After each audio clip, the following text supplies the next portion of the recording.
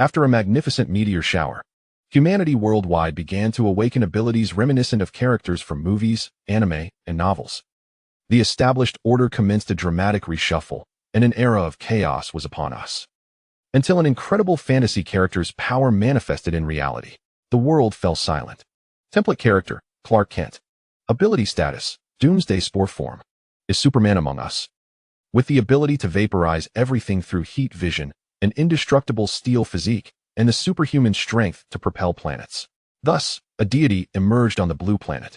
Moreover, this divine being harbored another formidable force within. Crimson eyes, menacing bone protrusions, and a monstrous form akin to a demon from the abyss.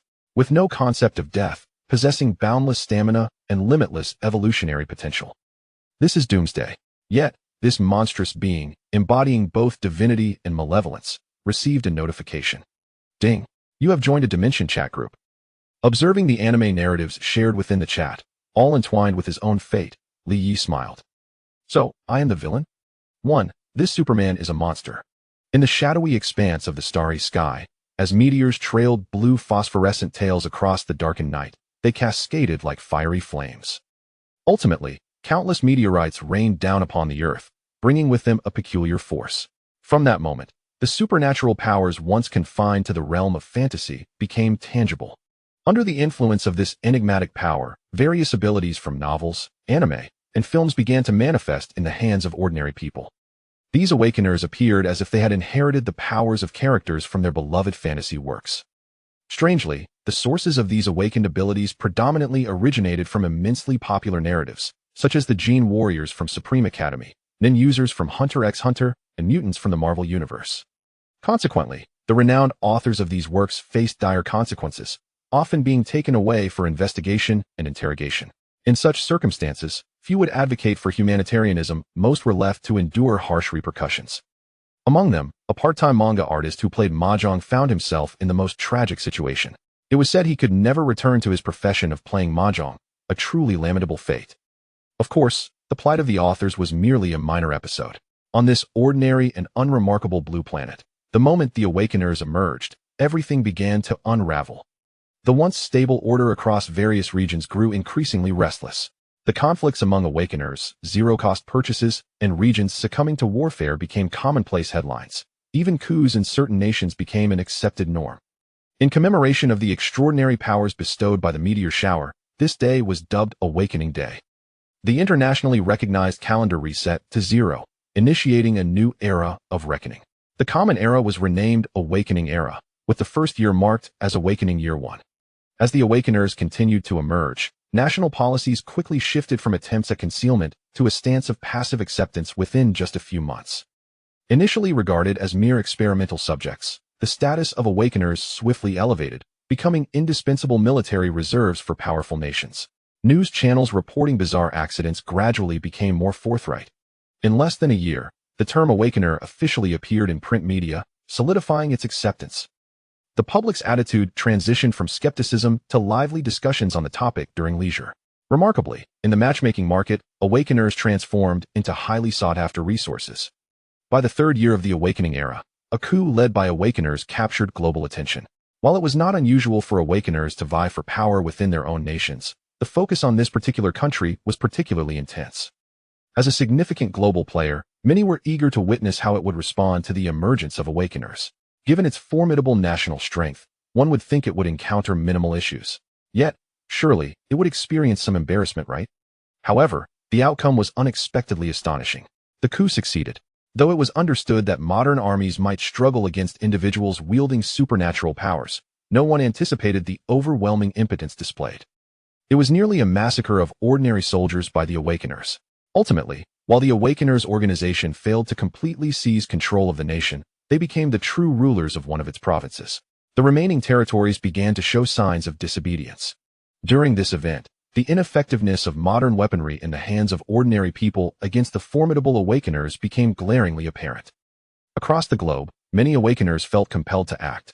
The already turbulent order of the blue planet spiraled further into chaos. Amidst this turmoil, the status of Awakeners was further elevated. That same year, whispers circulated within academic circles, claiming that the origins and reasons behind the emergence of awakeners were about to be substantiated. Ordinary individuals might soon have the opportunity to become mutants, new humans, or awakeners themselves. This statement spread rapidly to every corner of the globe. By the 5th year of the awakening era, backed by countless scholarly papers and experimental data, the awakening of awakeners was officially validated. The scientific community recognized that it was indeed the meteor shower from 5 years prior that had bestowed these mysterious powers, giving rise to the awakeners. The meteorites, regarded as the final gift of the meteor shower, were dubbed awakening stones. According to official statements, this was meant to commemorate the event. However, increasingly, individuals on social media began to disclose information suggesting that merely touching these awakening stones, imbued with mysterious powers, could grant ordinary people the opportunity to become awakeners. In certain clandestine marketplaces and underground black markets, exorbitant bounties for the procurement of these meteorites quietly emerged. Throughout that year, rumors surrounding the awakening stones intensified. Their purported abilities escalated online, transforming from mere potential for awakening to claims of granting immortality. Countless individuals rushed into the deep wilderness, seeking the legendary awakening stones, not only for the astronomical rewards, but also for the coveted extraordinary powers. Fast forward 2 years later, in the 7th year of the awakening era, a city federation governed by awakeners publicly declared the true function of the awakening stones. Could they grant immortality? A mere rumor. Could they enable ordinary people to become awakeners? Absolutely true. Yet, the probability of success was not guaranteed, with the chance of awakening being less than 1%. Nevertheless, compared to the previous odds of finding an awakener among tens of thousands, the likelihood of awakening through contact with the awakening stones was vastly improved. Following the revelation of the true nature of the awakening stones, the spokesperson for the City Federation announced that all residents would have the opportunity to touch the awakening stones, thus gaining the chance to awaken. However, younger students would be required to wait until after their college entrance examinations to pursue awakening. Moreover, the establishment of the first dedicated university for awakened ones has been realized, aimed at imparting knowledge on the utilization, understanding, and development of extraordinary abilities. Under certain specific conditions, external residents may also attain the opportunity for awakening. Simultaneously, individuals of distinction from various sectors are welcomed to relocate to this city. In order to maintain competitiveness, other nations and city-states have been compelled to emulate this model. As a result of this transformative period, Blue Star has officially entered the era of the awakened. The awakening has persisted for 11 years, which is 4 years subsequent to the formal announcement regarding the efficacy of the awakening stones. Over these 4 years of development, the number of awakened individuals has surged from fewer than 1 million to a staggering 50 million, a 50-fold increase, indeed. However, while the quantity of awakened has amplified, the quality has not seen a proportionate enhancement. Those who have awakened through contact with the awakening stones, although not inferior to innately awakened individuals, appear to be capped in their strength, leading to this phenomenon. Presently, the most destructive awakened are merely referred to as city-destroying by internet denizens. Their full-powered strikes fail to evoke the awe of a substantial intercontinental missile. Yet, the true challenge posed by the awakened lies not in their destructive capability, but in their diverse array of abilities, such as the quintessential power of mind control. This has led to the current scenario where the majority of governing powers on Blue Star are dominated by the awakened. However, the existence of limits on the awakened's abilities may be a cause for relief. At least, one does not need to worry about the catastrophic consequences of conflicts between exceptionally powerful awakened individuals resulting in the annihilation of Blue Star itself. Consequently, some have asserted that characters from novels, comics, and films such as those from Marvel, Dragon Ball, and Journey to the West possessing world-ending capabilities will never awaken in reality, as such notions are fundamentally unscientific. Many have expressed agreement with this conclusion, tacitly accepting it as common knowledge. It was not until the emergence of a being resembling Superman from DC Comics, with abilities far beyond conventional standards, that this common knowledge was irrevocably shattered. Upon learning of the awakening of an individual akin to Superman, a wave of public discourse erupted worldwide. However, for some time thereafter, no information relating to the awakened Superman surfaced, leading many to dismiss the news as mere rumor, which quickly faded. Yet, 3 months later, astonished individuals found themselves confronted with news headlines featuring the Superman and his proclamations of global dominion. Subsequently, within the span of a single afternoon, while the populace remained in disbelief, various nations swiftly convened and formed a defensive alliance against this figure. The so-called anti-Superman alliance, however, was vanquished at an even swifter pace by the very individual it sought to oppose. The entire sequence of events resembled a horde of ants attempting to confront a deity.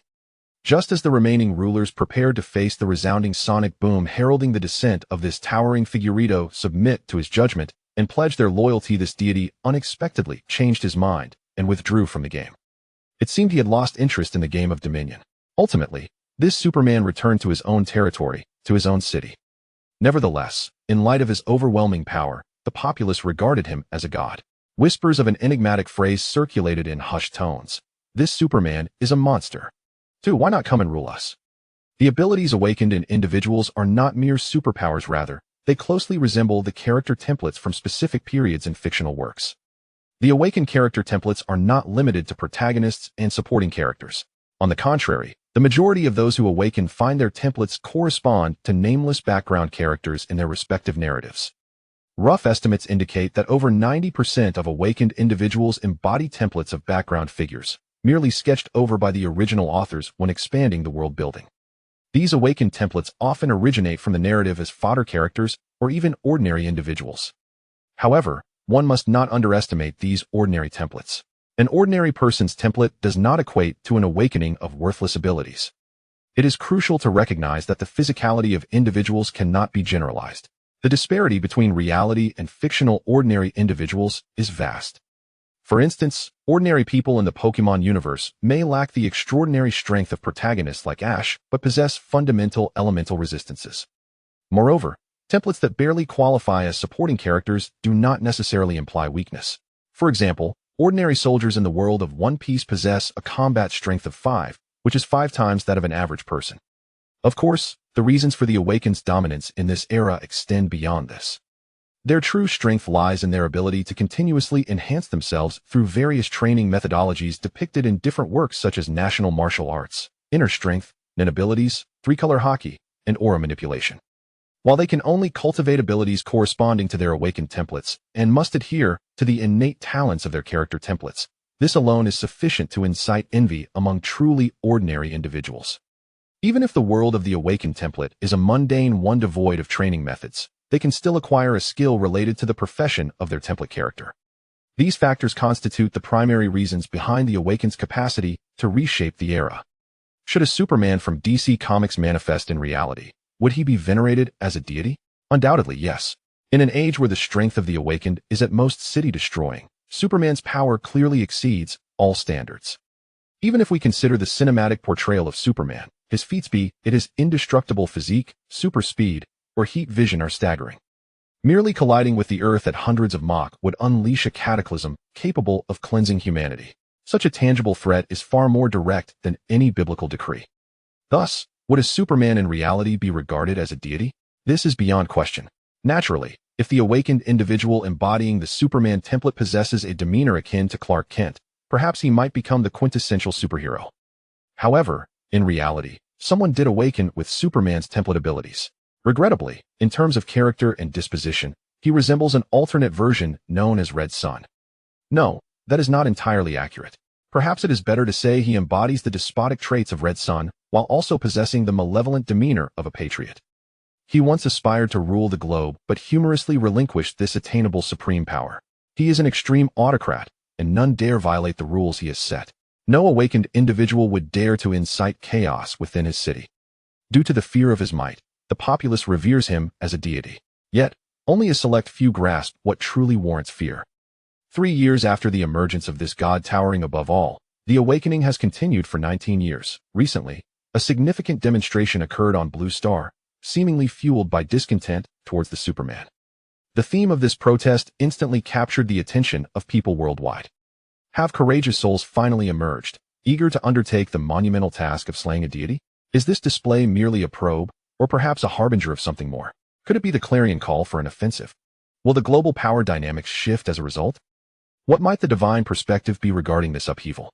Some express profound anxiety, fearing this may signal the onset of a return to the chaotic world of 3 years prior, when powerful awakeners wreaked havoc and disorder prevailed. It was only with the advent of Superman that relative tranquility was restored.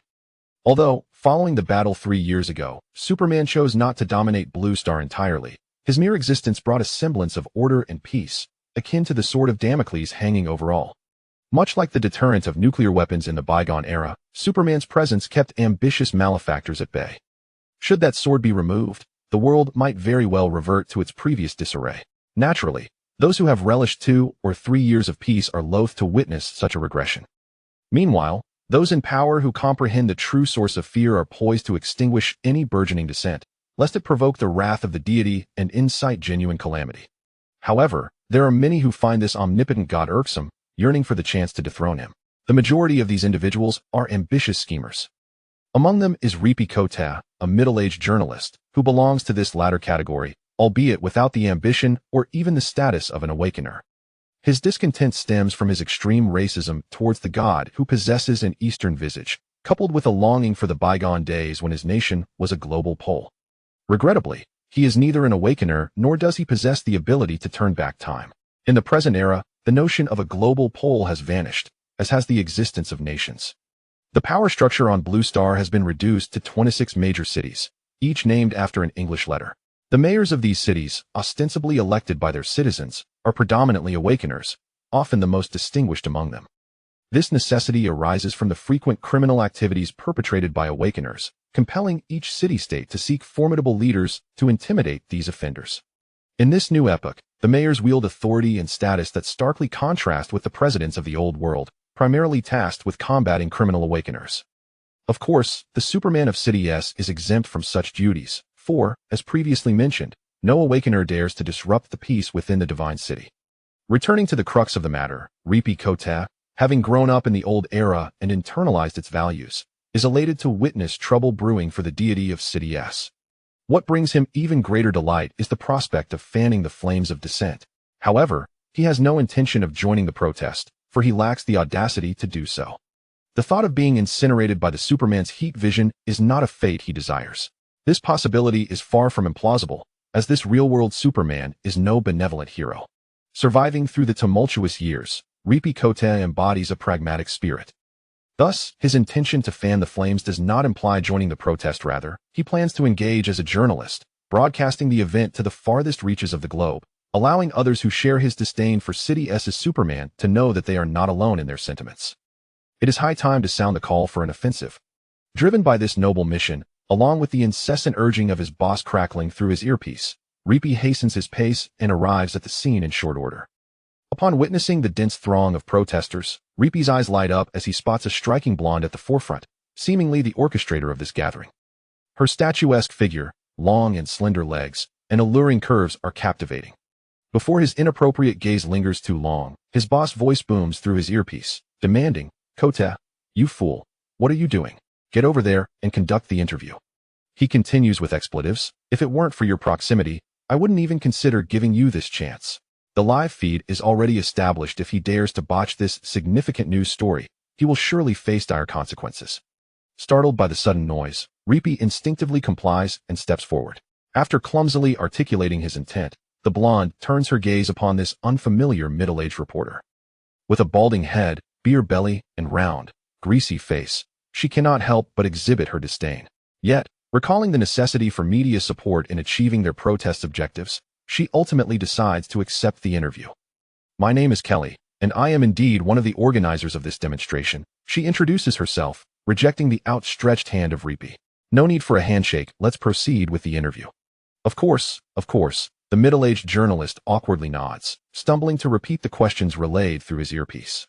"How many people are participating in this protest?" As he speaks, the camera pans to the sea of dark-clad protesters surrounding them. Kelly's answer serves as the narrative voiceover. "Approximately 30 to 40,000, she states. The camera then returns to her charming visage, as Reapy stumbles through his next question. "I've heard that this protest is against Superman, is that accurate?" No. Kelly vehemently shakes her head. "We are protesting why we, the residents of City D, do not receive the same treatment as the travelers from City S." "The same treatment as travelers from City S?" "Yes. What exactly does that entail?" "For instance, if any item is lost, a resident with a City S residence permit can report it and have it returned within half a day. In contrast, for us, the residents of City D, it hinges on the item's value and a stroke of luck. I've even heard that City S residents studying in City B are provided with companions." "My goodness, I can hardly believe such news that in contrast, we feel as though we have become third-class citizens. Listening to the discontent expressed by the goddess, reporter Lippy unexpectedly summoned a surge of courage. Rather than merely repeating the words transmitted through his earpiece, he seized the opportunity to elaborate. Indeed, residents of City S enjoy a remarkably high status in other cities as well. The fundamental reason for this lies within the ruler of City S, Superman.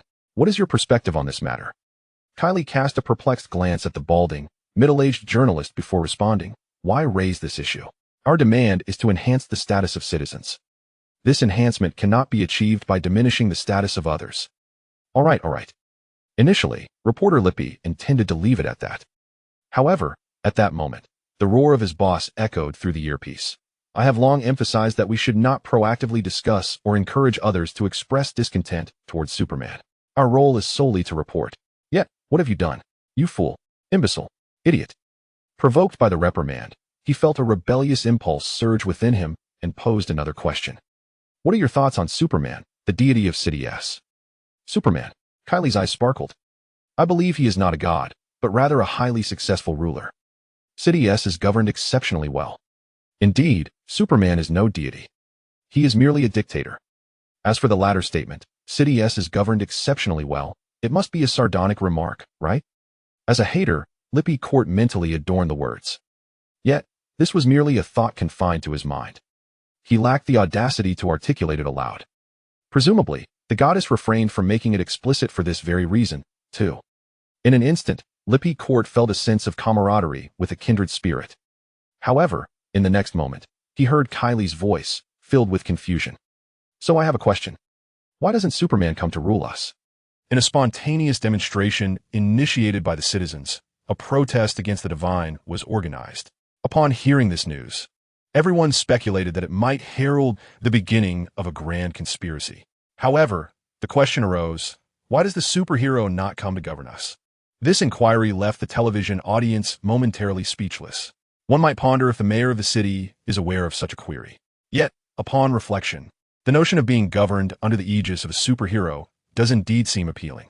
The privileges enjoyed by the citizens are, after all, a byproduct of the superhero's existence. This led some to consider whether they should also orchestrate a corresponding rally. Meanwhile, those who had previously harbored concerns found themselves realizing they had overthought the situation. At the same time, numerous prominent figures were closely monitoring the protest. Among them were individuals of significant stature, including the mayor himself. For the matter at hand involved the deity of the city and warranted careful attention.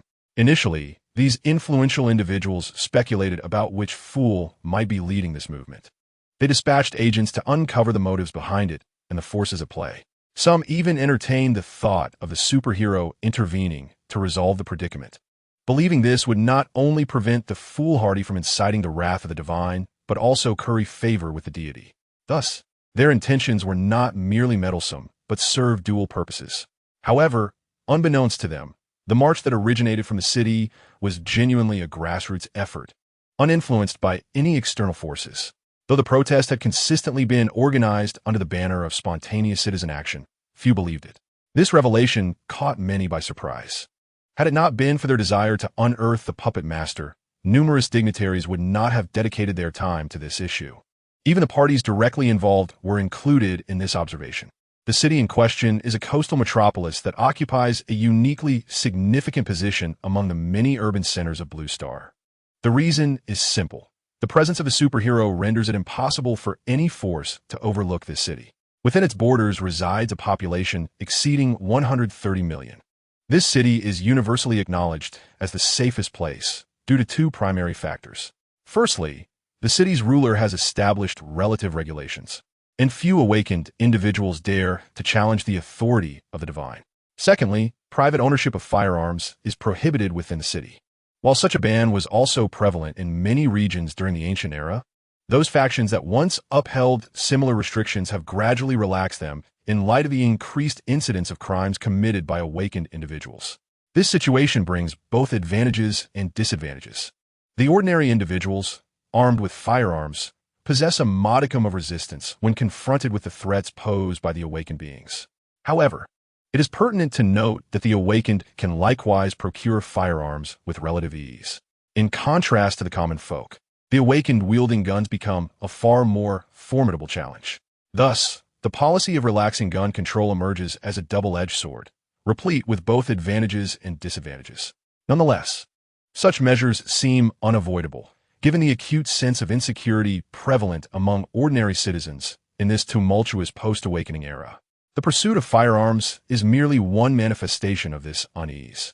Currently, on Blue Star, numerous mayors and lords elected by local residents are, in fact, powerful awakened beings. While there may be some undercurrents at play, the predominant reason for this is the palpable lack of safety felt by urban dwellers. To return to the main point, it is often said that peace and prosperity are inextricably linked. As the safest city, its economy is naturally quite developed. Indeed, is highly prosperous, nearly qualifying as a global financial hub. Its vibrancy can be compared to that of the ancient capital, if not surpassing it. From a bird's-eye view, one can discern a landscape adorned with gleaming skyscrapers. Clearly, this city has emerged from the shadows of the warfare that plagued it 3 years prior. A meticulous observer would also notice a vast expanse of open land in the bustling heart of the metropolis, in stark contrast to the towering edifices surrounding it. This barren corner appears exceedingly out of place. Moreover, it is located near the coast, where the sea breeze caresses the skin and the azure sky and ocean stretch infinitely. Complemented by golden beaches, one might assert that this is indeed prime real estate. Given such an exquisite locale, one would expect the establishment of a coastal economic zone, or, at the very least, a grand tourist attraction. To leave such a place vacant would be a grave misallocation of resources. However, upon closer inspection, one might discover that this area is not entirely devoid of development. Instead, it is home to a solitary seaside mansion. The overall architecture is breathtaking, akin to an ethereal palace forgotten by the heavens. Although the mansion's footprint is vast beyond the comprehension of most, it remains but a mere speck within the expansive vicinity. The enormity of the beach surely cannot be relegated to the owner's backyard or swimming pool. Yet, astonishingly, this is nearly the reality. It may seem unbelievable, but once one understands that this is the abode of a superhuman, such doubts will dissipate. After all, the entire city, indeed every corner of Blue Star, could be deemed as his garden. Thus, this small parcel of land pales in significance. At this moment, however, the superhuman is not at home. Thus, the scene transitions to the most bustling area of the city, the financial center street. This locale is renowned as the world's largest financial trading hub.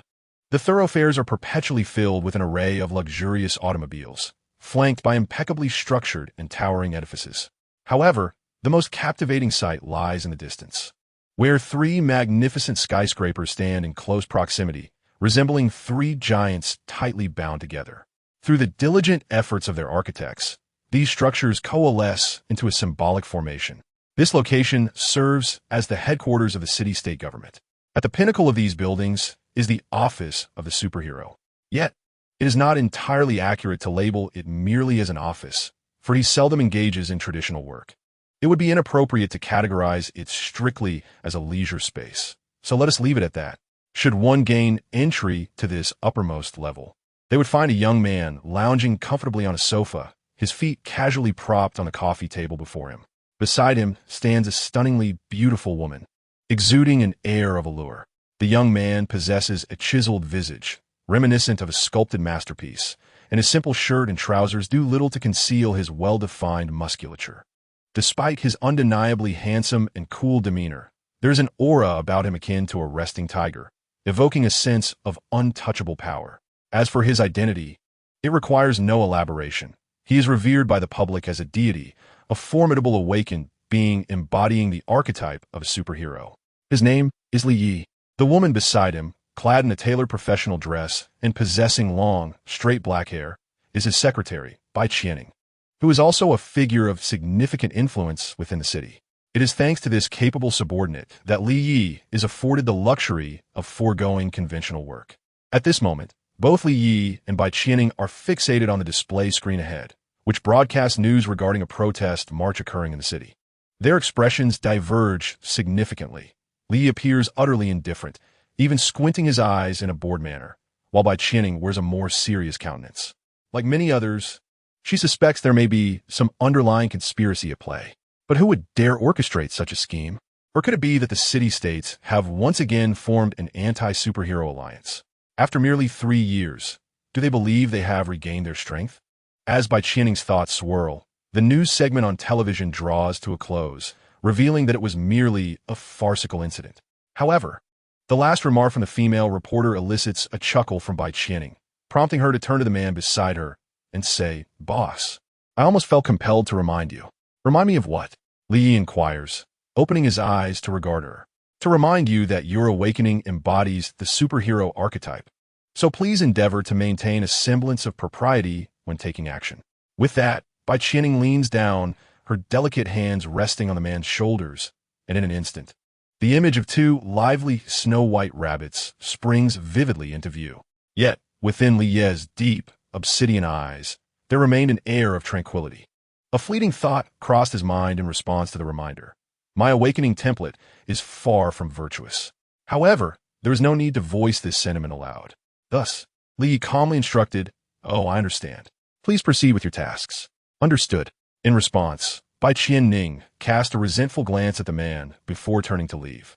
Along the way, she fastened the clasp of her attire, reverting to the image recognized by the outside world, a poised and decisive political powerhouse. Meanwhile, on the sofa, Li closed his eyes once more, indulging in a brief respite. He was, of course, well aware of Bai Qianning's recent insinuation, or, perhaps, her implied behavior.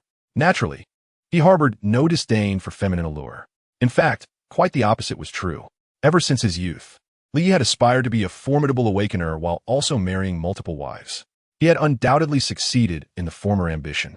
As for the latter, in this new era, a powerful awakener could indeed possess several lovers simultaneously, which was perfectly lawful.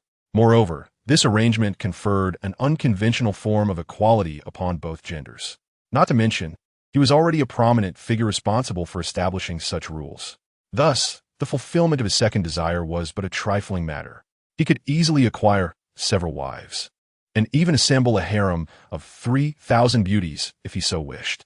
However, since awakening his abilities and viewing women through a microscopic lens, magnifying their faces hundreds of times, he was instantaneously swayed in his preferences. Not so much a change of heart, but rather an elevation of standards for his future wives, which became exceedingly high. To this day, he had yet to find a suitable candidate. Bai Qianning was arguably the best thus far. At least under the microscope, she did not evoke feelings of distaste. Moreover, when shielding his supervision, he found her quite pleasing to the eye. This was a significant reason why Li Yi was willing to have Bai Qianning as his secretary. As for the notion of a wife, Li Yi shook his head, dismissing this rare source of vexation. He intended to resume his cultivation. Indeed, he was preparing to bask in the sunlight. Just then, however, he heard a notification chime in his mind. An unusual look of surprise flickered across his dark eyes. A chat group? A harmonious chat group? Ding! The Dimensional Chat Group invites you to join the conversation. Do you agree? A dimensional chat group? Li murmured to himself, a thoughtful expression dawning upon his face. Soon enough, a realization took shape in his mind. Which awakener's foolish prank is this? Could it be that there exists an awakener on Blue Star whom even I have not yet discovered? Yet, could this voice truly originate from a dimension-spanning chat platform? A flicker of speculation crossed Li Ye's mind. In the fantastical works of a bygone era, the concept of chat groups was indeed a prevalent theme. Although this olden age may sound archaic, it merely refers to events from a mere decade or so ago. Furthermore, he had perused those fantastical creations that highlighted the uniqueness of the contemporary age. Thus, upon hearing the notification sound, 2 hypotheses instinctively emerged in Li Ye's mind.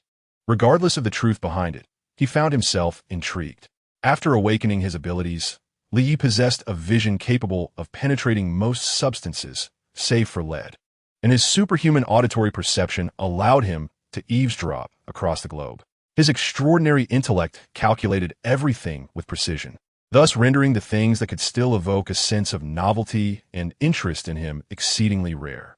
While the true source of this notification sound remained unclear, Li Yi did not hesitate for a moment. If this was indeed a chat group akin to those depicted in novels, the days ahead promised to be filled with amusement. Hence, he joined. Ding! You have joined the Dimensional Chat Group. Upon hearing the notification of the chat group, Li immediately glanced at the member list. Group leader. None group admin. None group members. The all-knowing fate witch, the playboy arms dealer, the princess of the desert kingdom. The unbeaten queen of the legal realm aside from himself. There were merely 4 members in the group. It appeared to be a nascent gathering. Among them, the playboy arms dealer seemed reminiscent of a frequent character in chat group-themed novels, specifically Tony Stark from the Marvel Universe. The unbeaten queen of the legal realm was likely a character named Hayu Eri from the lesser-known series Detective Conan. Indeed, a niche series, perhaps in the olden days. This detective tale enjoyed a fair amount of popularity. Yet, in the modern era, such fantasy works as daily entertainment scarcely garnered attention. Had it not been for his extraordinary reading capabilities, which compelled him to explore most of the works from that bygone era out of sheer boredom, he would not have recalled this anime during his initial filtering process. Nonetheless, based on these group nicknames, Lee could only surmise the identities of these 2 members. As for the Princess of the Desert Kingdom, the description was too vague, considering the plethora of fantasy works featuring kingdoms nestled in deserts. Regarding the all-knowing fate witch, her moniker bore a resemblance to the charlatan protagonists often found in chat group novels. The omniscient one, coupled with a frequent visitor like Tony Stark, certainly had a particular flair. However, this all-knowing entity seemed somewhat lacking, as she did not even hold the status of an administrator. At present, Lee could not ascertain the authenticity of this chat group. Yet, the uncertainty itself was a promising sign. After all, the methods of an ordinary awakener cannot escape his perception. Therefore, let us tentatively accept this as reality. Li Yi, with a hint of curiosity, directed his gaze towards the chat interface of the group. There, messages bounced back and forth, with the most prominent notification announcing his entry into the group. Ding! The Supreme Awakened One has joined the chat. The part-time arms dealer. What day is it today? The chat group has invited a newcomer. Princess of the Desert Kingdom. 2 newcomers in half an hour. This occurrence is indeed quite rare. Wait, I have only witnessed new additions to the chat group today. So this sentiment seems misplaced. The indomitable queen of the legal realm. Princess of the Desert Kingdom. Ahem, the newcomer must be quite perplexed. Allow me to introduce the chat group to them. Princess of the Desert Kingdom. This group transcends the barriers of the world as crystal walls, linking countless realms. All members within, including you and I, are beings from different worlds. If you have any questions, feel free to inquire directly in the group. The part-time arms dealer. Is that all? I expected the Desert Princess to offer some profound insights, but it seems she merely reiterated the words of the all-knowing witch. Princess of the Desert Kingdom. I merely provided an explanation.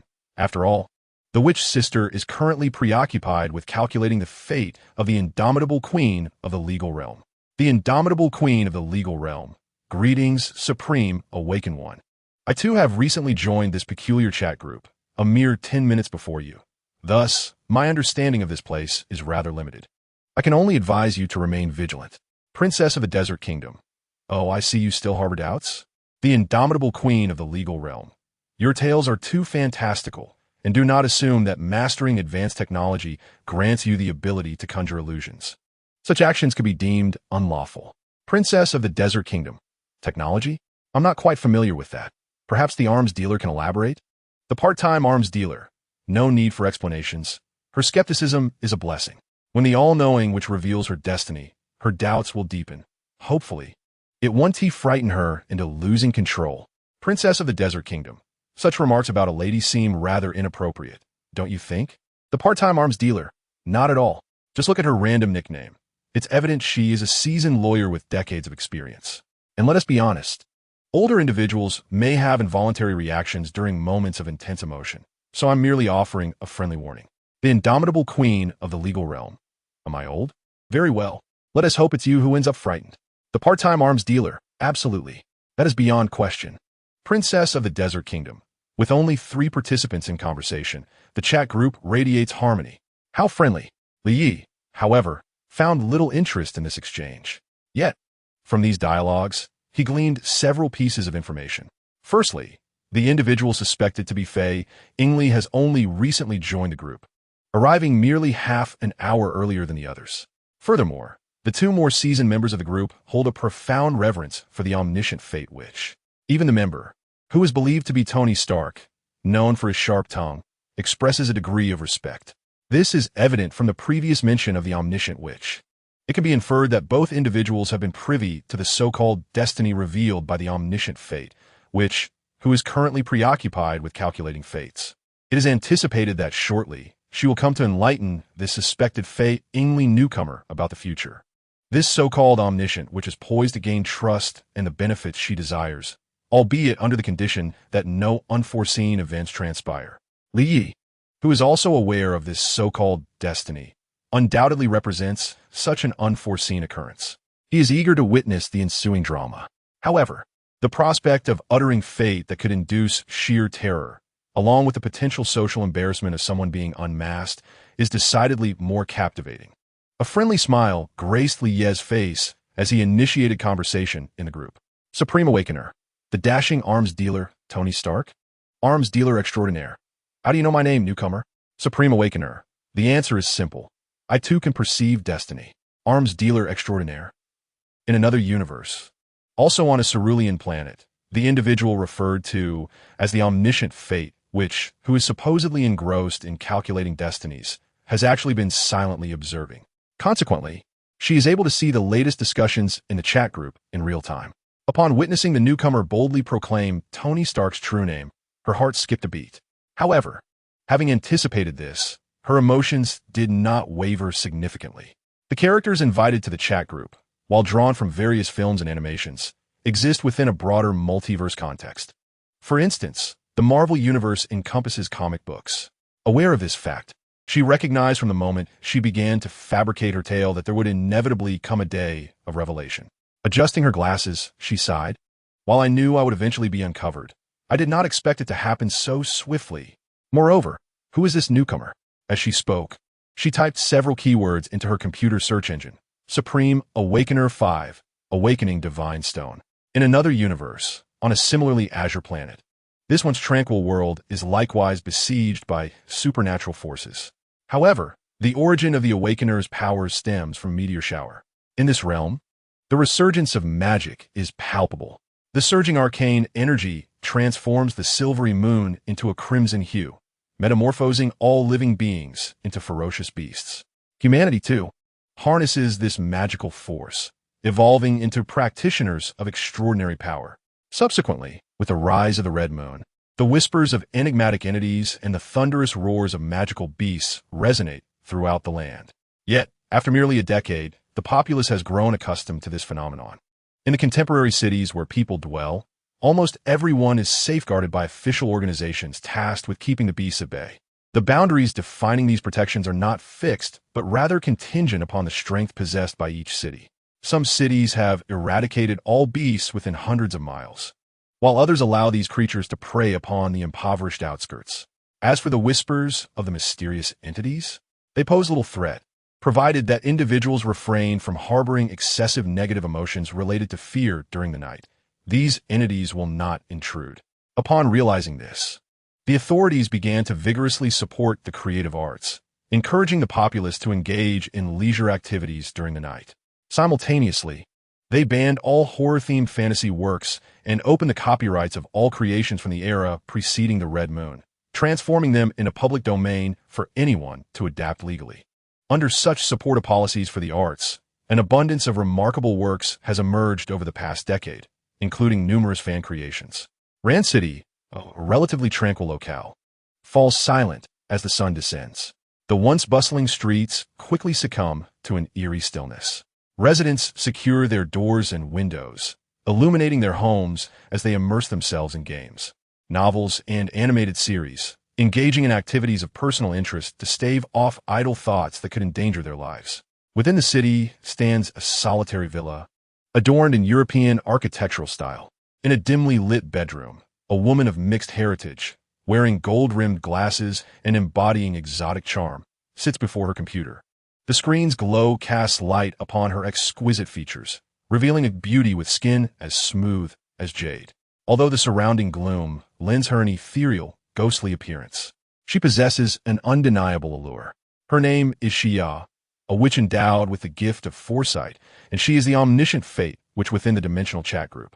Yet, Xia is merely a novice practitioner, having recently embarked on the extraordinary path.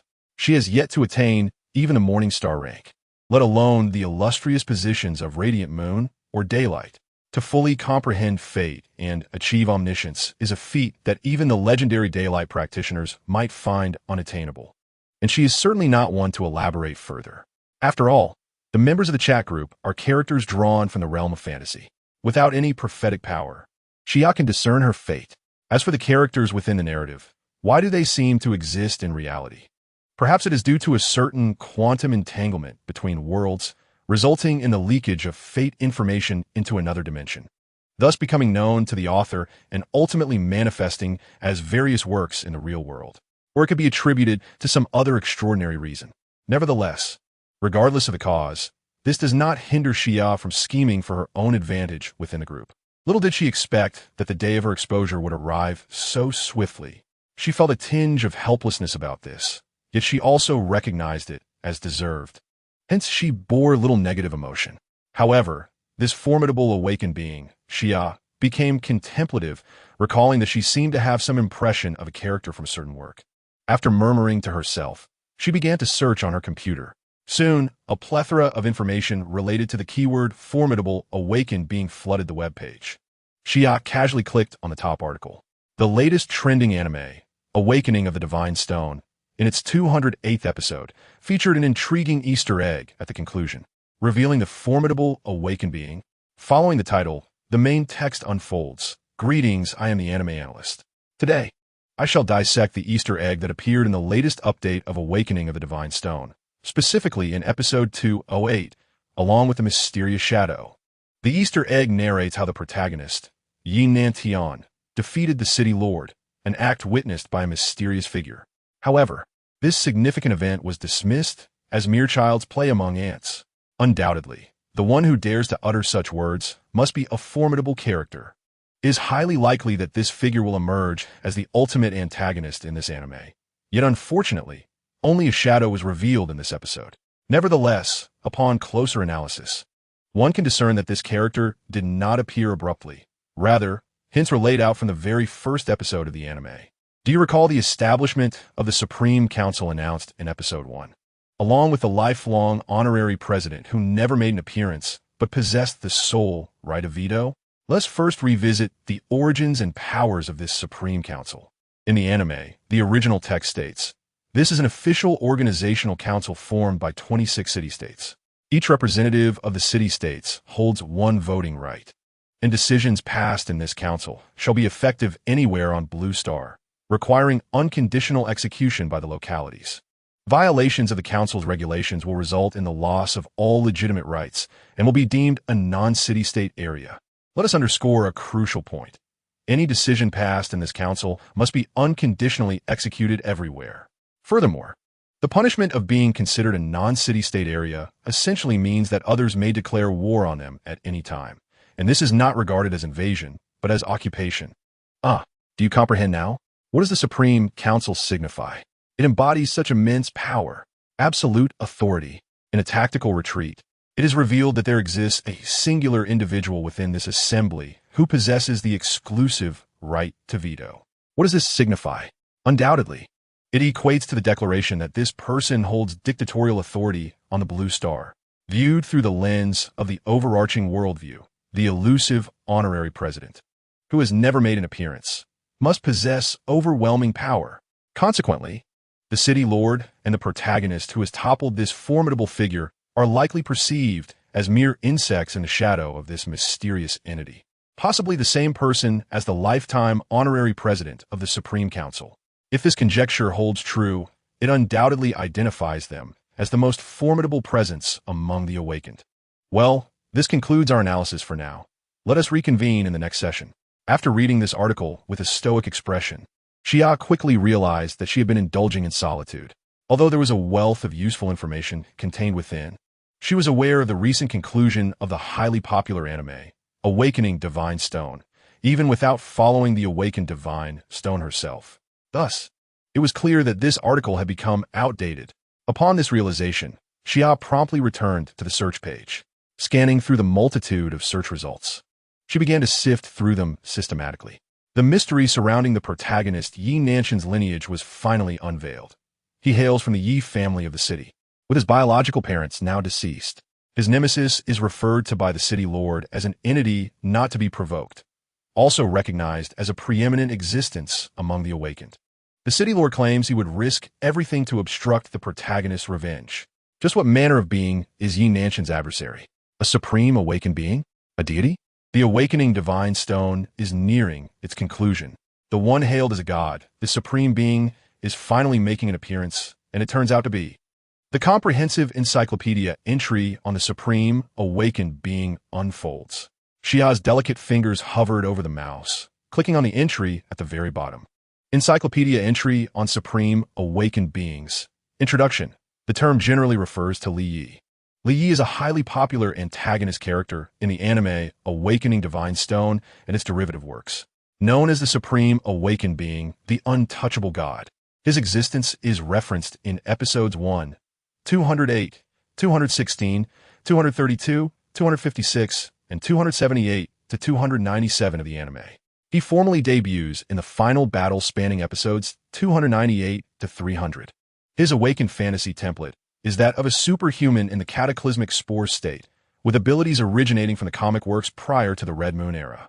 Xia concluded that she had not erred in her search. She muttered to herself.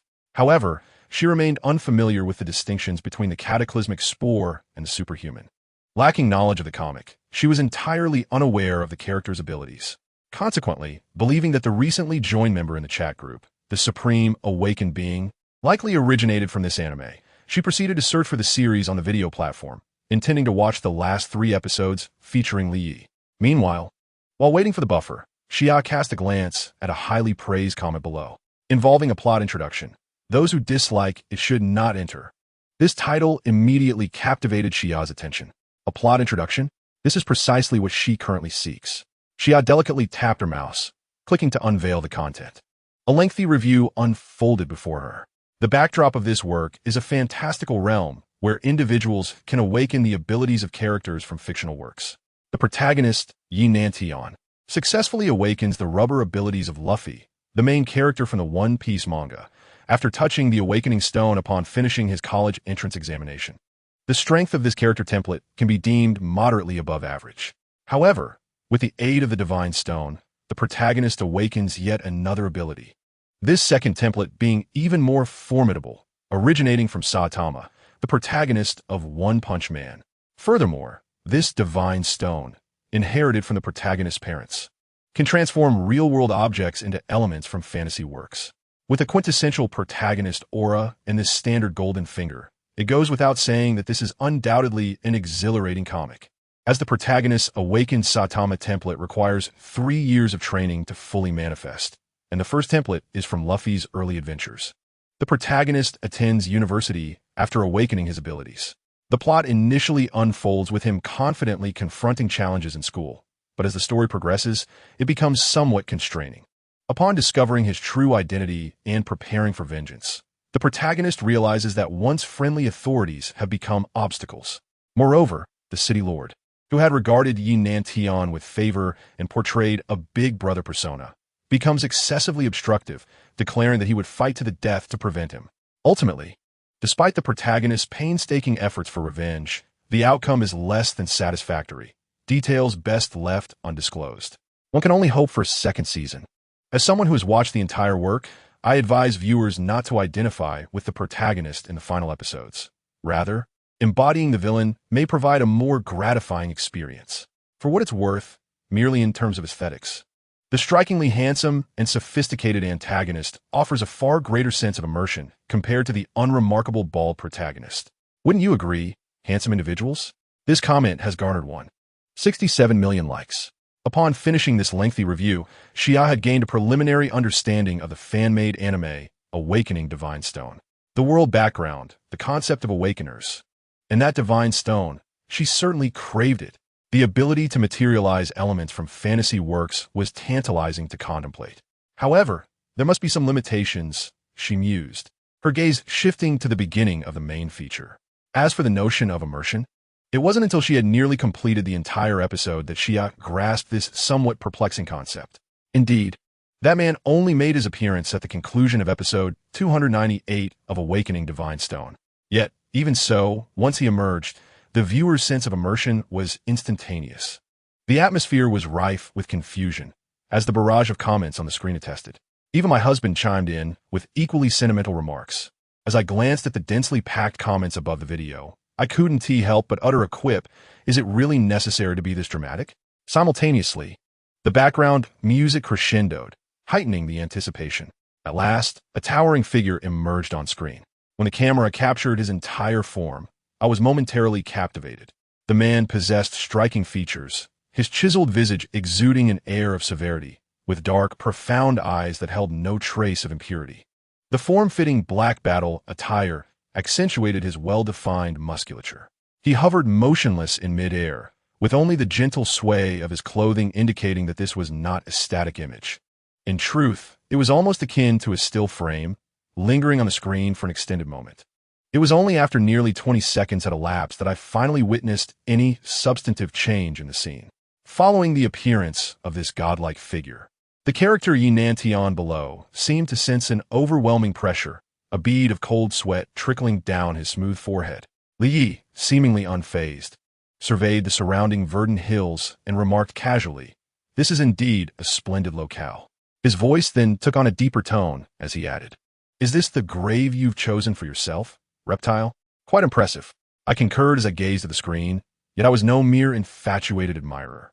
And I did not lose myself in the moment. Instead, a sense of vexation brewed within me, for the video's progress bar was nearing its conclusion. Although a small segment remained, I was acutely aware of the customary end credits that awaited. Was it truly the case that the main character only made a fleeting appearance throughout the entire episode? Indeed, the final frame showcased Yi Nantian's wide-eyed expression of tension before the end theme began to play. Instantly, the comments were flooded with exclamations of frustration. "What the heck? I'm going to take down the animation team one by one." Initially feeling that my time had been squandered, I now found relief. Thank goodness this series has concluded. Otherwise, it would have been unbearable.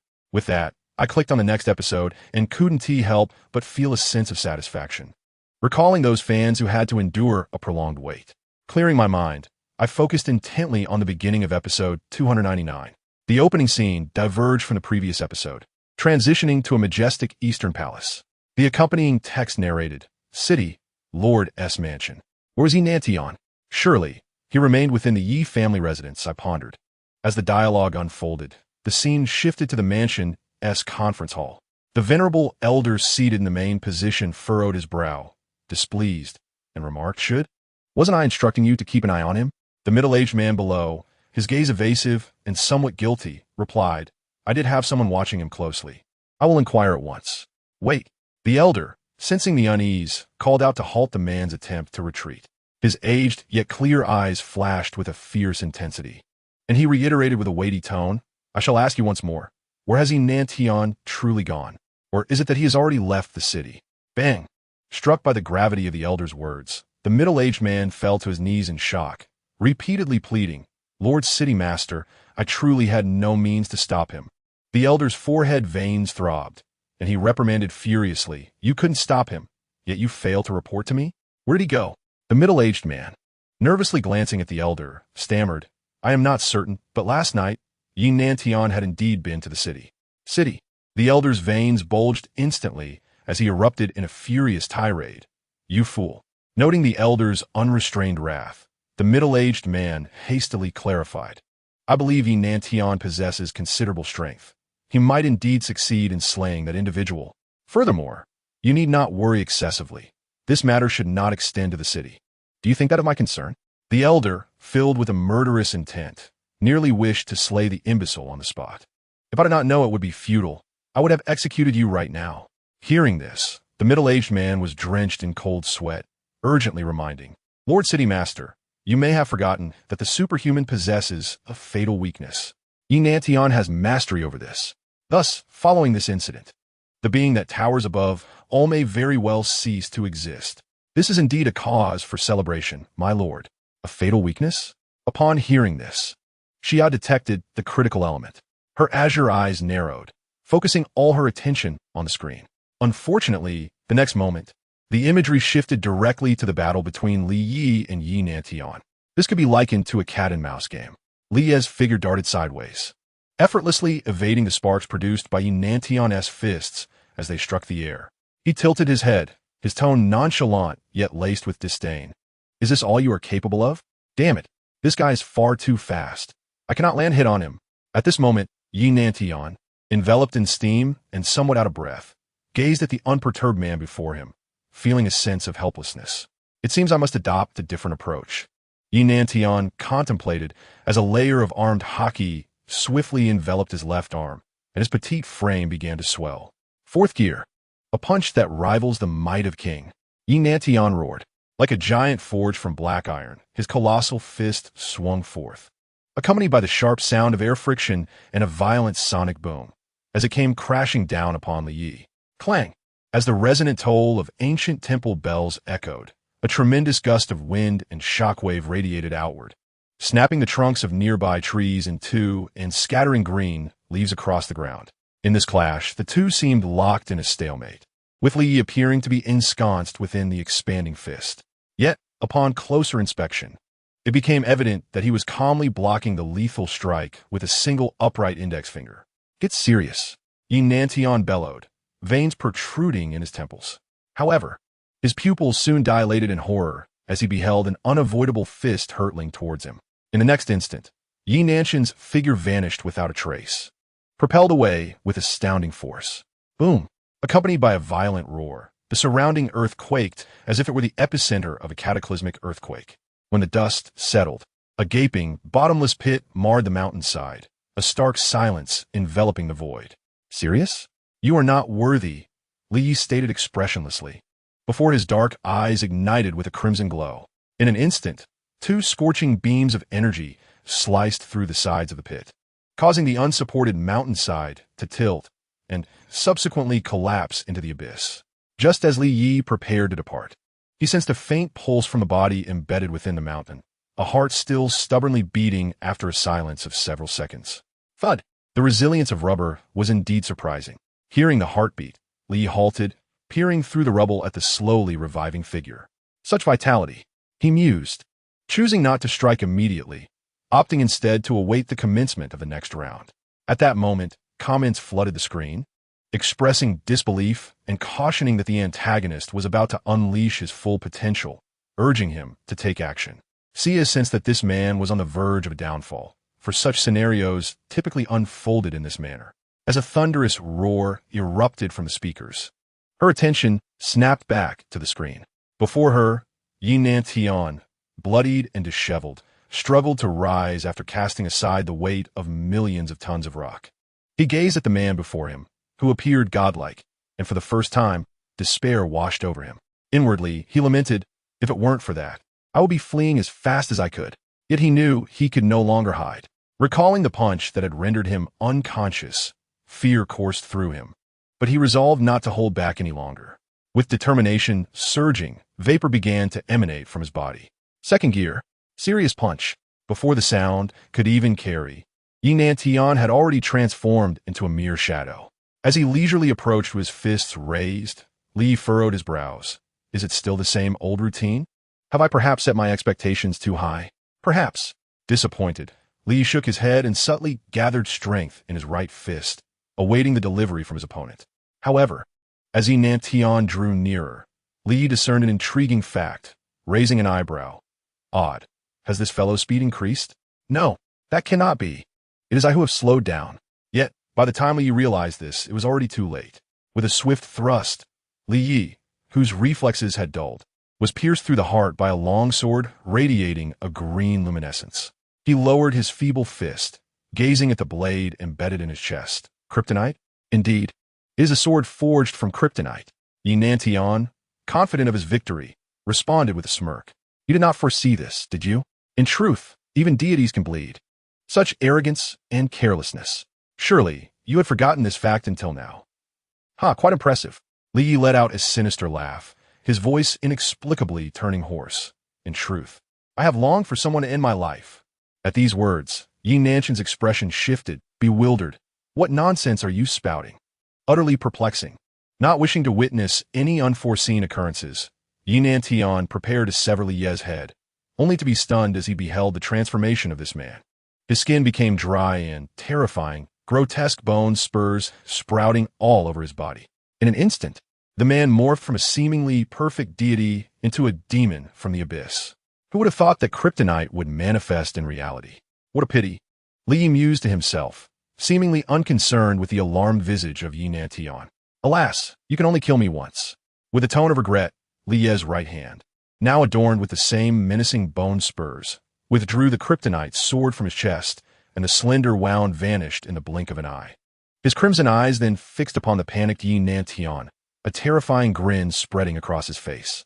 The ensuing scene would be exceedingly violent. I hope you can withstand it. As the bone spurs on Li's body ceased their growth, and the mocking glimmer in his eyes was entirely replaced by a scarlet glow, he let out a horrific roar. Like a zombie demon, Li leaped towards Yi Nantian, instantly sending him crashing away. Boom! After a considerable time, the thunderous sonic boom of breaking the sound barrier reverberated through the air. The immense wind pressure generated by his rapid movement distorted everything within dozens of miles into dust. This boundless power flattened the mountains within that vast distance to smooth, cut surfaces. Yet, even more terrifying was the fate of the scent-flying Yi Nantian, along with the residual force of the palm strike, akin to an asteroid colliding with the Earth. In an instant, a terrifying shock wave surged skyward, puncturing the atmosphere and creating a breach. The billowing waves of air rolled like a mushroom cloud, while the ground erupted at the point where Yi Nantian had struck, forming a meteorite crater that spanned nearly 1,000 square kilometers, akin to the size of an entire province. This unprecedented commotion, far surpassing that of a volcanic eruption, sent the entire continent teetering on the brink of chaos. At the very center of the crater lay a deep pit, several dozen meters in radius, seemingly extending all the way to the Earth's core. After a prolonged silence, an elongated arm emerged from the abyss. Remarkably, it was still alive. Xia couldn't help but exclaim in astonishment.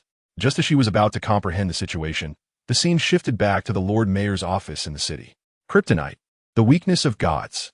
This verdant stone, upon mere proximity, could render even the swiftest superhuman abilities achingly slow, diminishing the might capable of moving planets to that of an ordinary mortal. Though kryptonite existed solely in the realm of fantasy, Yi Nantian had previously conjured several fantastical elements. Thus, believing in kryptonite should pose no challenge for him. Therefore, this could very well eliminate the unstable element on Blue Star. This was indeed splendid news, my lord. At this juncture, the middle-aged man rose, eager to claim credit. The stoic elder, suppressing his fury, listened intently. However, upon noticing the man's self-satisfied posture, he could no longer contain himself. With a piercing glare, the elder unleashed a swift, silent strike that pierced the middle-aged man's abdomen in an instant, causing blood to splatter forth. Simultaneously, the elder's furious roar resounded. What do you think we have been so terrified of? Kryptonite? Have you ever considered when this Superman template originates from? Clutching his blood-soaked abdomen, the middle-aged man broke into a cold sweat, bewildered. My lord, could he be from the Silver Age, or perhaps another version that is not afraid of kryptonite? He coexists with doomsday spores, the elder snarled, revealing the horrifying truth. He is Superman, and he is also Doomsday. Doomsday. The middle-aged man's eyes widened in disbelief. An indestructible monster, with limitless stamina that never tires. Capable of instant evolution to counter effective attacks, he instinctively repeated Doomsday's abilities, then snapped back to reality. Terrified, I must find Yi Nantian immediately. I will bring him back. Just as the middle-aged man hurriedly prepared to seek out assistance, he stumbled and fell to the ground. It was not due to a lack of balance, but rather, the entire world had tilted unexpectedly. Then, a more violent tremor struck. An earthquake? The middle-aged man pondered, only to realize it was not an earthquake. The elder's expression grew grave, and a wave of despair and helplessness surged within him. There is no need to search for him anymore. It is too late. The elder's visage seemed to age several years in an instant as he gazed at the middle-aged man before him, whom he had once regarded with the affection of a father. No longer angry, he spoke calmly. Xiao Chun, do you understand why we have always feared provoking that being? It is precisely because we dread inviting the day of destruction, is it not? The middle-aged man spoke bitterly, I have acted foolishly. Upon hearing this, the elder felt a deep disappointment. In truth, whether it be Superman or the Day of Destruction, their powers have always been insurmountable for us. To them, our planet is as fragile as a balloon, easily punctured with a mere poke. But why do you only fear the Day of Destruction?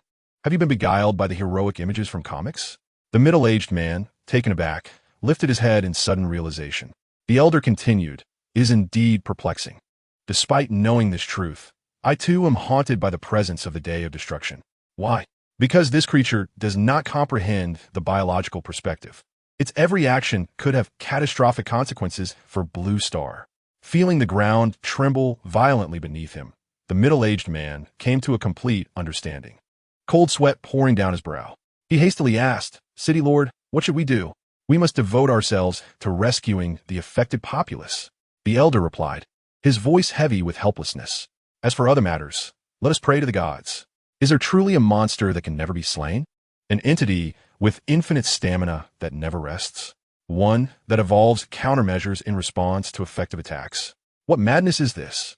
Upon first encountering the concept of the Day of Destruction, Xia felt an overwhelming sense of dread. Of course, there were even more formidable concepts than this one. Some works depicting characters as invincible and omnipotent.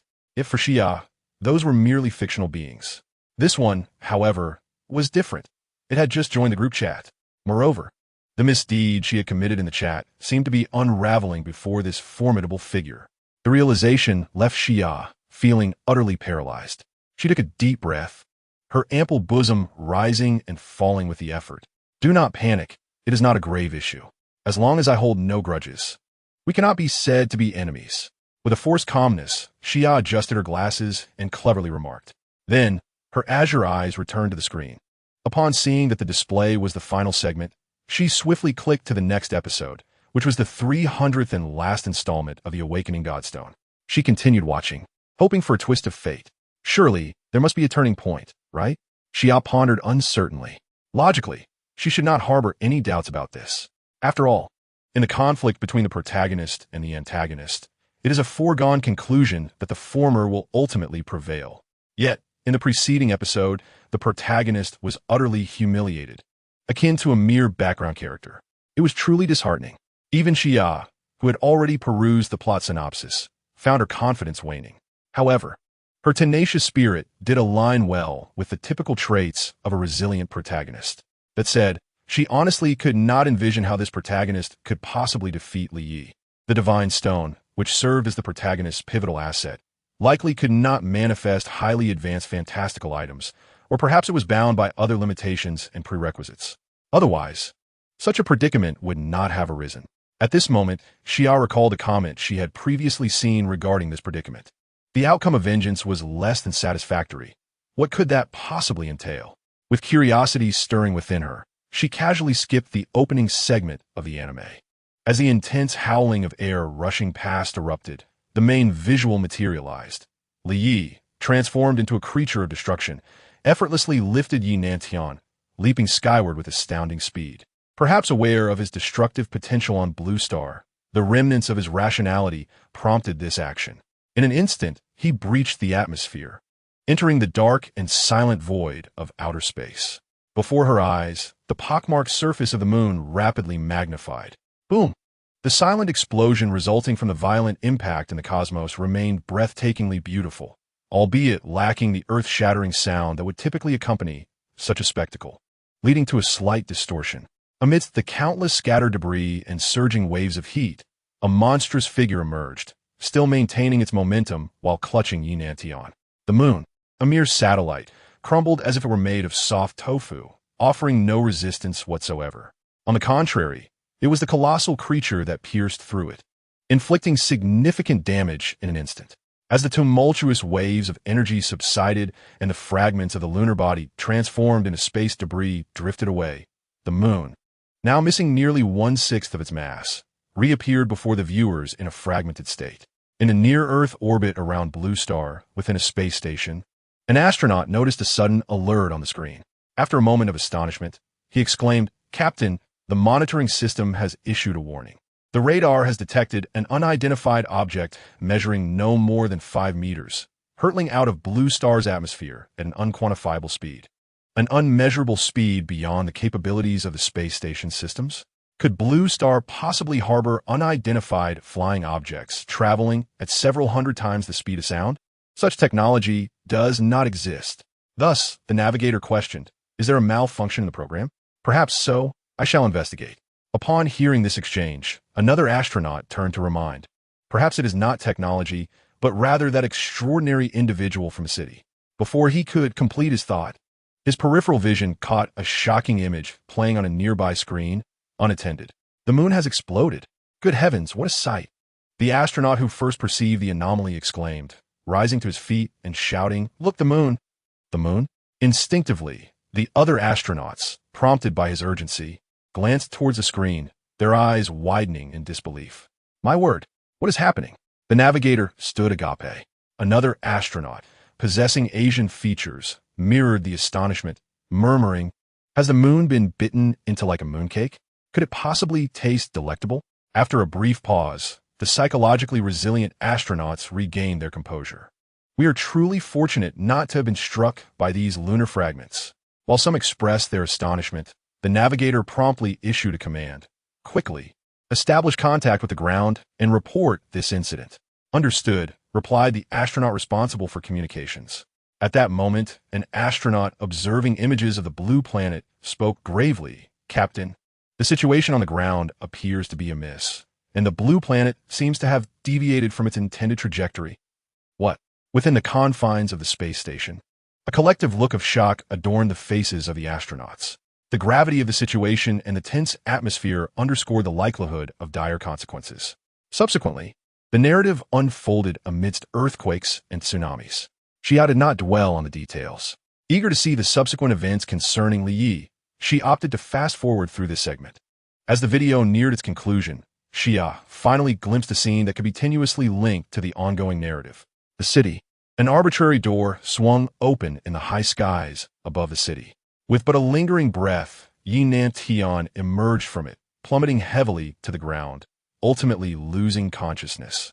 When he regained awareness, many days had passed. The first sight to greet him was the imposing elder, the lord of the city, alongside a middle-aged man. The latter inquired, "What of the extraordinary individual from the city?" Yi Nantian refrained from directly addressing the query, instead asserting with conviction, "He shall never appear again." Upon hearing this, the middle-aged man expressed disbelief, while the elder furrowed his brow. The scene shifted to an unfamiliar city, with a voiceover narration introducing, "This is a city seemingly devoid of divine favor, a symbol of chaos." Within the city, in a place shrouded in darkness, a brief and peculiar dialogue echoed. "The divine is no more? The divine is no more." In the dim light, shadowy figures opened their crimson eyes, their fierce faces contorting into malevolent grins. Is that it? Upon witnessing a barrage of critiques regarding the abrupt plot twist, Xia felt compelled to voice her own discontent. Nevertheless, she understood that in the end, Li Yi was merely exiled. There remained a possibility of his return in the second season. Yet, the conclusion of the first season left much to be desired, especially for Xia. Just as she prepared to express her grievances towards the anime production team, a notification chimed in her ear. Ding! Someone mentioned you. It was the first time Xia had encountered such an alert, causing her to pause momentarily. Is someone in the group looking for me? Upon realizing it was indeed a notification from the chat group, a sudden wave of apprehension washed over her. Could this be an inquiry into my misdeeds? Xia pondered. If she were to make her presence known in the group, a confrontation with that esteemed individual would be inevitable. Should she confess outright or continue to feign omniscience to the group members? This conundrum had yet to be resolved in her mind. However, she was leaning towards a candid admission, as she considered herself not the type capable of deceiving everyone, nor did she wish to treat others as fools. The circumstances had shifted. Earlier, she had contemplated deception and had successfully overlooked the two members who had recently joined the group, believing that no one would suspect the existence of works intertwined with their fates in other realms. But now that there was someone in the group who was in the know, her ability to maintain the charade was severely compromised. Even if one were aware of another's fate, the risks of deception were considerably high. Of course, if she could join forces with Li Yi in the art of deception, it would be foolproof and immensely beneficial. Even without expecting any personal gain, simply being able to ally with such a prominent figure would suffice. Yet, such an idea was delightfully naive and quickly dismissed by Xia.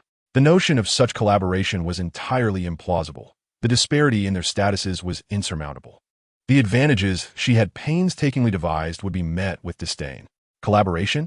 Huh. Without mutual benefit, who would agree to partner with you? Although he was undeniably handsome, he was certainly not a benevolent figure in the sense of being unconditionally kind to her. It may sound peculiar to associate physical attractiveness with kindness, and indeed, it is somewhat nonsensical. Yet, such inexplicable characters do exist in reality. Linking commanders with good people, associating beauty with gentleness. Such peculiar notions may indicate a flaw in one's thinking. Perhaps, the overall mindset of Xia, who leans more towards rationality, does not lead her to believe she would receive unwarranted favoritism. Furthermore, although her actions may be deemed as deceiving, they ultimately grant the other party the destiny they desire, do they not? The goods are undeniably genuine. If anything, the price may be somewhat elevated, bordering on unethical. Yet, it is of little consequence. With this in mind, Xia resolved to be forthright. However, urgency was not required in this matter. The priority now lay with the ace in her hand, the awakening divine stone. Having encountered such a formidable figure, one must devise a strategy to maximize benefits, mustn't one? Thus, the crux of the matter was to further investigate this man. Although she had previously perused all of Li Ye's appearances in his works, her understanding remained rather superficial. In fact, it was quite scant. Aside from knowing that this man wielded an effortless strike, yet possessed a destructive power seemingly beyond her reach, she was largely uninformed in other respects. She did recall his strikingly handsome visage. Yet, such information bore little relevance to their transaction, of no utility whatsoever. Fortunately, Xia was not infatuated. Otherwise, it might have had adverse effects. Whether for the sake of prudence or to optimize benefits, it was essential to ascertain this man's character and preferences. To know oneself and one's adversary is to ensure victory in every battle.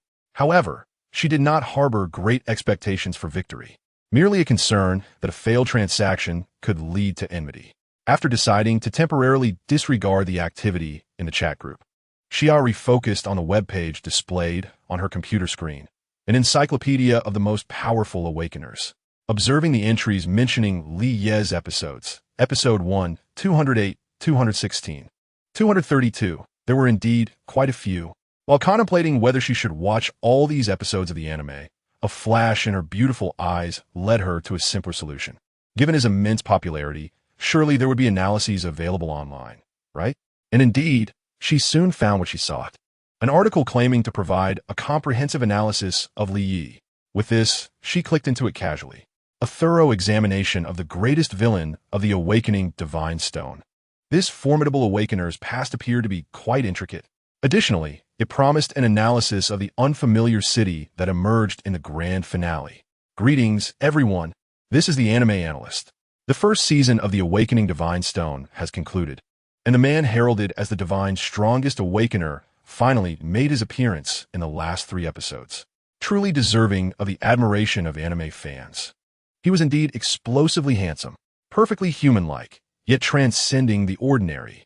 Moreover, it is indeed fitting to regard the protagonist as an entity of unparalleled strength, whose abilities evidently transcend the limits and specifications originally set for this series. In a climactic battle, despite the protagonist's significant growth, he is utterly incapable of withstanding even a casual strike from this divine being. I wonder how you all feel about this. Personally, I found immense satisfaction while watching episode 299. Ultimately, perhaps due to its overwhelming power, it suffers a narrative demise.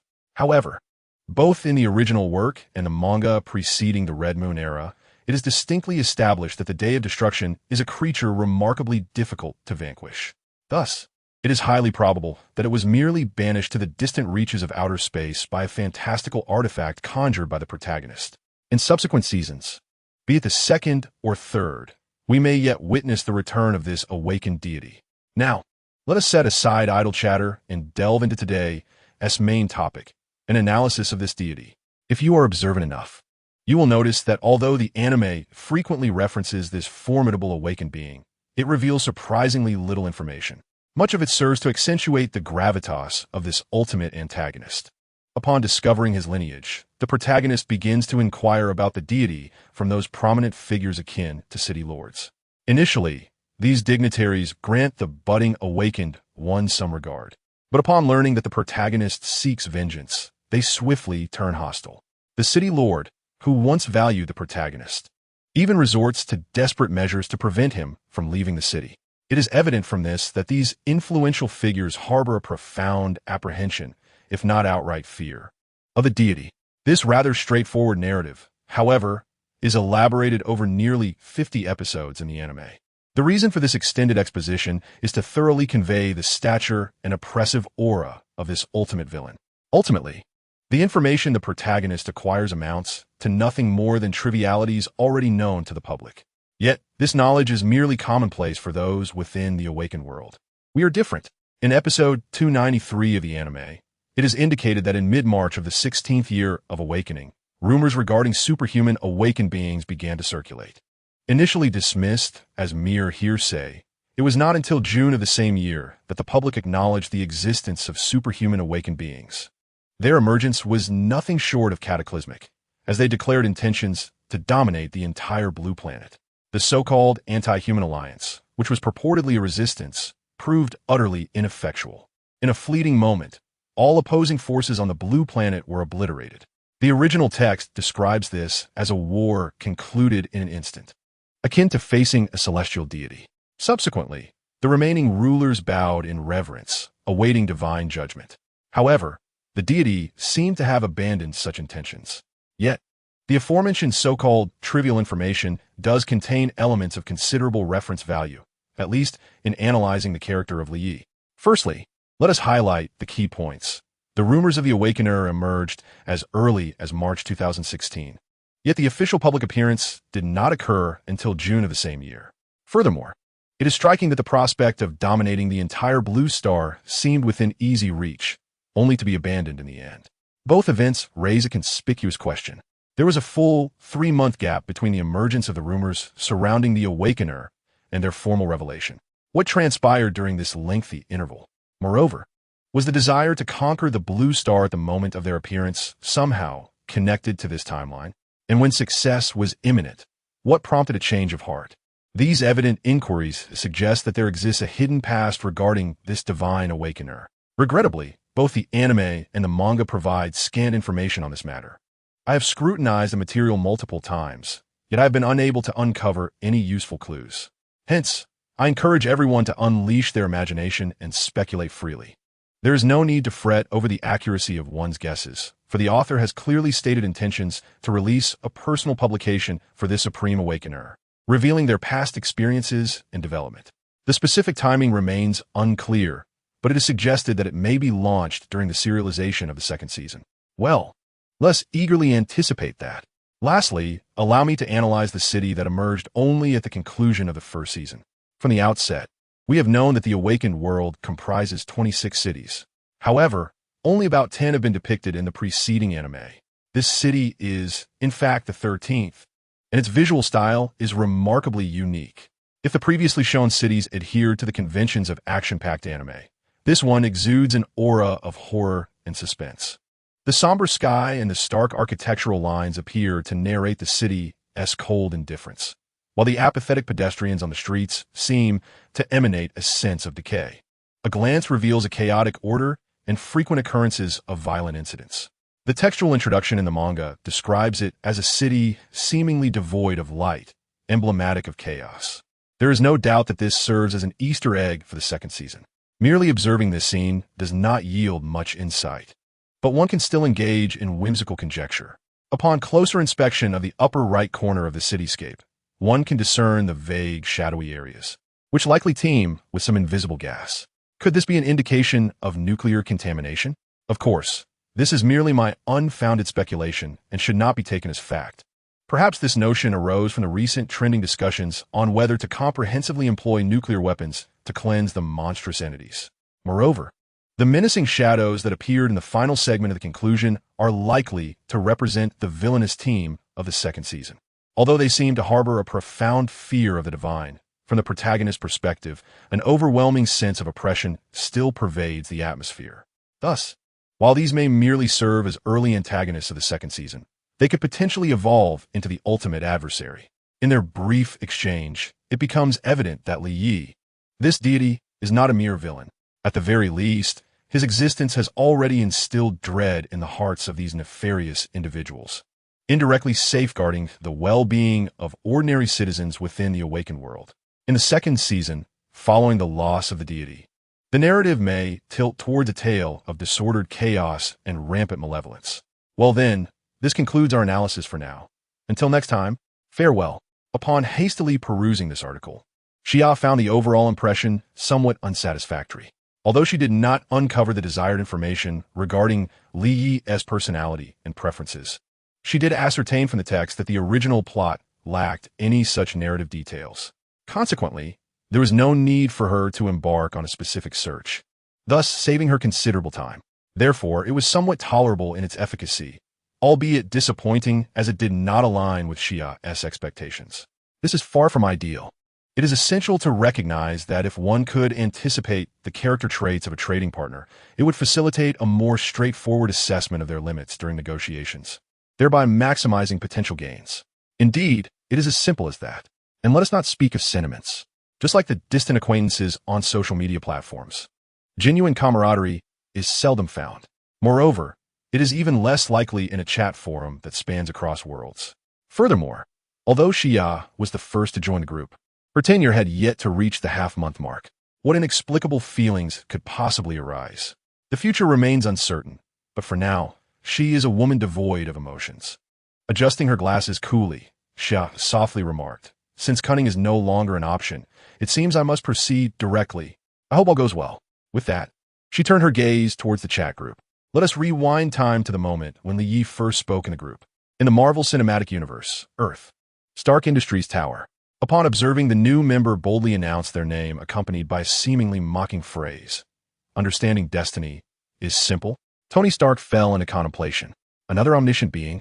Could it be that in this alternate realm, the existence of those who grasp destiny is not as rare as presumed?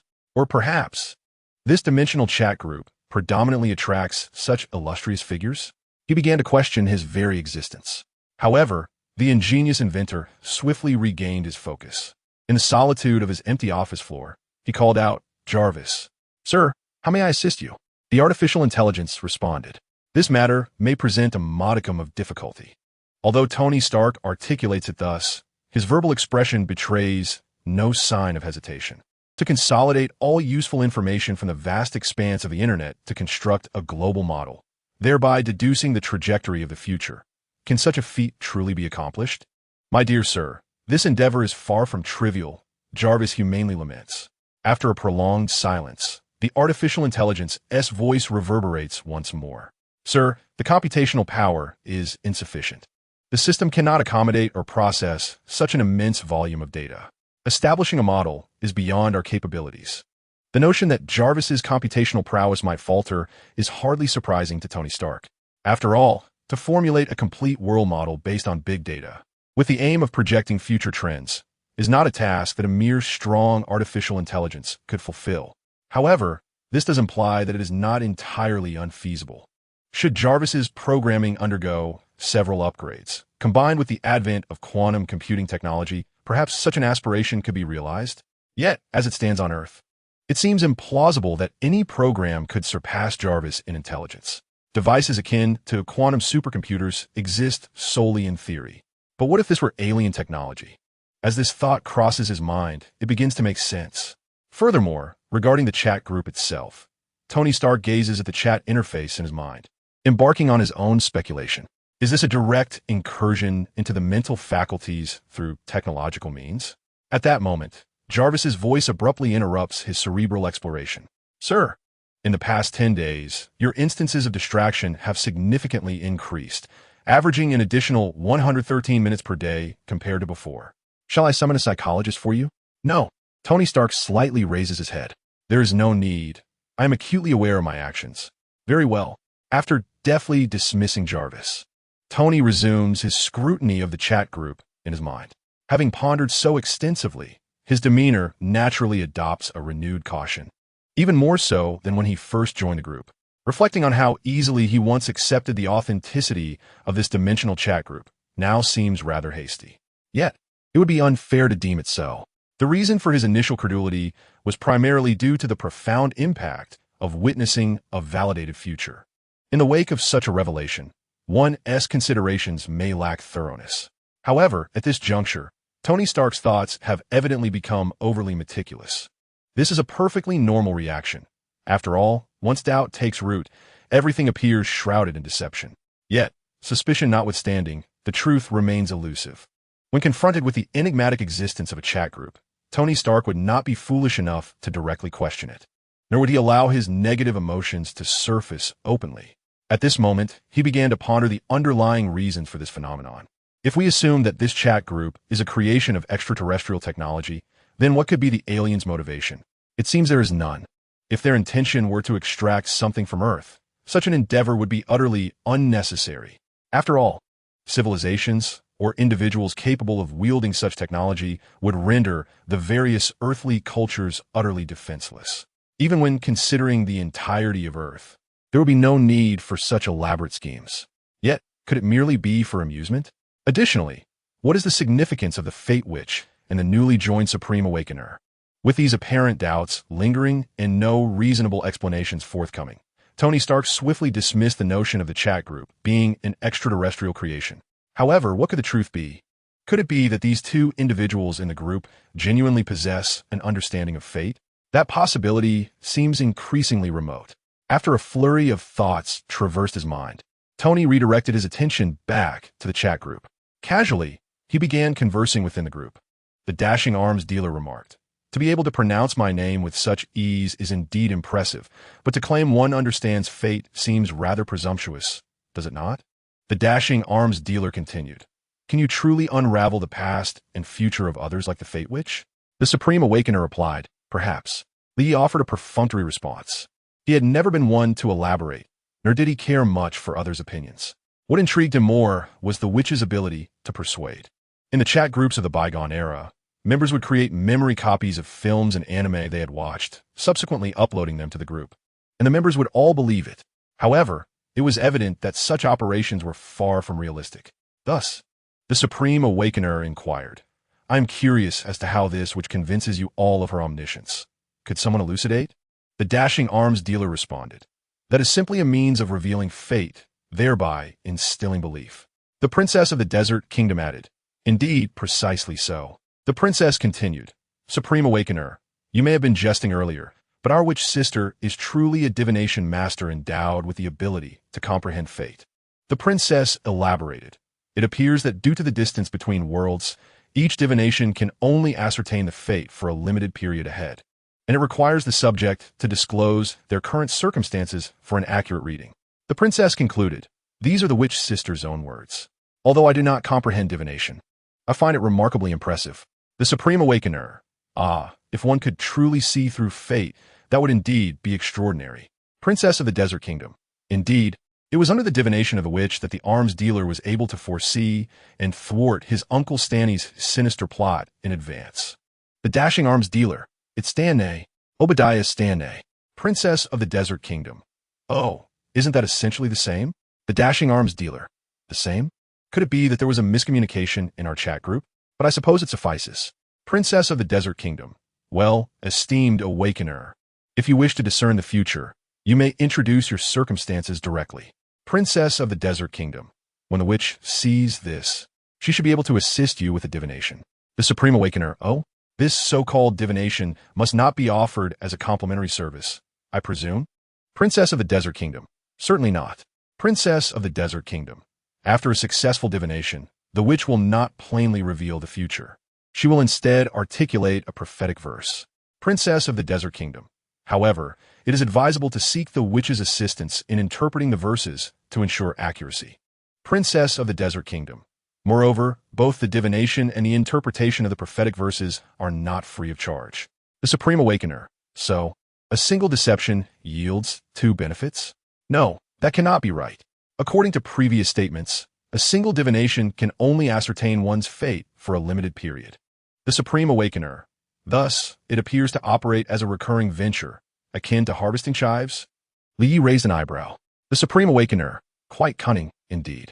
In the chat group, due to the ambiguity of mere text, Lia's compliment was misinterpreted as discontent regarding the witch receiving dual compensation.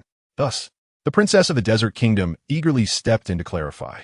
Princess of the Desert Kingdom, according to the witch, the prophetic verse is an obscure and intuitive expression of fate.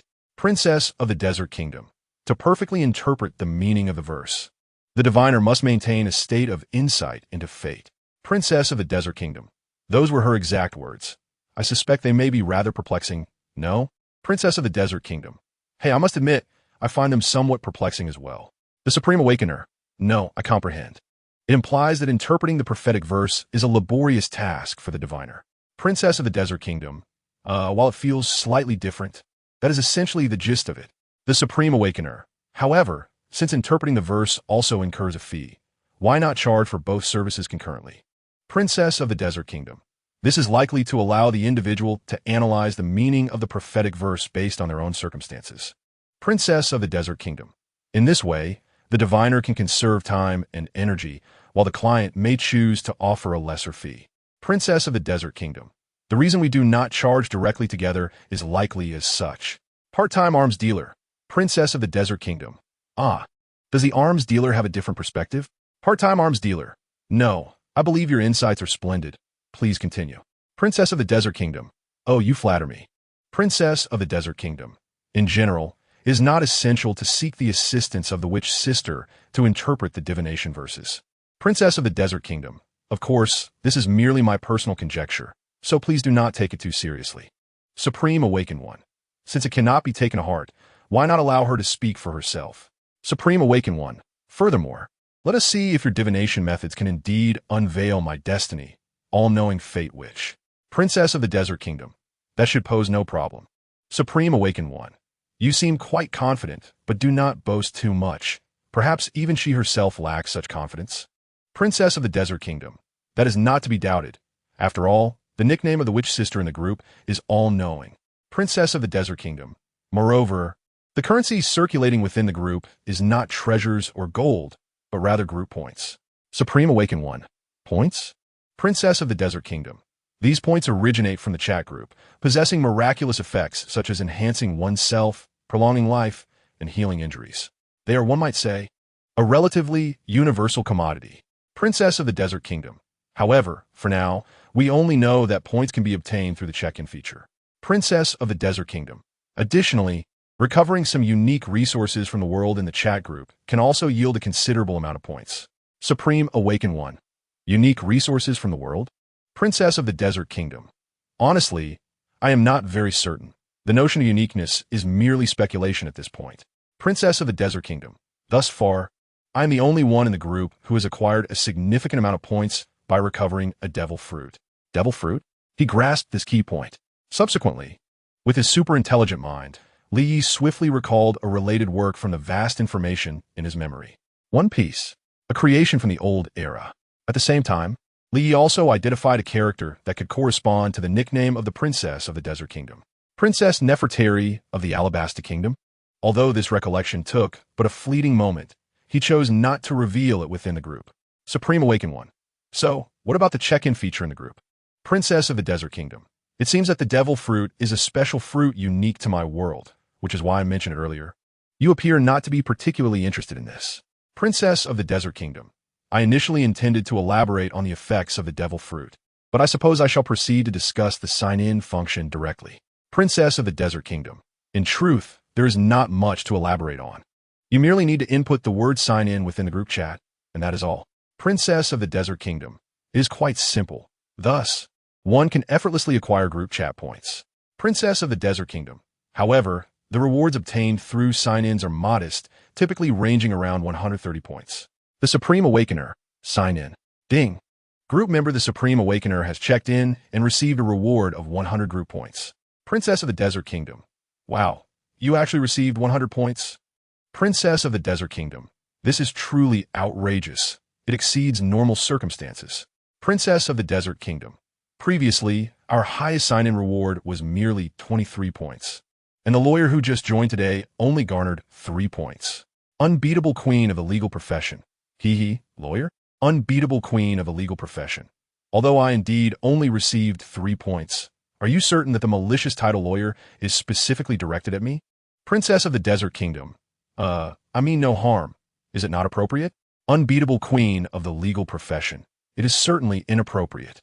Do not be misled by that fellow whose name blatantly suggests he is a scoundrel. Let us refrain from old lady. Aunt will suffice. Princess of the Desert Kingdom. Then shall I call you Lawyer Aunt? Unbeatable queen of the legal profession.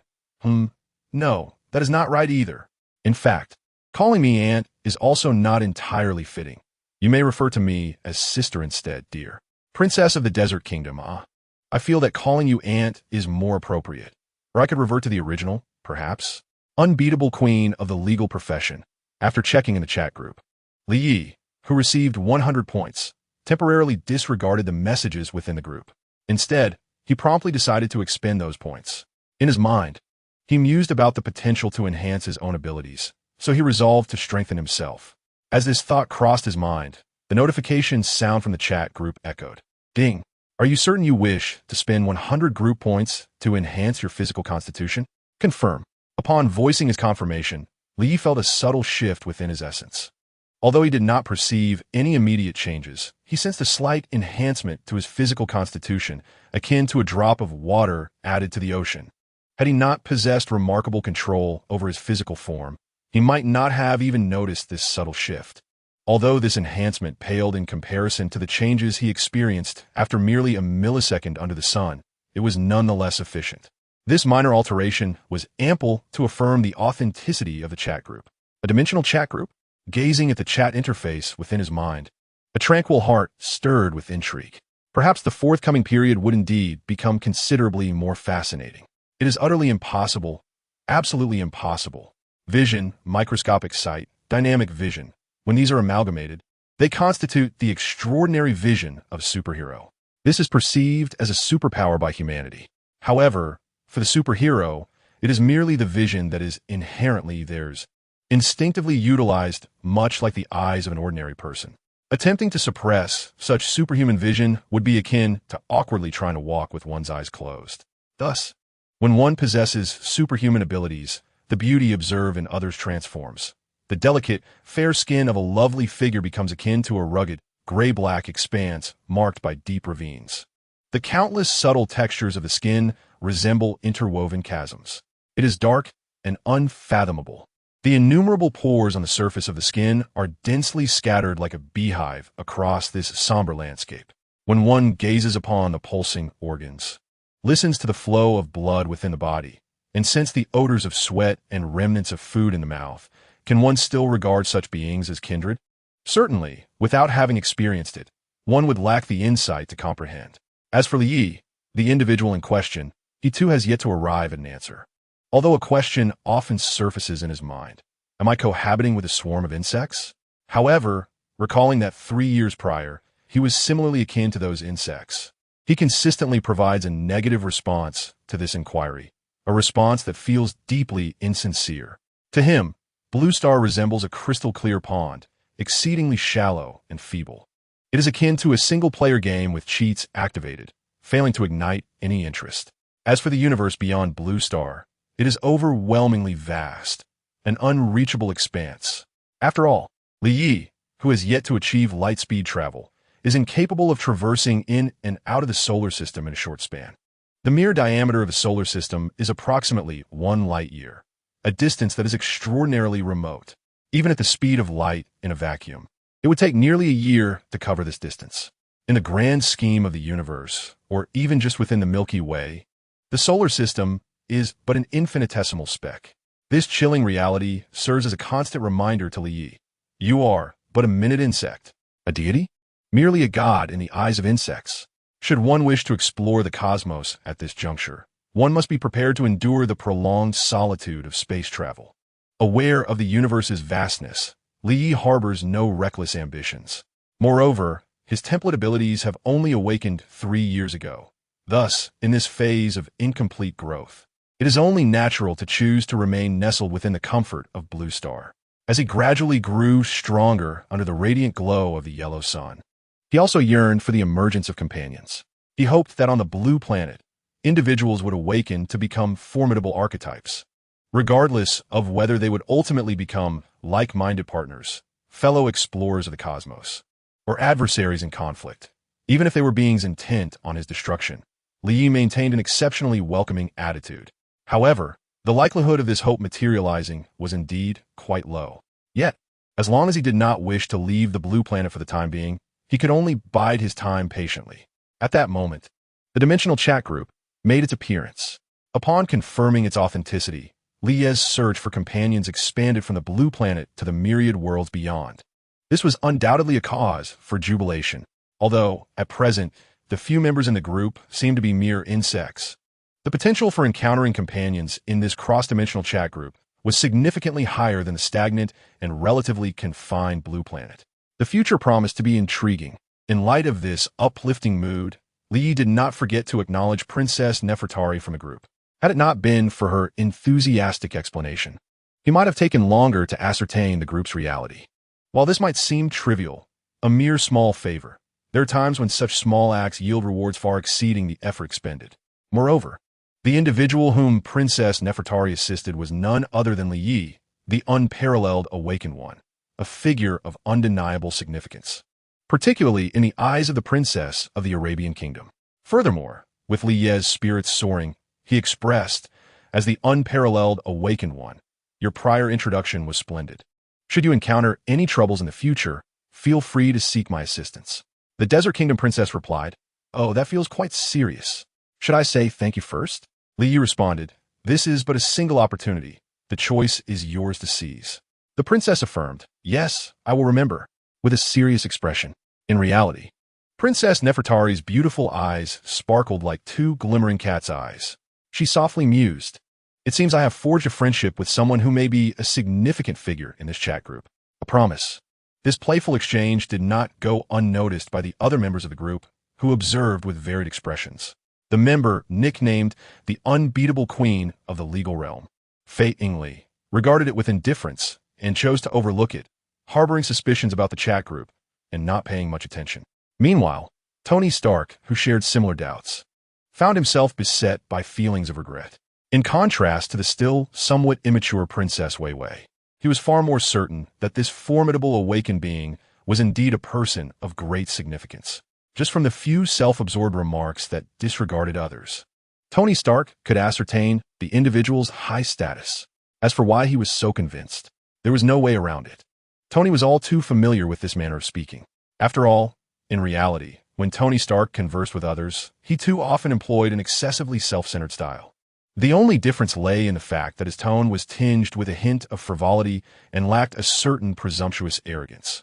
However, within this enigmatic chat group, he instinctively tempered his usual lofty demeanor. Yet, this formidable awakened being remained unabashedly audacious. Coupled with the moniker the strongest, it was evident that this was undoubtedly a person of great stature. Upon reaching this realization, Tony Stark felt an increasing sense of regret. Why had he been lurking in the shadows?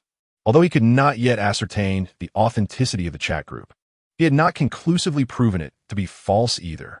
If he had spoken up earlier, perhaps he could have forged a connection with this individual. Wait, this line of thought is rather peculiar. Since when did Stark need to forge connections? How absurd. Once Tony Stark regained his composure, his expression shifted to one of disdain. As a proud Stark, could he really be reduced to clinging to someone else's coattails? Absolutely not. On the other hand, after thoroughly investigating the information related to the formidable awakened being, Xia redirected her attention back to the chat group. She promptly perused the unread messages. There were not many, for despite spending considerable time, the group consisted of only a few members. Thus, it was natural that not an overwhelming amount of information had emerged during that time. After swiftly skimming through some inconsequential messages, Xia soon came upon the final exchange. If there were troubles, one could seek his assistance. Upon seeing this, her envy surged. This was a promise from a big shot, although it was merely a single opportunity. Compared to the three bewildered individuals in the group who were rather oblivious to the situation, Xia, having just witnessed the awakening divine stone, understood all too well the weight of the reward that Princess Wei Wei had reaped. Moreover, the latter had only provided assistance in clarifying some queries. Previously, it was Xia herself who had taken on the task of introducing newcomers to the chat group. All these factors combined, she couldn't help but feel a deeper sense of regret. Oh no, what have I missed out on? Never mind, remain calm. It was merely a chance for this formidable awakened being to lend a hand. Just a single opportunity. It was simply the chance for a powerful individual to offer assistance. I am not envious at all. After forcibly calming herself, Xia regained her composure. Upon reflection, she realized that even without seeking additional information, her fate would not necessarily mirror that of Princess Wei Wei. Xia had previously engaged in self-reflection and considered herself no paragon of virtue, unlike the amiable Wei Wei from the group. Her prior enthusiasm for introducing newcomers to the chat group stemmed from self-serving motives, primarily to facilitate her own deceptive endeavors. Of course, she did not hastily conclude that Princess Wei Wei was inherently good. After all, what could be discerned from mere textual exchanges in a chat group? This princess, at least for now, appeared akin to an internet novice, earnest, naive, and easily misled. Xia could personally attest to the latter, having just observed that Princess Wei Wei placed an undue amount of faith in her, much like a request made in the group, leaving Xia somewhat embarrassed. However, as a woman of dubious morals, her feelings of guilt were rather fleeting. At that moment, Xia's attention was primarily focused on the remarks made by the esteemed awakened one within the group. Analyzing his words line by line, it became evident that he possessed a self-centered nature, indifferent to others' perceptions. Upon confirming his identity and prowess, Xia found his arrogance to be entirely justifiable.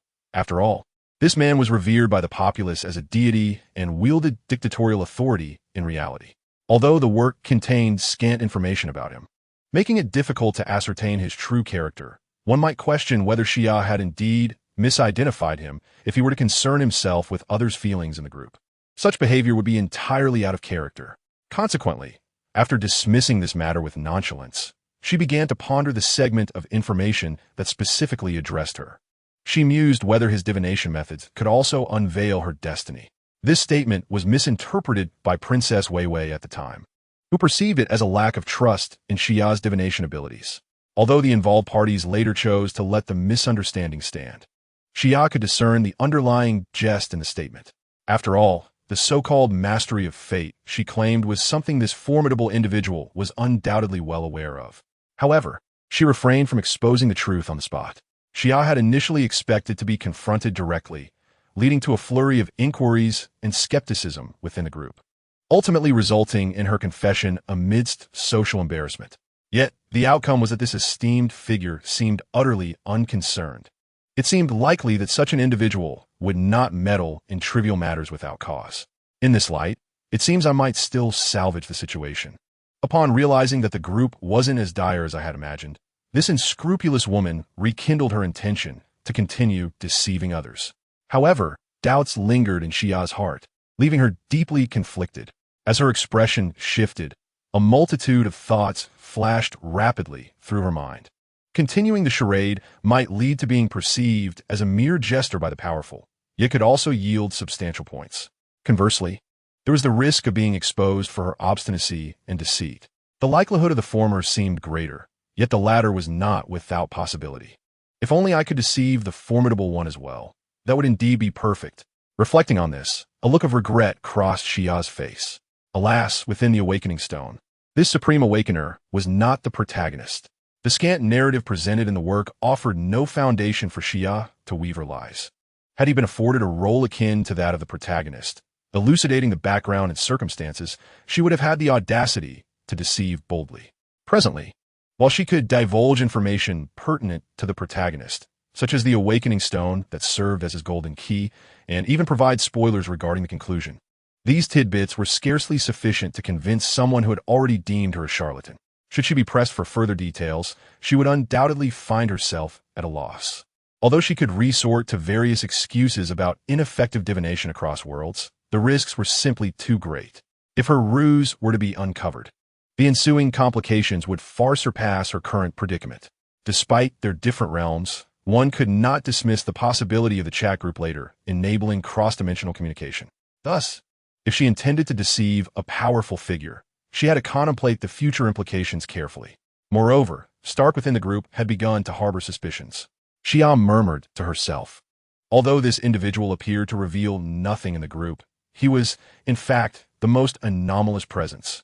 It was evident that since the Supreme Awakener had disclosed the name of the playboy who moonlighted as an arms dealer, the latter's nickname had become conspicuously absent from the group conversations. He had only posed a few inquiries. This marked deviation had not escaped Xia's notice. It seemed he was silently observing the chat with a skeptical mindset. Furthermore, the Na'vi Vivi, who held unwavering trust in herself, was simply innocent, not foolish. Eventually, the truth would be unearthed. As for the undefeated queen of the legal realm, she had yet to be completely deceived. The mere thought of this made Xia's expression resemble one adorned with a mask of anguish. Alas, there are no fools here. How am I to accomplish my grand deception? If only I possessed an intelligence-diminishing aura akin to that of a novel's protagonist. How delightful it would be. It is quite vexing. Forget it. I shall henceforth earnestly engage in the sale of information. With that, she ceased to be troubled. No longer hesitating, Xia boldly spoke in the chat group. The omniscient fate which, esteemed members, I am prepared to confess a matter. 14. The nicknames in the group can be altered. It is said that when one confesses swiftly, the burden of wrongdoing dissipates just as rapidly. Thus, Xia did not linger. She directly conveyed the truth in the group. The omniscient fate which, dear members of the group, I wish to clarify a truth. The omniscient fate which, in fact, I am not a genuine omniscient being, nor do I possess the ability to comprehend fate. The omniscient fate which, the prophecies I previously shared were derived from various works of fantasy, such as the Princess of the Desert Kingdom and the Dashing Arms Dealer. Ultimately, with great determination, Xia directly addressed the two victims. In her words, she refrained from embellishing the narrative. She did not elaborate on the myriad reasons for her prior deception, nor did she disclose the so-called hardships she faced. She did not articulate the anxiety and panic that gripped ordinary individuals during the tumultuous Red Moon era, nor did she speak of the desperate desire to grow stronger for fear of being snatched away by the beasts of the night. Who truly cares? Furthermore, misfortune can never justify wrongful actions. Xia has always held this sentiment in high regard. Therefore, she added nothing further. After candidly revealing the truth, a profound sense of relief washed over her. Previously, in pursuit of her so-called deceptive enterprise, she had tirelessly researched the fantasy works that predated the Red Moon era, and had to muster the courage to fabricate those so-called prophecies, fearful of any missteps. Now, having boldly stated the facts, her mood naturally lightened. Perhaps, it was also due to her tension and guilt regarding the deception. Upon introspection, Xia chuckled at herself. It seems I am not beyond redemption. However, these chaotic thoughts were merely a byproduct of her nervousness. Currently, Xia was more concerned about the reactions of the few individuals in the group and fervently wished for this awkward moment to pass swiftly. Time, hasten your passage. Soon enough, she discovered that the situation was not as dire as she had anticipated. Desert Kingdom Princess, what do these words from Sister Witch mean? You are not an omniscient being? Dashing Arms Dealer, you truly lack the ability to comprehend fate? And those prophecies are actually sourced from fantasy works? Dashing Arms Dealer, are we, in the realm of witches, merely fantastical characters from novels and comics? Desert Kingdom Princess, that cannot be true, can it? The omniscient fate which, indeed, that is precisely the case. The omniscient fate which, perhaps it is difficult for you to believe, but it is indeed the truth. Princess of the Desert Kingdom, truly astonishing. Could it be that the world where the witch resides is exceptionally unique? Even the existence capable of chronicling information from other realms has sadly descended to the status of a mere novelist? The omniscient fate which? Not so. Those authors are merely ordinary individuals. The omniscient fate which? As for why your world has been woven into a narrative, I am uncertain. I am simply a fledgling witch, embarking on the extraordinary path through the points earned in a chat group. The omniscient fate which, perhaps it is due to the quantum entanglement between dimensions that has led to the leakage of world information. Regardless of the reason, such occurrences are not exclusive to my side. The part-time arms dealer, are you suggesting that there are others besides the witch? The supreme awakened one. The omniscient fate which, indeed, that is the case. The part-time arms dealer, the reason you could directly state my name is that you have perused works related to me. The supreme awakened one.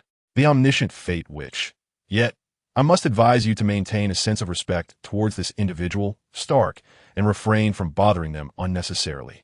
The part-time arms dealer, respect? Is that so? The supreme awakened one, princess of the desert kingdom. Mr. Arms Dealer, you, the omniscient fate witch. Stark, you are indeed bold. However, before you unleash your unbridled self, might I suggest you consider the other party's nickname? The part-time arms dealer. This action was not intended to target the newcomer, but their nickname? The part-time arms dealer, which is not your nickname, still the omniscient fate witch. The part-time arms dealer. It was because I believe this that I so readily accepted you as the omniscient one. The part-time arms dealer. I was puzzled by the oddities, but now it is all clear. This dimensional group is real, yet the individuals may not be. The part-time arms dealer. The nicknames within this group are entirely random and do not necessarily reflect one's true nature. The omniscient fate witch. So that is your perspective. No wonder. Although it is evident that you harbor disdain for me, I acknowledge that I was at fault first. The omniscient fate witch. Hence, I will kindly remind you that my nickname was derived from the 100 points I accumulated through attendance when there were no others in the group, which I then altered myself. The omniscient fate witch. Originally, my nickname was an unnamed witch. If you look at the other participants' nicknames, do they not align with their respective characteristics? The part-time arms dealer. The part-time arms dealer. One can actually change their group nickname? I was previously unaware of that. The part-time arms dealer. Furthermore, there was truly no intent to target anyone. It was merely a reaction fueled by the anger of being deceived. The Playboy arms dealer. Greetings, awakened one. Are you watching? The Supreme Awakened. Indeed, I am watching. But there is little I can do for now. You may continue. The Playboy arms dealer. Princess of the Desert Kingdom. Ah, this Princess of the Desert Kingdom. Although the witch sister spoke falsehoods, they cannot truly be deemed as lies. The arms dealer need not be so incensed. Princess of the Desert Kingdom. I believe that since we are fated to gather in this chat group, it would be better to maintain harmony. Upon witnessing this, Xia felt a warmth in her heart. The fact that she still willingly addressed the witch as sister truly speaks to the kind nature of Princess Weiwei. Unlike another, who has already taken to calling her witch incessantly, though she understood that Stark's unpleasant character and emotional ineptitude were shaped by his unique circumstances and status. She had seen glimpses of Iron Man's admirable qualities in the Avengers films from the era before the Red Moon. Yet, in personal interactions, he proved difficult to like. Nonetheless, the crux of this matter lay in her own initial faults. After some contemplation, Xia decided to assist in alleviating the tension. The omniscient fate, which, Supreme Awakened. Remember when you asked me if I could divine your destiny? The omniscient fate, which, indeed, I can. The Supreme Awakened. Oh? 15. Transactions and divergent thinking at times. The tribulations of life are not insurmountable dead ends. What is deemed utterly dreadful is often merely a reflection of our anxieties about the unknown, magnifying the negative aspects. When such a trial finally arrives, one may be astonished to discover, is this all there is? At this moment, Xia was experiencing such emotions. She had initially feared that her confession would lead her into an exceedingly awkward situation. However, to her surprise, Weiwei showed little inclination to cast blame, and she never expected Stark to suddenly take the spotlight, becoming the center of attention in the group. Quite the remarkable feat. Xia's intention to help alleviate the tension also stemmed from a desire to shift the topic. Shortly thereafter, upon noticing the nickname Supreme Awakened reappear in the group, she continued speaking. The omniscient fate, which, of course, this fate pertains to the information that can be linked to your nickname. The Supreme Awakened. Is this character also from particular work? The omniscient fate, which, yes, if you truly are that esteemed individual named Li Yi, then there is no error. Is it truly so? As he observed his name appear in the chat group, a peculiar expression flickered in Li Ye's dark eyes. It had been quite a while since he had seen or heard those two characters together. Generally, people refer to him as a deity. However, what are the fictional works concerning himself? The Supreme Awakener. This is truly unexpected. The Supreme Awakener. What do you desire? The omniscient fate, which, are you suggesting a trade? Esteemed one? How direct of you. I seem to have asked a rather pointless question. The omniscient fate, which, however, regarding the price in this matter, perhaps it would be best if you, esteemed one, were to state it. The Supreme Awakener. Are you certain you want me to name a price? Upon reading this, Xia felt an inexplicable jolt in her heart. She suddenly recalled a matter. Given the esteemed one's status, it was likely that he rarely needed to spend money when acquiring items. So, could it be that he might casually declare it to be free? Of course, whether he actually requires to purchase anything remains a separate issue. After contemplating these thoughts, Xia promptly dismissed this proposal in the group chat. However, what exactly should she propose if she were to name a price? The protagonist's golden finger from the awakening divine stone? Instantly, she thought of this fantastical divine stone. After all, within the realm of awakening, this was undoubtedly the most coveted item. Yet, throughout the entirety of the first season's plot, it seemed that only this divine stone would catch the esteemed one's eye. As for the storyline and the future, his overwhelming strength rendered such matters insignificant. And to take that divine stone, this could be arranged through a pre-established contract in the chat group, provided that the esteemed one was unaware of the stone's function, thus acquiring it with ease. However, Xia feared that while she might obtain it, she would not live to enjoy it. The protagonist, with the aid of this divine stone, could only withstand a couple of blows by the end of the plot.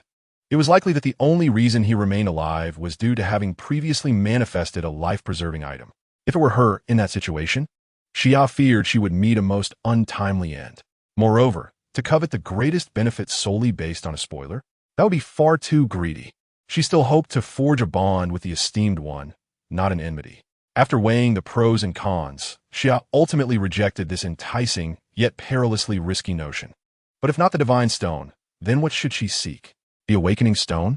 This item, in relation to the status of the supreme awakener, should be as common as dirt. Surely, the esteemed one would readily agree. However, for individuals from different worlds, this awakening stone might not yield the same effects. Even if it were still useful, Xia could not be certain she would be among the fortunate ones. After all, the probability of successfully awakening the fantastical template through mere contact with the awakening stone was a mere 1%. Furthermore, should she indeed succeed, it was highly probable that she would not awaken a template of formidable strength. With these thoughts in mind, Xia, who essentially had little inclination for gambling, also dismissed this option. In the end, after much contemplation, it seemed that only points remained. Although, given that he had just entered the group, he surely wouldn't possess any points. However, she did support credit transactions and was not concerned that this formidable awakened being would be unable to repay in the future. Nevertheless, she felt that exchanging it for points would squander a splendid opportunity to engage with a powerful figure, even if she did not aim excessively high. Why not to ensure personal satisfaction, right? Just as Xia was caught in this dilemma, a sudden spark of inspiration illuminated her mind. There was this. Her beautiful eyes sparkled, and she hastily initiated a conversation in the group. The omniscient fate, which, esteemed one, I propose to exchange that fantasy work related to you for a specific condition. The omniscient fate, which, this condition entails that you must refrain from disclosing any information regarding all fantasy works from your world in this group. With this, she would monopolize the business within the group once more and maintain control over pricing. As for the indifferent esteemed one, he would incur no losses. A win-win situation. In that moment, Xia felt quite clever. However, the very next second, she received a rather cold response. The formidable awakened being proposed another one. The omniscient fate, which, this is not quite what I had in mind. Xia felt a slight pang of disappointment. Could it be that the esteemed one cared about this business? Logically, that should not be the case. After contemplating further, she endeavored to adopt the esteemed one's perspective. Ultimately, she reached a conclusion. This individual likely did not value the trivial gain. Rather, it was the limitations imposed by the condition that irked him. Regardless of any tangible loss, he was simply displeased. The esteemed one's capriciousness was a common occurrence. As someone who tirelessly sought to maximize benefits at the grassroots level, Xia could understand this well. For when she became a powerful figure in the future, she vowed to act similarly. Quietly, Xia modified the terms of the transaction. With no other options left, she was compelled to settle for points. Yet, in the end, she greedily added an additional condition. The omniscient fate, which, esteemed one, how about 100,000 group points, plus an opportunity for you to take action? The formidable awakened being. That is acceptable. The formidable awakened being. However, I do not have the points at the moment. How shall we proceed with the transaction? The omniscient fate, which, we can support credit for the points. That is how he managed with Wei Wei and Stark previously. The omniscient fate which, as for the transaction, esteemed one, please bear with me for a moment. Xia suddenly paused. Previously, she had merely crafted brief divinations to deceive others. Now what should she do? 16. Just wait a bit longer, agree directly. The esteemed one is indeed quite generous. Xia felt elated, believing she had struck a profitable deal. However, in truth, 100,000 points was not an exorbitant amount. For Li Yi, this matter was of little concern. Based on the previous enhancement of 100 points, he could easily deduce the significance of the 100,000 points, which paled in comparison to the physical benefits gained from merely basking in the sun for an hour. Thus, it was naturally dismissed. Moreover, the additional opportunity to make a move was not worth excessive mention. He merely feared that his opponent would not be formidable enough. As for whether this transaction would yield a profit or a loss, opinions on value varied from person to person, making it difficult to ascertain. In any case, Li had long transcended the need to weigh such trivial gains and losses. As long as he deemed it acceptable, that sufficed. He had not even contemplated the profit-loss dilemma and agreed without hesitation. Meanwhile, on the other side, Xia, who believed she had struck a lucrative deal, felt a tinge of anxiety, as if fearing the magnate might reconsider. Therefore, she rushed to expedite the transaction, only to find herself stymied at the very first step. Lacking experience, her previous dealings had been mere deceptions. Now, confronted with a legitimate transaction, she was momentarily at a loss. At that moment, she whimsically mused, what if I were to compose a poem? Would a magnate find it delightful and reward me with some money? Upon uttering this thought, a smile involuntarily graced her exquisite face. Yet, simultaneously, the image of Li Ye's stern, handsome visage flashed in her mind, along with the memory of his formidable punch that nearly felled the protagonist. Instantly, Xia regained her composure. Never mind, it's better not to tempt fate. Otherwise, if I were to receive a resounding slap, I could hardly endure it. Once she had calmed down, she began to ponder the various functionalities of the chat group, seeking features that might assist in the transaction. Live streaming, red envelopes, contracts, public files, and group announcements. All these possibilities danced before her. The group announcement feature, however, required one to be an administrator to edit. As for the public file, did it mean she had to treat the awakening divine stone as a public document to be transmitted within the group while simultaneously signing a contract with a magnate? This dilemma left Xia in a quandary. Signing the contract would entail a commission fee of 5, which was exorbitantly steep. Moreover, how would the commission be calculated for the magnate's singular intervention?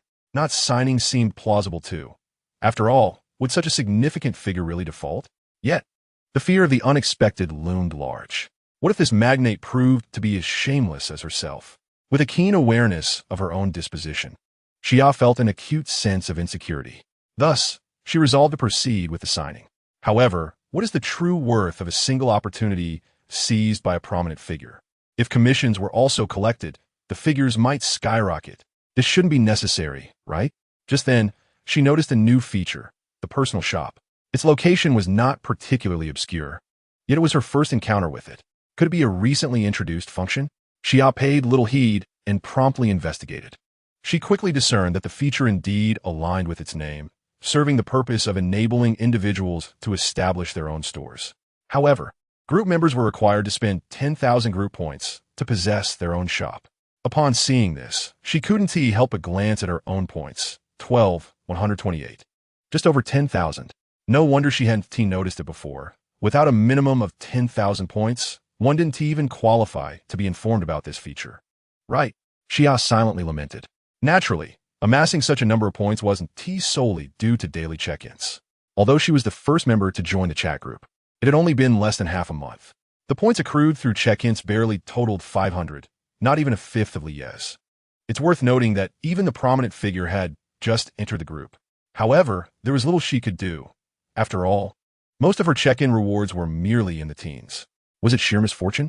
Or did the chat group possess a skill to tailor rewards based on the members' capabilities? This remained uncertain. Regardless, the gap wasn't too vast, and Xia was too apathetic to delve deeper. As for the true source of those points, it primarily stemmed from her previous persuasion tactics. In reality, she wouldn't have garnered many points.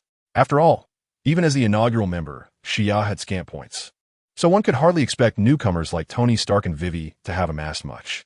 Thus, the advantages Xia garnered could only be deferred through the signing of the chat group contract. The points NT truly materialized in her possession. Unexpectedly, however, the honest Princess Vivi was rather sincere. The young girl likely wished to avoid incurring debts. Hence, within a few days, she sought out a devil fruit. Through the chat group S reclamation, she acquired 100,000 points, which subsequently all landed in Xia's hands.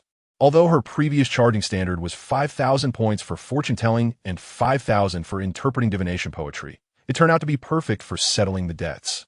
At that time, Vivi merely wished to uncover the genuine cause behind the drought outside the capital, Albana.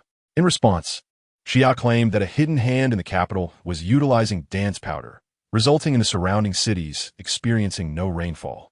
For this piece of information, she managed to persuade Vivi into relinquishing 100,000 points. Moreover, just a few days after deferring, the points were fully acquired. Looking back now, this cunning woman felt quite embarrassed. However, despite her reservations, the accumulation of these points proved to be quite gratifying. Through this, Xia successfully ascended to the rank of an extraordinary professional, with a surplus of points remaining, just over 10,000 to be precise. Initially, she had intended to gradually amass these points for a future promotion to the Morningstar level, but now, the shop required her to expend this sum. Well, one cannot be overly cautious if one wishes to seize the opportunity. Without further hesitation, Xia decisively spent 10,000 points to unlock the shop feature. Please enter the shop name. She decided to call it the Witch's Fate Cottage.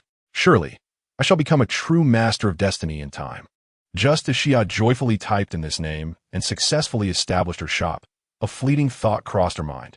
Previously, entering into a contract required a commission of 5. Surely opening a shop wouldn't also incur a fee, would it? She hoped not. Yet, contrary to her hopes, a notification chimed, revealing a set of rules associated with her newly created shop, the Witch's Fate Cottage. As she perused the terms, she quickly discerned that selling goods would incur a commission of 1. Upon closer inspection, she pouted slightly. It wasn't exorbitant, after all. Moreover, the 1-point commission was stated to be payable only with points. Thus, this transaction was not a loss. After her research, Xia contemplated listing the Awakening Divine Stone in the group shop to trade with the esteemed members. However, this step encountered yet another obstacle. Should she download this work onto her hard drive or memory card? This was not a major issue, but could these two devices function across different worlds?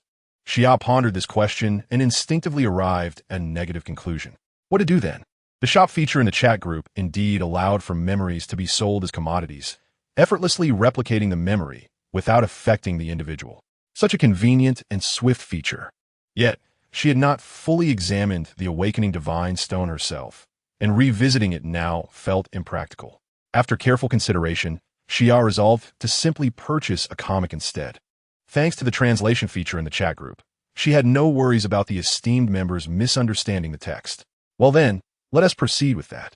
But before doing so, she left a message in the group. The all-knowing fate which, esteemed members, please hold on a moment. Meanwhile, in a place revered by outsiders as the land of the gods by the seaside, the radiant sunlight draped a golden veil over the beach, resembling a field of glistening wheat.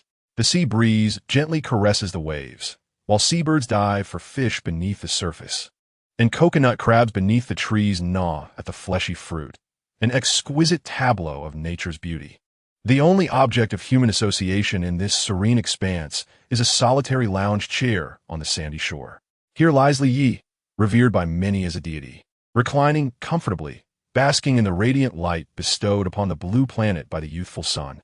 Yet, amidst this seemingly endless stretch of golden sand, the solitary figure of this man appears strikingly isolated. As for his true feelings, that, perhaps, only he himself truly comprehends. At this moment, after glancing at a message sent by the witch in their chat group, Li Yi resumes his peaceful slumber. It is not until about 10 minutes later that he hears the notification chime of the chat. Ding! Someone has messaged you. Upon receiving the alert, Li Yi redirects his attention back to the group. The all-knowing fate which, the Supreme Awakener, esteemed one, I have completed the task. The all-knowing fate which, I have uploaded the comic to the group store. You simply need to click on the link to the Witch's Fate Cottage, and you can proceed with the transaction. The all-knowing fate which, By the way, just to clarify, this work has currently only completed its first season, and the second season has yet to begin serialization. The all-knowing Fate Witch. So, this time you only have access to the first season. However, it matters little, for you have essentially concluded at the finale. Haven to you, if it concluded? This notion piqued Li Ye's curiosity. Initially, he held little interest in this so-called storyline. With his formidable strength, he felt no need to concern himself with what the future might hold. Yet, upon hearing her words, he began to ponder. Was he truly not the protagonist? Moreover, did he indeed meet his end? Huh! A light chuckle escaped him, and his spirits began to rise with excitement. Glancing at the group, he swiftly clicked on the link to the witch's fate cottage. There, he found a solitary item displayed. Item: Awakening Divine Stone Type. Comic work grade. None price. 100,000 points, a singular opportunity for assistance evaluation. An item whose price is utterly disproportionate. It is merely a comic book, devoid of any supernatural powers or peculiarities. Yet, perhaps the information recorded within the comic might possess unique utility? Hint: this item has been restricted by the merchant, available solely for purchase by the Supreme Awakener within the group. Ding! You have the authority to purchase this item. Are you certain? Awakening Divine Stone? Does it refer to that batch of epoch-altering meteors? As he contemplated the description of the item, a fleeting thought crossed Li Ye's mind. Almost simultaneously, he responded in the chat. Confirmed. Ding! Your points balance is insufficient, but as the merchant supports credit purchases, you have successfully acquired the item. Your current points total 100,000. Before settling any debts, all points you accrue will be directly transferred to the omniscient Fate Witch of the group. You have acquired a comic book entitled Awakening of the Divine Stone. A series of notification sounds echoed. Li Yi paid little heed to the content, instead reaching out to grasp a comic book that had materialized out of thin air. It was indeed Awakening of the Divine Stone. Yet, the protagonist depicted on the cover appeared rather peculiar. With a bald head and a cape, at first glance, Li Yi thought it resembled the old-era One Punch Man. While not an exact likeness, the artistic style bore some resemblance.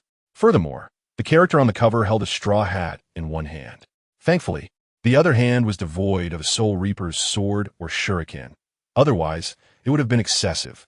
Was the Awakening template a fusion of Saitama from One Punch Man and Luffy from One Piece? Possessing two Awakening templates was indeed curious. However, upon this realization, disappointment washed over Li Yi. Was this enough to conclude my journey? With this perplexity in mind, he opened the comic book. Page after page, he flipped through rapidly, so swiftly that it seemed as if he were merely fanning the pages without absorbing the content. Yet in the blink of an eye, he had perused the entire comic. However, the excitement he initially felt had dissipated. Li Yi remained silent, harboring no desire to critique this work. His dark eyes glowed red, and two beams of intense heat instantly incinerated the comic book. The paper transformed into countless invisible molecules, carried away by the wind. He then closed his eyes once more. Li Yi began to ponder the various plots within the comic. Although he had no intention of evaluating this work, it undeniably contained a wealth of useful information. Firstly, at the outset of the plot, there was the Supreme Council, where he was referred to as the so-called lifelong honorary president. However, to this point, he had never heard of this organization. It must pertain to future events. As for how far in the future, Li Yi paid no mind. After all, it was merely a tedious political game. He had no desire to partake in such affairs. It was likely that even this presidential title had been forcibly bestowed upon him. Yet, he found himself curious about who had done so, and by what means they had convinced him. In comparison, the content of the comic seemed less intriguing. As for the protagonist's rise, abilities, and methods, it was quite spirited. Yet, regrettably, it was too weak. Thus, Li felt no inclination to invest any interest in it. Of course, the stone capable of materializing fantastical items was indeed worthy of attention. To put succinctly, bring it over. However, for such a trivial matter, there is no need for him to take action personally. After all, according to the timeline in the comic, the protagonist's identity at this juncture is merely that of an unawakened student. Faced with such a minor character, Li naturally finds it beneath him to intervene. There are so many people in the city. In fact, every faction across the entire Blue Star would be more than willing to serve the divine. The arrogance in his heart is palpable. The chapter of the final battle in the comic concludes with the protagonist's return and the disappearance of the god. Such a hastily crafted ending has become a point of contention for many. Comic enthusiasts largely regard this as a plot contrivance. However, at this moment, Li Yi, having completed the entirety of the work, possesses a perspective that starkly contrasts with that of the audience. He sees this outcome as entirely predictable. This is not a reflection of self-doubt. In fact, it is quite the opposite. From the outset of this battle, Li Yi never believed the protagonist had a chance of victory. Even though he had not yet witnessed the subsequent developments in the plot and was unaware of his own strength at that time, Li Yi understood that the protagonist's demonstrated combat prowess in earlier scenes could not penetrate his defenses, even now. Moreover, the events within the narrative occur several years later. It is worth noting that his awakened character template is akin to a superhero who gains strength merely by basking in sunlight, growing stronger with each passing day. One can only ponder how formidable Li Yi will become after several years, or rather, how powerful he will be when he finally appears in the storyline. This is a mystery that remains unsolved. After all, the plot only casually depicted 2 punches, which reveals very little. Even Li Yi himself cannot accurately assess his specific capabilities. Unfortunately, the narrative has become excessively lax, lacking seriousness. The resulting destructive power, while immense and astonishing, is merely a minor spectacle. Even the current Li Yi could easily replicate it. Furthermore, in facing this character, who is nearly maxed out in physical resistance, the absence of a direct scorching beam indicates that Li Yi does not harbor significant murderous intent. As for the scene where a kryptonite sword pierces the chest, if it were to occur in reality, Li Yi would undoubtedly not be surprised. The so-called super ability of enhanced vision is simply an innate capability of the eyes. Thus, unless one deliberately closes their eyes, it is nearly impossible for anything to evade his sight. Kryptonite is no exception. Of course, even if the real Li Yi were to see kryptonite, he would choose to endure such an impact. After all, the evolutionary capacity of the Day of Destruction has not been exercised for quite some time.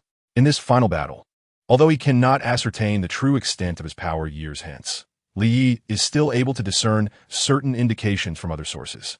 Prior to this, the protagonist of a narrative had engaged in considerable upheaval in the city before ultimately facing his adversary in a climactic confrontation within the uninhabited mountain range. This interval spanned approximately 3 hours. It is evident that at that time, Li Yi was not present in the city. However, the question remains, where could he have been that necessitated such a prolonged duration? This is a matter open to speculation and not difficult to deduce. Given Li Yi's current flight speed, completing a circuit around Blue Star would take less than 10 minutes. Thus, it is certain that he was not located anywhere on Blue Star. If he was not on Blue Star, then where could he possibly be? He does not consider it a worthwhile endeavor to venture to the moon or other major planets merely to admire extraterrestrial vistas. Beyond the atmosphere, there is only one place that could captivate Li Yi's interest. The answer is evident: that distant, radiant young star emitting light and heat. The distance between Blue Star and the Sun is approximately 150 million kilometers. Even traveling at the speed of light, it would take about 8 minutes and 20 seconds. In this light, 3 hours is hardly excessive. After all, even if he returned to Blue Star at the earliest opportunity, he would still be traveling at nearly 1/20th the speed of light.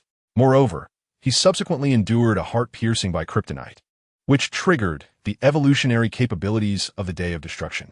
As for how much faster he became after this evolution, it is quite reasonable to conclude that Li Yi had likely acquired the ability to travel at light speed. According to his original intentions, the prerequisites for exploring space included either finding a companion or achieving lightspeed flight, one or the other. In this case, it is evident that one of these conditions has already been met. Thus, his eventual disappearance likely resulted from Li Yi utilizing the protagonist's artifact to venture deeper into space. However, why did he not conveniently take that divine stone with him? This remains a conundrum for Li Yi. It is likely that in his transformed state as the Day of Destruction, his rationality and intellect were significantly diminished, possibly causing him to overlook it. Alternatively, he might have wished to allow the protagonist to grow stronger, anticipating that upon his return to Blue Star, he would face a formidable opponent. Both possibilities exist, though the latter seems somewhat less probable. After all, one can easily imagine the immense utility of the Divine Stone capable of materializing fantastical artifacts. Nonetheless, it is not entirely outside the realm of possibility. Just like the current Li Yi, The reason for not personally seizing the Divine Stone lies not only in his disdain for taking action against a student with yet-to-awaken abilities, but also in his hope for unforeseen developments. If that Enantion could manifest the protagonist's halo, defeating his subordinates and gradually maturing to confront his own existence, that would indeed be splendid. However, regrettably, this notion is likely a fanciful delusion. As for this protagonist being a potential adversary, frankly, Li pays even less heed to that. He has plenty of latent foes and will not extend any privileges merely due to the protagonist's status. To do so would be profoundly unjust to others, would not? Perhaps this is also a reflection of his inherent arrogance. Since awakening his powers, his hands have become stained with blood. Yet in truth, he has only truly killed on 2 occasions, both involving large groups. The first batch consisted of those deserving of death, individuals he wished to drag from the depths of hell and slay repeatedly. At least, that has always been the case for Li Yi. The second instance occurred during his confrontation with the Anti-Superhuman Alliance. That was war, a battle of many against one. Could one possibly expect mercy from the former? Moreover, prior to that encounter, one would presume they were mentally prepared for such eventualities. Regarding the cryptic dialogues among the shadowy figures in the final scenes of the narrative, Li regards them merely as filthy rats hiding in the sewers. Typically, he cannot be bothered to even glance their way. Yet unexpectedly, after his departure from Blue Star, these foul rodents seem to have begun stirring up trouble in the open. It appears that if he intends to travel far in the future, a thorough cleansing may be necessary. Such a thought flickered through Li Ye's mind. Following this notion, the multitude of ideas arising from the plot of this comic came to a halt. What remains is to observe whether the Divine Stone can yield any unexpected circumstances. In the grand and luminous hall of the city's headquarters, a routine press conference organized by the Ministry of Foreign Affairs is underway. The rows of chairs below are filled to capacity, each occupant wielding a microphone or camera. Meanwhile, Bai Qianning, acting as the secretary, stands poised at the podium. After signaling with her hand, a reporter rises to pose a question. Ms. Bai, are you aware of the protest that recently occurred in the city? If so, what is the city's stance on this matter? The city holds no particular stance on the matter. We fully support the public's desire for improved treatment. But this necessitates that the city itself make relevant decisions. The city does not interfere in the internal affairs of other city-states. Next question. The renowned figure from the previous protest, known as Sovereign Sister, has claimed to have submitted an immigration request to the city. May I inquire about the city's response? Will there be any preferential treatment? After the journalist's inquiry, he added that Sovereign Sister is a nickname circulating online from Ms. Kelly, a key organizer of the recent protest. I wonder if Ms. Bai is aware of this? I am aware, Bai Qianning replied calmly. We have indeed received the immigration application from this Ms. Kelly, and our colleagues in the immigration department are currently reviewing the relevant information. Should she meet the city's immigration criteria, we would certainly welcome the addition of a charming lady. However, we will not extend any special privileges in this regard, as it would be unfair to others. Bai Qianning's cool voice resonated through the microphone, amplified for all to hear. Just as she was about to call for the next question, a slender figure hastily approached the podium. Bai Qianning, who had been gazing at the reporters below, perceptively sensed the presence of someone nearing, even identifying the individual as her assistant. Liu Bei, is there an urgent matter? As this thought crossed her mind, Bai Qianning maintained a serene expression while silently switching off the microphone before her. After a brief pause, a hand swiftly passed in front of her, leaving behind a note on the podium. The note contained a message. Whoever finds the stone, I shall grant one request. The stone? Just as Bai Qianning felt a flicker of confusion, she heard Bei's soft whisper. Sister Bai, this is an order from the Lord Mayor. You are to announce this reward. Images related to the stone have already been prepared. Bai Qianning examined the handwriting on the note, recognizing it as indeed belonging to her superior. However, what precisely was this stone? Without dwelling on it further, she resolved to fulfill her superior's directive. She nodded lightly, signaling her understanding. As her assistant Bei descended, she composedly addressed the gathered reporters. Ladies and gentlemen, I sincerely apologize, but this routine press conference must be abruptly terminated. In other circumstances, reporters would undoubtedly press for answers. However, here in the city, everyone exhibited remarkable decorum. Bai Qianning continued calmly. The reason for the termination is that I have just received some rather unfortunate news. As the words fell, the reporters, having grasped the reason behind the commotion, became increasingly agitated. After all, it was quite alarming. It is rare for a divine envoy on stage to perceive something as profoundly negative. Each incident could potentially be of monumental significance. Thus, where exactly had a large-scale conflict erupted, or had nuclear weapons been deployed? Given that the ominous shadow of war over Blue Star had only just receded 3 years prior, it was not surprising that they would leap to such conclusions. Let's hope there will be no more wars. At the very least, may our homeland remain untouched. However, the reporter's anxious sentiments swiftly morphed into bewilderment upon hearing by Qian Ning's cold voice declare, "The troubling news is that our esteemed city lord has accidentally misplaced a stone." Misplaced a stone? Just a stone. The reporters were left utterly flabbergasted. Yet, the cunning woman on stage paid them no heed and continued, "Ladies and gentlemen, please direct your attention to the screen." She turned slightly, gesturing towards the large display behind her. There, a picture of a gem resembling a crystal mineral was displayed, with several sharp angles prominently featured. Its overall hue was akin to that of obsidian, dark and lustrous. The image explicitly detailed its indestructibility. "This is the specific information regarding the stone," by Qian explained. "Our city lord holds this stone in great affection and seeks assistance from all sectors to recover it." Oh, the reporters below appeared considerably disinterested. Perhaps having just been subjected to a jest, only a few sporadic clicks of cameras could be heard. Moreover, to request assistance in finding a stone? What an absurdity. We are official reporters from various city-states. How can we possibly cover such trivial matters? What the city lord? Does he think he can act with impunity? Does he believe himself to be a deity? Ridiculous. By the way, who is the city lord again? The reporters, having momentarily lost their composure, quickly snapped photographs of the stone displayed on the screen. Amidst the incessant clicking, by Qian Ning poured fuel onto the fire, announcing a remarkably generous offer. "Our esteemed city lord has declared that whoever can return this stone will have one reasonable request fulfilled by the city." A wave of astonishment swept through the reporters. Concurrently, the sound of shutters clicking grew increasingly frenzied. This group of journalists abandoned their professional decorum, resembling eager paparazzi as they clamored to pose their questions. "Ms. Bai, may I inquire if this is a promise made personally by the divine? Is there a defined scope for this reasonable request? Ms. Bai, please clarify this. Naturally, is an edict from our city lord. No one would dare to misuse the name of our esteemed city lord, would they?" Amidst the chaos, by Qian Ning's words, imbued with an extraordinary power, resonated above all other sounds, and thus, the information was conveyed accurately to the ears of everyone present.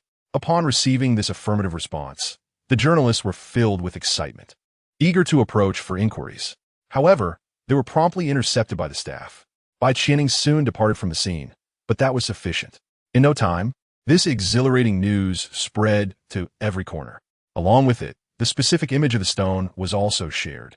Instantly, a current of intrigue surged across Blue Star. Previously, as Bai Qianing was about to exit the reception room, she instructed her assistant, Liu Beibei, who had lagged behind, to mobilize the idle personnel from the intelligence department and the action team to diligently search for the whereabouts of the stone. "It seems the lord of the city did not instruct us to search as well. Did he?" Liu Beibei hesitated. "And what do you think the origins of that stone might be? It should be difficult to locate, especially since even the lord of the city has." "Enough," Bai Qianing interjected. "As long as we fulfill the tasks assigned by our superior, we need not concern ourselves with unnecessary details." She advised Beibei, "Remember this. As for the stone's whereabouts, do you think the lord of the city would be incapable of finding it himself? Use your intellect. The reason our superior has issued this bounty must hold a deeper significance.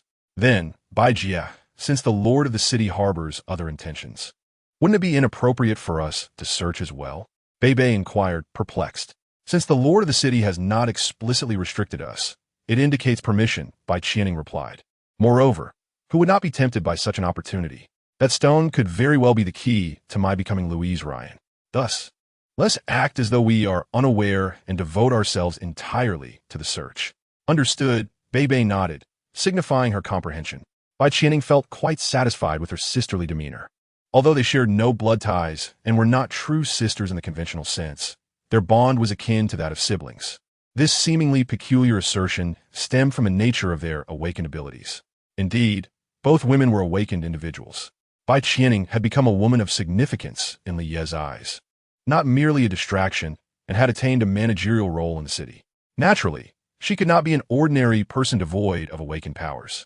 Moreover, to meet the requirements of both stature and beauty, a remarkable template of awakened abilities was essential. This was indeed the case. The ability template Bai Qianing had awakened was that of the illustrious Yu from the Dual Heroes. The cultivation technique she practiced, the Mingyu skill, was renowned as a method of transcendent cultivation. It can almost be regarded as the pinnacle of martial arts fantasy, possessing the dual virtues of eternal youth and beauty. It just so happens to fulfill both conditions. As for the ability template that Liu Beibei awakened, it becomes evident when one reflects on the previous context. She is, in fact, the sister of the moonlit figure, Lingxing, from the original work. Liu Beibei was recruited as an assistant by Bai Qianing immediately after her abilities manifested a year ago. Consequently, her actions and thoughts are somewhat naive, as she is merely a young lady who has only recently come of age. However, gazing at her delicate and enchanting figure, one cannot overlook her strikingly alluring features. Despite being pleased with her obedient demeanor, Bai Qianing harbors a slight sense of vigilance. After all, in this era, which woman does not aspire to become a Louise? Of course, Bai Qianing herself is equally formidable. That lingering vigilance is merely a subconscious response to perceived threats. She does not regard Liu Beibei as a rival, nor does she consider other women as worthy competitors. After all, who among them has a greater chance of becoming Louise than she? With an air of superiority, she dismisses her potential adversaries, feeling a surge of delight within. Yet, she realizes that true victory lies not in early triumphs but in the final laugh. Thus, she must remain humble and focus on assisting her husband in locating the desired stone. As his thought crossed her mind, she quickened her pace. Behind her, Liu Beibei, trailing somewhat, softly murmured, "The stone is crucial." Her innocent eyes sparkled with a unique brilliance. Indeed, who does not wish to become a Louise? With this thought, Liu Beibei hastened to catch up. Shortly thereafter, as the two women organized personnel, the explosive news swiftly spread across the globe. It almost instantly appeared on numerous social media platforms, quickly claiming the top spot on trending lists. Coupled with the recent parade in the city, a hot topic emerged. If I find that stone, will I be able to successfully immigrate to the city? Bro, be bold. If it were me, I'd demand divine intervention. Bro, what? Are only women allowed to do this? Men can't even wield swords? How ridiculous. You're amazing. But although the superhuman ability of enhanced vision cannot directly perceive the internet, what if the divine is also posting? You make a valid point, but would I be afraid? You're not afraid? Then why are you asking me to transfer money? I implore you, delete the post, dear host. The red envelope has already been sent. One more, and delete immediately. Quick delete. The post does not exist or has been deleted. In contrast to those internet users who merely engage in frivolous banter online, there exists another group of individuals who are markedly different. These powerful figures, regardless of whether they are lowly rats in the gutter or exalted lords of the city, are the first to receive such news. Although their thoughts diverge and their reactions vary in speed, they ultimately converge in a collective effort to mobilize manpower. Find it. We must locate that stone. Within the city lord's mansion, in a spacious and well-lit office, an imposing elder sits at the head of the table, his gaze fixed upon a document. Opposite him, a middle-aged man reports to him. This elder, known as Wang Zhongsheng, is the lord of the city. The middle-aged man, his subordinate, is Chen Changzhong, who, despite his occasional shortcomings, has been groomed as an heir. At this moment, Chen Changzhong is relaying information concerning the stone. My lord, the individual from the city claims to have lost a stone, and if we can retrieve it, we can fulfill one of their demands. A stone? The elder pauses, lifting his gaze. Indeed, my lord, just a mere stone. Chen Changzhong confirms with a nod. The external world has nearly gone mad over this stone. The influence of that individual in the city is akin to that of a king. He expresses a hint of discontent. Oh, and what do you propose we do? Wang Zhongxing inquires calmly. Well, my lord, shall we also arrange for our personnel to search for it? Chen Changzhong suggests, looking at the elder. Indeed, we must put forth our utmost effort in this search. Wang Zhongxing emphasizes. Go and make the necessary arrangements. Understood. Once Chen Changzhong departs, The dignified elder lowers his head again, resuming his examination of the document, which prominently features the proposal for the establishment of a Supreme Council. As the news of Lie's intentions spreads widely, it incites a whirlwind of discussion across the Blue Star. In a chat group, relevant topics begin to emerge. Princess of the Desert Kingdom. Sister Witch, is the Awakener truly formidable? Omniscient Fate Witch. Why do you ask? Princess of the Desert Kingdom. I have the impression that you previously displayed great reverence, so that gentleman must be quite powerful, right? Omniscient Fate Witch. Vivi. Even if you perceive my attitude, such a simplistic question should not arise. Omniscient Fate Witch. After all, it is not a matter of whether he is strong, but rather to what degree of strength he possesses. Princess of the Desert Kingdom. Then just how powerful is he, exactly? The Omniscient Fate Witch. Let us put it this way. He is the kind of powerful figure, exceptionally formidable. The Omniscient Fate Witch. I want to elaborate further. As you wouldn't grasp the concept anyway. Princess of the Desert Kingdom. The Omniscient Fate Witch. But you mustn't doubt it. Are you familiar with Superman? Do you know about Doomsday? The Omniscient Fate Witch. You probably don't know, do you? The playboy, a part-time arms dealer. As for these two, he indeed knows about them. While his knowledge of Doomsday may not be extensive, Tony Stark has an almost reverberating familiarity with the character of Superman. He has grown up with this figure, intimately acquainted to an extraordinary degree. After all, this character is exceedingly renowned in the realm of American comics. Superman is the first true superhero in the most significant sense. The original definition of a superhero is one who does not need to make sacrifices or compromises in times of disaster. I will save all the victims. This embodies an extremely idealistic and beautifully noble notion. Unfortunately, subsequent works appear to have forgotten this essence, leaning instead towards grand spectacles of saving the universe, defending against invasions from the dark dimension, and safeguarding the multiverse, among other chaotic endeavors. However, this is not entirely unjustifiable. After all, few are inclined to watch such trivial matters as disaster relief anymore. Moreover, it seems that the real-life calamities occurring elsewhere do not require saving. Indeed, what is there to save? A moment of silence afterward suffices. At worst, light a few more candles. As for those superheroes preoccupied with saving the universe, their powers have naturally escalated to an astonishing degree. Their strength has swelled to an almost absurd level, and Superman, as the first, can be considered among the most powerful of them all. His might is self-evident. Unexpectedly, the strongest awakened being in the group seems to be comparable to him. Upon realizing this, a complex expression emerged on Tony Stark's face. He pondered, should he immediately begin researching a suit of armor designed to counter Superman? However, should this armor be constructed to the standards of the cinematic version of Superman, or should it reference the absurd statistics of the comic book version? It is quite a conundrum. Yet, Tony swiftly came to the realization that he was overthinking. After all, could he actually have a choice in this matter? He believed that creating an armored suit capable of confronting the cinematic version of Superman was already a Herculean task, nearly impossible to achieve. As for the comic version, it would be better to simply lie back and relax. Meanwhile, Wang Zhongsheng, the mayor of the city, had already finished reviewing the documents in hand. The Supreme Council, a coalition of 26 city-states, bears a structural resemblance to the official organization from the era before Awakening. However, the differences remain substantial. At the very least, this assembly shall possess decisive authority. The elder closed his eyes, a multitude of thoughts swirling in his mind. Regarding this proposal, Wang Zhongxing himself was relatively in favor.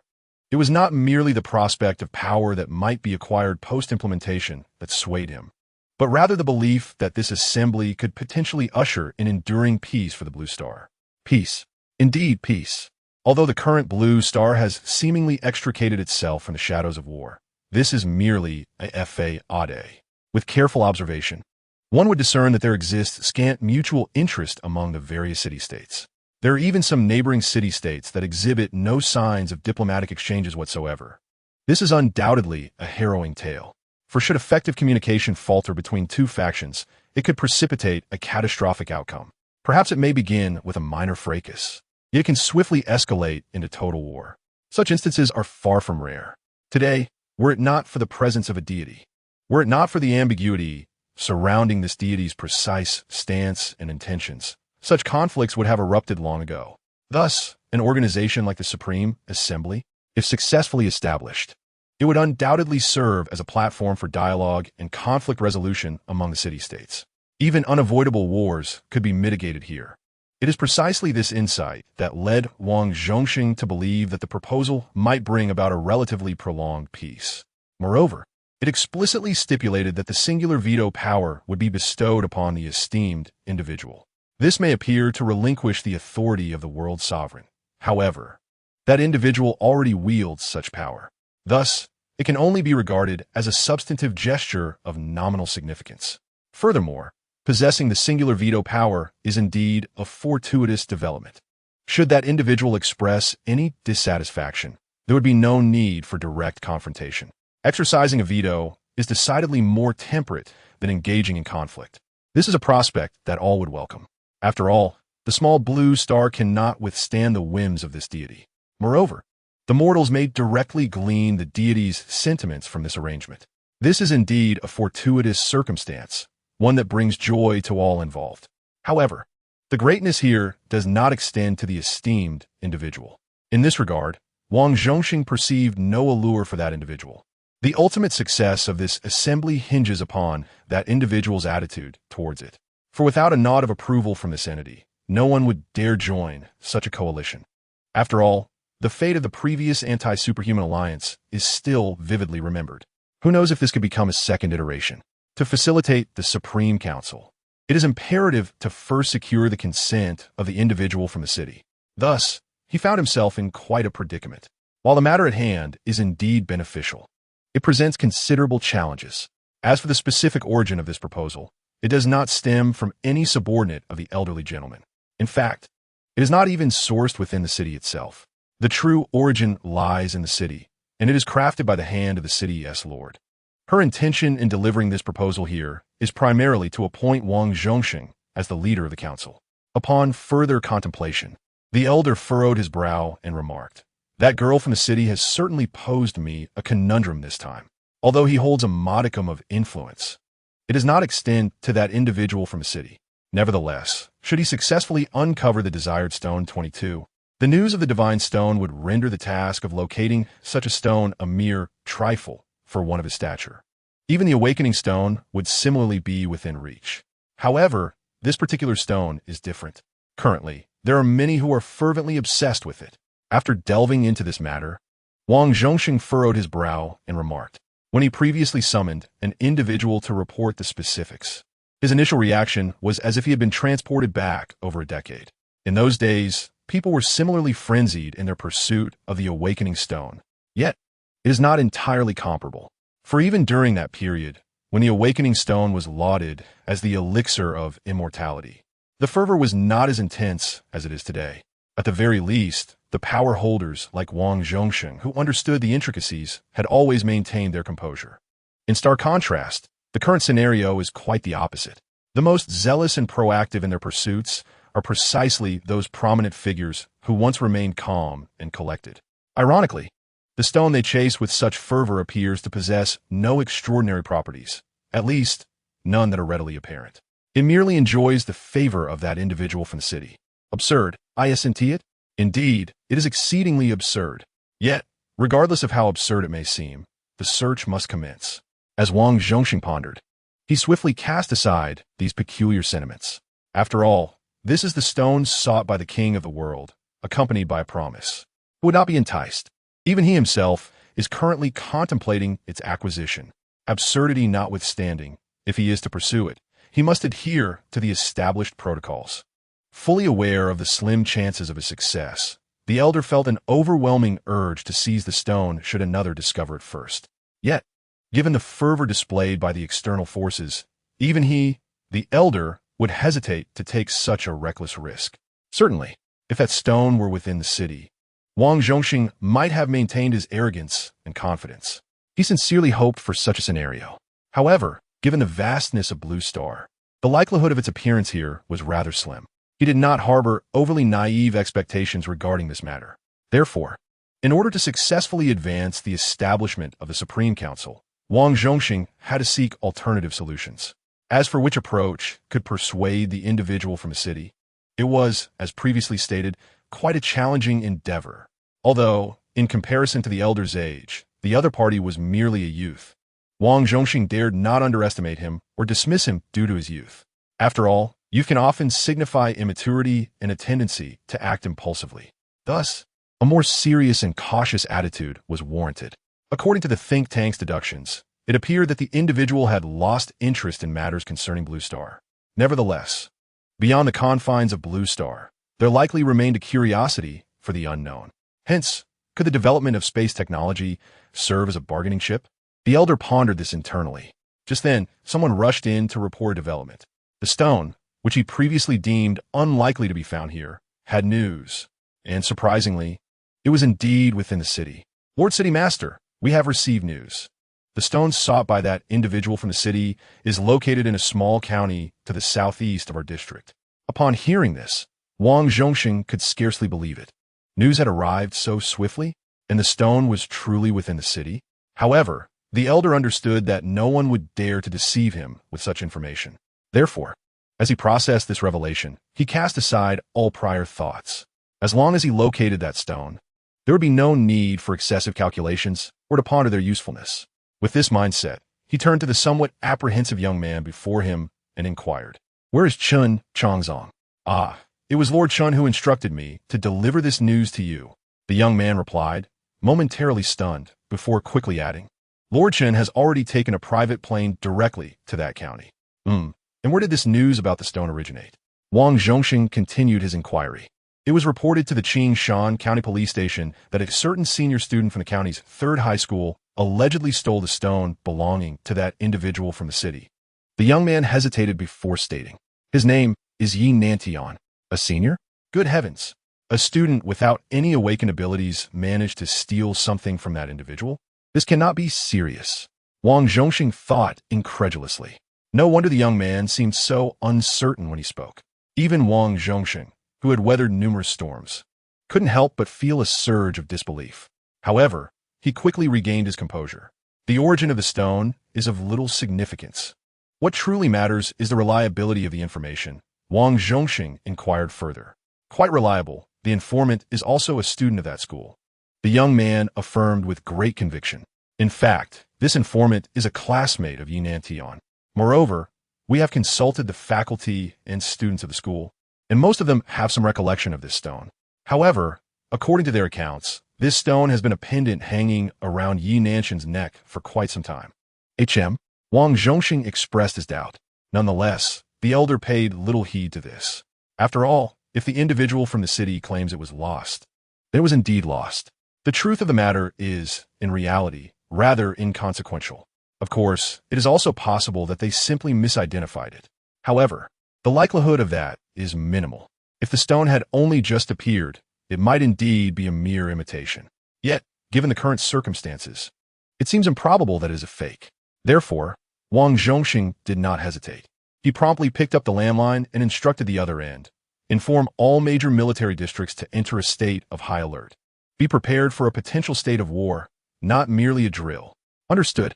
Immediately thereafter, the elder swiftly grabbed another landline and commanded, "Heighten vigilance and closely monitor any signs along the borders. Should any unexpected situations arise, inform the regional military corps at the earliest opportunity." "Understood." After completing these directives, the dignified elder hurriedly exited the Lord's residence. He intended to take a private aircraft to personally oversee the situation. A small county? It must be entrusted to the divine. Several hours later, aboard the private aircraft, Wang Zhongxing arrived at his destination, Qingshan County, a remote and relatively impoverished county nestled in the mountains. This ordinary county, built against the mountains, was hosting such a distinguished figure for the first time. Even the previous visitor, Chun Changzong, could not boast of such stature. However, his record was soon eclipsed. Remarkably, this small county had received two great figures in succession. The latter, in fact, was the lord they had only seen on television. Upon recognizing Wang Zhongxing's identity, some staff members nearly lost their composure. This was due to the fact that those capable of officiating in the county had already gone to attend to the earlier visitor. The remaining individuals, who were less industrious, were left bewildered. Fortunately, Wang Zhongxing was indifferent to any pomp. He merely inquired about the location of Qingshan County No. 3 Middle School and confirmed that Chen Changzhong was indeed there before heading directly over. The entire process was executed with remarkable efficiency. However, what Wang Zhongxing did not anticipate was that he was merely a moment late, and it had already become too late. Of course, there had been no unforeseen circumstances. Rather, at this point, Chen Changzhong had already accomplished the task. The stone is already in hand? Wang Zhongxing inquired with mild surprise from his position in the principal's office of Qingshan County No. 3 Middle School. It is indeed secured, Chen Changzhong replied, presenting a box. My lord, take a look. With a click, the box sprang open, revealing an object that perfectly matched the image they had seen. Wang Zhongxing picked it up with his left hand, and after a few moments of scrutiny, his right index finger transformed into a slender sword, striking the stone with a swift jab. Clang! The sound of metal colliding reverberated as the impact occurred, sending a shockwave that shattered the surrounding glass. The delicate sound of breaking glass filled the air, scattering countless shards upon the ground. Several windows were reduced to mere fragments. However, none present seemed to mind this minor loss. The principal, too, had no inclination to demand compensation from the elderly gentleman occupying the seat of honor. To think this stone remains unscathed, not a single scratch upon it. Truly indestructible, Wang Zhongxing remarked with astonishment. Despite the minimal force he had employed in his jab, he sensed a distinct clarity from the recent contact, the realization that even with all his strength, he could only risk injuring his own finger against such resilience, such hardness. Even the awakening stones, known for bestowing extraordinary powers, did not possess such robustness. As he gazed at the stone in his hand, Wang Zhongxing fell into contemplation. Could it be that the origins of this stone were even more extraordinary than that of the awakening stones? What miraculous effects might it hold? What profound significance lay behind the mayor's conspicuous search? Several questions surfaced within the elder's mind. At that moment, Chen Changzhong, who had been about to speak, suddenly paused. He turned to the anxious personnel from Qingshan County, who were holding their breaths. Ahem, there is nothing of concern here. You may leave now. As the onlookers retreated, Wang Zhongxing remained silently poised, aware that Chen Changzhong had something significant to convey, something that was evidently unsuitable for many years. Indeed, after ensuring their conversation would not be overheard, Chen Changzhong revealed a startling revelation. Lord of the city, I have previously investigated this stone. I discovered that by concentrating all one's thoughts upon this stone, one would receive a response that directly elucidates its capabilities. Oh, Wang Zhongxing responded, his skepticism palpable. Indeed, Chen Changzhong's tone shifted to one of palpable excitement. My lord, this stone possesses the extraordinary ability to transform tangible objects into corresponding items from the realm of fantasy.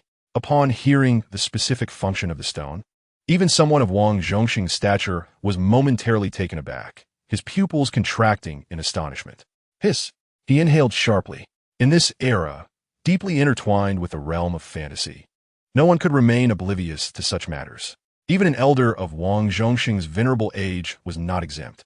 It was precisely for this reason that he comprehended the true potency of the items found within these fantastical works.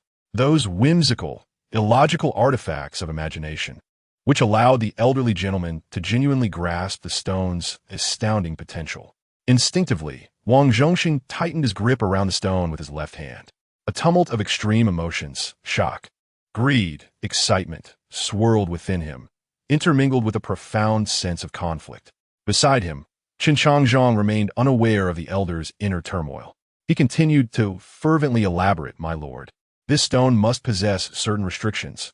Only those who have awakened can wield it. Moreover, it appears that it cannot yet manifest overly powerful items, suggesting the existence of certain conditions that I have yet to fully comprehend.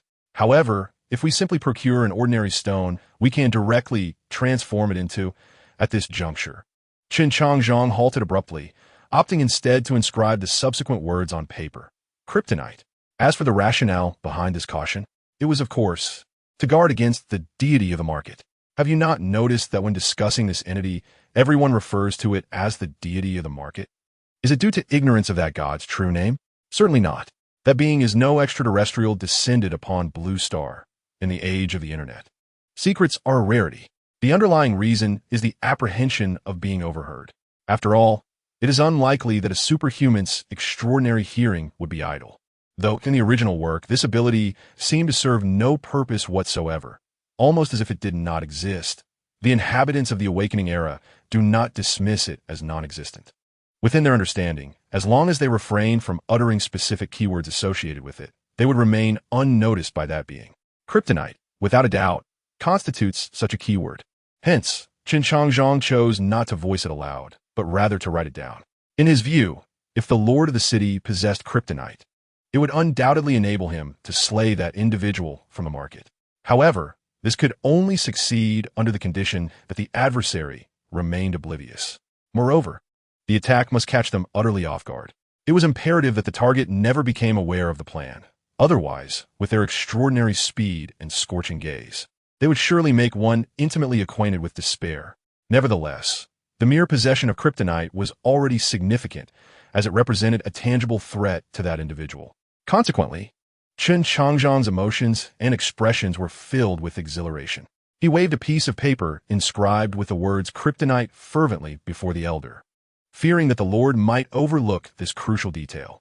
Yet prior to this, the elder's remark about the inability to manifest a formidable artifact felt like a bucket of cold water dousing Wang Zhongxing's ardent spirit, instantly bringing him to his senses.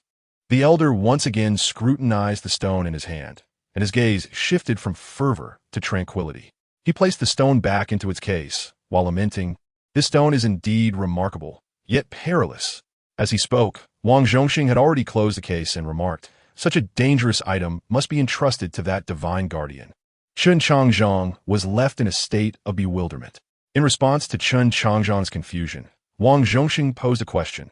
"Young Chen, this stone possesses immense power. But tell me, why would the lord of the city publicly solicit assistance in finding it?" Chen Changzhong hesitated briefly before responding with a lack of confidence. Perhaps that individual is unaware of the stone's specific abilities? The moment the words left his lips, even he found them hard to believe. After all, if one were ignorant of its properties, why would they go to such lengths to seek it out? Conversely, if they were already aware of its formidable capabilities, why would they enlist the help of others? Given that individual's prowess, they could easily search for it themselves without much delay. Why then would they delegate the task to someone else, inviting unnecessary complications? Could it be that they were unconcerned about others potentially acquiring kryptonite to use against them? This seemed implausible, absolutely implausible. Thus, the 2 points presented a clear contradiction that Chen Changzhong could not comprehend. Nevertheless, he was certain that this stone could indeed manifest artifacts from fantastical works. Kryptonite could not be feigned.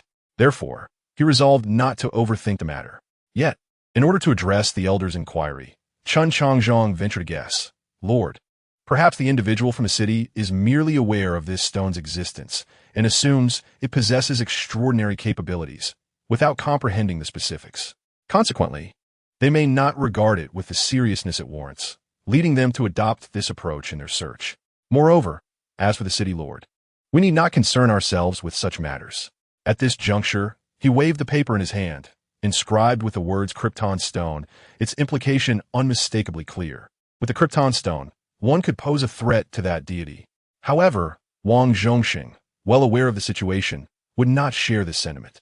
He understood that while the Krypton Stone could indeed threaten that divine being, it would also summon forth a monstrous entity, the Day of Destruction. Yet, the existence of this creature was shrouded in secrecy. Even across the entirety of Blue Star, only a scant few were privy to this knowledge, Wang Zhongxing being among them. Consequently, he, along with several other prominent figures, clandestinely formed a loosely knit alliance. Within this alliance, there were no regulations or stipulations. The sole tenet upheld was to eliminate any possibility of inciting the wrath of the gods. Thus, it could be considered a protective organization, albeit not in the sense of guarding the city lord.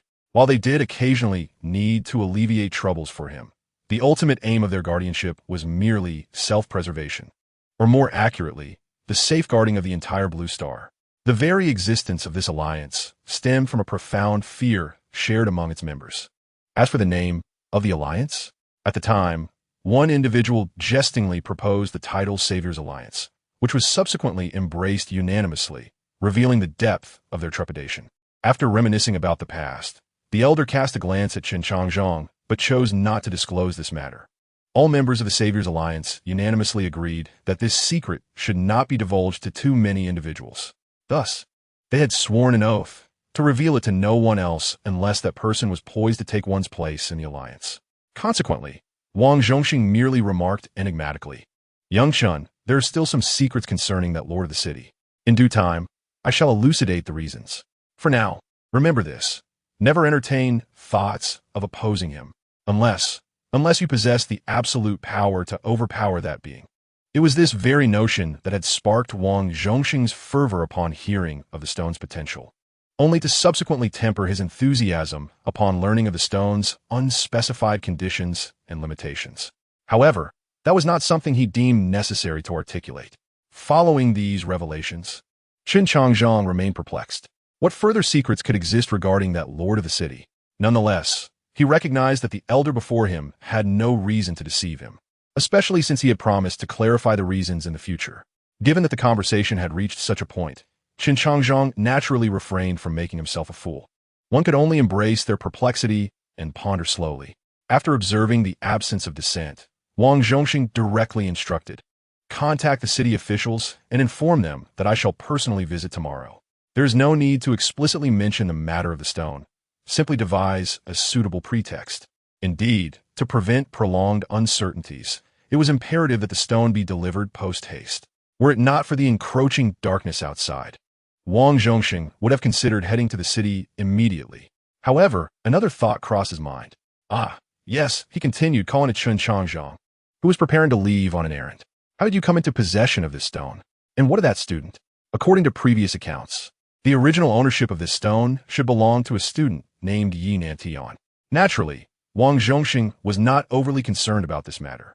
After all, despite the current relative stability of the order, it remained a society where the strong wielded all privileges. As for equality among all, even in the era that championed the notion most eloquently, there were still many who aspired to rise above others, and indeed, such individuals existed. Presently, however, the era was predominantly governed by the awakened ones. Furthermore, the very strongest on this planet desired the stone. Having lived for several decades, Wang Zhongxing had witnessed considerable events and the evolution of an entire era. Thus, the truths behind equality and the supremacy of the strong were not lost on him. Nonetheless, the elders sought to make amends, prompting him to inquire with genuine concern. As he contemplated how to offer compensation, he noticed a look of awkwardness on Chen Changzhong's face. After a moment of hesitation, he finally spoke. The student's name was Yi Nantian, but alas, he is deceased. "What?" Wang Zhongxing exclaimed, feeling he had overestimated the simplicity of acquiring a mere stone. How could it result in a death? Although he was initially taken aback by the smoothness of the proceedings, his concerns had only extended to potential external influences, such as spies from other cities. He had never contemplated that an unfortunate incident might befall that student. After all, even his least capable subordinates should not falter against an ordinary student. "However, my lord, we cannot be blamed for this." Upon hearing this, Wang Zhongxing furrowed his brow and inquired, "What transpired?" Chen Changzhong began to elucidate. "Initially, when we approached Yi Nantian for the stone, we employed every polite entreaty and promised numerous benefits. We even suggested that he could gain early awakening qualifications as part of our offer. However, that young man was exceedingly arrogant, unwilling to concede to any negotiation. He insisted on keeping the stone for himself, stating that if a trade were to occur, it would require the lord of the city to approach him personally. This young man seemed well-informed, yet it was unclear where his hubris originated. Chen Changzhong found himself at a loss for words. Consequently, we resorted to coercive measures to forcibly acquire the stone, and we detained him as well. However, afterward, emboldened for reasons unknown, he seized the stone from us when we were momentarily inattentive. He then leapt from the fifth-floor corridor of the school, resulting in his untimely demise. Upon recounting this incident, Chen Changzhong was understandably incensed. An ordinary student, with an attitude as defiant as that of a protagonist in a fantasy tale, believed himself invulnerable enough to jump from such a height without consequence. Hearing of such an absurd occurrence left Wang Zhongxing momentarily speechless. Shortly thereafter, the elder inquired, "Did he truly die from the fall?" Chen Changzhong appeared somewhat sheepish. After the boy leaped, my accompanying bodyguards had indeed given the body a few kicks. But it was uncertain whether those actions contributed to his death. The kicks were delivered without consideration for their severity, driven by the boy's immense unpopularity. In truth, he had been insufferable, maintaining a demeanor that was either indifferent or dismissively calm, even while in custody, as if meditating serenely. If he were a person of significance in the city, none would dare voice dissent. It would be deemed a matter of course. Yet, as an ordinary student, who exactly did he think he was looking down upon? Chen Changzhang's frustration grew as he reflected on the incident. He cursed under his breath, wishing he could have kicked the boy himself, had he not been concerned for his own standing. Upon hearing Chen's response, Wang Zhongxing was not entirely satisfied. However, after considering the previous remarks, he grasped the essence of the situation. Arrogance? Acting like a domineering hero? A common individual exhibiting such an attitude before an awakened being would naturally meet with misfortune. Furthermore, refusing to cooperate and choosing to leap from the building himself, Wang Zhongxing decided not to pursue the matter any further. Let it be considered a consequence of his own actions. Nonetheless, the elder added one final note. Ensure that the family of this student is adequately compensated. To which Chen Changzhang remarked, "My lord, I have previously investigated this matter. The boy was an orphan. However," he paused, recalling that he was indeed the son of Yishibua. At this, Wang Zhongxing reacted with unexpected intensity, exclaiming, "Who did you say?" Mistaking the elder's surprise for forgetfulness, Chen elaborated, "My lord, he is the third son of the Yi family, Yishibua, who was once a professor at our city's Awakening University. However, after 7 years of awakening, due to his severe violation of the city's Awakener human rights law, he was designated as a first-class wanted criminal. At that time, there was still a force secretly protecting Yishibua, which prevented his timely capture. You may recall that you were even prepared to intervene personally. Yet, Yishibua had already escaped beyond the city's borders and subsequently vanished without a trace. It is quite unexpected that he would have a son here." Chen Changzhang felt a sense of reflection about this. Could this be a case of the sins of the father being visited upon the son? Just as he pondered the cycle of cause and effect on the other side, Wang Zhongxing was utterly astonished. There was no need for others to introduce Yishibua to him. He remembered him distinctly. Moreover, compared to Chen Changzhang, this elder possessed even more knowledge. In fact, Wang Zhongxing was aware of Yishibua's specific whereabouts after fleeing the city. He had gone to the city. It was likely that his successful escape from the city was aided by the forces within. Subsequently, Yishibua had been working for the city until 3 years ago. Due to the involvement of a certain secret, Wang Zhongxing refrained from further contemplation. Nonetheless, an involuntary thought surfaced in his mind. Yishibua's son deserved to die. Yet, the elder quickly dismissed this notion. The sins of the father should not befall the child. But would the one from the city think the same? Wang Zhongxing silently questioned himself. Perhaps all that transpired today was merely a part of that individual's scheme? Upon this realization, the elder furrowed his brow. He felt that he was being overly anxious, leading to excessive speculation. Yet, an involuntary doubt emerged within him, now that 3 years have passed. How powerful could the one from the city have become? However, he swiftly dismissed these concerns. After all, it was all the same. Regaining his composure, Wang Zhongxing addressed Chen Changzhang. "Let the Yi family handle the body." The latter replied, "The Yi family may be reluctant. Because of Yi Shibua's wrongdoing, the Yi family has disappeared from the upper echelons of the city. The entire Yi clan has declined step by step. Naturally, they harbor intense resentment.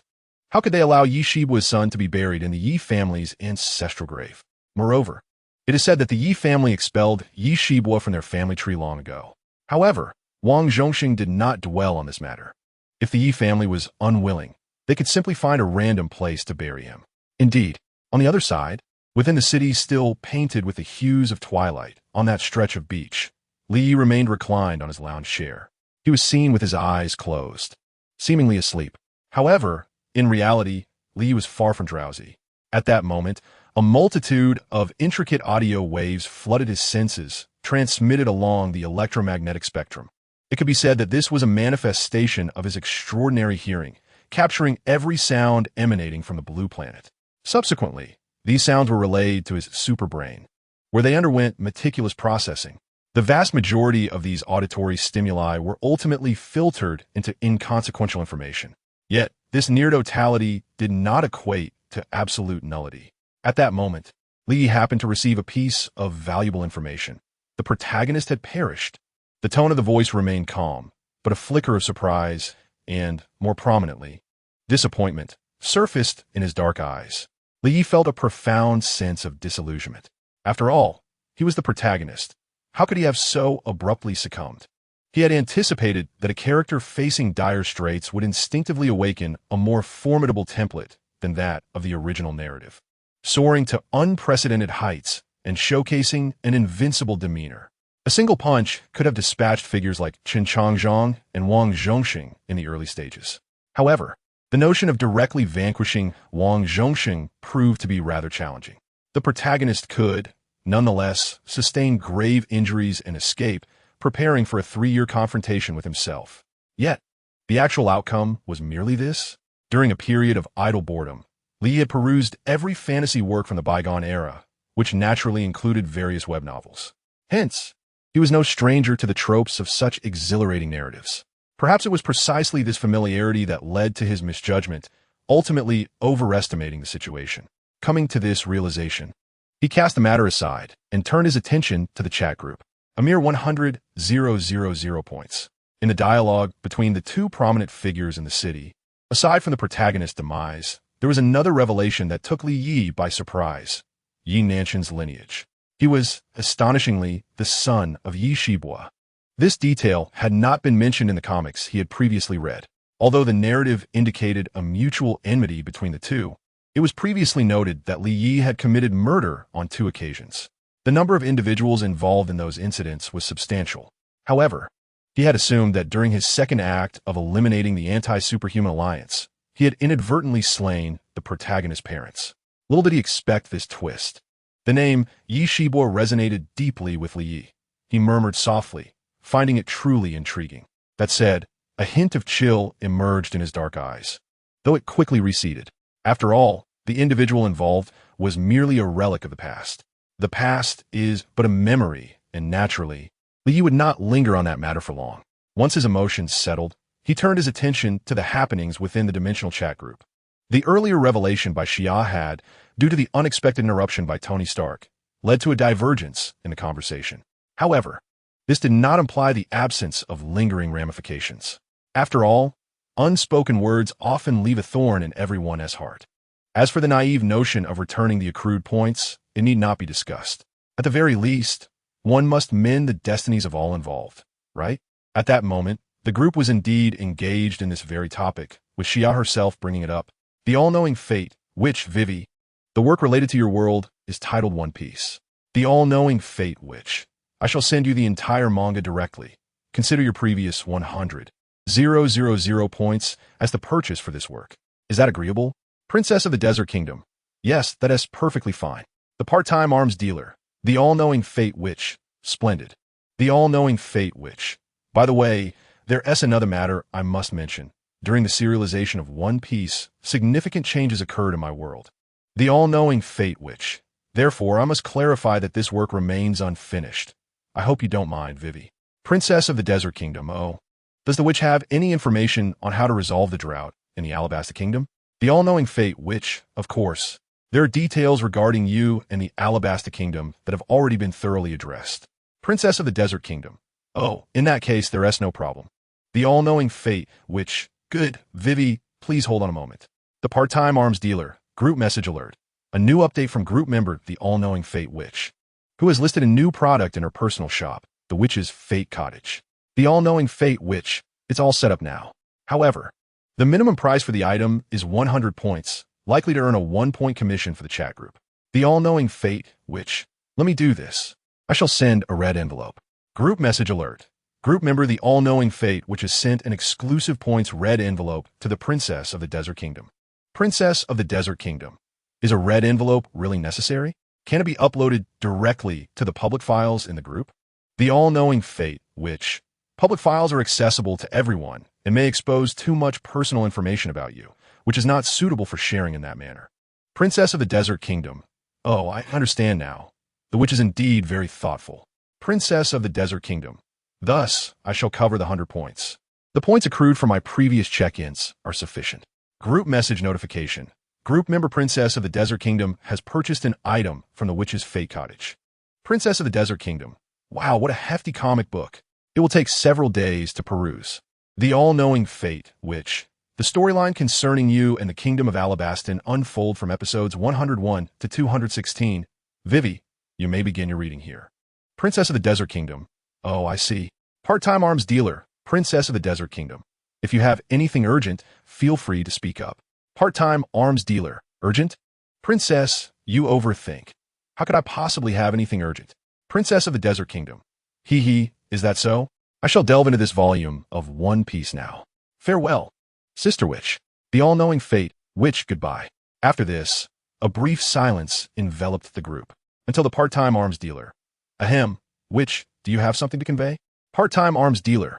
Where is everyone? Part-time arms dealer. Part-time arms dealer. All-knowing fate, witch. Ding, you have a new message. Upon hearing this notification, a smile crept across Ya's face. How amusing. With such a modicum of patience, they wished to challenge me? Yet, the fleeting joy of victory dissipated quickly. She swiftly glanced at the group messages and began to respond. The all-knowing fate, witch. Stark, regarding your works, they include Iron Man, The Avengers, and several related films. The all-knowing fate, witch. To acquire all these, you need merely to provide an additional 100,000 points. Part-time arms dealer. Part-time arms dealer. Why must I contribute an extra 100,000 while others only need 100,000? The all-knowing fate, witch. Who claimed that everyone requires 100,000 points? The all-knowing fate, witch. How much do you believe an opportunity from the Awakener would be worth in points? The all-knowing fate, witch.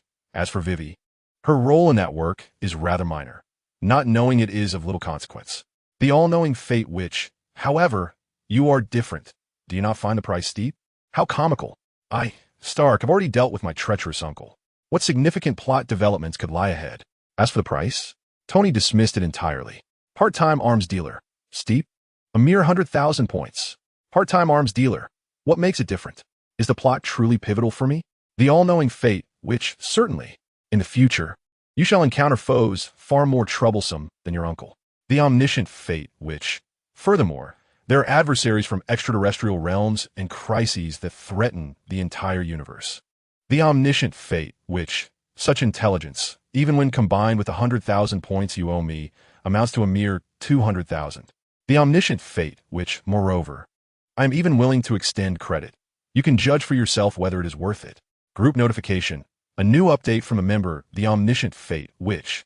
Announcing a new item in her personal shop, the witch's fate cottage. The omniscient fate, witch.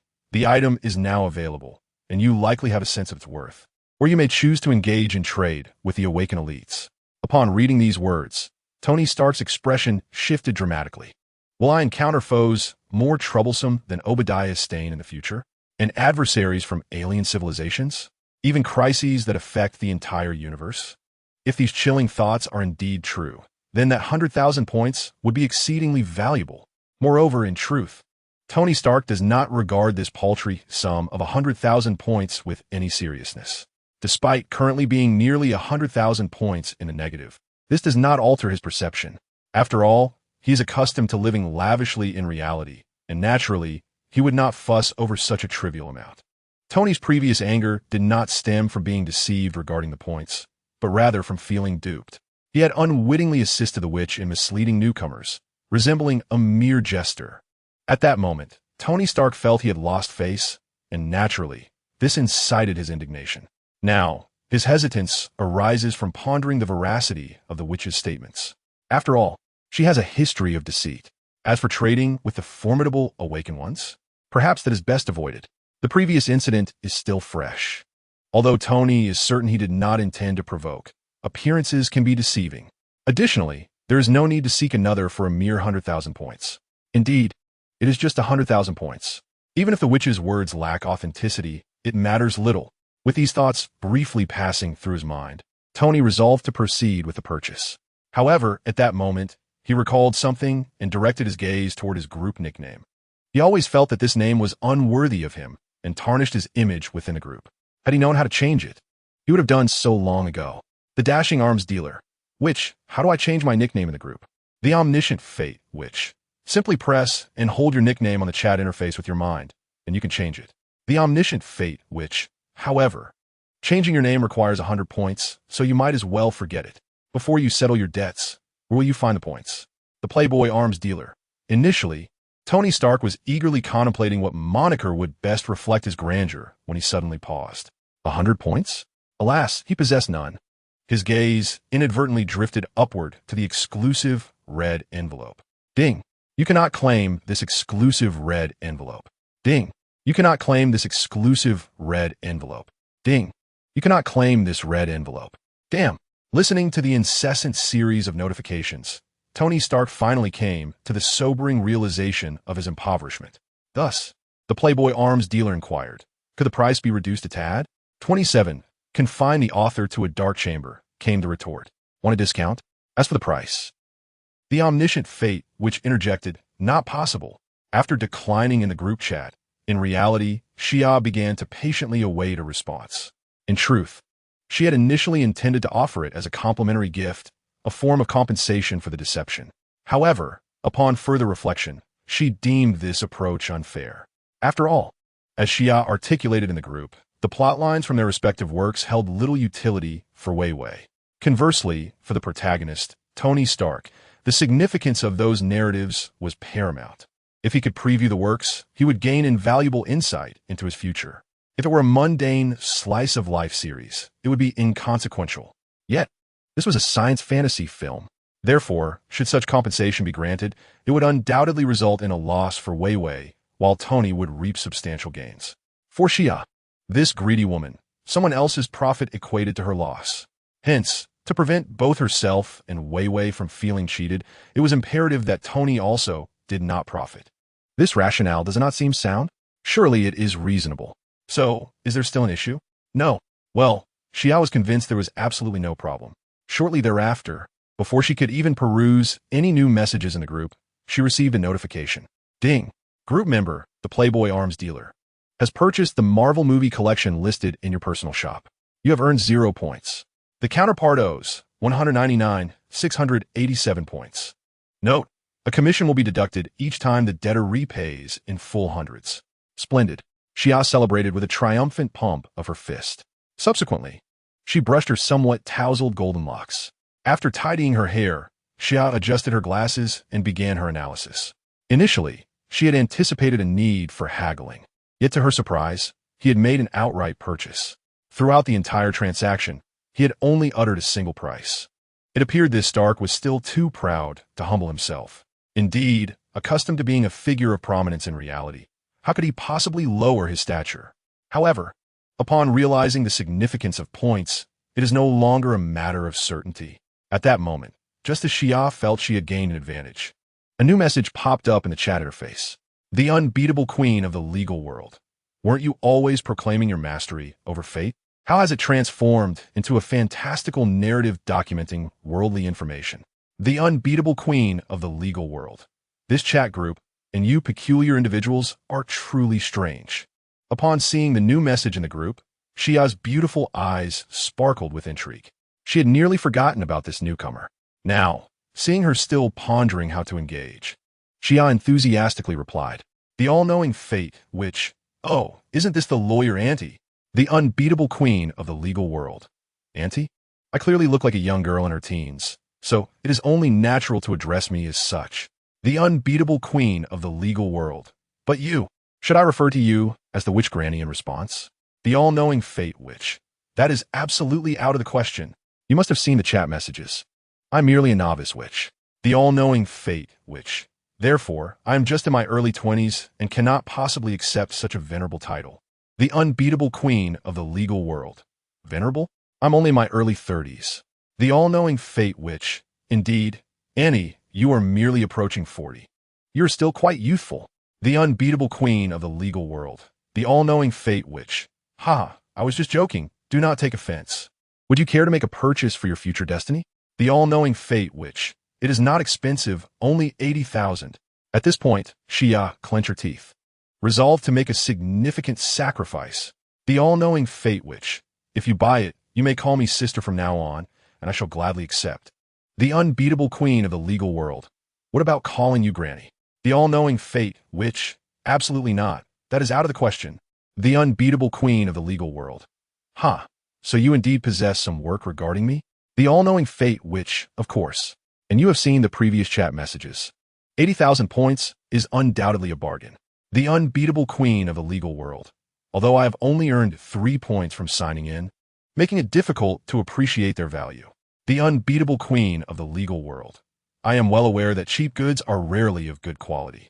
Our relationship is rather casual, and your sudden low price must have a reason. The all-knowing fate which, well, you are right. But are you not curious about your future? And the secrets hidden in the world? The unbeatable queen of the legal world, 10,000 points. The all-knowing fate which, impossible, 10,000 is far too low. How about 60,000? The unbeatable queen of the legal world, 15,000 points. The omniscient fate which, this is excessive. I reduced it by 20,000. And you only added 5,000? The indomitable queen of the legal realm. What about the 16,000? The omniscient fate which, let us skip that. I'll simply state a fixed price, 30,000 points, and you can take home Detective Conan. The indomitable queen of the legal realm. Is that the title of the work that contains information pertinent to my world? The omniscient fate, which, indeed, it's merely 30,000 points. Besides, weren't you questioning the authenticity of this chat group? The omniscient fate, which, after watching this work, I trust you will have no doubts. The omniscient fate, which, for just 30,000 points, you can uncover information about your future and simultaneously validate this matter. The omniscient fate, which, what do you think? It's a win-win situation. The indomitable queen of the legal realm. All right, 30,000 points is acceptable. Please list it. The omniscient fate, which, very well, please hold on. Group message notification. A new update from group member omniscient fate, which, who has listed a new item in her personal shop, the witch's fate cottage. After a series of operations, she successfully added the lengthy comic book Detective Conan to her personal shop in the group. Subsequently, she had thought to remind the group about it. However, the next moment, she immediately heard a notification sound from the chat group. Ding! Group member Indomitable Queen of the Legal Realm has purchased the item Detective Conan listed in your personal shop. You have earned 3 points. The other party owes 29,997 points. Notice, a commission will be deducted each time the other party repays 100. This lawyer lady is quite efficient. She amused. She lazily stretched her impressive figure, contentedly stating, at last, it's all settled. The subsequent business can only await the addition of new members to the chat group. Now, it's time for meditation. After saying this, she prepared to head to the quiet room for meditation, but paused. She then returned to her computer, having recalled something important to monitor. The second season of The Awakening Divine Stone and the personal journal detailing the past of the esteemed Li Yi. This is crucial. Perhaps the second season of this work may not fetch a good price, as the esteemed ones are already aware of the plot. How could that novice protagonist safely continue to the second season? Just thinking about it seems impossible. Therefore, the plot must be void. However, she intends to give away the second season of the comic for free. This might enhance the esteemed Li Yi's favor towards her. As for the esteemed 1's personal journal, that is even more critical. After all, only by understanding his specific preferences can she better cater to his tastes. No. She believes that only in this way can she more accurately deepen the esteemed 1's impression of herself. Consequently, she began to search for relevant information on her computer. Soon, she had joyfully discovered that the second season of Awakening Divine Stone would officially commence serialization in a week's time, with 10 episodes released on the very first day. Furthermore, there would be daily updates throughout the serialization period. Such a prolific release schedule was astonishing. The sheer volume of updates rendered the manga akin to novel writing. However, one should not dismiss its feasibility. Given the unique context of the Crimson Moon era, coupled with substantial support from policies in the contemporary cultural and creative sectors, competition has indeed become fierce. The rate of updates has escalated incrementally. Nonetheless, it was quite remarkable that the second season would commence almost immediately after the conclusion of the first. The author of Awakening Divine Stone certainly belonged to the ranks of the relentless. Xiao was naturally delighted by this news. However, she felt a tinge of regret that the personal journal of the esteemed Li Yi did not provide a precise release date, merely stating it would be during the serialization period, clearly designed to tantalize readers. After all, the term serialization period is exceedingly broad. It could refer to the time of initial release, mid-serialization, or even near its conclusion. This thought incensed Xia. Alas, she was merely a humble, extraordinary professional, not a towering figure like the illustrious Jie Yue. Otherwise, she would have certainly confined the author in a small room, compelling him to produce 10 episodes within a day. Returning to reality, after gathering the relevant information, Xia diligently entered a meditative state. She had amassed a total of 430,000 points, a true testament to her work's genuine value. Upon entering the meditation chamber, Xia took a moment to calculate her accumulated points within the group. Among them, Wei Wei had just cleared her debt of 100,000 points by redeeming a devil fruit. Moreover, she had nearly exhausted that sum. The remaining points were merely figures on paper. Excluding any commission, she still had 330,000 points. If all were to be credited, would that elevate her to the Morningstar rank? Xia voiced a thought she could hardly affirm herself. After all, she was still an extraordinary level professional, lacking comprehension of what the Morningstar rank entailed. She was not a reclusive master of reincarnation. As for the origin of these points, they were entirely acquired through her spoilers within the group. Initially, the 20,000 points felt somewhat undeserved, but she had since made amends. Since her confession, the points earned through fair trade with group members posed no issue whatsoever. Indeed, it was fair trade. Despite the triumphant success of her transaction, Xia initially felt an overwhelming sense of elation, as if she had struck a gold mine. However, this sentiment stemmed merely from the joy of having successfully sold her goods, coupled with the ease with which these items had come into her possession. Did the buyer suffer a loss? Not in the slightest. After all, these fantastical creations, which might appear as mere trifles for leisure, held profound significance for those involved, as they encapsulated destinies intimately intertwined with their lives. Moreover, these works revealed the future's fate, the psychological machinations of adversaries, and the hidden truths of the world from an omniscient third-party perspective. What, then, would be the worth of such insights? Immeasurable. Even Xia, an adept seer of extraordinary capabilities, could not provide a definitive answer. In her view, selling these creations to the individuals concerned undoubtedly held substantial value. Indeed, the price, even in the range of 5 or 6 figures, could be considered a bargain. Of course, these items bore no inherent cost to her. Selling them was pure profit. Yet, the buyers would not incur losses either. Thus, everyone emerged as a winner. Consequently, Xia felt entirely justified in acquiring those points. Upon reflection, she no longer perceived the price as exorbitant, even after demanding an additional 100,000 points from Stark. This steep cost was justified by the significance of the information the piece conveyed. Ultimately, the value of a commodity does not solely rest in the item itself, but rather in its importance to the buyer, which is the true determinant of its price. Thus, she found no fault in her actions. Were someone able to present such clear insights into fate and request 200,000 points, Xia would undoubtedly seize the opportunity. Additionally, having entered the chat group, she had taken the time to explore novels of a similar nature. Within those narratives, protagonists often provided spoilers freely, and the grateful members reciprocated with benefits, creating a harmonious atmosphere of camaraderie. How delightful! Yet Xia, with a rational mindset, found this somewhat unrealistic. Generally speaking, who would voluntarily offer benefits without solicitation? Even if one were to ask, some individuals might shamelessly refuse. The characters within the Dimensional Chat group, although drawn from fantastical works, predominantly hailed from creations predating the Red Moon era, which Xia had seldom engaged with. Even with the recent conclusion of the first season of Awakening Godstone, her interest was piqued solely due to Li Ye's presence in the group. Consequently, devoid of any fan bias, she was unreserved in her willingness to speculate on human nature with the utmost skepticism. Furthermore, the notion that something offered for free is the most costly of all rang true in her experience. The reasons behind the protagonist providing free spoilers often stem from a desire for the benefit of the group members, as well as a yearning for their camaraderie. Is this truly realistic? Without the protective veil of an author, Xia harbors doubts regarding the character of these strangers within the group.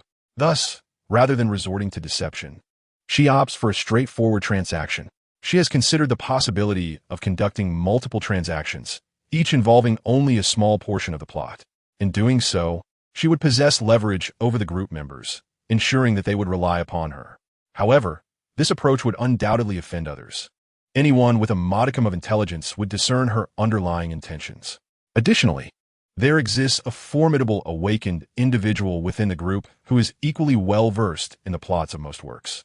Although this prominent figure may not mind, the arrival of new members familiar with these narratives could jeopardize her standing. Consequently, Xia has chosen to trade the entire plot in one fell swoop. This decision is also motivated by concerns about potentially losing her monopoly, which could diminish the value of her information.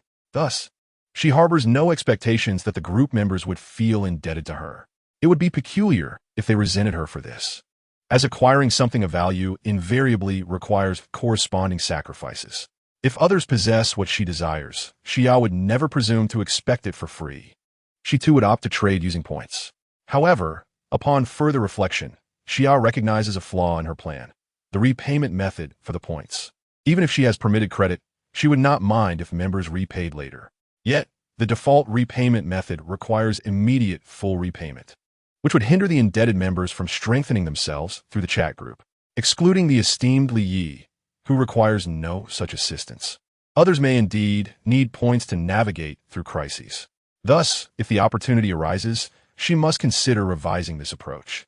After musing over this thought, Xia cast aside distractions and began to meditate in earnest. Meanwhile, in the Marvel Cinematic Universe, atop Stark Industries skyscraper, Tony Stark gazes at the collection of films he has acquired for a hefty sum of either 100,000 or, more accurately, 200,000 points. If the information contained within these films is indeed as the witch described, then the price is hardly exorbitant. His previous insistence on haggling was merely a desire to change his group nickname sooner rather than later.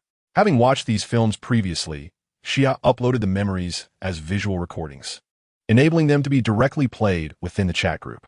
At this moment, Tony Stark was nearing the conclusion of the first Iron Man film.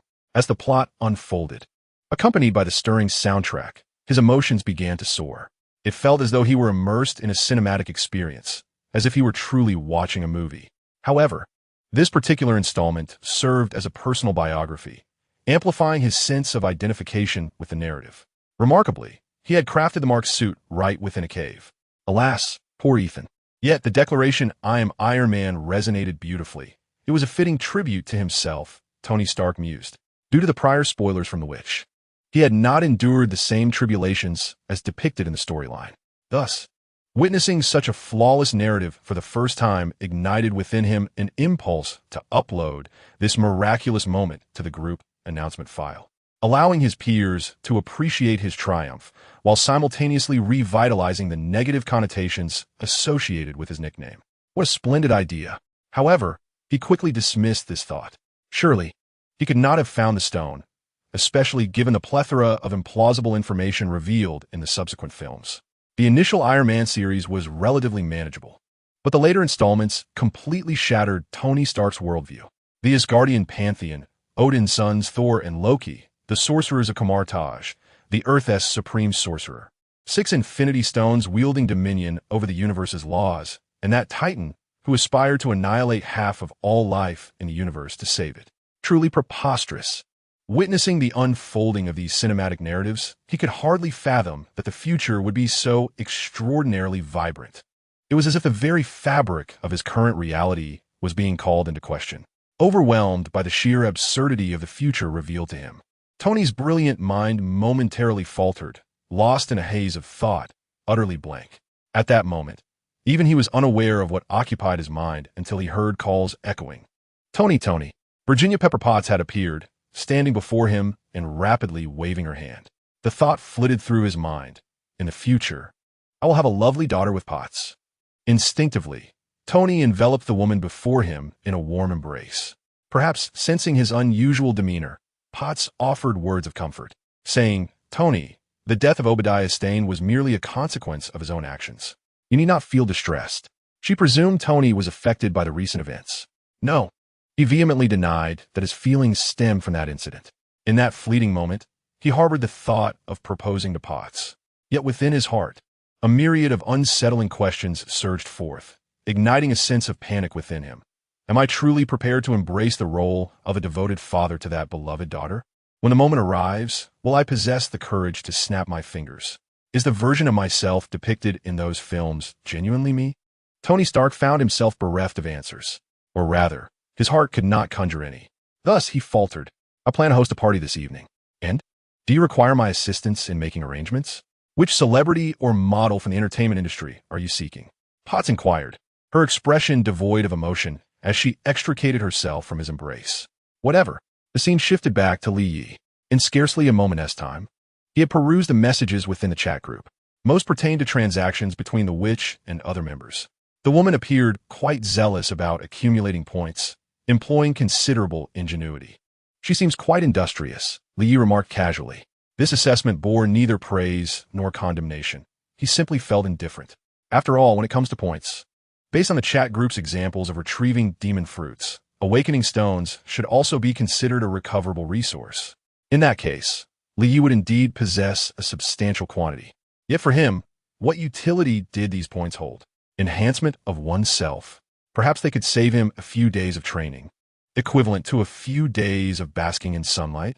At present, he had no need for such trivial augmentations.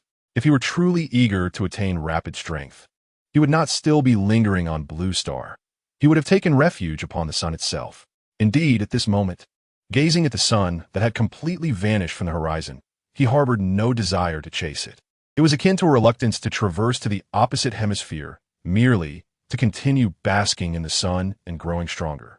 Of course, Li Yi was not entirely devoid of aspirations for swift advancement. However, such thoughts were not pressing. Perhaps only when confronted with a formidable threat or an equally matched adversary would his mindset shift. Yet, should he ever find himself unexpectedly disenchanted with everything on Blue Star, incapable of enduring the desolation upon the sun, it was conceivable that he might directly ascend to the sun for his training. As for the points within the chat group, due to their limited significance, Li Yi naturally held them in low regard. Unless in the future the chat group were to unveil a feature that piqued his interest and required points, he remained unconcerned. The following day, at the City Hall headquarters, in a remarkably spacious reception room on the second floor, the City Lord has come in person. How rare, Bai Qianning remarked with a hint of awe. What could this be regarding? Although she had received the news yesterday evening, the reason provided by the other party was merely that there was a business opportunity for collaboration. However, the specifics of this collaboration were not clearly articulated. Even as the meeting approached, Bai Qianning had yet to obtain any concrete and reliable information. Nevertheless, reflecting on yesterday's announcement regarding the bounty related to the stone, Bai Qianning formed a corresponding conjecture. Could it be that the individual from the city had discovered the stone desired by their esteemed boss? Yet this seemed utterly implausible, given that less than a day had elapsed since the bounty's issuance. Thus, she swiftly dismissed that notion. Apart from this, Bai Qianning found herself devoid of other reasonable theories. Perhaps there were other matters unknown to her, or was the elder from the city primarily seeking her boss? But what could possibly motivate such a visit? As she pondered, Liu Beibei entered and reminded her, "Sister Bai, Lord Wang has arrived." At this, Bai Qianning turned her gaze. At first glance, she beheld the imposing figure of the vigorous elder, City Lord Wang Zhongxing, also known as the Heavenly Sword. Though he had reached an advanced age, his sword remained as sharp as ever. Despite his current amiable demeanor, how could a city lord be anything but formidable? His reputation as the Heavenly Sword was forged upon the countless corpses of foes. This renown was born from the early days of his awakening. Bai Qianning was well aware that the elder's true prowess ranked him among the pinnacle of many awakened individuals at this stage. Of course, in her subconscious, she did not include her own boss in this echelon. After all, one cannot compare mortals to deities. Ultimately, even united, humanity could not rival a god. Perhaps due to the similarity in their abilities, or perhaps influenced by the elder's long-standing advocacy for peace, Bai Qianning harbored a certain respect for him. As for the awakening template of this city lord, it was derived from the character bearing the same name in the martial arts saga Fengyan. Although this character was merely a figure within the realm of martial arts, the narrative itself bore hints of the fantastical. While the character Nameless could not be regarded as the foremost in the story, when it came to martial talent, none could surpass him. He pioneered the supreme swordsmanship, achieving a realm of the heavenly sword that no other could comprehend. In the original work, Nameless often found himself with mere remnants of strength, yet still exhibited formidable prowess. Naturally, Wang Zhongxing, awakened to this template, would not adopt the poor habits of recklessly engaging in battle while severely weakened. Moreover, The martial arts talent of a template character is inherited. Thus, although Bai Qianing has never witnessed the old man's prowess firsthand, she firmly believes that his strength is truly remarkable. Even among the numerous city lords, he would undoubtedly stand out as a paragon. In contrast, she feels as though her own rise to prominence is merely a consequence of her association with her superior. Well, that does seem to be the case. After all, in the tale of the unparalleled duo, the character Yao Yu possesses abilities and talents that seem to transcend the ordinary, while Bai Qianing, having awakened the same template, can still enhance her skills through the practice of various martial arts. Her potential is ultimately capped. Consequently, her current strength can only be deemed as moderately above average among the awakened. Such a level does not qualify her for the position of City Lord, let alone that of Deputy City Lord. Nevertheless, Bai Qianing has ascended to such a role. Remarkably, even the arrival of the City Lord does not necessitate her presence for a formal greeting. It appears her status has even ascended to a higher echelon. The reason for this is quite evident. However, why did her superior choose her? Is it not simply because she is exceptional? In this regard, Bai Qianing harbors a sense of pride. After a brief exchange of pleasantries, Wang Zhongxing promptly revealed the true purpose of his visit. The Supreme Council? Bai Qianing expressed her astonishment. A council jointly established by 26 city-states? Upon grasping the implications, she inquired, City Lord Wang, do you wish for our city to endorse this proposal? However, regarding this matter, our city needs to deliberate thoroughly. After all, the ramifications are significant. Such matters should ideally be communicated in advance by your side. Her implication was clear. Do not spring such weighty issues upon us without prior notice. This is particularly jarring, especially when it involves the personal visit of the City Lord. Although she articulated her concerns, internally she had already dismissed the proposal. Even if it seemed quite commendable, she still holds the authority to make relevant decisions. However, should the city consent, it would appear to outsiders as if that divine being had given their approval. Her superior's reputation is not something to be casually invoked, especially in matters of such magnitude. Bai Qianing is acutely aware of her superior's utter disinterest in political affairs.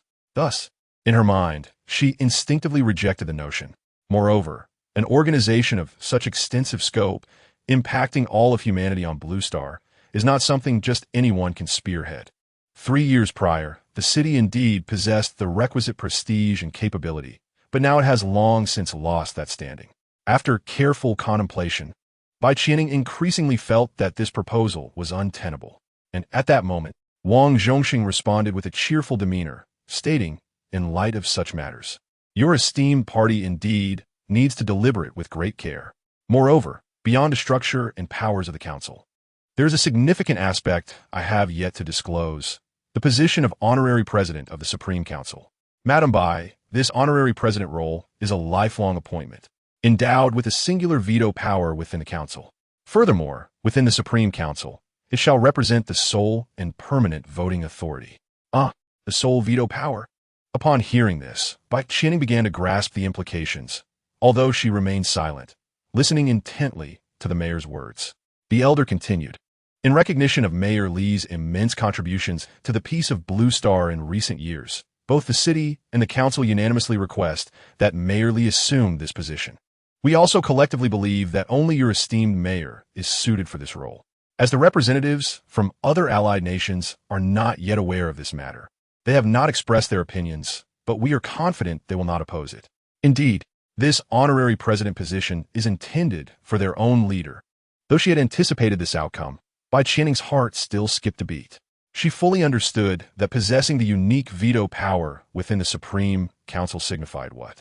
Supreme authority? A dictatorship over Blue Star? These notions could indeed elevate one to the status of a sovereign ruler of the world. Occupying a high position within the city, Bai Qianing naturally felt a surge of ambition. Consequently, her heart ignited with fervor. However, this feeling was fleeting. Once she regained her composure, she quickly reflected, world ruler? Hasn't that already been the case? 3 years ago, it was practically within reach. Yet, my superior chose to relinquish it. Although I remain uncertain about the specifics behind this decision, the title itself seems inconsequential. After all, the essence remains the same. The peace that has graced Blue Star over the past 3 years stems from the aftereffects of that incident. It is evident that everyone is still awaiting the divine stance. So now, are they attempting to play a game of deception with me? There's a distinct lack of sincerity. Upon unraveling her thoughts, Bai Qianing felt a twinge of displeasure. Just then, she heard Wang Zhongxing say, "On this journey, I have also brought a gift." The elder produced a box and opened it, proclaiming, "This, I refuse to accept any gifts." Bai Qianing instinctively decided, feeling a sense of annoyance, only to quickly hear the next words. "This is the stone that your esteemed mayor lost previously." A stone? Bai Qianing's gaze widened in astonishment, as she indeed saw within the box a stone strikingly similar to the one in the image. Had they truly found it? She extended her hand to beckon. As an invisible force surged, the stone flew into her palm as gracefully as a swallow returning to its nest. After scrutinizing it carefully and finding that her inner strength could not shatter it, Bai Qianing confirmed its significance. Her emotions became somewhat complex. Although it was indeed a reason for joy that she had discovered what her employer sought, she couldn't help but wonder why it had been found so swiftly and why it was not she who had uncovered it. Despite her inner frustration, she maintained an outwardly nonchalant demeanor, even going so far as to commend, "Your efficiency is truly remarkable." Wang Zhongxing smiled broadly, though internally he was perplexed by the sudden change in her demeanor, sensing an undercurrent of malice. After a moment of inward relief, Bai Qianing composed herself and stated, "Lord Wang, I shall return shortly. Please wait a moment." With that, she stepped into another room, where she picked up the landline and dialed the Yes number. "Boss." Before she could relay the specifics, the man's voice came through. "I'm already aware. Agree to his terms and bring that divine stone along with a piece of awakening stone." "Understood." At the end of a smooth highway, a sleek black sedan came to a halt. The slender figure in the driver's seat, accentuated by the seatbelt, exuded an enticing allure. At that moment, Liu Beibei turned and announced, "Sister Bai, we have arrived." Bai Qianing replied as she exited the vehicle, her delicate hand effortlessly grasping a seemingly heavy bag containing a basketball-sized awakening stone, while the other hand held the divine stone, both items as instructed by Li Yi. Upon stepping out, her gaze was drawn to the vast, pristine beach ahead, a striking contrast to the towering buildings behind her, as if she were straddling two worlds. Yet, in reality, there was no barrier between them. The beach remained largely untouched, akin to an invisible crystalline boundary separating the two realms. Retrieving her gaze, Bai Qianing instructed, "Beibei, please wait here for a moment. I shall return shortly." "Okay," Liu Beibei responded. Then, seemingly casually, she added, "Sister Bai, would you like me to accompany you to meet the lord of the city?" "No need." Bai Qianing promptly declined the suggestion. As desolate as this uninhabited beach may be, she is well aware that her employer does not particularly relish the company of others. Of course, this is not due to any social anxiety. Bai Qianing had already surmised that it stemmed from the side effects of his extraordinary vision. Ever since she discovered this, she has been grateful that her awakened template is that of the Moon Inviter. Although this character may not possess overwhelming strength, the presence of the Mingyu technique is more than sufficient. As for Liu Beibei, while she too shares the same martial arts principles, she has yet to master them fully. Regarding an audience with the lord of the city, Beibei, it would be prudent to wait until you have cultivated the Mingyu technique to the 9th layer. With that said, Bai Qianing proceeded directly towards the beach, her movements as graceful as a swallow, her tall and enchanting figure swiftly traversing the sands like a fleeting shadow. In a short while, she transformed into a mere speck, soon vanishing entirely without a trace. The loose sand beneath her feet bore no evidence of her passage. Not long after, Bai Qianing, moving at a speed nearing that of sound, arrived at her destination. Before her stood a striking face, bathed in sunlight as if adorned with a golden sheen, exuding an allure as though meticulously sculpted by divine hands. Bai Qianing's heart skipped a beat. Though she understood the roots of her affection, initially drawn to this man as formidable presence, each time she beheld this visage, she found herself questioning whether her feelings were merely superficial admiration for his looks. "Wow, truly captivating. Let me take another look." After a moment, Bai Qianing reluctantly recalled the matter at hand. "Boss, I have brought the items." She cleverly presented the divine stone, placing the awakening stone on the sandy surface beside it. Although she was unsure of Li Ye's intentions for the awakening stone, she assumed it could not be of great importance. This assumption proved accurate, as she noted that her employer merely accepted the divine stone without giving the awakening stone much attention. Feeling quite astute, Bai Qianing seized the moment before her boss could dismiss her. "Boss, aren't you hot on this sweltering afternoon?" Upon hearing this, Li cast her a silent glance, akin to that of one observing a fool. Bai Qianing felt a wave of embarrassment wash over her. She could not fathom why. While conversing with this man about topics unrelated to work, she felt as though she had lost her sanity. Nonetheless, having broached the subject, she resolved to press on, for she could conjure no other topics, and if silence ensued, this shrewd man would undoubtedly send her back to her tasks. Thus, Bai Qianing continued her aimless chatter. "I suppose you're not hot at all.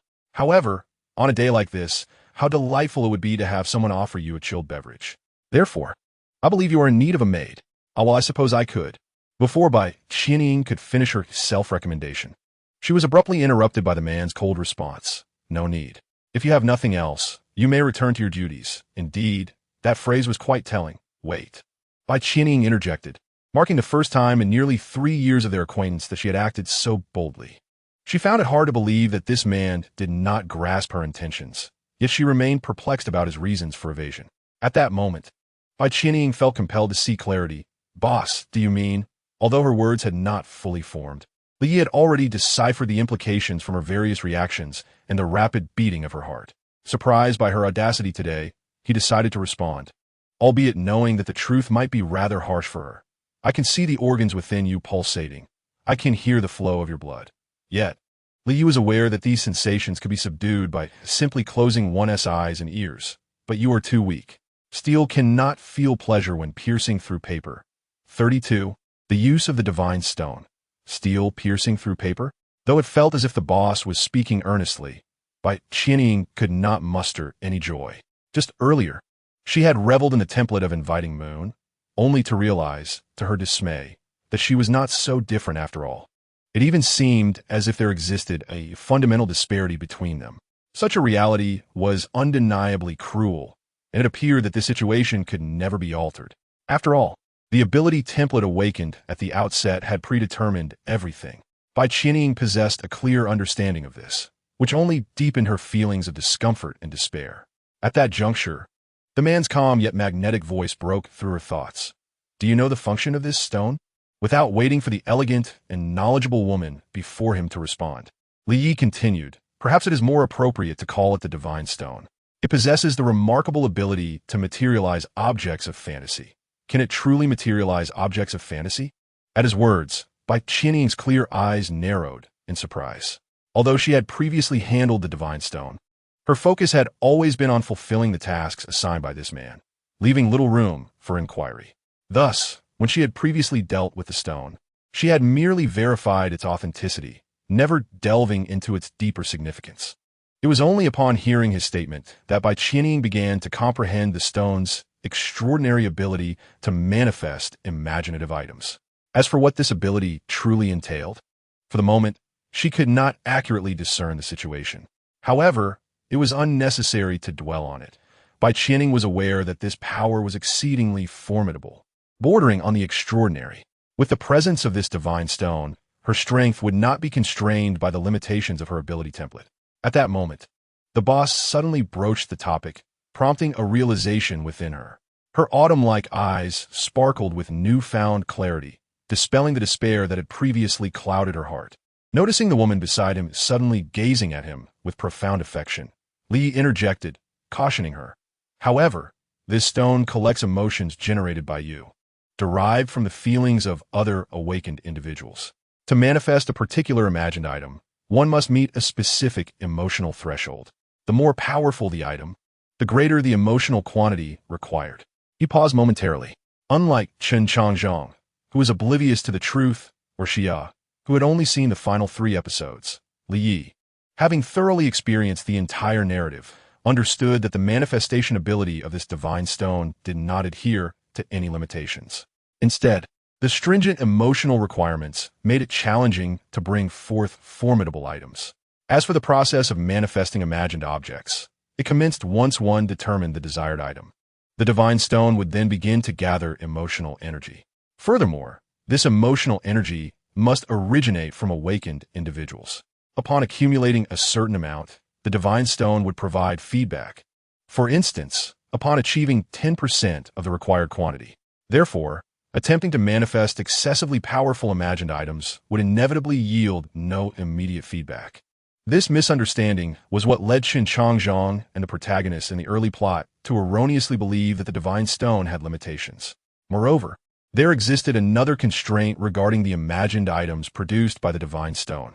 Beyond the prerequisite of emotional energy, he continued, those items that directly enhance strength would not affect others.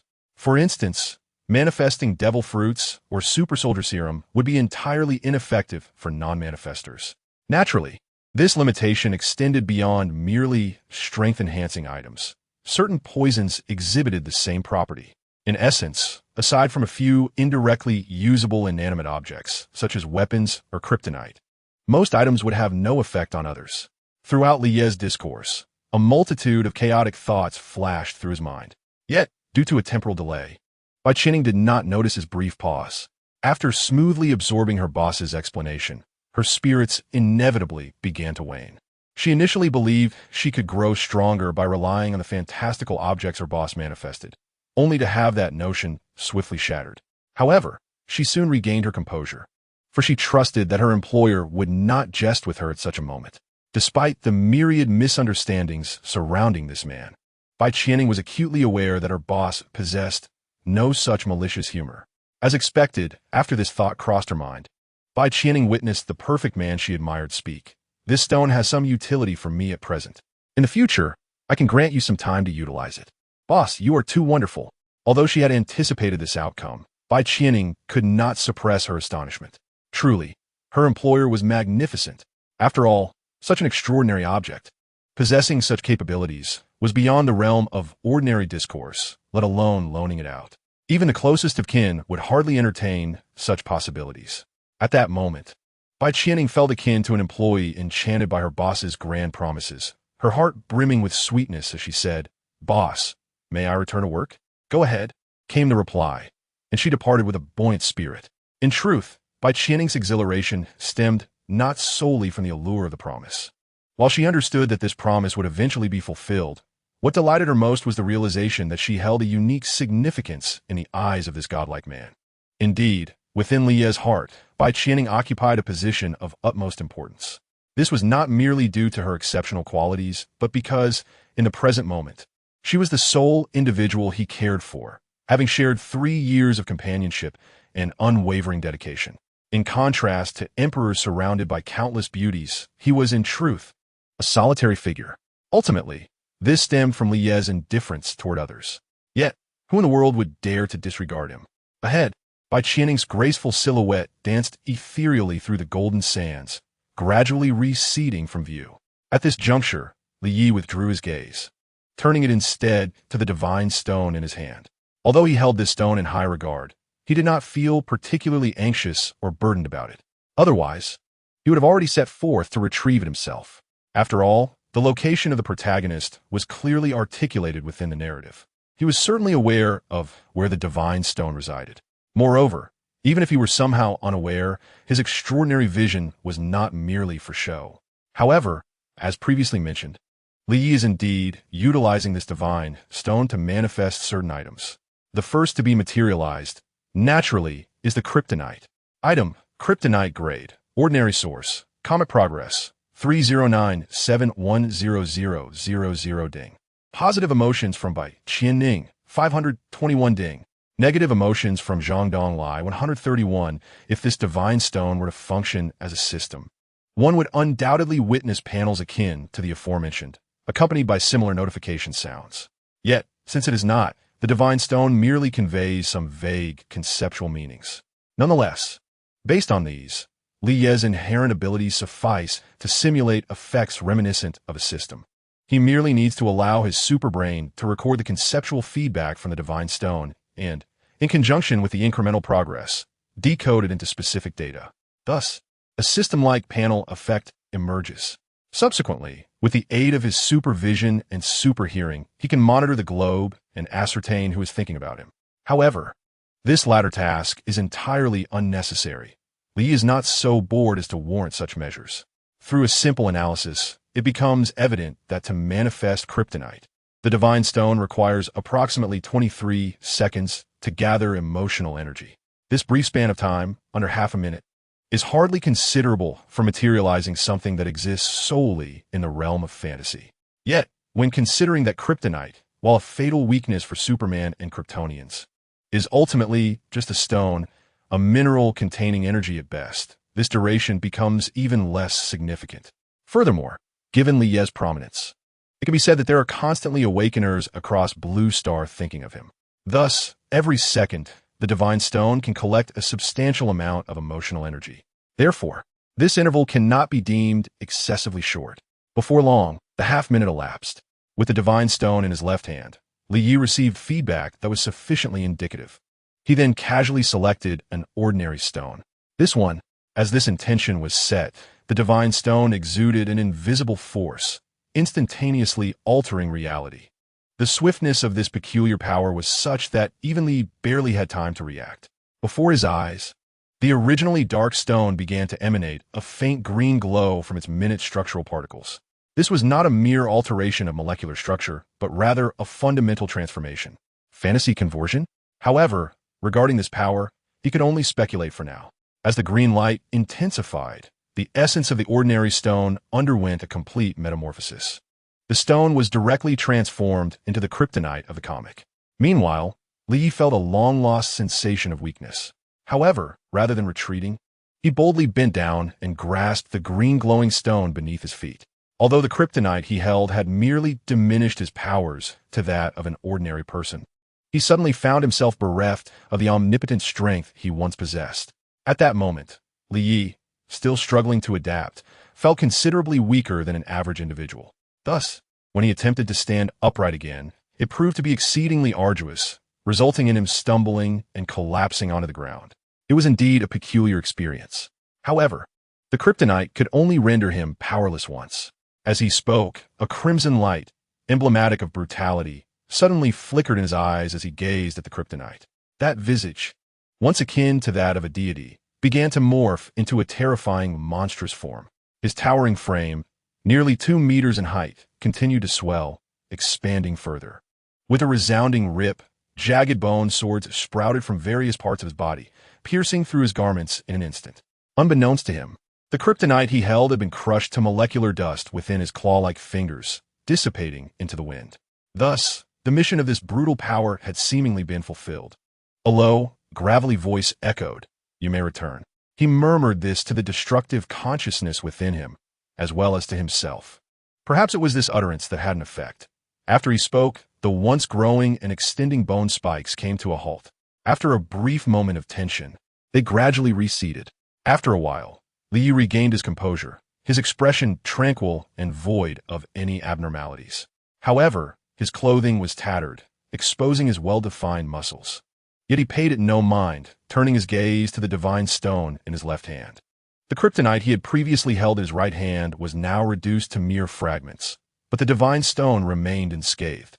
Consequently, Lie couldn't help but scrutinize it further, only to discover that it appeared somewhat familiar, as if he had some lingering impression of it. Was it merely an illusion? Perhaps. Lie dismissed the thought, deeming it unimportant. He then proceeded to convey the next item he wished to materialize to the divine stone through his thoughts. Soon, he received an ambiguous feedback. This time, the duration was 2 months. Naturally, this specific time frame was derived from Lie's own interpretation and might not be entirely accurate. It surely wouldn't be a complete 2 months, but rather a little over 60 days. And this time, the duration would be exceedingly prolonged, a fact that did not surprise him. After all, he was well aware of the fantastical item he wished to materialize. Having previously referenced his experience with the crystal, Lie had already formed a rough estimate in his mind. Although this occasion could be regarded as far more unique than the crystal, it could not be deemed an exceedingly formidable artifact. It was, in fact, the shrinking device, a creation from the beloved series Doraemon. When contemplating the materialization of this fantastical item, it was difficult not to be reminded of this relic from a bygone era, and Lie was no exception. However, his motivation for materializing this device was not driven by a desire to diminish his own stature.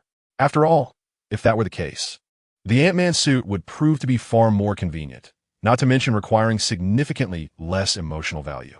Instead, Li Yi primarily yearned to reduce the size of another object. What could he do? The object in its normal state was simply too large.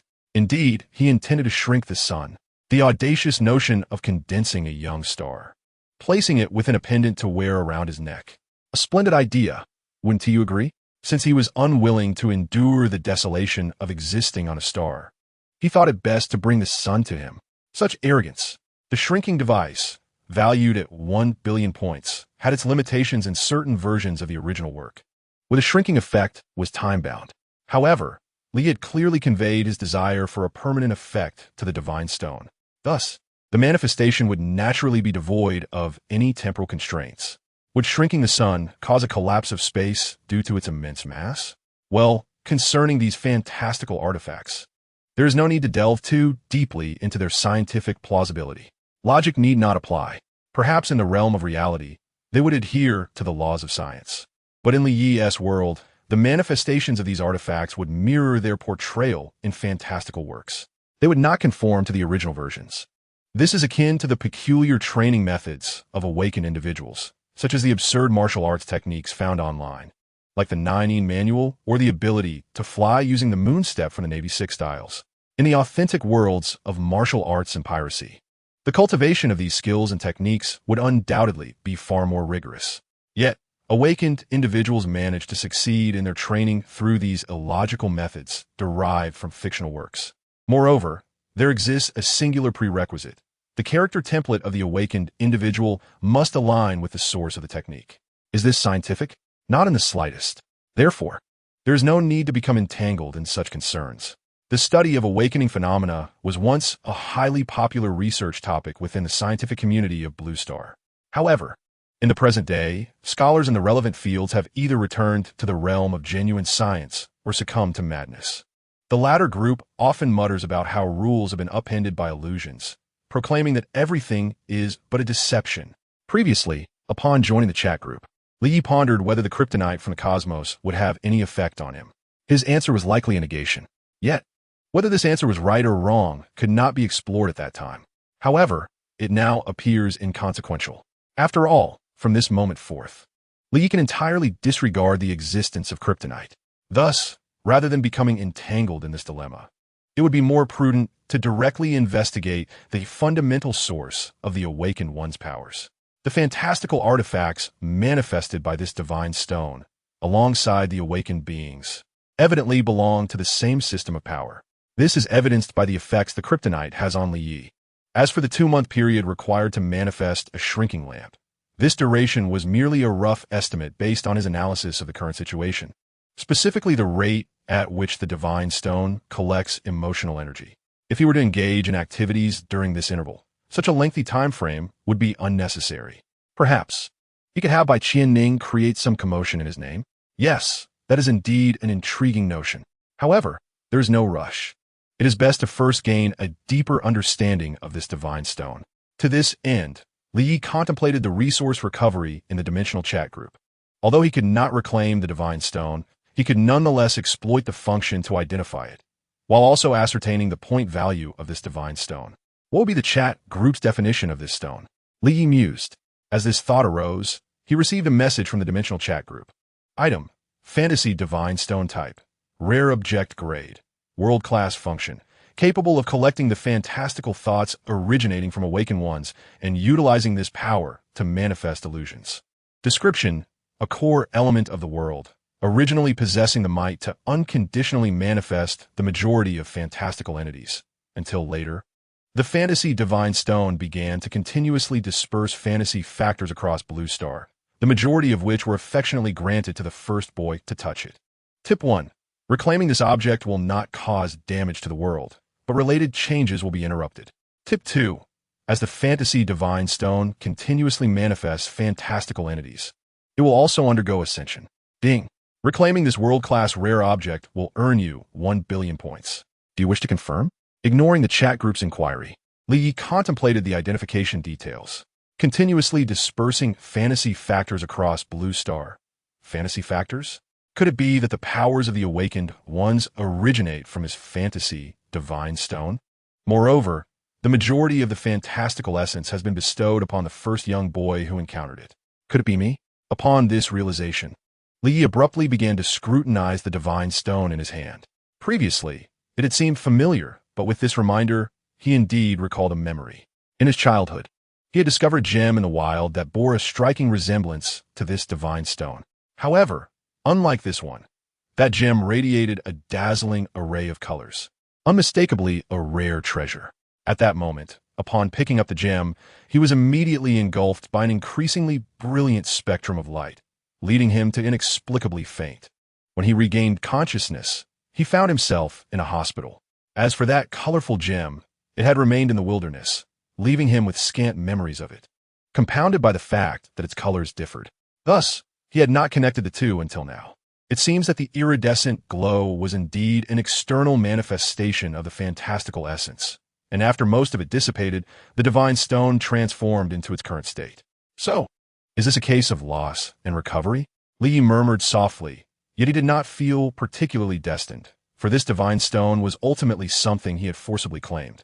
It did not align with his original fate. More importantly, he was concerned about the intrinsic significance of this divine stone itself. According to the hints in the chat group, if this fantastical divine stone were to be reclaimed, it would result in a cessation of awakenings. This implies that the source of power for the awakened is indeed tied to this fantastical divine stone. However, what is even more intriguing is the potential transformation following the so-called advancement of this divine stone.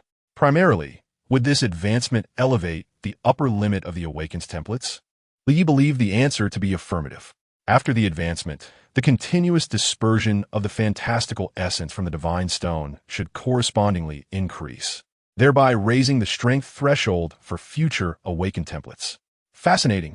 With this thought, he felt a surge of excitement. It seems he must pay closer attention in the future. However, there is no need to rush. Grasping the divine stone in his hand, Li turned his gaze toward the awakening stone not far away. In comparison to the divine stone, this awakening stone was what he truly sought to reclaim, intending to use it to settle his debts with a witch in the group. Yet, he wondered if it would suffice. As this thought crossed his mind, a message suddenly appeared in his consciousness. Item, awakening stone type, resource grade, special usage, activates the fantasy factor within the human body, thereby awakening the corresponding fantasy template. Description, this is a complete awakening stone, and its ability to activate the awakening power of the fantasy factor can be restored after a period of time once expended. Ding! Recycling this special grade resource will yield 100,000 points. Do you confirm? 100,000 points? The same price as the devil fruit. Does this imply that all special grade resources are valued the same? This conveniently settles my debts. The specific mention of this being a complete awakening stone naturally indicates the existence of incomplete ones. However, precisely because the awakening power cannot be restored, they have long been abandoned by people. As for the value of those incomplete awakening stones and points, Li had no intention of verifying that. In any case, they hold little utility. Were it not for his aversion to debt, he wouldn't have considered recycling the awakening stone. Glancing casually at the description, Li found it aligned with his understanding of the awakening stone, and thus confirmed his decision. Ding! By recycling a special grade resource, you have acquired 100,000 points. Due to your previous negative point balance, the corresponding points will now be deducted. Your current point total, 0, because he had not checked in today. His points were perfectly reduced to 0. Li withdrew his gaze, changed his clothes, and resumed basking in the sun. In this leisurely moment, time passed swiftly. Just as the sun began to set once more, a notification chimed in. Ding! Creating a world without criminals has joined the group chat. 35, not for sale this time. Ding! The point debt of the group member, the Supreme Awakener, has been cleared. You have received 99,000 points, with the relevant commission deducted.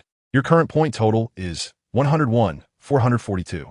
Upon hearing this notification, Sia, who had been meditating, suddenly jolted awake. Points have been credited? Upon reading the message, her spirits soared. Simultaneously, Sia thought to herself, truly impressive, the big shots are swift with repayments. Did he recycle resources? Was it the awakening stone? Instantly, she felt a curious urge to inquire. However, she soon noticed that Li Ye's name did not appear in the group, not even for a check-in. After some contemplation, she decided against disturbing him. While Sia pondered how to utilize this influx of points, the notification sound from the chat group echoed in her ears once more. Ding! Creating a world without criminals has joined the group chat. A newcomer? Creating a world without criminals? She mused, though it did not ring a bell. The name suggested a person of righteousness. On the other side, a high school student gazed at the chat interface before him, his mind racing with thoughts. A chat group implanted in his mind? Such technology does not exist. Could it be supernatural forces at play?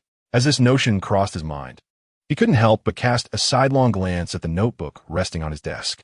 Was it coming from that?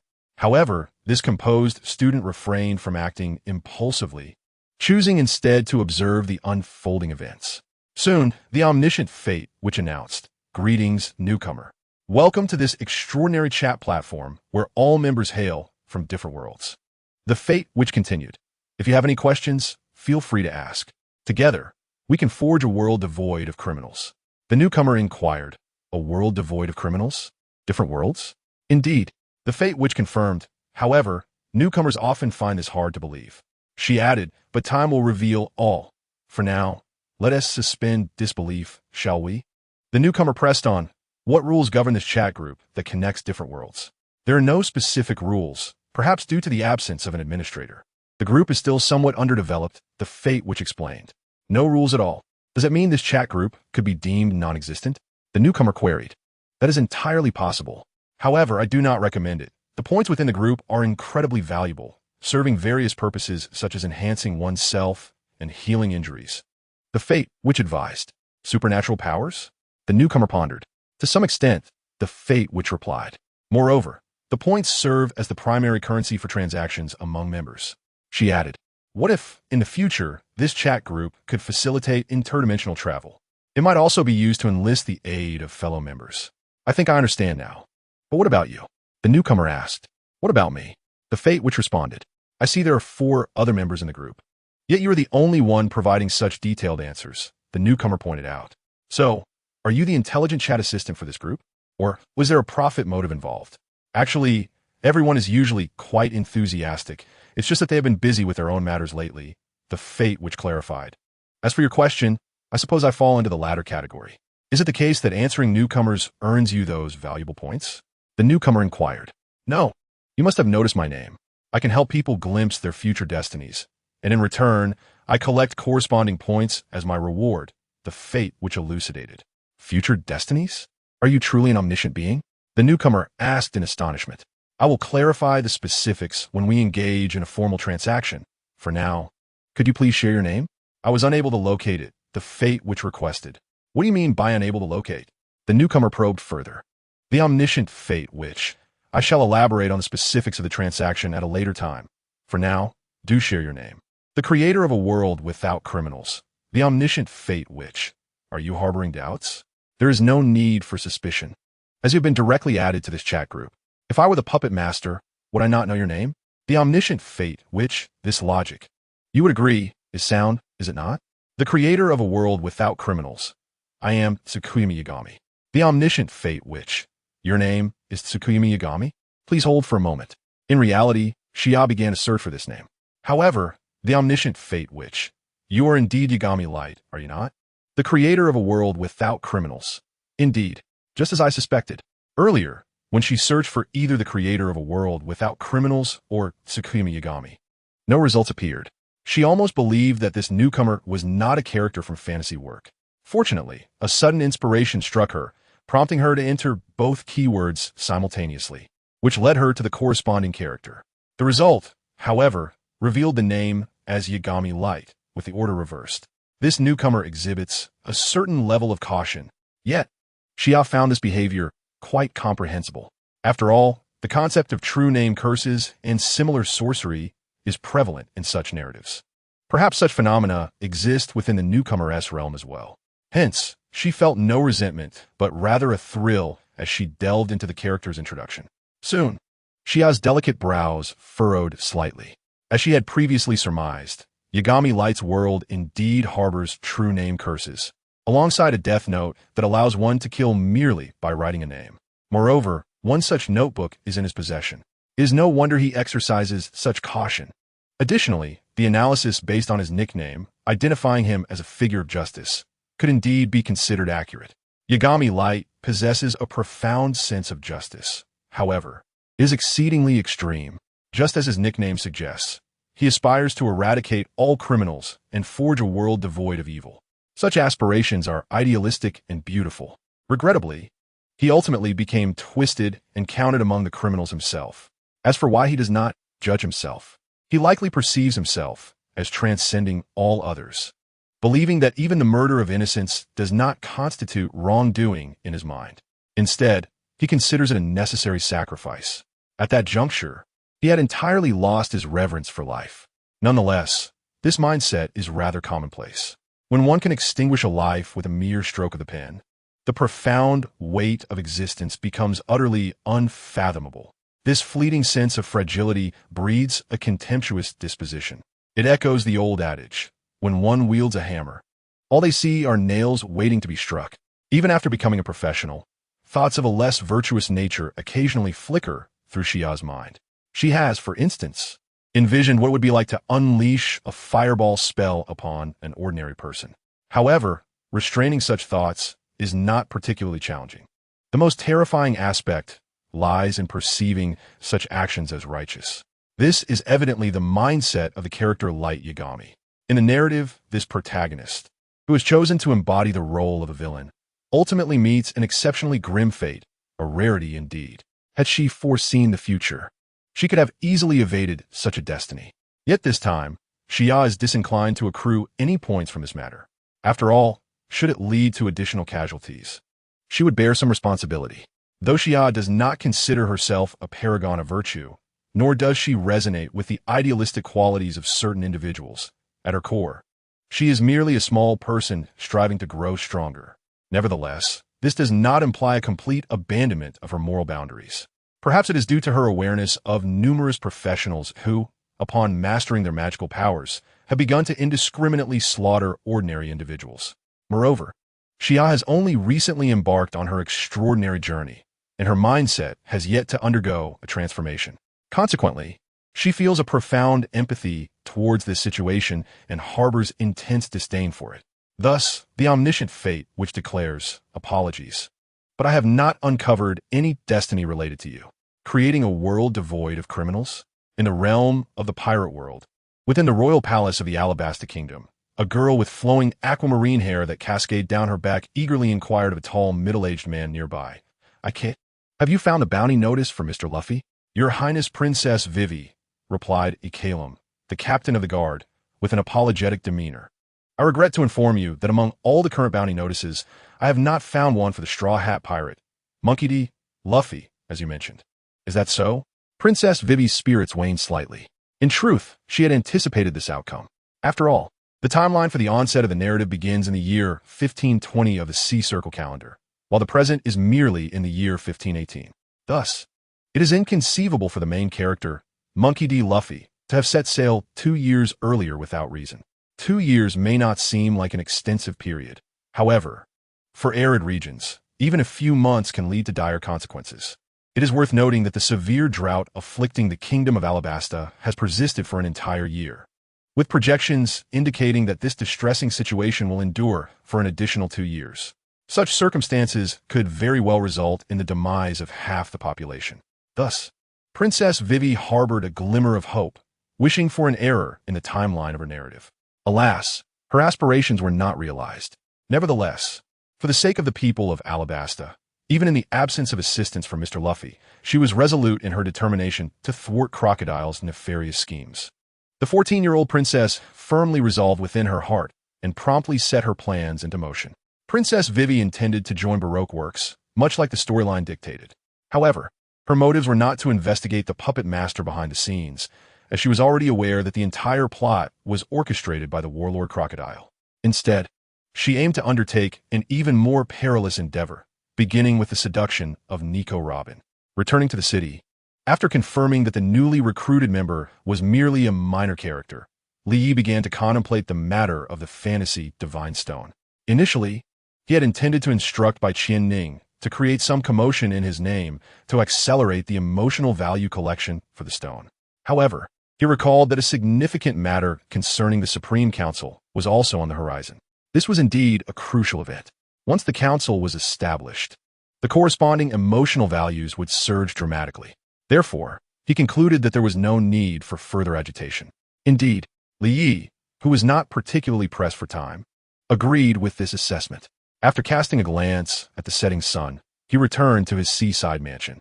In the living room, he skillfully retrieved his gaming equipment. Following his training session, it was time for leisure. Due to the geographical distance between the city and its surroundings, there existed a time difference of several hours. Consequently, the city was already cloaked in night. Within the Lord's mansion, the lights burned bright. In contrast to Li Yi, who had already transitioned into entertainment mode, Wang Zhongsheng remained engrossed in his work. Since his return that afternoon, he had been diligently occupied with the myriad details of establishing the Supreme Council. However, after overcoming the greatest obstacle in the city, the process transformed into a formidable asset. Thus, this endeavor promised to be devoid of complications, requiring merely contact with other city-states. With the current focus directed towards the city itself, the location in question lies on the opposite side of the city on the Azure planet. Thus, to convey sincerity, it was postponed until this moment. However, this was not merely a matter of waiting. Prior to this time, Wang Zhongxing had also been in contact with other city-states. As the clock struck 9 in the evening, the call connecting to the city was successfully established. "This is the city. I am Eugene Cleveland." Upon hearing that aged voice, a flicker of nostalgia crossed Wang Zhongxing's eyes. In the early days of Awakening, a decade and more ago, the name Eugene Cleveland was indeed renowned. It was this individual who audaciously tore a significant portion from the then world's hegemon, transforming a state into what is now known as the city. This event inspired countless awakeners, indirectly leading to the ensuing chaotic period.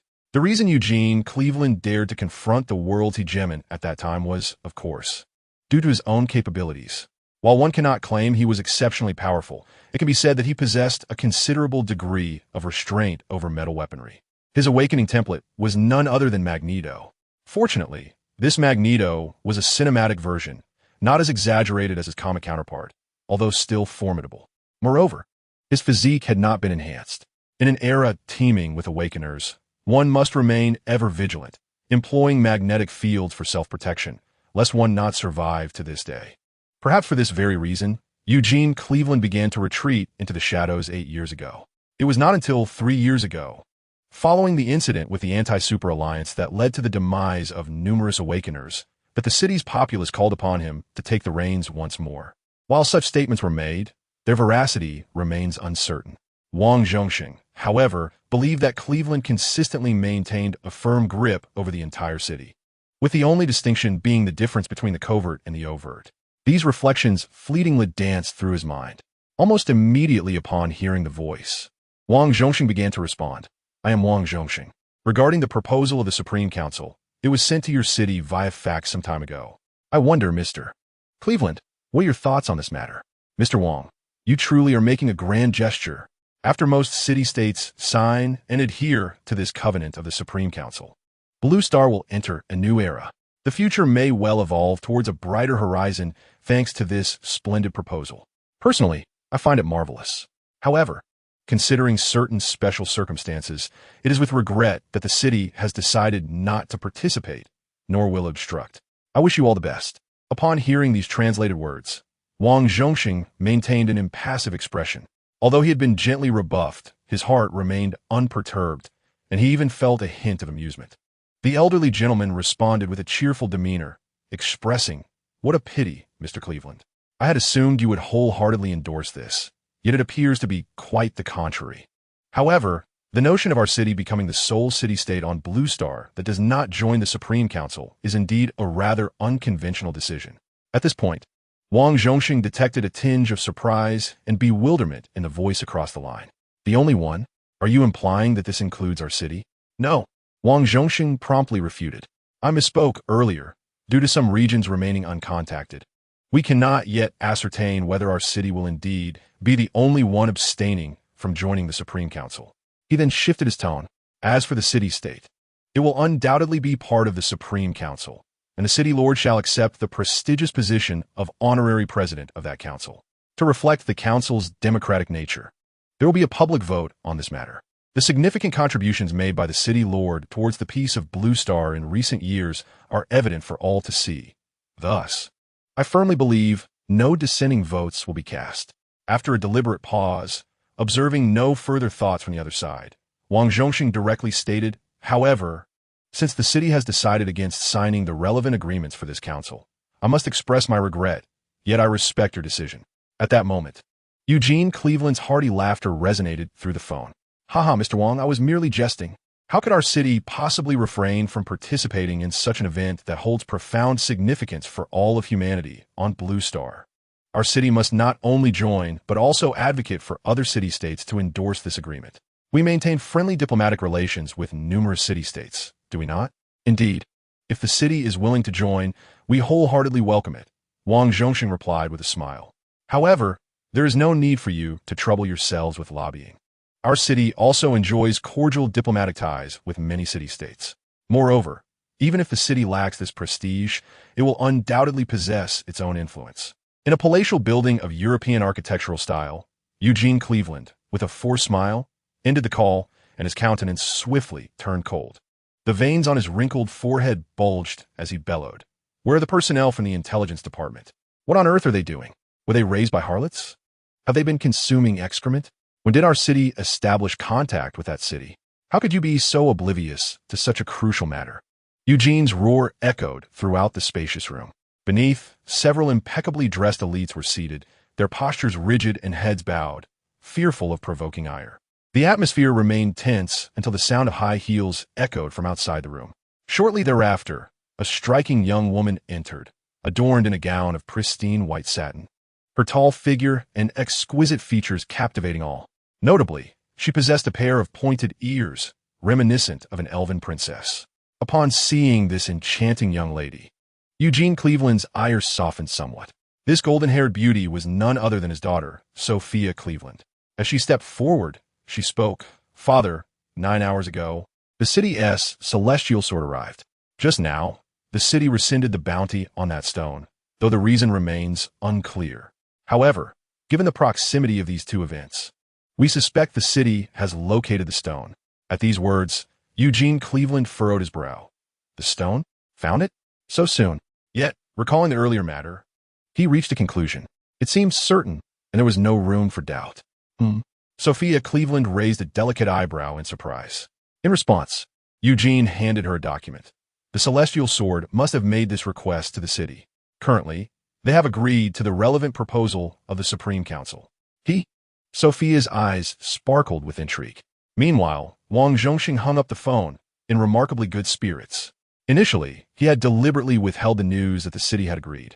This was not born of animosity, but rather stemmed from his youthful rebelliousness, having grown up in a bygone era. He harbored a certain disdain for the other side, compounded by unavoidable minor frictions between them. Seizing the opportunity to tease them for their lack of information seemed harmless enough. As for the establishment of the Supreme Council, the complexities involved were manifold, and it was clear that this would not be resolved swiftly. Even with divine authority backing the endeavor, it could not be accomplished overnight. Wang Zhongxing and the city would require considerable time to arrange the myriad details. To thoroughly accomplish this task, a minimum of half a month would be necessary. The elder remarked, "There's no rush. Let us take our time." Time flew by, and in what felt like the blink of an eye, a week had passed. During this period, there had been little of note to speak of, at least from Li Ye's perspective. Yet, in reality, the past 7 days have been anything but uneventful. At the very least, those members of the group who have glimpsed the future have been living extraordinarily vibrant lives these days. However, due to the current chat group's lack of any functions related to traversing worlds, Li Yi remains unconcerned. After all, mere attention would not yield any tangible benefits. Just then, a notification sounded. Ding. The group member, the Princess of the Desert Kingdom, is facing a life-threatening crisis. The mission function system has been activated in advance. Leah's eyes flickered slightly. 38 Commission Mission, the world of One Piece. In the past 7 days, Vivi certainly could not have been idly engaged. In fact, one could argue the opposite. Her efficacy in action was remarkable. Having reviewed the overarching plot of the entire work, Vivi grasped the distinctions and relationships among the major powers in the contemporary world. Consequently, she came to understand that Crocodile, as one of the 7 warlords, was not easily toppled. His strength is indeed acknowledged by the world government as that of a formidable pirate. At the very least, Vivi was at a loss as to how the Alabasta Kingdom could contend against Crocodile, a user of a natural-type devil fruit. As for seeking assistance, given the world government's somewhat negligent attitude toward its affiliated nations, it was unlikely they would readily intervene against one of their own members simply due to Alabasta's request. Unless, of course, they found conclusive evidence of Crocodile's intentions to usurp the throne or his ultimate objective, to seek the ancient weapon Pluton. The former would be preferable. If the existence of Pluton were to become known to the outside world, it would likely invite calamity. Moreover, after acquiring evidence of Crocodile's treachery, this information would need to be made public. Only then could the other affiliated nations feel the threat, thereby compelling the world government or the Navy to take action. Hence, Vivi chose to emulate the plot by infiltrating Baroque works. As for the search for relevant evidence, the key figure would undoubtedly be Nico Robin. Once she could sway this second-in-command of Baroque works, the mission would be considered largely successful. Vivi had taken the time to delve into Robin's past within the narrative and felt quite confident in her ability to persuade her. In her eyes, Nico Robin was fundamentally a good person. By initially presenting Robin with information related to her backstory, she hoped to awaken the conscience buried within her. Ultimately, by promising her access to historical texts, Vivi was convinced that Robin would be moved. In truth, the subsequent developments unfolded much like Vivi had envisioned, and even proceeded more smoothly than anticipated. Within a mere week, Vivi accomplished her original goal. However, Crocodile, the sand crocodile, was not a foe to be underestimated. He was, in fact, quite astute. Upon sensing something amiss, he promptly took action. Strength, after all, is the foundation of all. Thus, at this moment, Vivi found herself confined within the underground dungeon of the Rainy Casino. Sharing her cell was a tall, elegant woman adorned with a round hat. The latter spoke up, suggesting, "Perhaps it is time for you to summon your allies for assistance." In response, Vivi could only manage a grimace, unable to articulate her thoughts. Observing this, the woman, known as Nico Robin, was momentarily taken aback. Her prior agreement to betray Crocodile stemmed, in part, from her unwillingness to witness the torment inflicted upon this nation by the drought caused by the dancing powder. Although the depiction of drought in the narrative concerning the Alabasta Kingdom was but a few brief mentions, one could easily comprehend the dire plight of a kingdom founded upon desert oases deprived of rainfall. The prospect of dying from thirst was no mere hyperbole. It elicited sympathy from anyone who encountered it. Of course, Nico Robin, concerned for her own safety, could not afford to harbor excessive compassion. While thoughts of her homeland, O'Hara, inclined her to assist the Alabasta Kingdom, it was more so due to the information Vivi had inadvertently revealed, the histories of O'Hara, her bond with Saul, and even the peculiar laughter of her father. This led Robin to surmise that the princess was supported by other formidable forces. Such an alarming capacity for intelligence could only be wielded by select few significant powers, including the Navy and the world government. Yet, this notion seemed implausible. If Vivi were indeed aligned with either of these factions, dealing with a warlord would not necessitate such convoluted efforts, and Robin herself would likely be the first to be captured. Having dismissed these two possibilities, only the Revolutionary Army remained as a potential ally. Therefore, Nico Robin's decision to aid Vivi was not solely born of goodwill. It also served as a means to extricate herself from Crocodile's grasp and forge connections with the revolutionaries. However, Vivi's current demeanor troubled Robin, prompting her to ponder whether her earlier assumptions had been misguided. Could it be that she had overthought the situation? Surely, if the princess lacked any external backing, how could she possess knowledge regarding O'Hara? After all, when the island of O'Hara was obliterated, this young princess of Alabasta had yet to be born. Unable to contain herself, she stated plainly, "Your Highness, if you possess any means at your disposal, now is the time to employ them." "I have none," Vivi responded awkwardly, her cheeks flushed with embarrassment. She realized that her earlier bravado had seemingly led Robin to misconstrue the situation. Upon hearing this seemingly genuine reply, Nico Robin was momentarily stunned. Did she truly allow her imagination to run wild? Could the sources of that information be attributed to some form of devil fruit ability? With this thought, she felt a wave of regret wash over her. Reflecting on her past actions, she regretted indulging a little girl as frivolities. Nico Robin, rather than worrying for herself, felt a twinge of compassion for the benevolent princess who devoted her heart to the people, fearing for her safety. Meanwhile, Vivi was preoccupied with the chat group. After recounting her current predicament, the all-knowing fate which inquired, "Vivi, are you all right?" The Desert Kingdom princess replied, "For now, I am fine, but I cannot say what will unfold shortly." The undefeated queen of the legal realm cautioned, "Although I'm unaware of the details, I believe you should not act so recklessly, princess." The fate which added, "Discussing this is futile. I still have 110,000 points available, which I can lend you." A notification chimed in the group. The all-knowing fate which had sent a special red envelope to the Desert Kingdom princess. Vivi asked, "Sister Witch, will these points enhance my abilities to confront Crocodile?" The fate which responded, "That is impossible. Vivi, you should choose to evade battle. Do not confront this warlord directly." As Vivi engaged in the group conversation, her external demeanor appeared unfocused, prompting Nico Robin to feel a profound weariness. At such a critical juncture, what could the princess possibly be contemplating? Could she be hoping for a prince to rescue her from the heavens? Thus, Robin could not help but interject. "Crocodile requires assistance in interpreting historical texts, so he will not harm me. However, Your Highness, your current situation is exceedingly perilous." Upon hearing these words and observing the witch's reply of impossible, Vivi's countenance paled. She even entertained the thought of foregoing the points altogether, considering leaving behind a few final words. After all, the witch's deep regard for those points was well known within the group, and Vivi felt that accepting the enhancement would merely squander the witch's goodwill. It seemed unlikely she would ever repay it. At that moment, a notification chimed. "Ding!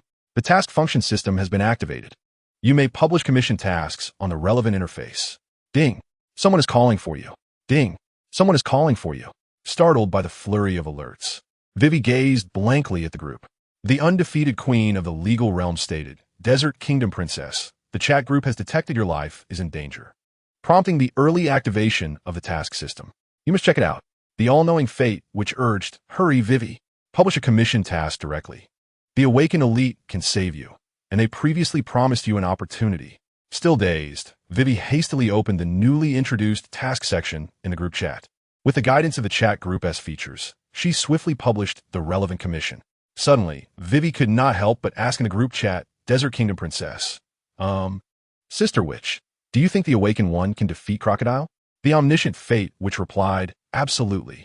Upon reading this, Vivi sighed in relief. Turning to the elegant lady beside her, she joyfully exclaimed, "Sister Robin, it's all right. I found someone to help." However, the ever-cautious Nico Robin did not share her sense of relief. Having lost her previous confidence in the somewhat naive young princess, Robin calmly inquired, "Who is it?" Yet, the response did not come from Vivi, but rather from an ominous, gravelly voice from outside. "Indeed, who could it be that makes Her Highness believe they can contend with me? Crocodile?"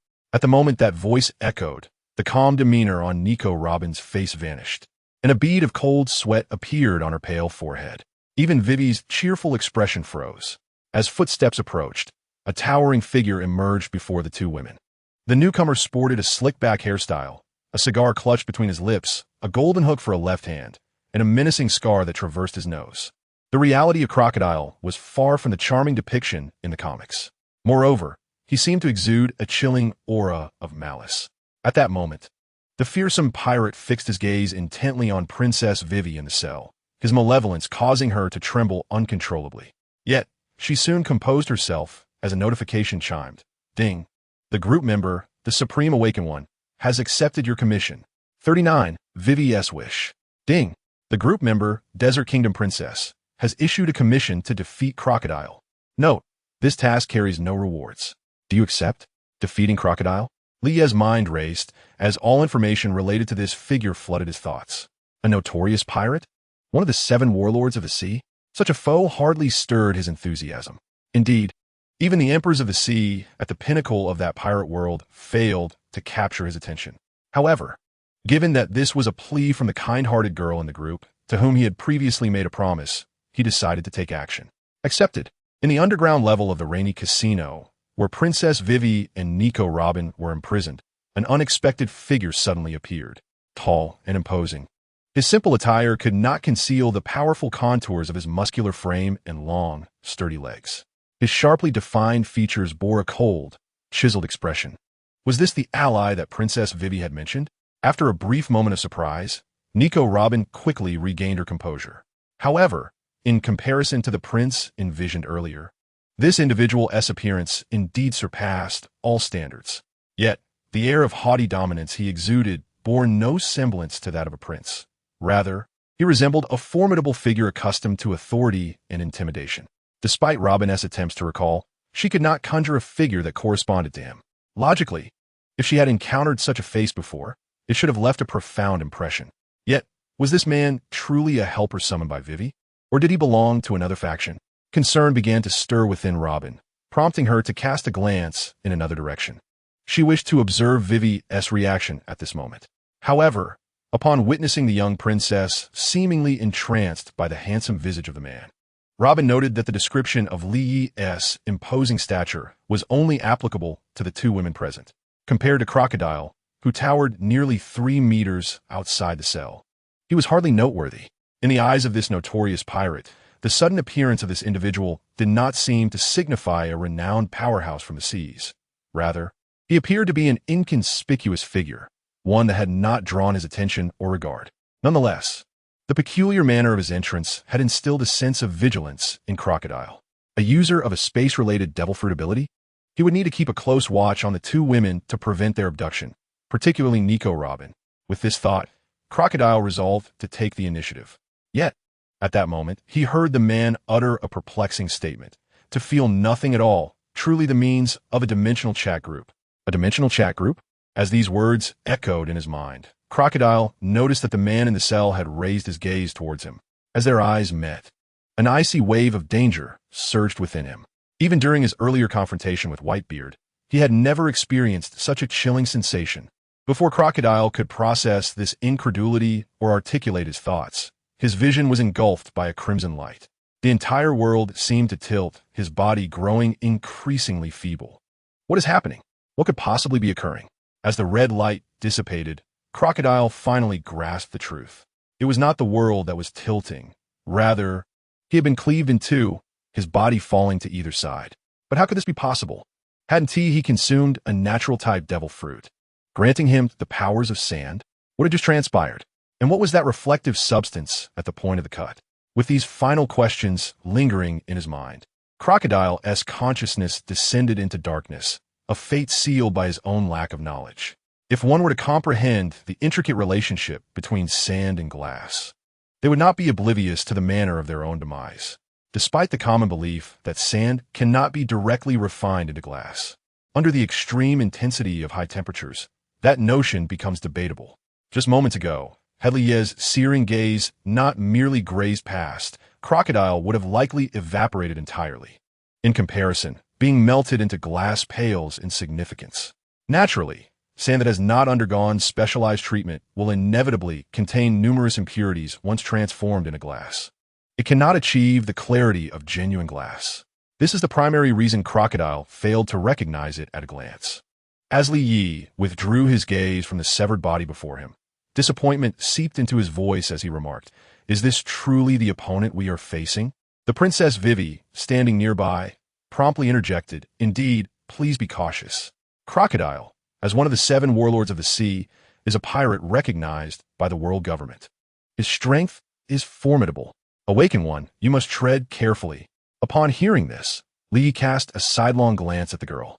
This blue-haired princess appeared somewhat dazed, oblivious to the gravity of the situation. However, it was Nico Robin, standing to the side, who could no longer restrain herself and cautioned, "Your Highness, you should take a look outside." "What is happening outside?" Vivi inquired, following the suggestion. It was Crocodile. She was instantly taken aback. The body had merely been cleaved in two, devoid of any gruesome spectacle. Such a sight was not sufficient to intimidate this resilient princess. However, the true horror lay in the implications of Crocodile's demise. He was a figure of immense power, one that the Alabasta Kingdom could not withstand. Just moments prior, He had exuded a murderous intent, and now, upon turning, he had met a silent end. Such an occurrence could hardly be deemed anything less than chilling. Indeed, Princess Vivi was genuinely frightened. Only now did she begin to grasp the meaning of the witch sister's words about being overwhelmed. Yet, this should not be construed as a lack of wit on Princess Vivi's part. In truth, Lie's actions had been executed with such swiftness that it left little room for realization. Even in his own perception, he had approached the task with a sense of leisure, having just remarked on the formidable teleportation abilities of their chat group. Meanwhile, Nico Robin had been observant, but she had only briefly caught a glimpse of a dazzling red flash before witnessing Crocodile being cleaved in two. To be frank, she too had been startled by the unfolding scene. However, at this moment, Princess Vivi was merely startled. She heard the words of the man she referred to as Mr. Awakener beside her. To waste an opportunity to act on someone like this is truly a pity. Upon hearing this, Nico Robin was taken aback. What did he mean by someone like this? Was there a misunderstanding? This was one of the 7 warlords of the sea, a principal figure established by the world government to counteract the forces of piracy. Yet, recalling the earlier nonchalant scene, she found the statement not entirely unfounded. If this man were to take action, and it was indeed a singular opportunity, it would indeed be squandered. Meanwhile, the concerned party, Vivi, remained oblivious. Squandered? Surely not. That was quite dangerous. Besides, once Crocodile is dealt with, it will soon rain in the kingdom of Alabasta. Then everyone will have water to drink. Rain? Lee glanced at the innocent princess, unable to restrain himself from speaking. Though I lack the powers to summon the winds and rain, this is merely a trifling matter. Huh? Princess Vivi looked up at the man's face, puzzled. However, before she could receive a response, he suddenly soared into the sky. The ceiling above was instantly breached, creating a gaping hole. Soon after, Lie's figure vanished before the eyes of the 2 women. Sister Robin, what did Mr. Awakener's words mean? Even Nico Robin was uncertain. So she suggested, Your Highness, shall we go up and take a look? Yes, yes. Vivi nodded in agreement. With that, they hurriedly made their way out of the cell. Fortunately, Lie's earlier intense gaze had severed the iron bars, or they would have had to struggle for a while longer. Before long, Nico Robin and Vivi emerged from the casino and returned to the bustling streets. To their astonishment, a fierce wind was raging around them, and the sky was filled with an ominous mass of dark clouds. Gradually, drops of life-giving water began to fall. Soon, it transformed into a torrential downpour. Yet, neither woman had the slightest inclination to seek shelter from the rain, especially Princess Vivi, who was now like a joyous child playing in the water, delighting in the downpour. As more children filled the streets, exuberantly welcoming the rain, Nico Robin felt a surge of inexplicable joy within her. Although this was not her homeland, having lived here for nearly a year, she too could genuinely appreciate the significance of this life-giving water. Thus, when confronted with this downpour, she still managed to maintain a sense of empathy. As for Vivi's prior inquiry, it has become self-evident. However, the fact that the man could even manipulate the rain. Nico Robin curiously inquired, Your Highness, who is that awakened gentleman? Vivi's sparkling eyes remained fixed on the rain, fearful it might slip away. Upon hearing the question, she momentarily froze. Who is the awakened gentleman? How should one articulate this? A superhuman? The harbinger of doom? Vivi recalled the enigmatic terms spoken by the witch sister in their group. Yet for her current self, for the present Alabasta kingdom, he must be a deity. Princess Vivi confidently articulated this question. Subsequently, she assumed a posture of prayer, sincerely wishing in her heart, Awakened gentlemen, may you enjoy all health and happiness in the future. As for the sudden surge of emotional value regarding Vivi's curse, it remained unknown to Li Yi, as it was merely a wish from the heart. Moments after soaring into the clouds, he exhaled, dispersing the surrounding clouds toward the Alabasta kingdom. As the clouds accumulated to a certain extent, they naturally transformed into raindrops. Indeed, as previously mentioned, this was but a trivial matter. After bestowing this long-awaited rain upon the desert kingdom established on an oasis, Li Yi returned. It was not that he wished to leave so soon, despite the lack of formidable beings worthy of his gaze in this world. It was still an alternate realm, his first experience of traversing worlds. Naturally, Li Yi yearned to savor the splendor of the One-Piece universe. Regrettably, upon defeating Crocodile, the chat group notified him of task completion, leaving only a minute of stay time. After summoning the winds and rain, there was nothing more to follow. This was rather hasty. Had he known of this rule earlier, he certainly would have allowed Crocodile to linger a few more days. Of course, now that the Dimensional Chat Group's task system had been activated, there was no need to rush. In fact, he could directly request Princess Vivi to issue another commission task. However, after examining this task feature, Li Yi discovered that commission tasks could not be freely dispensed. It seemed certain conditions needed to be fulfilled, such as Vivi's recent perilous situation. Not in a hurry to traverse again, Li Yi had no intention of immediately returning to the world of pirates. Thus, he did not delve further into this matter. Shortly thereafter, however, Li Yi noticed an astonishing occurrence. The amount of emotional value collected by the Fantasy Divine Stone had suddenly surged. Originally, there was merely a volume meant for 7 days. But after that brief moment, it surged significantly. The second feedback from the Divine Stone has been received. It was previously mentioned that the Divine Stone provides progress feedback upon collecting 10% of the emotional value. The second feedback indicates 20%. According to his estimations, the emotional value required to shrink the current lamp would take approximately 60 days to gather. Thus, the 20% emotional value equates to at least 12 days' worth. This implies that in just those few minutes, an amount equivalent to 5 days was unexpectedly amassed. Could it be that something significant has transpired? Recognizing the anomaly, Li swiftly began to scrutinize the situation on Blue Star. As a multitude of information flooded into his mind, he quickly discerned that Blue Star remained as tranquil as ever. The Supreme Council was still in the midst of preparations, having not yet officially announced anything to the outside world. At most, a few upper echelons might be privy to this information. If this were indeed the cause, then the emotional value should have erupted days prior. Yet, if it were not due to this matter and no other significant events had occurred on Blue Star, where could this sudden influx of emotional value be sourced? As Li Yi pondered, his gaze suddenly shifted to the unusually bustling chat group at that moment. Here, rewind to earlier, when Princess Vivi announced the commission task. Shortly thereafter, a notification popped up within the group chat. A group member, the mightiest awakened one, had accepted the commission task issued by the Princess of the Desert Kingdom to defeat Crocodile. The undefeated queen of the legal realm remarked, "The task target seems rather formidable. Is this individual up to the challenge?" The all-knowing Fate Witch replied, "Rest assured, since the big shot has personally taken action, everything will be fine." The undefeated queen of the legal realm responded, "That's a relief." The undefeated queen of the legal realm continued, "Previously, I heard you mention that even with 100,000 points, one might struggle against this person. I'm curious, is Crocodile truly that powerful? Or is the point enhancement effect within our group not as potent?" The all-knowing Fate Witch answered, "Certainly, it is the former." The all-knowing Fate Witch elaborated, "Let me put it this way. If Crocodile were to appear in your world, it might require the deployment of nuclear weapons to defeat him."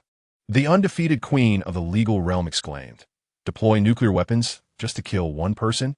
The all-knowing Fate Witch confirmed, "Indeed, it may be due to the unique nature of the individuals in Vivi's world, as these great pirates possess exceptionally robust physiques." The all-knowing Fate Witch added, "Moreover, Crocodile is a natural type ability user who has consumed the Sand fruit. He possesses the power to control sandstorms and can transform himself into sand, rendering him immune to physical damage." The all-knowing Fate Witch concluded, "Perhaps my military knowledge is limited, and thus, I can only conceive of deploying nuclear weapons in such a scenario." The unbeaten queen of the legal realm, given such formidable strength, and being a superhuman, is this awakened being truly capable of handling it? The all-knowing Fate Witch, naturally, this individual is a fusion of Superman and Doomsday. The all-knowing Fate Witch, if you find it difficult to comprehend, it would be quite appropriate to regard him as a deity. Group notification. The strongest awakened member has completed the task entrusted by the Princess of the Desert Kingdom. The all-knowing Fate Witch, look. The unbeaten queen of the legal realm. That was an impressively swift completion of the task, but isn't calling him a deity a bit excessive? The all-knowing Fate Witch, once I upload the information regarding Superman and Doomsday, you shall understand. The all-knowing Fate Witch, excessive? Not at all. The all-knowing Fate Witch, however, this incident has led me to realize that foreknowledge of fate is not necessarily advantageous. It may very well lead to unintended consequences. The all-knowing Fate Witch thus. I am curious, esteemed lawyer. What are your intentions? The unbeaten queen of the legal realm. As for me, I have already regained custody of Shaolon. The all-knowing fate, which, why is that? The unbeaten queen of the legal realm. Currently, Shinichi has not transformed into Conan, meaning the story has yet to commence. The unbeaten queen of the legal realm. I wish to prevent Shaolon from becoming entangled with that dark organization, the Black Organization, much like before. Although nothing significant occurs in the plot, I remain apprehensive. The unbeaten queen of the legal realm. Thus, I opted to pursue legal action to reclaim Shaolan's custody. And the process was quite smooth. The court has already rendered its verdict yesterday. The all-knowing fate, which, did you win a case? The unbeaten queen of the legal realm. Certainly. The all-knowing fate, which, you are indeed decisive. Moreover, over the past few days, I have taken the time to examine this detective work. The all-knowing fate, which, by the way, did you not notice anything amiss? The unbeaten queen of the legal realm. What seems off? The all-knowing fate, which, do you not sense that there appear to be an abundance of cases? The unbeaten queen of the legal realm. I do not believe so. It seems quite normal to me. The all-knowing fate, which, what dismays me is that Shinichi, in his normal state, seems oblivious to Shaolan's feelings. Yet after transforming into a child, he attempts to take advantage of her. The all-knowing fate, which, this indeed seems quite peculiar. The unbeaten queen of the legal realm. My intention was not to have Shaolon break up, but rather to separate and cease communication. The unbeaten queen of the legal realm. Coincidentally, Shinichi has gone missing as of yesterday. He must have transformed into Conan. Thus it suffices to prevent him from meeting Shaolon. The unbeaten queen of the legal realm. When Shaolon enrolls in university, I shall personally assist her in finding a boyfriend. The all-knowing fate, which, I initially intended to advise against arranged marriages, but upon hearing about university, I suddenly feel it unnecessary. The unbeaten queen of the legal realm. What? The omniscient fate, which, no worries. Let's invite Princess Vivi to share her thoughts. The omniscient fate, which, as the first to announce the entrusted task, and the first to behold the true form of the esteemed individual, Vivi, do you have anything to convey? Princess of the Desert Kingdom, not really. The indomitable queen of law. Then, dear sister, why not share your impressions of that awakened one? I feel the witch has become somewhat enchanted. Her words are rather exaggerated. Princess of the Desert Kingdom, well, I'm not quite sure what Superman or Doomsday are, but the witch's words are truly not exaggerated at all. The Princess of the Desert Kingdom, the awakened gentleman, is probably akin to a deity. A deity? Sitting in the classroom, Yagami Light was silently observing the chat messages in his mind. Upon seeing this latest message, his mind began to race. Just a minute prior, that awakened one had swiftly resolved the task that the witch claimed would require nuclear weapons to confront. An existence such as this indeed merits the title of a deity. I wonder if writing this individual's name in my notebook could lead to their demise? Yagami Light did not dwell on this thought for long. Over the past 7 days, he had confirmed the authenticity of this chat group. Knowing it was not of the same world, he naturally refrained from probing further into that matter. Moreover, the primary focus now was the work that related to himself. He had yet to secure the transaction. Contemplating, he returned his thoughts to the group. Creating a world without criminals. Omniscient fate, which, what conditions must be met for you to grant me that work related to me? The omniscient fate, which, Yagami Light, I couldn't find you. It's not that I'm unwilling to sell. Creating a world without criminals. Yagami Light? I previously mentioned the name as Light Yagami. Creating a world without criminals. Would you sell it for 200,000 points? The omniscient fate, which, ahem, it's not merely a matter of how many points. Creating a world without criminals, 400,000 points. The omniscient fate, which, well, I'll be straightforward. If you agree to one condition, I can part with it for 100,000 points. Creating a world without criminals. What condition? The omniscient fate, which, do not indiscriminately kill innocent people. Creating a world without criminals. That condition? No problem. The omniscient fate, which, you must think this through, as this condition is bound by the chat group, and must be enforced. Creating a world without criminals. Understood. The omniscient fate, which, alright, please hold on. Group message notification. A new update from the group member, the omniscient fate, which, indicating that a new item has been listed in her personal shop. The witch's fate cottage. Ding. Your points balance is insufficient. However, Due to the merchant support for credit purchases, you have successfully acquired the item. Your current points total is 99,756. Before settling this debt, all points you earn will be directly transferred to the all-knowing fate witch of the group. You have obtained the Death Note. Upon decisively purchasing it, Light Yagami refrained from revealing this work in a classroom. At this moment, he pondered the implications behind the witch's request. No indiscriminate killings? Could it be that I will become such a repugnant person in the future? How could that be possible? Yet, Light Yagami could not be entirely certain about this. After all, who can predict how one's thoughts may evolve over time? His earlier willingness to accept the witch's terms and make the purchase was not solely driven by a desire to glimpse his future. It was primarily an attempt to impose a constraint upon himself. As for whether he would regret this decision in the future, Light Yagami was uncertain. For now, he simply did not wish to become a person who indiscriminately kills. This alone was sufficient. After coming to this realization, a relaxed Light Yagami cast a glance at the teacher at the podium, then picked up his backpack and proceeded toward the classroom's rear exit. Study? At this moment, returning home to read the Death Note was of utmost importance. After glancing over all the information in the group, Li refrained from commenting further and resumed his contemplation. That sudden surge of emotional value, did it originate from the chat group? To be precise, did it stem from a few members within the group? Although the work indicates that the emotional value of the Divine Stone can only be collected from those who have awakened, there remains some connection between the group members and the awakened ones. Given that there are only a few individuals in the group, even if they could indeed allow the Divine Stone to gather relevant emotional value, it should not amount to much. Nevertheless, this issue is not devoid of reasonable explanations. Perhaps the pronounced effect of emotional value collection by the Divine Stone is due to the original version. Does this sound somewhat far-fetched? Yet, no alternative explanation has emerged. As the saying goes, once all impossibilities have been eliminated, what remains, no matter how improbable, is the truth.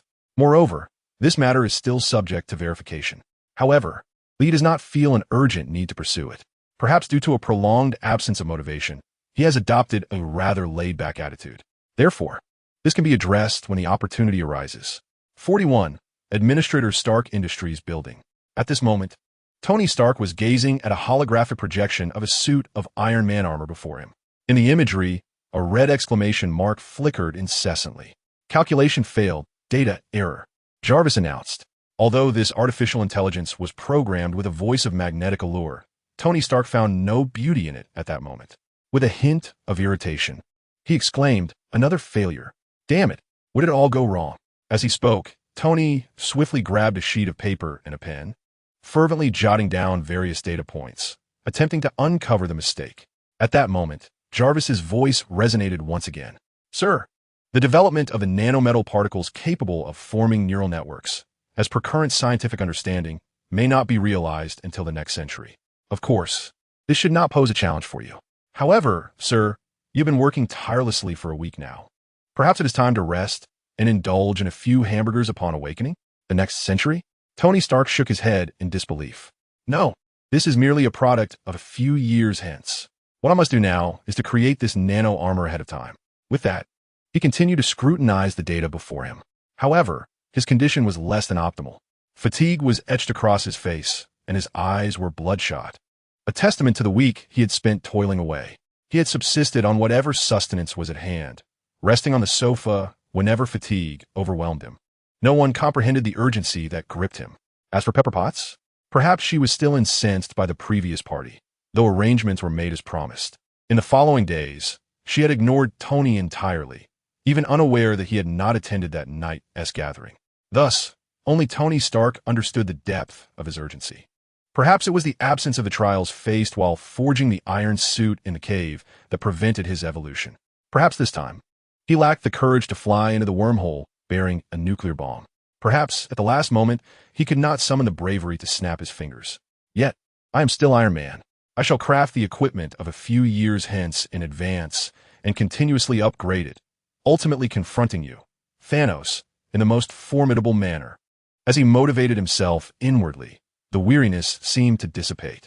He focused intently on the formulas on the paper, his mind racing with calculations. However, his vision began to fade into darkness.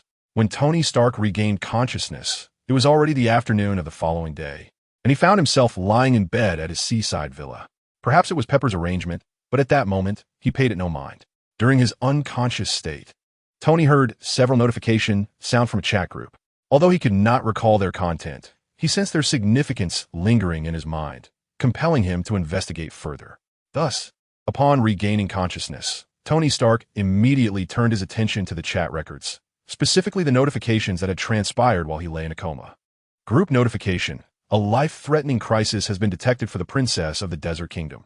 The task board system has been activated. Group notification: the Princess of the Desert Kingdom has issued a quest to defeat Crocodile. Group notification: the strongest Awakened member has accepted the quest to defeat Crocodile. Group notification: the strongest Awakened member has completed the Princess of the Desert Kingdom's quest. A task system? To his astonishment, it seemed there was such a feature. Tony had initially perceived the chat group merely as a platform for communication among individuals from disparate worlds. He had not anticipated the inclusion of a feature for issuing quests. Furthermore, the time taken by the strongest Awakened member to complete the task was astonishingly brief, lasting less than a minute.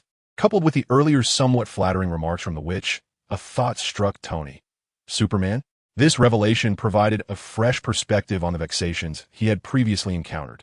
He could enlist the aid of this formidable Awakened being, although he was uncertain whether this Superman referenced the comic version or the cinematic one. Even the latter would pose no threat to Thanos.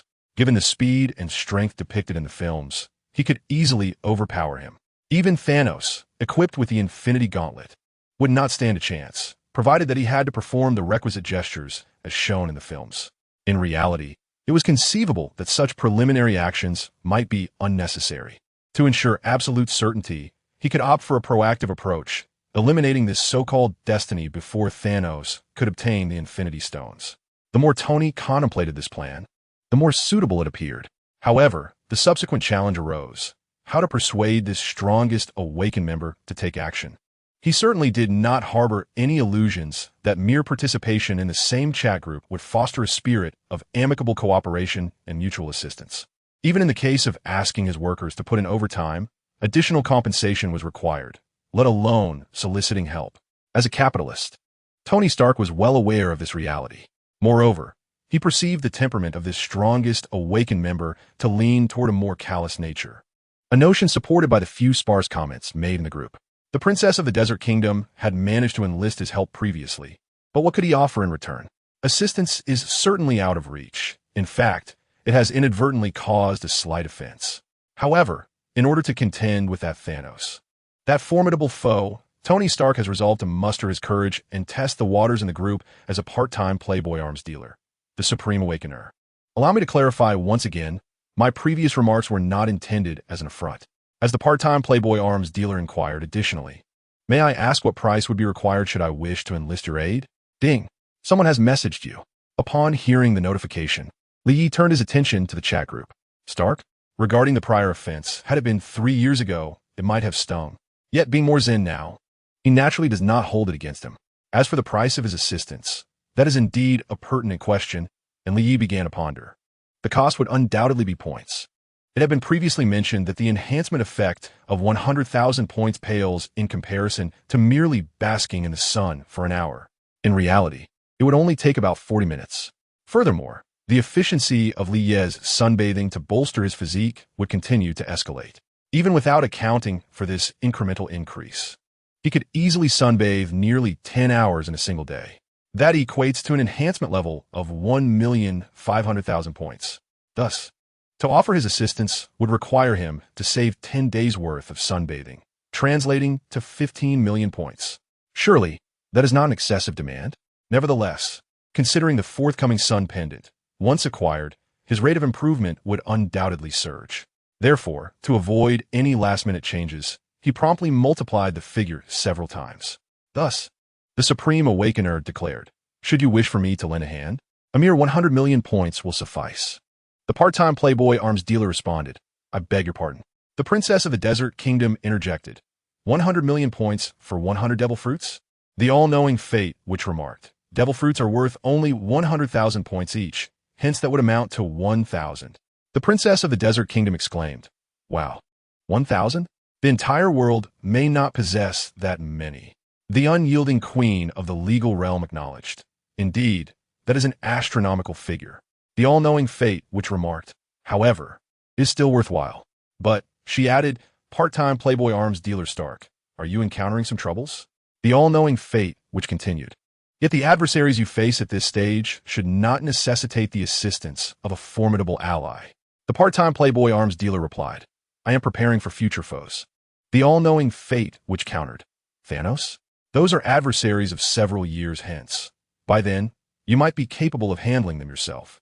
The part-time Playboy arms dealer lamented, no, I am currently unable to even produce the nanosuits from years ahead. That is quite a challenge. The all-knowing fate, which remarked, have you forgotten about the points in the chat group?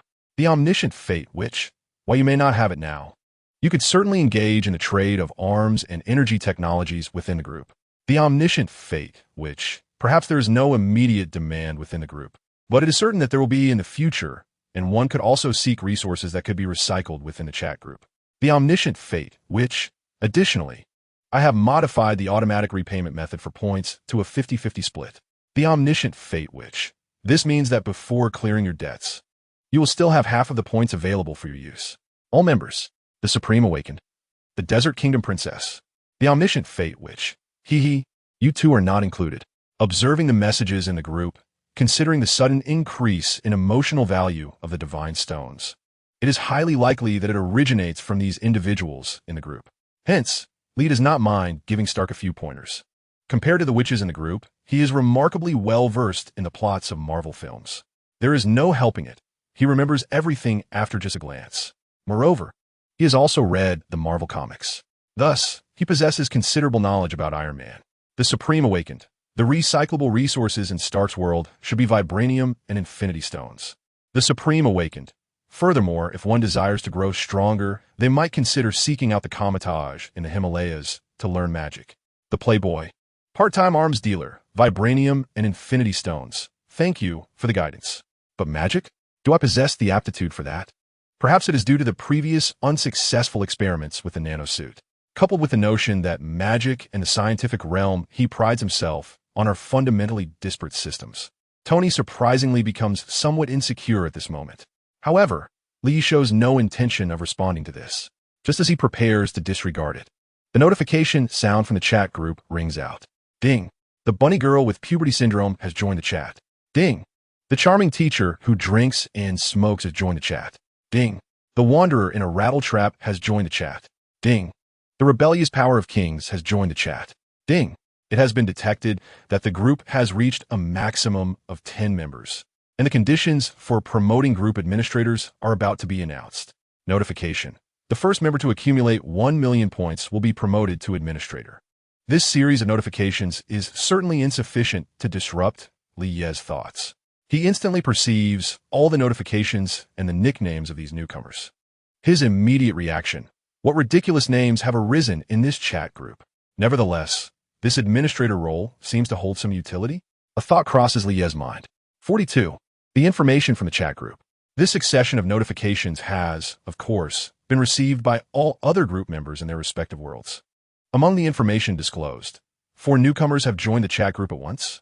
This indeed warrants astonishment. However, the most significant piece of news lies in the latter announcement. What are the prerequisites for ascending to the role of administrator? The first group member to accumulate 1 million points shall be granted the title of administrator. This is indeed a monumental development, although the specifics of an administrator's privileges within the group remain shrouded in mystery. It is evident to anyone with common sense that this title carries considerable weight. Yet, due to the stringent requirements, few members dare to harbor such aspirations. Nonetheless, one individual harbors a strikingly contrary perspective. She is brimming with confidence. This markedly different lady is none other than the astute, which has been diligently striving for her place within the group. As a wealthy woman, Xia has keenly discerned the crucial detail. The chat group's notification explicitly states that the condition for promotion to administrator is to accumulate 1 million points, rather than simply reaching a total of 1 million points. Although the difference may appear trivial, the implications are profoundly significant. The former stipulation means that regardless of how one spends their points, as long as they have amassed a total of 1 million points, they qualify. Xia is supremely confident regarding this requirement, excluding any deducted commissions and not factoring in points earned through check-ins.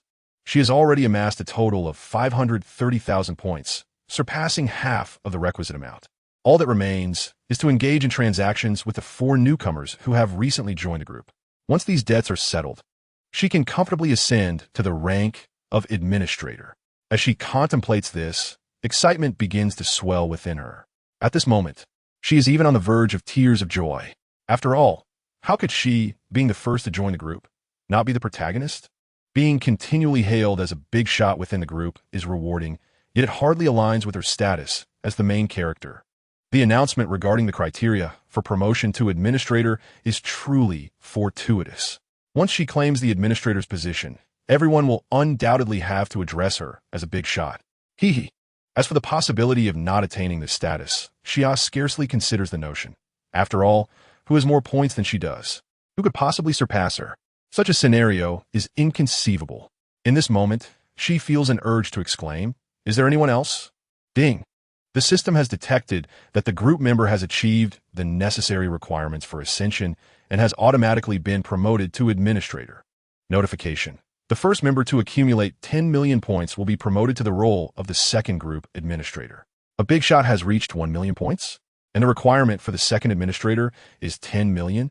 Instantly, the triumphant smile on Xia's face falters. Ding! You have become an administrator. You have been granted the corresponding permissions to mute, initiate votes for expulsion, edit group announcements, modify various basic functional settings, and organize activities for all group members. As the first member promoted to administrator, you may pose 5 inquiries related to the chat group. At this moment, Li Yi, having just reclaimed 10 awakening stones, gazes thoughtfully at these notifications. Being the first to inquire, does the first member to join the group not also possess this privilege? This question suddenly crossed his mind, prompting him to voice it. The first group member indeed has the authority to ask 3 questions. How enlightening.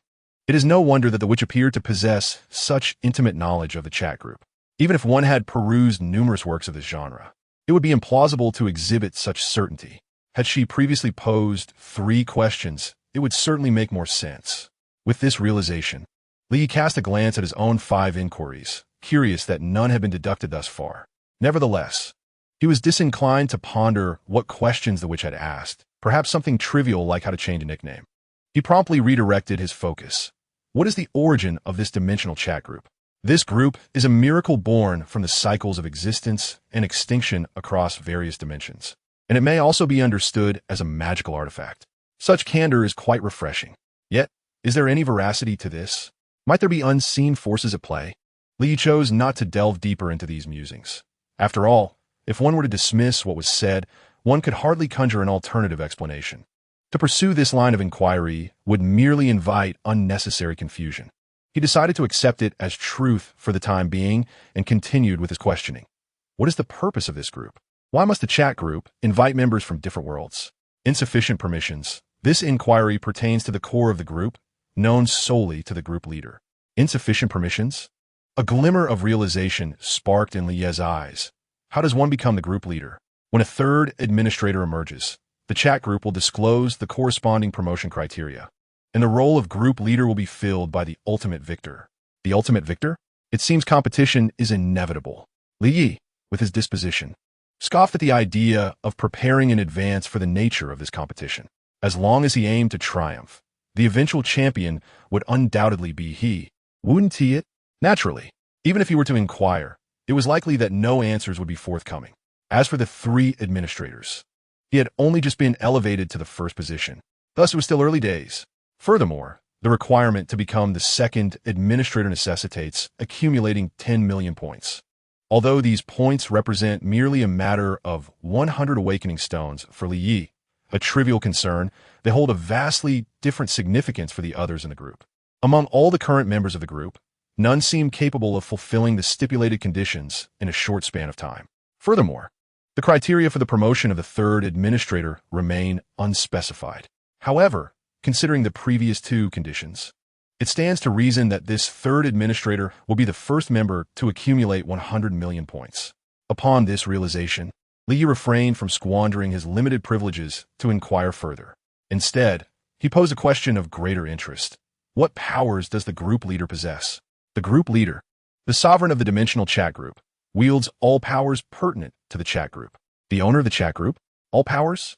This starkly contrasts with the depictions encountered in various chat group narratives, wherein some group leaders require votes to expel members, resembling mere administrators. Nonetheless, do these powers encompass point accumulation? He posed this question. Can the group leader utilize points indefinitely to enhance themselves? The group leader has the freedom to employ all functionalities of the chat group, yet such powers are not without limits. Consequently, the enhancement effects of group points also have a ceiling. A prompt indicated that the powers of the dimensional chat group are continually evolving, with hopes for future growth alongside the group leader. This notion of ongoing enhancement piqued Li Yi's curiosity as he pondered the first part of the message.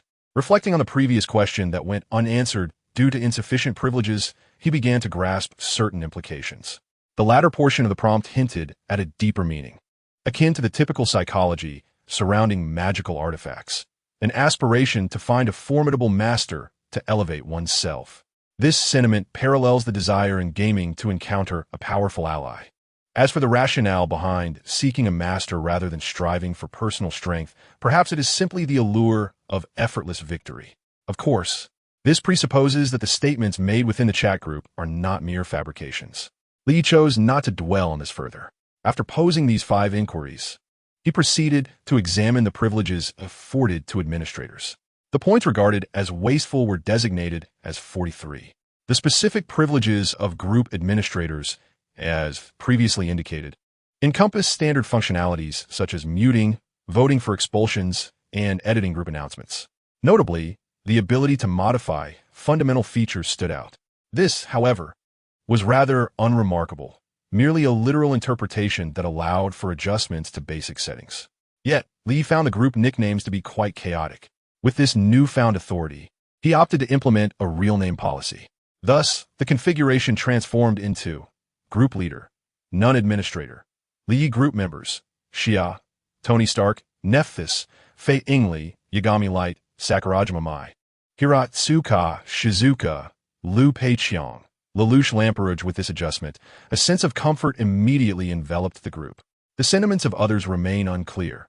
However, Li holds a distinct perspective. He then turned his gaze towards the introduction related to the authority to organize activities for all group members. As the term suggests, it entails the ability to orchestrate a collective event that all members can partake in. This gathering may lean towards leisure and enjoyment or adopt a more competitive nature, with the specifics determined by the administrator. Subsequently, the chat group will establish certain regulations pertinent to this event, primarily due to the allocation of corresponding points as rewards. Ignoring these rules bears no consequence, except for the absence of point rewards. Each event boasts a prize pool of 1 million points, which will be distributed based on the rankings determined by the chat group. It could be considered a welfare initiative, though a minimum of 10 members must enroll for the event to proceed successfully. Furthermore, the administrator is permitted to host only one such event each month. However, should an event not be held in a given month, the 1 million points will not vanish. Rather, they will accumulate. Thus, if an event is conducted in the subsequent month, the prize pool will swell to 2 million points. If still unheld, it will continue to amass, ensuring no waste occurs. Moreover, organizing this event presents certain advantages for the administrator. Aside from the option to participate, they are guaranteed a 10% share of the prize pool as a point reward. Additionally, any commissions collected by the chat group from other sources serve as a benefit for the administrator, which can be withdrawn at any time. Presently, only a few thousand points have accumulated within this pool. However, as the trading volume among group members increases, so too will the corresponding commissions, potentially leading to a substantial sum. Despite this, Li finds little interest in the matter. Is he lacking in points? Undoubtedly. At least until the efficacy of the points holds significance for him, he is indeed in need. However, the deficit he faces is of a magnitude measured in the hundreds of millions. By the time the chat group accumulates commissions reaching such levels, it may necessitate a different unit of measurement altogether. Therefore, he deems it unnecessary to harbor excessive expectations regarding this benefit. Li Yi withdrew his gaze, just as the fantasy stone pendant around his neck transmitted a message. It was indeed the third feedback. The emotional value was remarkably swift. He could not help but glance at the chat group, which was currently abuzz with activity. Not only were there 4 newcomers joining, but also discussions prompted by the administrator's announcement. The unyielding queen of the legal realm. Is it true that accumulating 1 million points is a requirement to advance to administrator? Princess of the Desert Kingdom. That's quite a lot. It requires 10 devil fruits. Part-time Playboy arms dealer. Only 10 fruits? That doesn't sound like too many. The omniscient fate, which... Stark, do you truly believe that a devil fruit valued at 100,000 points could be an ordinary fruit? The omniscient fate, which... It is. In fact, a treasure of the sea that bestows extraordinary powers. The omniscient fate, which... Moreover, let me be frank with you. This position of administrator has already been reserved by me. Doghead, group notification. It has been detected that a group member, the Supreme Awakened, has accumulated 1 million points and has been automatically promoted to administrator. Notification. The first group member to accumulate 10 million points will ascend to the role of the second group administrator. The omniscient fate witch. Princess of the Desert Kingdom. The unyielding queen of the legal realm. Which sister, that expression you just posted is quite delightful. Doghead. The omniscient fate which, ahem. I momentarily forgot the presence of the esteemed one. And he is indeed too swift. The part-time Playboy's arms dealer. Is that all? The omniscient fate, which, Stark, kindly adjust your tone. Do not forget that you owe me 200,000 points. The part-time Playboy's arms dealer, a mere 200,000 points. The omniscient fate, which, furthermore, I declare that I shall be the second administrator. The unyielding queen of the legal realm. This statement lacks an expression. Allow me to add one. Doghead, the unyielding queen of the legal realm. Otherwise, others might think you are speaking earnestly. The omniscient fate, which, Princess of the Desert Kingdom. Well, I believe the first to accumulate 10 million points will still be Mr. Awakened, right? The unyielding queen of the legal realm. That seems likely. The omniscient fate, which, that is not merely a feeling. It is a certainty. Group notification. Administrator Li Yi has changed the group nickname to real name registration. Xia. However, it is of no consequence. What was mentioned pertains to the first member to accumulate 10 million points, which does not include the esteemed administrator. Naifei Little Y. Which sister? Have you changed your name? Naifei Little Y. Hey, why have I turned into my real name? Fei Ingli. Wei. Take a look at the notification above. Naifei Little Y. Everyone has changed to their real names. So Mr. Awakened is called Li Yi. And Fei Ingli. Are you the lawyer aunt? Fei Ingli. Sakura Island Mai. May I inquire what this place is? In an instant, Li Yi swiftly reviewed all the recent messages in the group. Judging by this information, it is indeed possible that the notification regarding his promotion to administrator has garnered a significant amount of emotional value for the Divine Stone collection. Whether that is the case can certainly be verified. He glanced at his point total, precisely 1 million. This was the result of his recent efforts to secure the administrator position. However, had he merely reclaimed 9 awakening stones, it would have sufficed. Yet, Li was not one to quibble over 1 or 2 stones, so he opted around the total. As for this 1 million points, it appeared to hold little utility in his eyes. At this moment, it presented a perfect opportunity for some resourceful repurposing. With that thought in mind, Li casually distributed all of these points as a red envelope. Group message notification. Administrator Li Yi has sent a group red envelope. Group message notification. Administrator Li Yi has sent a group points red envelope. Nefrutal Awewi. Lord Li Yi has sent a red envelope. Fangly. It seems there are no designated members. May I ask if everyone can claim it? Administrator Li Yi. Yes. Xia. In that case, those who are slow will miss out. Everyone hurry and grab it. Xia Wow. It's substantial. I've seized 70,000 points. Such generosity from the esteemed one. Xia. Let us all share our amounts. Could it be that I've obtained the most? Nefrutal Awewi. 160,000 points. Thank you, Lord Li Yi. Fangly. 130,000 points. Much appreciated for the gift. Tony Stark. 140,000 points. Yagami Light. 110,000. Xia. Sakurajima Mai. It appears I have received 180,000 points. I am sincerely grateful for the administrator's red envelope. Sakurajima Mai. By the way, what is the purpose of these points? And what exactly is this chat box in my head? Sakurajima Mai. Oh, can you all see what I'm saying? Administrator Li Yi. This is a chat platform that transcends multiple dimensions, with group members hailing from different worlds. Administrator Li Yi. As for these points, they can be directly used to enhance one's physical abilities, heal injuries, and serve various other purposes. You will know once you give it a try. After responding to these two inquiries, Li awaited further developments. Ding. Group member Liu Peiqiang has claimed your red envelope. Ding. Group member Pingzuka Shizuka has claimed your red envelope. Ding. Group member Lelouch Lamperouge has claimed your red envelope. As the last spots for the red envelope were claimed by 3 newcomers, a wave of emotional value began to surge in.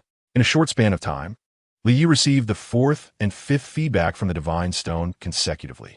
Even the 6th feedback seemed to be imminent. As for the source of emotional value, the answer was self-evident. Perhaps it was stimulated by the substantial points red envelope, or perhaps it stemmed from the astonished emotions of the newcomers towards the chat group. In any case, the source was undoubtedly the emotions of the group members.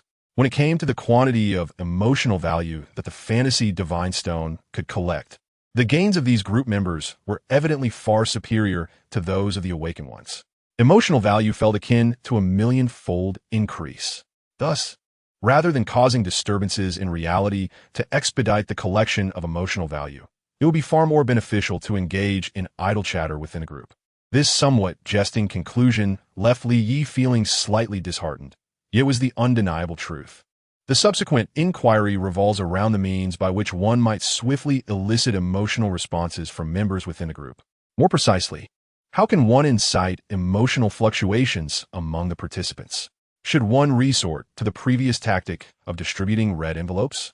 While it is true that the presence of thousands of awakening stones on Blue Star affords Li Yi the equivalent of billions of points, enabling him to dispense such envelopes several hundred times, the awakening stones are crucial to the emergence of awakening individuals. He harbors aspirations for a subsequent enhancement of the fantasy Divine Stone, which would usher in an era of even more potent awakeners. If all these stones were to be reclaimed, what would remain to play for? Moreover, the efficacy of a repeated action in stimulating emotional thresholds tends to diminish significantly over time. Given Lie's temperament, he would not engage in such folly. Thus, this notion has never crossed his mind. Upon confirming that the emotional values indeed stem from the group members, Li contemplated paying closer attention to the dynamics within the group, albeit without any overt intentions. He preferred to let things unfold naturally, feeling no urgency in the matter. After all, time is abundant. However, he would not overlook opportunities to easily acquire emotional values. For instance, a portion of the recent emotional values derived from the astonishment of newcomers regarding the chat group's circumstances, which was successfully influenced by his prior explanations, allowing the Divine Stone to gather relevant emotional responses. In this regard, he felt it prudent to take note. Nonetheless, he did not aspire to become a guiding mentor for newcomers in the group. That would be too cumbersome.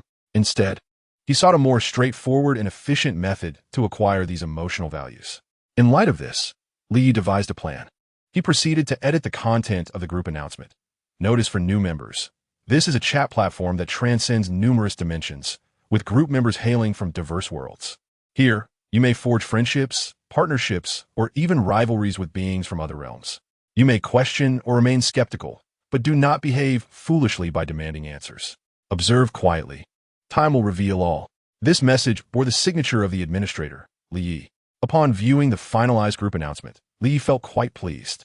What gratified him most was the indication of the editor's identity, which not only provided a long-term channel for collecting emotional values, but also fulfilled his obligations as an administrator, a true win-win situation.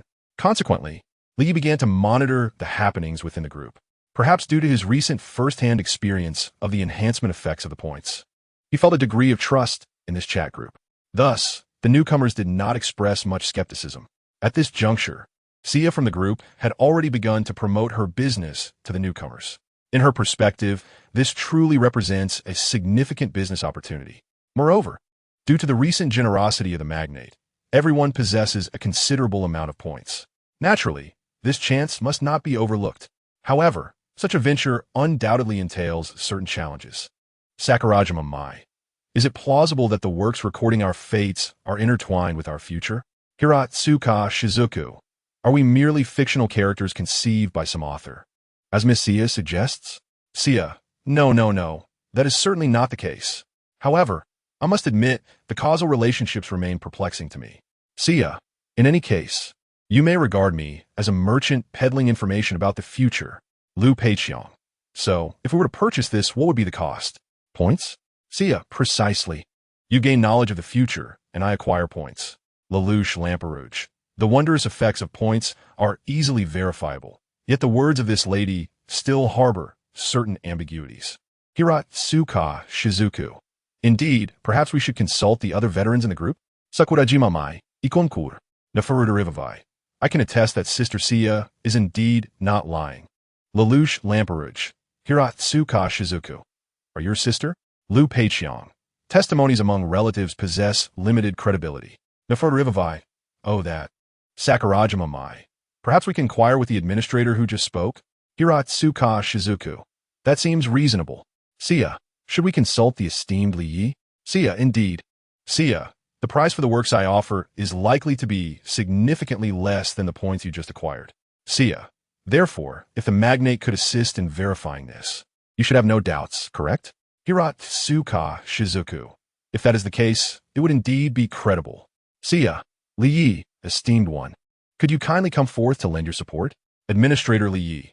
Initially, he had no intention of involving himself in such matters. However, at that moment, Li suddenly conceived an ingenious method to gather emotional value. Thus, he elaborated extensively. Administrator Li Yi, this woman is indeed not lying at present. Yet there is no need for you to overthink it.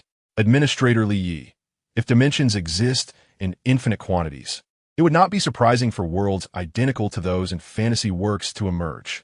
Administrator Li Yi, by the way, I have also perused your related works. Fittingly, it is my first time witnessing Mr. Li Yi speak at such length. Sia, for some reason, an ominous premonition has suddenly enveloped me. Indeed, my intuition was correct. At this moment, Li Yi found himself somewhat admiring the woman's astute reasoning. Consequently, he perceived what he desired. Sakurajima mai, since Mr. Li Yi has also encountered the related works, may I directly choose to engage in trade with you? Hiratsuka Shizuka. Indeed. The worst outcome would merely be the points returning to their original owner. Xia, you all are overthinking this. Xia, the big shot just casually gave away a 1 million point red envelope. Would they really care about a trivial amount of points enough to engage in trade with you? Administrator Li Yi. Well, I truly do not care about the points, so feel free to come to me for them at no cost. Tony Stark, free? Feiingly. It seems I have missed something. Yagami Light. I believe I have also missed something. Xia, big shot this. Xia. Meow Meow will cry right in front of you. Administrator Li Yi. Crying is futile. However, I will simply post it in a public document. Administrator Li Yi. If anyone needs it, just let me know. Xia. If it's in a public document, then I'm back in the game. Thank you for sparing my life. Big shot. Nephthys Teravivi. Huh? Why do you say that? Xia. This public document is accessible to all group members. Xia. Who would want others to scrutinize their past and the fated course of their future? Nephthys Teravivi. That is a valid point. Xia. Ahem. And exposing certain matters could lead to social demise, so everyone should be cautious. Sakurajima mai. Speaking of social demise, I recall some actions I took recently due to adolescent syndrome. If others were to find out, Sakurajima mai, I would be utterly horrified. Shiaso, let us trade, shall we? It's quite affordable. Hiratsuka Shizuka. Well, I'm just a 26-year-old unmarried female teacher. There shouldn't be anything I can't say, right? Xia, are you certain? Hiratsuka Shizuka. Not completely sure, as I worry about social demise. Before long, Hiratsuka Shizuka and Sakurajima mai chose to engage in private trade with Xia. The pricing set by the latter was not only based on the significance of the works to the individuals, but also on the type of the works. This time, both related anime were the slice-of-life genre. Although Sakurajima mai's slice-of-life anime later involved time travel, its significance was still far overshadowed by that of action anime. After all, action anime could inform the individuals of future foes and crises, allowing them to prepare in advance. Additionally, the ease of acquiring points was also a factor. Thus, Xia set a relatively low price this time. Following the precedent set by Fei Yingli, she decided to sell both for 30,000 points. Although the two women appeared to have considerably more screen time in their respective works than Fei Yingli, there was little to be done. After all, the big shot was watching closely, Xia did not wish to scare off these hard-won clients with exorbitant prices. In response, Li felt no disappointment whatsoever. Perhaps it could be said that his goals had already been fulfilled. As they grappled with their dilemmas, the divine stone had already amassed the relevant emotional values. Emotional values, though complex in explanation, are fundamentally quite simple. The smoothness of the process is inconsequential. What truly matters is the successful outcome. Naturally, if someone were willing to risk social disgrace by uploading it to a public file, they would likely garner even more emotional values. However, women tend to be rather cautious by nature, and given the personas of these two, they are not particularly inclined to take risks. As for the remaining individuals, their inclinations may differ. Xia, what are your thoughts, the two of you? Will you engage in a trade with me? Or shall we proceed to have the esteemed one upload it to the public file? Lilish Lamperouki, I choose to trade with you. Xia, welcome. However, as I mentioned earlier, my pricing for works is quite distinct. The pieces related to you will be considerably more expensive than those of Sakurajima, Mai, and others. Lilish Lamperouki, previously, I acquired 90,000 points, yet spent 100 to verify their authenticity. Therefore, if the price exceeds that amount, I shall have to forego it. Xia, I support the option of credit. For instance, if you lack sufficient points at the time of purchase, only half will be deducted initially. The remaining portion can be utilized for self-enhancement, aiding you through your current troubles. Lilish Lamperouki, I do not favor credit, and I cannot repay it. Xia, how could you not repay? Even if it is solely through sign-ins, you can still accumulate points. Lilish Lamperouki, apologies, but if that is the case, I shall have to regretfully decline. Xia, very well. I was already prepared to sell it to you for 100,000 points. So receiving 90,000 points directly is acceptable. However, would you reconsider? Losing all your points at once could be rather distressing. Lilish Lamperouki, it is not 90,000 points, but rather 89,900 points. Xia, understood. Group message notification. A new update from group member Xia, announcing a new product in her personal shop. The Witch's Fate Cottage. Group message notification. Group member Lilish Lamperouki has purchased an item from the Witch's Fate Cottage. Lilish Lamperouki, the item has arrived. I am immensely grateful for the points generously gifted by Mr. Li Yi, and I am delighted to have met all of you from another world. As this was said, the name faded away, indicating that the individual was no longer attentive to the chat group. Neferuta Liyyy. Hey, it seems the conversation was left unfinished. Why did they suddenly depart? Neferuta Liyyy. Moreover, those words sounded rather like a farewell, didn't they? Neferuta Liyyy. Lord Li Yi and Sister Xia, what are your thoughts? Xia, it is indeed somewhat peculiar, yet I merely searched for related works and have not viewed them extensively. Administrator Li Yi, judging by this performance, it is likely due to the plot reaching its latter stages. Neferuta Revivayo, in the chat, conversations drifted towards the sins wrought in earlier years, where a fabricated hatred led to the slaughter of countless innocent souls, including my royal sister Yuffie.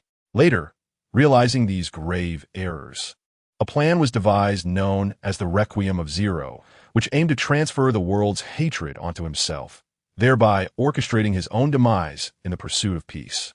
Clearly, this notion is naively idealistic, yet its execution has proven relatively successful.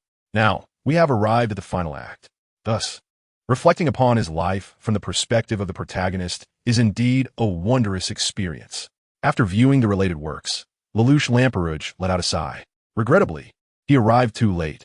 As a tyrant, he felt a pang of remorse. Had he encountered this work prior to committing those heinous acts, or even before enacting his tyranny, and joined this extraordinary chat group, the present circumstances would undoubtedly be vastly different. Yet, there remains a glimmer of hope. In this chat group that allows communication with alternate worlds, Lilish Lamperouki glimpsed infinite possibilities. Even achieving divinity through this means is not beyond the realm of possibility. At that time, who would question the transgressions of a deity?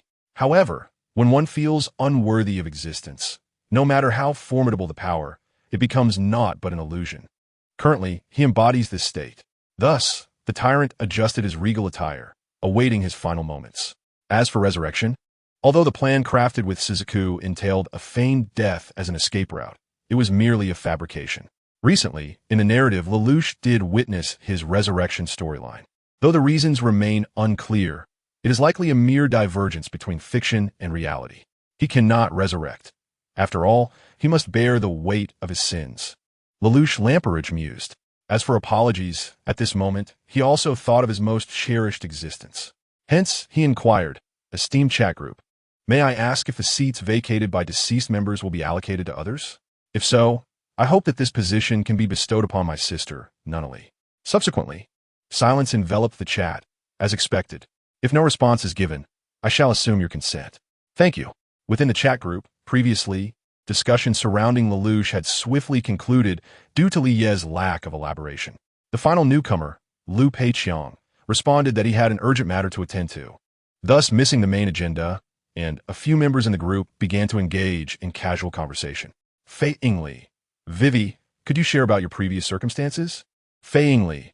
Everything was all right? Xia. Indeed, you weren't injured, were you? With so many newcomers suddenly joining, we didn't have the chance to inquire about the tasks. Nea Faruda Li Wei. Well, when Crocodile discovered us, Robin and I were promptly captured without any thought of resistance. Nea Faruda Li Wei. Then Lord Li Yi arrived. So I actually sustained no injuries throughout the ordeal. Yagami Light. Based on Miss Xia's description, Crocodile wields the power over sandstorms. Thus the spectacle of his battle with the administrator must have been quite magnificent. No, Nea Faruda Li Wei. Not at all. I have no idea how Crocodile met his demise at that time. Nea Faruda Li Wei. Moreover, I was there reminding Lord Li Yi to be extremely cautious. Facepalm Yagami Light. Sakurajima Mai. I can already envision that cringe-worthy situation that sends shivers down one's spine. Nea Faruda Li Wei. Indeed, it was quite embarrassing. Xiao. Sakurajima. Aren't you going to check your related works? Sakurajima Mai. It feels too lengthy, and I'm somewhat hesitant to look. Xia. It's fine to wait until you're mentally prepared. As for Vivi, there's no need to feel awkward. Xia. Given our visual perception, it is entirely normal not to witness someone of Lord Li Ye's stature in action in reality. Nea Faruda Li Wei. Oh, right. Nea Faruda Li Wei. Lord Li Yi, are you still present in our world? Nea Faruda Li Wei. To express our gratitude for your kindness and the rain you brought to the Alabasta Kingdom. My father is preparing a banquet. Administrator Li Yi. Rain is merely a trivial matter. There's no need to place too much significance on it. Administrator Li Yi. I have already returned. After completing the task, one can only linger for a minute. Nea Faruda Li Wei. I see. Sakurajima Mai. Does the chat group have a task function? One that allows people to assist in other worlds? Sakurajima Mai. I hope I understood that correctly? Fei Yingli. Indeed. Your understanding is accurate, but it appears that there are some restrictions on the task function. Xia. I've discerned the rules. Unless it is an urgent situation like Vivi's. Issuing a commission task requires a fee of 10,000 points. Xia. This might be the cost of traversing worlds? Sakurajima Mai. Oh. So the administrator's mention of merely blowing a breath? Is that to be taken literally? Fei Yingli. It likely carries a different meaning, I presume? Xia. Sakurajima. You have not misunderstood. With such prowess, a mere breath from a powerful individual can indeed summon rain. Xia. I will upload some relevant materials to the group. Take a look. Group message notification.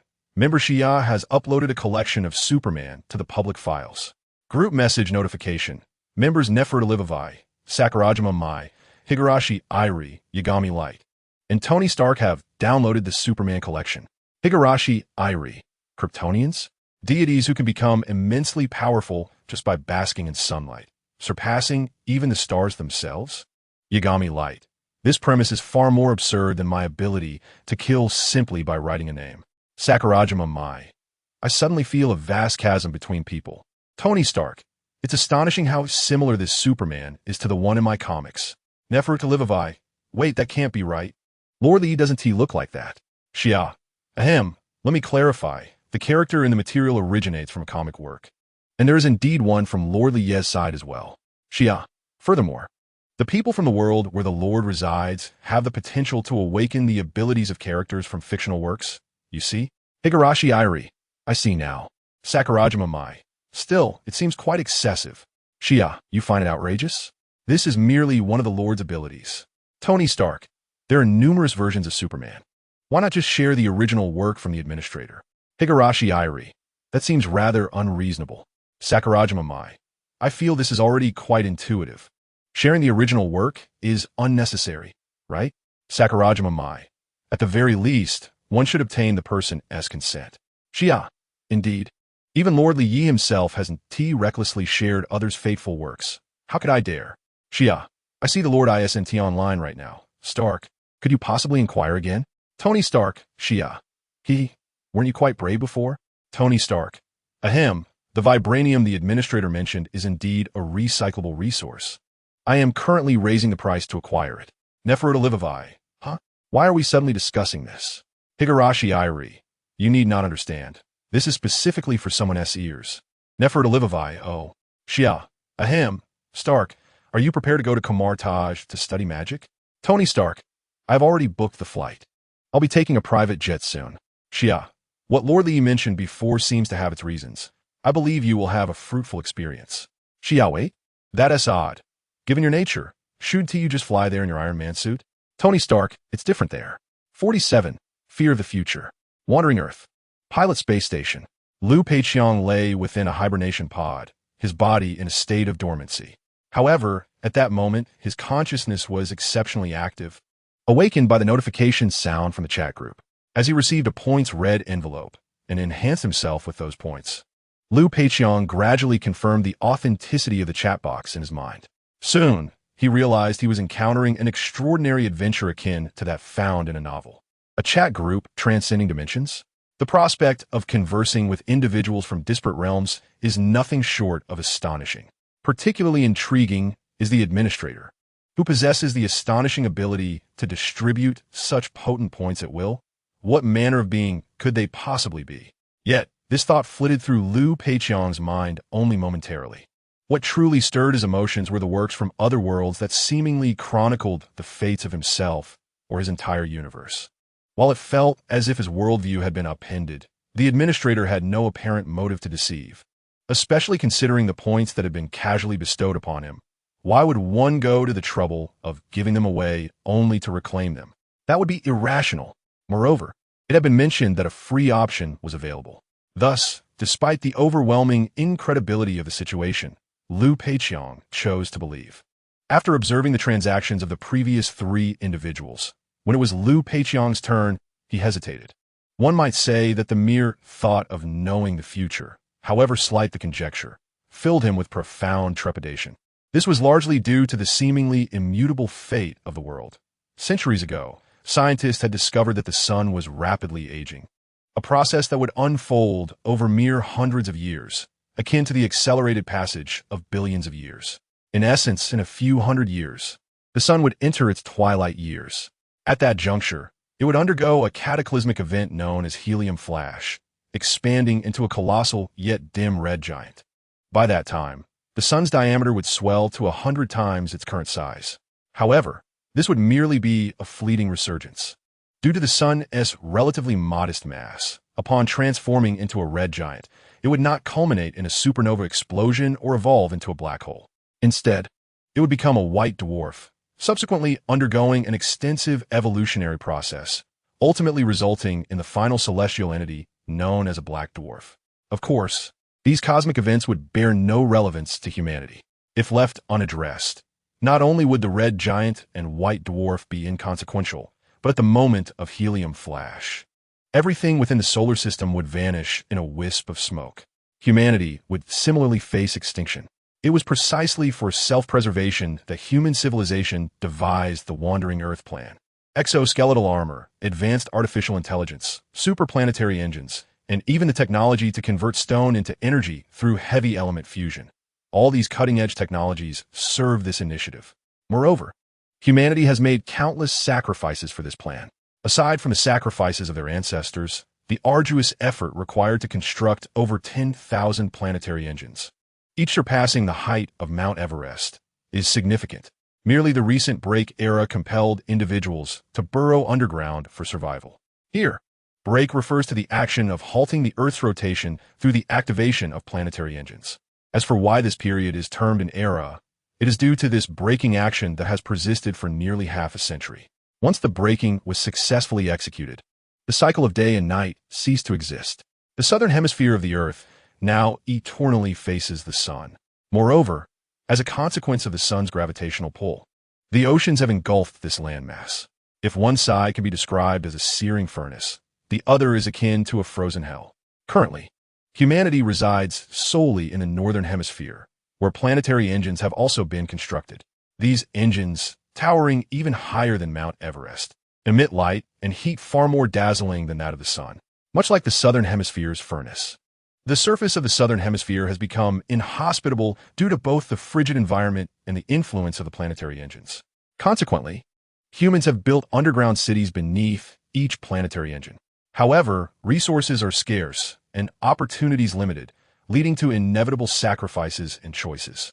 Thus, the notion of wandering with the Earth may sound extraordinarily romantic, yet it encompasses the tragic history of generations of a nomadic civilization. The Wandering Earth Project is a plan that, once initiated, cannot be reversed. When humanity devoted its entire civilization's strength to constructing 12,000 planetary engines, they found themselves unable to retreat when the era of breaking commenced. In earlier years, some scholars questioned the feasibility of this plan, but now, no one dares to voice such doubts, for doing so could provoke the wrath of the populace. Liu Peiqiang himself occasionally harbors a rather pessimistic outlook. Perhaps, in the next moment, the sun will violently undergo a helium flash, obliterating centuries of human civilization's efforts. Perhaps it would have been better not to construct these super engines, not to enter the era of breaking, and instead allow humanity to indulge in a final revelry, perishing alongside the sun's explosion. Even the possibility that the sun might not explode at all lingers in his thoughts. Yet, despite these contemplations, Liu Peiqiang finds himself enraged by those who openly challenged the Wandering Earth plan. Such words seem to dismiss the struggles of their forebears and the sacrifices of his generation. They need not deny it. Even if such denial might hold a semblance of truth, it remains merely a possibility. For now, the imperative is to move forward. The future is best left to the future, free from judgment. However, when faced with the prospect of witnessing the tangible future, Liu Peiqiang is engulfed in profound fear. He dreads the sight of the Wandering Earth Project as failure, fully aware that humanity is powerless to alter its course. Thus, what difference does it make to know or remain ignorant of the outcome? No, it is not the same. Liu Peiqiang suddenly realized that the failure of the entire plan might stem from a mere oversight in some details, which could lead to complete ruin. It was not solely a matter of an incorrect overall direction. Therefore, if that were the case, knowing in advance would allow for rectification. With this thought in mind, he no longer hesitated. As for whether to take advantage without cost or to engage in a transaction, the importance of points, coupled with the absence of anything shameful, prompted Liu Peiqiang to choose the former straightforwardly. Consequently, his consciousness returned to the chat group. After responding to Weiwei's question, Li had not continued to monitor the chat. Shortly thereafter, he noticed a sudden fluctuation in his emotional value, the seventh feedback from the Divine Stone.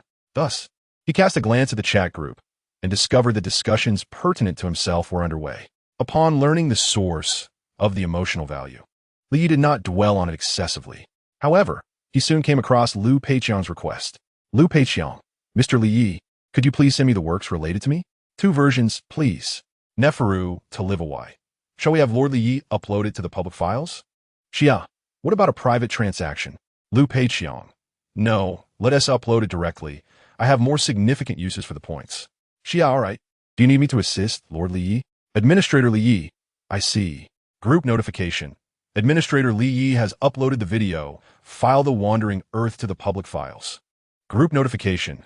Group members Liu Peiqiang, Xia, Neferu Talivawai, Sakurajima Mai, Fei Yingli, Yagami Light, and Tony Stark have downloaded the Wandering Earth. Soon after, this romantic tale of Earth embarking on a journey unfolded before the eyes of all group members. After a while, Sakurajima Mai remarked, "Wow, the sun exploded? Fei Yingli, incredible. Who would have thought the sun could one day become a lethal threat to humanity?" Neferu to Livawai. So, the sun above also has a lifespan. Yagami Light. In the face of an apocalyptic crisis, can inherently selfish humans truly unite? Tony Stark. The united government is so cool. Tony Stark. After watching, it feels like we live in 2 different worlds. In times of crisis, those incompetent officials on my side only hinder progress. Tony Stark, well, It seems we indeed inhabit two worlds. That is fine then. Hiratsuka Shizuku. The insignificantly great humanity is truly awe-inspiring. Hiratsuka Shizuku. Having just witnessed the complex emotions generated by my own story, they were instantly washed away. Sakurajima Mai. Indeed, the beauty of humanity uniting is profoundly moving. Yagami Light. Mr. Liu, who ignited Jupiter alone to save Earth, is equally magnificent. Yagami Light. It seems I am not worthy to comment. Liu Peiqiang. I am overly modest and undeserving of such accolades. I am merely an ordinary astronaut, unworthy of the term great. Liu Peiqiang. Moreover, those are merely deeds portrayed in the work. I dare not claim unaccomplished actions as honors. Tony Stark. Liu Peiqiang, my friend. What are your thoughts after watching it? Liu Peiqiang. At present, I have yet to contemplate my next steps. Liu Peiqiang. It is a pity that the narrative culminates at Jupiter, leaving the success of the Wandering Earth project unseen. Xia. During my previous research, I discovered not only this film, but also a related novel. Fittingly a novel? The plot must be more comprehensive. I wonder how the Wandering Earth concludes. Sakurajima Mai. Indeed, I am particularly eager to learn the ultimate fate. Nefalutalawewi. The united and diligent populace hopes for a fulfilling resolution. Xia. However, this novel is merely a short to medium-length piece, and the plot lacks extensive detail. Xia. The conclusion does provide some closure, though it may not align with everyone's expectations of a blissful outcome. Liu Peiqiang. Could you elaborate? I would appreciate it. Xia. Certainly. The novel's conclusion describes that many years after the initiation of the Wandering Plan, rumors emerge suggesting that the sun's data is identical to that of centuries past. Xia. Consequently, it is believed that the notion of the sun's impending explosion is nothing more than a complete fabrication by the United Government. Xia. In this context, a rebellious faction, fueled by overwhelming public sentiment, arises. Xia. They overthrow the United Government and seek to return Earth beneath the sun, striving to revive the conditions of the pre-solar era. Xia. Yet, as these enlightened individuals endeavor to steer Earth back and sing praises of the sun, ironically, a helium flash occurs. Xia. Apart from the sun itself, planets such as Jupiter and Venus are obliterated. Yet fortunately, Earth has ventured far enough away. Liu Peiqiang. Sakurajima Mai. This is quite absurd. Feiingly. Is there more to the story? Xia. There is indeed more, since the narrative is told from the protagonist's perspective. It subsequently recounts the planned 2,500-year journey of wandering. Xia. It also delves into his beautiful fantasies of Earth's revival under the light of 3 suns upon nearing the Alpha Centauri star system. Xia. However, in reality, it may not be as splendid. From the moment the helium flash erupted, the name and standing of the rebels ceased to exist. Xia. This implies that humanity will face at least one more upheaval internally. Sakurajima Mai. Truly complex. Nefalutalawewi. I am at a loss for words. Yagami Light. Ultimately, humanity's unity is once again overturned by humanity itself. Tony Stark. Well, this is indeed quite outrageous. Liu Peiqiang. Upon reflection, it is rather understandable. Liu Peiqiang. When individuals discover that the sun's data remains unchanged over centuries, the emergence of the rebellion becomes quite inevitable. Liu Peiqiang. In the midst of catastrophe, maintaining rationality is merely a luxury. After all, I, too, have entertained the notion that the sun would never explode. Light Yagami. Yet this data may very well be a scheme devised by a few ambitious individuals. Tony Stark. If the United Government could be so easily overthrown, I suspect even the soldiers within have come to believe this rumor. Hiratsuka Shizuku. In harsh environments, people instinctively yearn for circumstances to improve. Hiratsuka Shizuku thus. This unfounded rumor gains trust with alarming ease. Like Yagami, indeed, Administrator Li Yi. Novels are novels, and films are films. Subsequent developments need not align. Administrator Li Yi. There's no need to take it to heart. It serves merely as a reference. Xia. The esteemed one speaks true, yet. I wonder which version of Colonel Liu Peiqiang you embody. Liu Peiqiang. Does it truly matter? Xia. It does, and it can be easily discerned, though it may seem presumptuous. Liu Peiqiang. Please do enlighten me. Xia. In the novel, Your wife also resides in the underground city, whereas in the film, she succumbed to a grave illness. Liu Peiqiang, does duo survive? I wish that were the case. Xia, however, in the novel, you were unfaithful during your marriage. Liu Peiqiang, currently, I am executing the Navigator program. With no tasks at hand, my body is in a dormant state. Thus, I must be the film's version, correct? Xia, that can be confirmed. There's no need to dwell on the novel. Xia, the narrative is told from the perspective of your son Liu Qi, with the rebellion occurring at least decades later. Xia, now that you have joined this chat group, perhaps you could directly bring an end to all of this. Tony Stark, indeed, the image of all humanity united is a rare and precious sight. Tony Stark, should you need assistance, do not hesitate to ask. I, Stark, shall endeavor to offer what little help I can. Tony Stark, of course, for more significant matters, we may need to trouble our esteemed administrator. Liu Peiqiang, Mr. Li? Liu Peiqiang, my situation seems not to be one that can be alleviated by an individual. Could it be that the administrator hails from a civilization of advanced technology? Xia, ahem, I believe you should peruse another public document within the group. Xia, although it is not the individual themselves, Mr. Li Yi possesses such capabilities. Liu Peiqiang, understood. Thank you for the heads up. Group notification. Member Liu Peiqiang has downloaded the document Superman compilation. The conditions for enhancing the emotional value of the divine stones through the collection of emotion points are not overly stringent.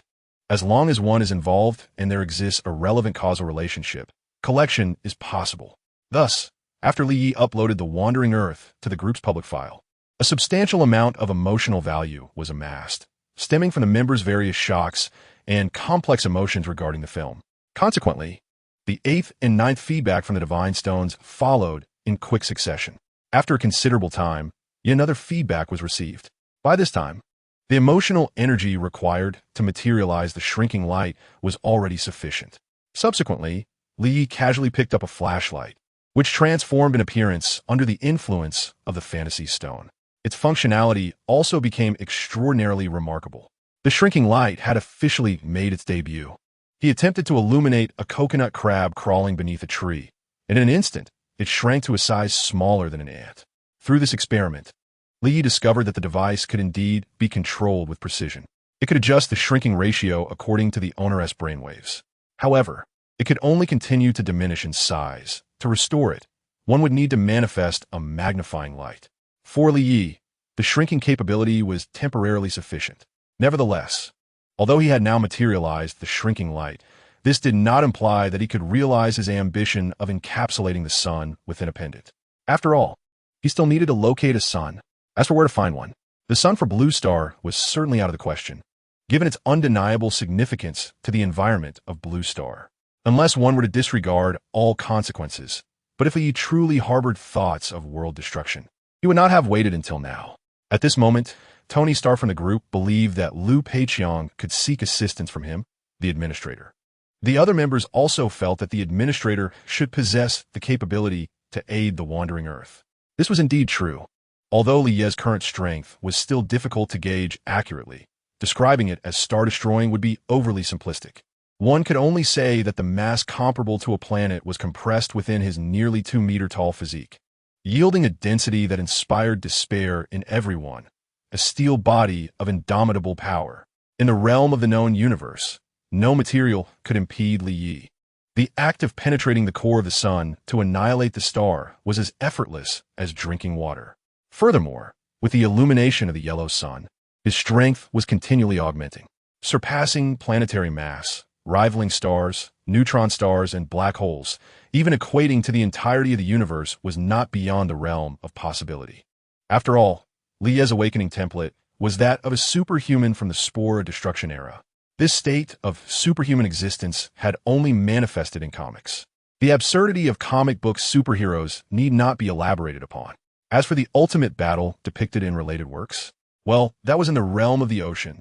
There was also the factor of restraint due to the battlefield being situated on Blue Star. Moreover, relying solely on strength, with the mere function of the shrinking light, he could directly package and transport the sun from the Wandering Earth. However, to use this sun as a pendant would be unfeasible. Let's not forget that the sun on the Wandering Earth was rapidly aging.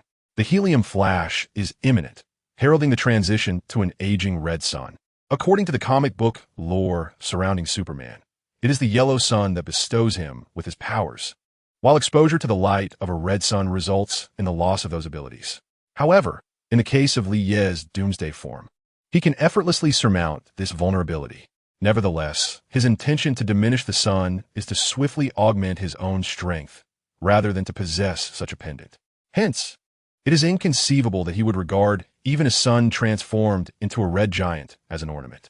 Furthermore, in the context of the wandering Earth, even if the threat of the sun dissipates, the mission to continue the wandering plan remains essential, as humanity's survival hinges upon the sun's significance. Reflecting on this, Li's thoughts return to the chat group. Administrator Li Yi, if necessary, I could indeed assist in obliterating that sun. Sakurajima Mai. Destroy the sun. Lu Peiqiang. Wipes sweat Hiratsuka Shizuka. Is Li Yi-kun joking about destroying the sun? Nephthys Teravivi. Hey, Shizuka-sensei, haven't you seen the Superman compilation in the group? Hiratsuka Shizuka. I must have missed something while I was attending to my own works. Nephthys Teravivi. Indeed, it revealed Lord Li Ye's capabilities. Hiratsuka Shizuka. Are you referring to the document that Colonel Lu Peiqiang just downloaded? Nephthys Teravivi. Yes, that's the one. Group notification. Member Hiratsuka Shizuka has downloaded the resource file Superman compilation. Xia, he can obliterate a star. Xia, by the way, has Li Yidao already become this powerful? Tony Stark, weren't you aware of the Administrator's prowess after viewing his related works? Xia, in those works, he couldn't find any opponents, so he hardly had to unleash his power. Tony Stark, feigningly, I believe this isn't the right time for such discussions. Let Lu Peiqiang converse with the administrator first. Xia, that's true. Lu Peiqiang. Thank you. Lu Peiqiang. Mr. Li Yi, if you were to destroy the sun, Earth would also be doomed, wouldn't it? Administrator Li Yi, I could indeed relocate the sun or even replace it with a younger one, but what could you offer in return? Lu Peiqiang. You can replace a star? Lu Peiqiang. The value of a star is beyond my personal capacity to repay. Lu Peiqiang. Please hold on a moment. Nephthys Teravivi. He logged off so suddenly. Hiratsuka Shizuka. Wait, Li Yi-kun can actually replace a sun directly?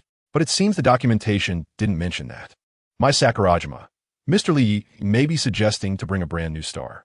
My Sakurajima. However, why not simply move the Earth instead? Xia, perhaps that is not the case. It should be a literal exchange. Tony Stark.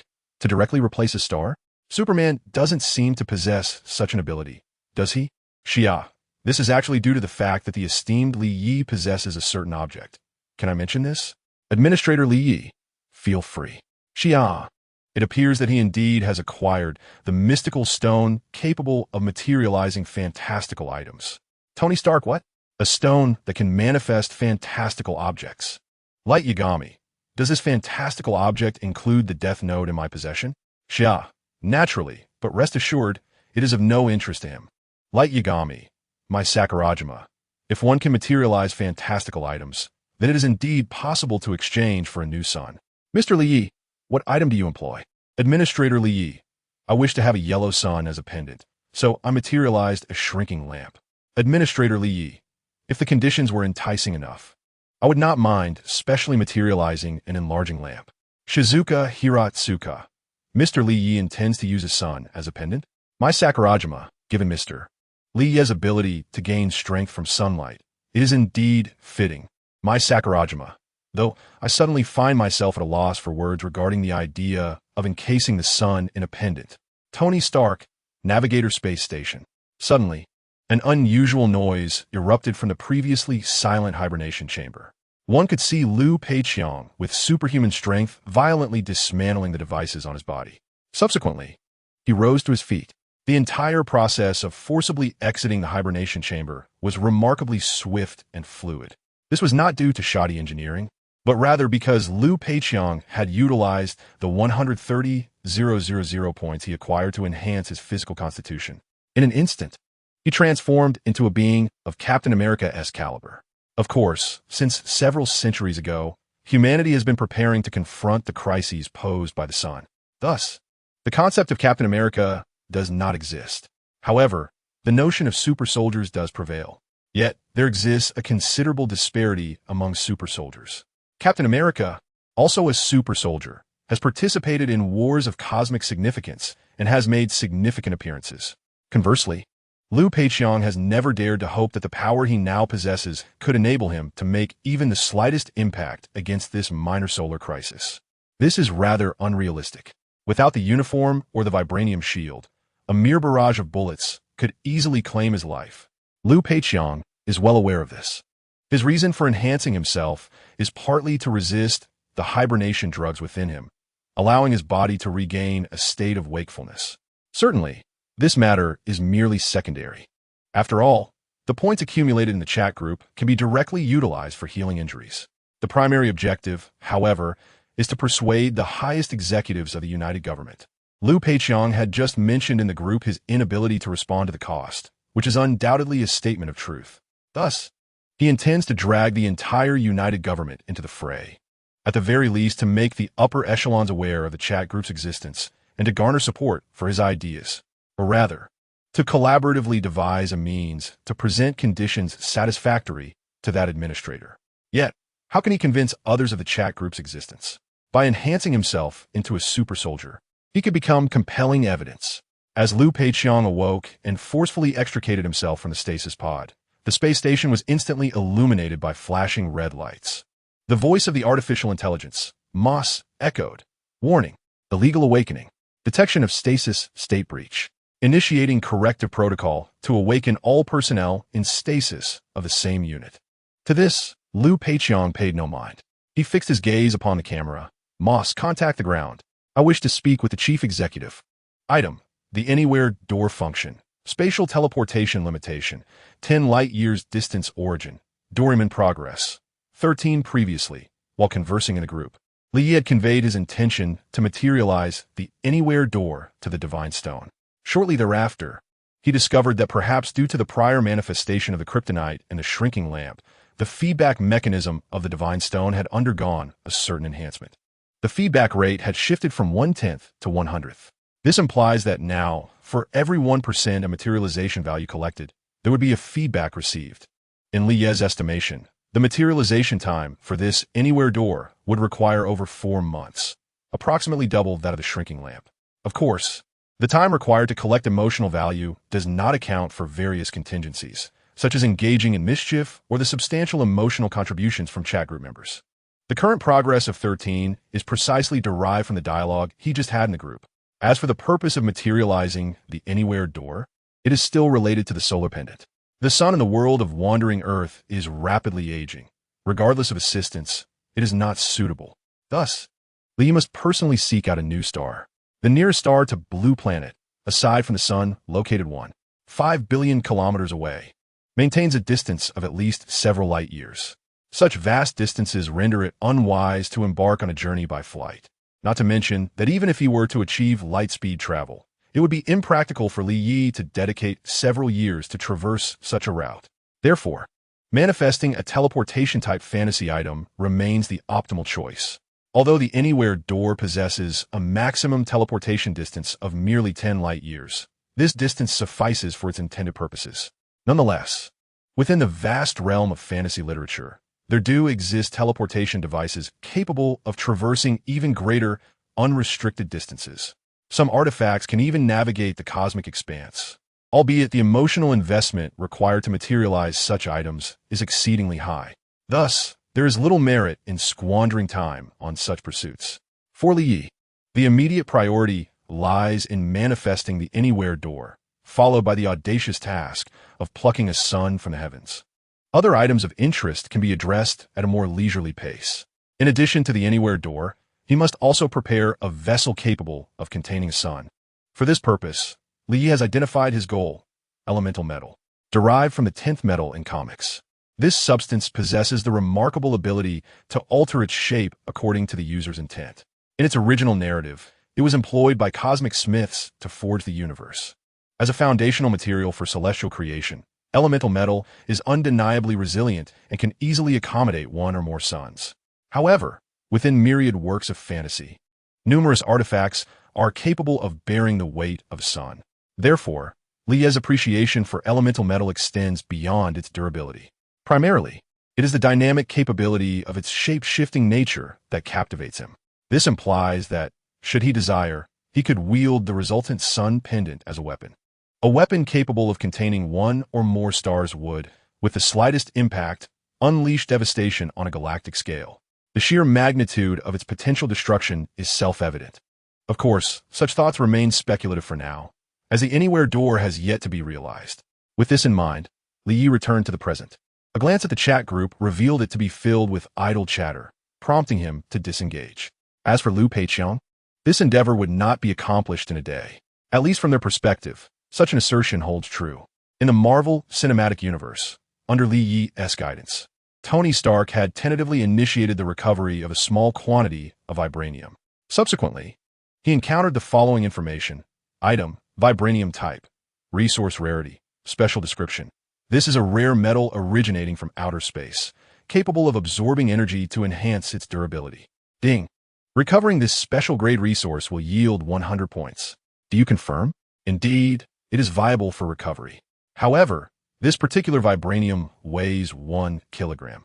At a rate of 100 points per kilogram, a ton of vibranium would amount to a staggering 100,000 points.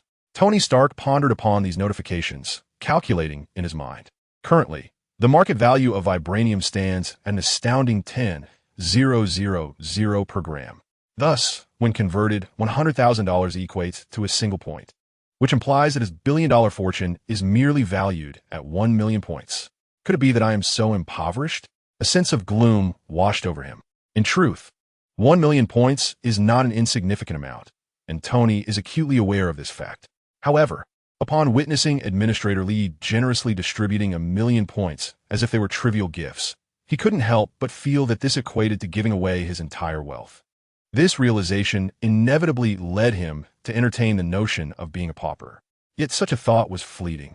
How could he possibly possess 1 million points? Even if he were to exchange his billion-dollar fortune, it would be utterly unattainable. After all, vibranium is a non-negotiable treasure of Wakanda, and what little is available on the market is often smuggled and scarce. Even if one wished to procure some, it would be in limited supply. Naturally, this scarcity is what drives the exorbitant price of vibranium. Furthermore, with the ongoing reclamation, the price of vibranium is likely to continue its ascent. This means that even if he wished to consider himself a destitute individual, that aspiration might be out of reach. Moreover, how could one compare wealth with Superman? A being capable of effortlessly traversing outer space? That would be quite absurd. A rational Tony Stark would not dwell on such trivial matters. After engaging in some light banter in the group chat and casually mentioning his plans to reclaim vibranium, he soon set off for Kamar Taj. True to his word, Tony traveled to the Himalayas via private jet.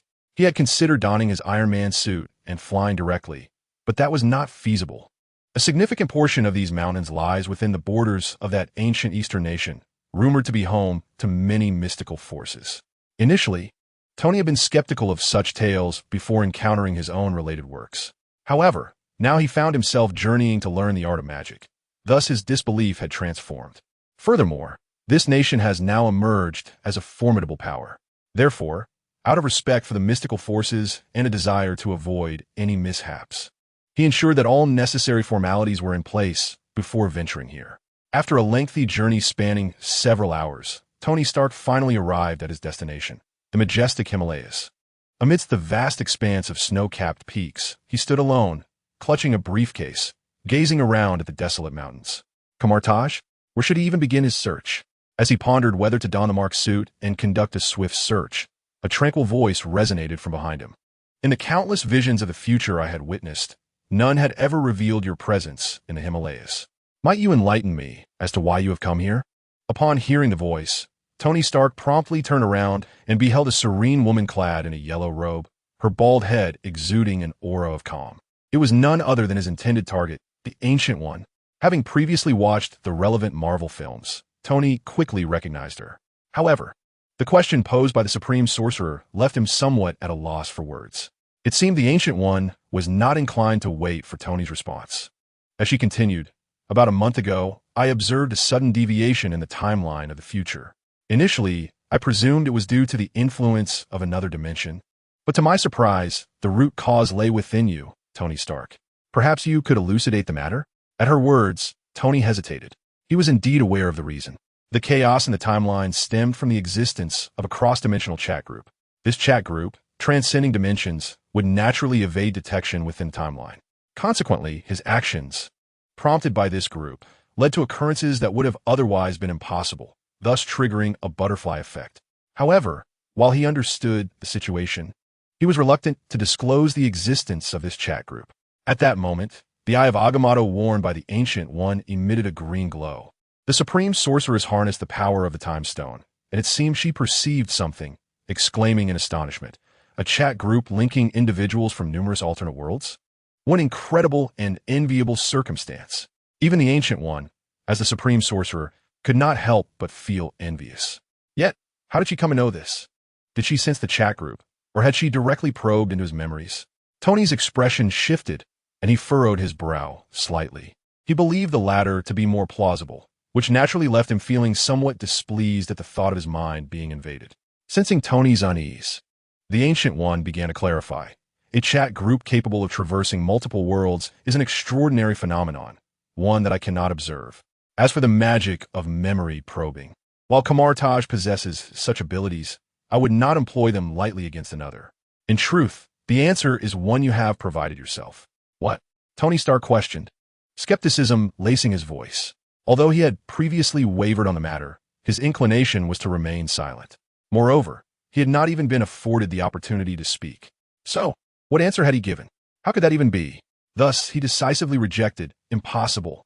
"No, it is possible," replied the Ancient One, shaking her head. "In the countless futures I have just observed, it was indeed your own voice that spoke. If the possibility were zero, this scene would not have manifested. It is another version of myself from a different timeline that mentioned the chat group to you, Master." Tony began to comprehend. Indeed, the Ancient One affirmed, "The future is ever-changing. As long as there exists even a glimmer of possibility, it will appear within the timeline. Originally, you could never have arrived at the Himalayas. However, since yesterday, the future projections on the timeline predominantly indicate that you would be here today. Now that the reasons are elucidated, what is your purpose?" This question, I believe, you're also aware of, Master, Tony Stark inquired. "Correct," the Ancient One nodded. "But am I qualified?" Tony hesitated. "Can I learn magic from you, Master?" Upon hearing this, the Ancient One fell silent. During her observation of the timelines, she had not only come to know of the chat group's existence, but also glimpsed further into the future. There, she witnessed scenes of Tony Stark becoming the Sorcerer Supreme, some adorned in a levitating cloak, others clad in an armor forged from the fusion of magic and technology, with some even embedded with 6 infinity stones. Among the myriad of futures, aside from those she had rejected, most depicted him as the Sorcerer Supreme. Of course, the presence of the chat group as an anomaly outside the timeline rendered those futures devoid of any reference value. Nevertheless, these vivid images were sufficient to demonstrate his magical aptitude. Contemplating this, the Ancient One consented. "Certainly, you are welcome." As her words fell, Tony noticed the barren surroundings transforming abruptly. Before him stood a magnificent magical sanctuary. Before he could absorb the sights around him, the Ancient One's voice resounded again. "Welcome to Kamartaj." Meanwhile, in another realm, Lelouch Lamperouge faced his final moments as anticipated. A sword pierced his heart, causing him to tumble helplessly from the high platform. "Brother?" Not only gazed at him in disbelief, unable to fathom the unfolding scene. As Lelouch beheld his sister's tear-filled eyes, a final thought crossed his mind. "The chat group, please." At the horizon where the sea met the sky, a resplendent crimson glow shimmered. Just as he thought this day would pass by uneventfully, the notification sound of the chat group echoed. "Ding! Group member Lelouch Lamperouge has died. Invitation to the personnel of the same world will commence." Ding! It has been detected that the deceased member had designated a successor for this position, allowing the administrator to make a decision. The designated individual is the late member's younger sister, Nunnally Britannia. "Do you agree?" "The group member has passed away, Lelouch." Lee instantly recalled the plot related to this character and was not particularly surprised. Although in the original work, this character did not actually perish. Such a false demise cannot deceive the chat group. The notification has already appeared, so it must be true. As for the inconsistency with the original narrative, it is quite normal for discrepancies to arise between fiction and reality. Furthermore, the resurrection in the original work seems more like a ploy for popularity. So there is nothing unexpected about that. Regarding the loss of a life, Li felt no ripple of emotion. Having grown up in turbulent times during his early awakening, he had become accustomed to such occurrences. Moreover, shortly after his abilities emerged, Li realized a profound truth. The only entities that could remain eternally unyielding were himself and the sun. However, this situation may change in the future. He glanced at the chat group, harboring a flicker of hope regarding this matter. As for whether to allow Nunnally to join the group, Li Yi was indifferent. But since it was her own wish, he agreed. As the women engaged in casual conversation, an abrupt series of text notifications appeared in the chat group. Group message notification. Member Lelouch Lamperouge has passed away. Group message notification. Invitations will soon be extended to individuals from the same world to fill this member's position. Group message notification. It has been detected that the deceased had designated a successor for this position, initiating the administrator voting process. Group message notification. Administrator Li Yi has completed the relevant voting. Group message notification. 1 vote in favor, 0 votes against. The proposal has been approved. Ding. Nunnally Britannia has joined the chat. This cascade of notifications and alert sounds occurred almost simultaneously. Subsequently, a flurry of related comments erupted within the group. Hira Tsuka Shizuku. Did the chat group just notify us that Lelouch has passed away? Nephilitalawai. Indeed, it seems so. Sakurajima Mai. He seemed fine before. Why did it happen so suddenly? Sakurajima Mai. Could it be that he encountered some peril? Shia. I am uncertain. Hadn't he mentioned anything prior? And there were no other notifications in the group.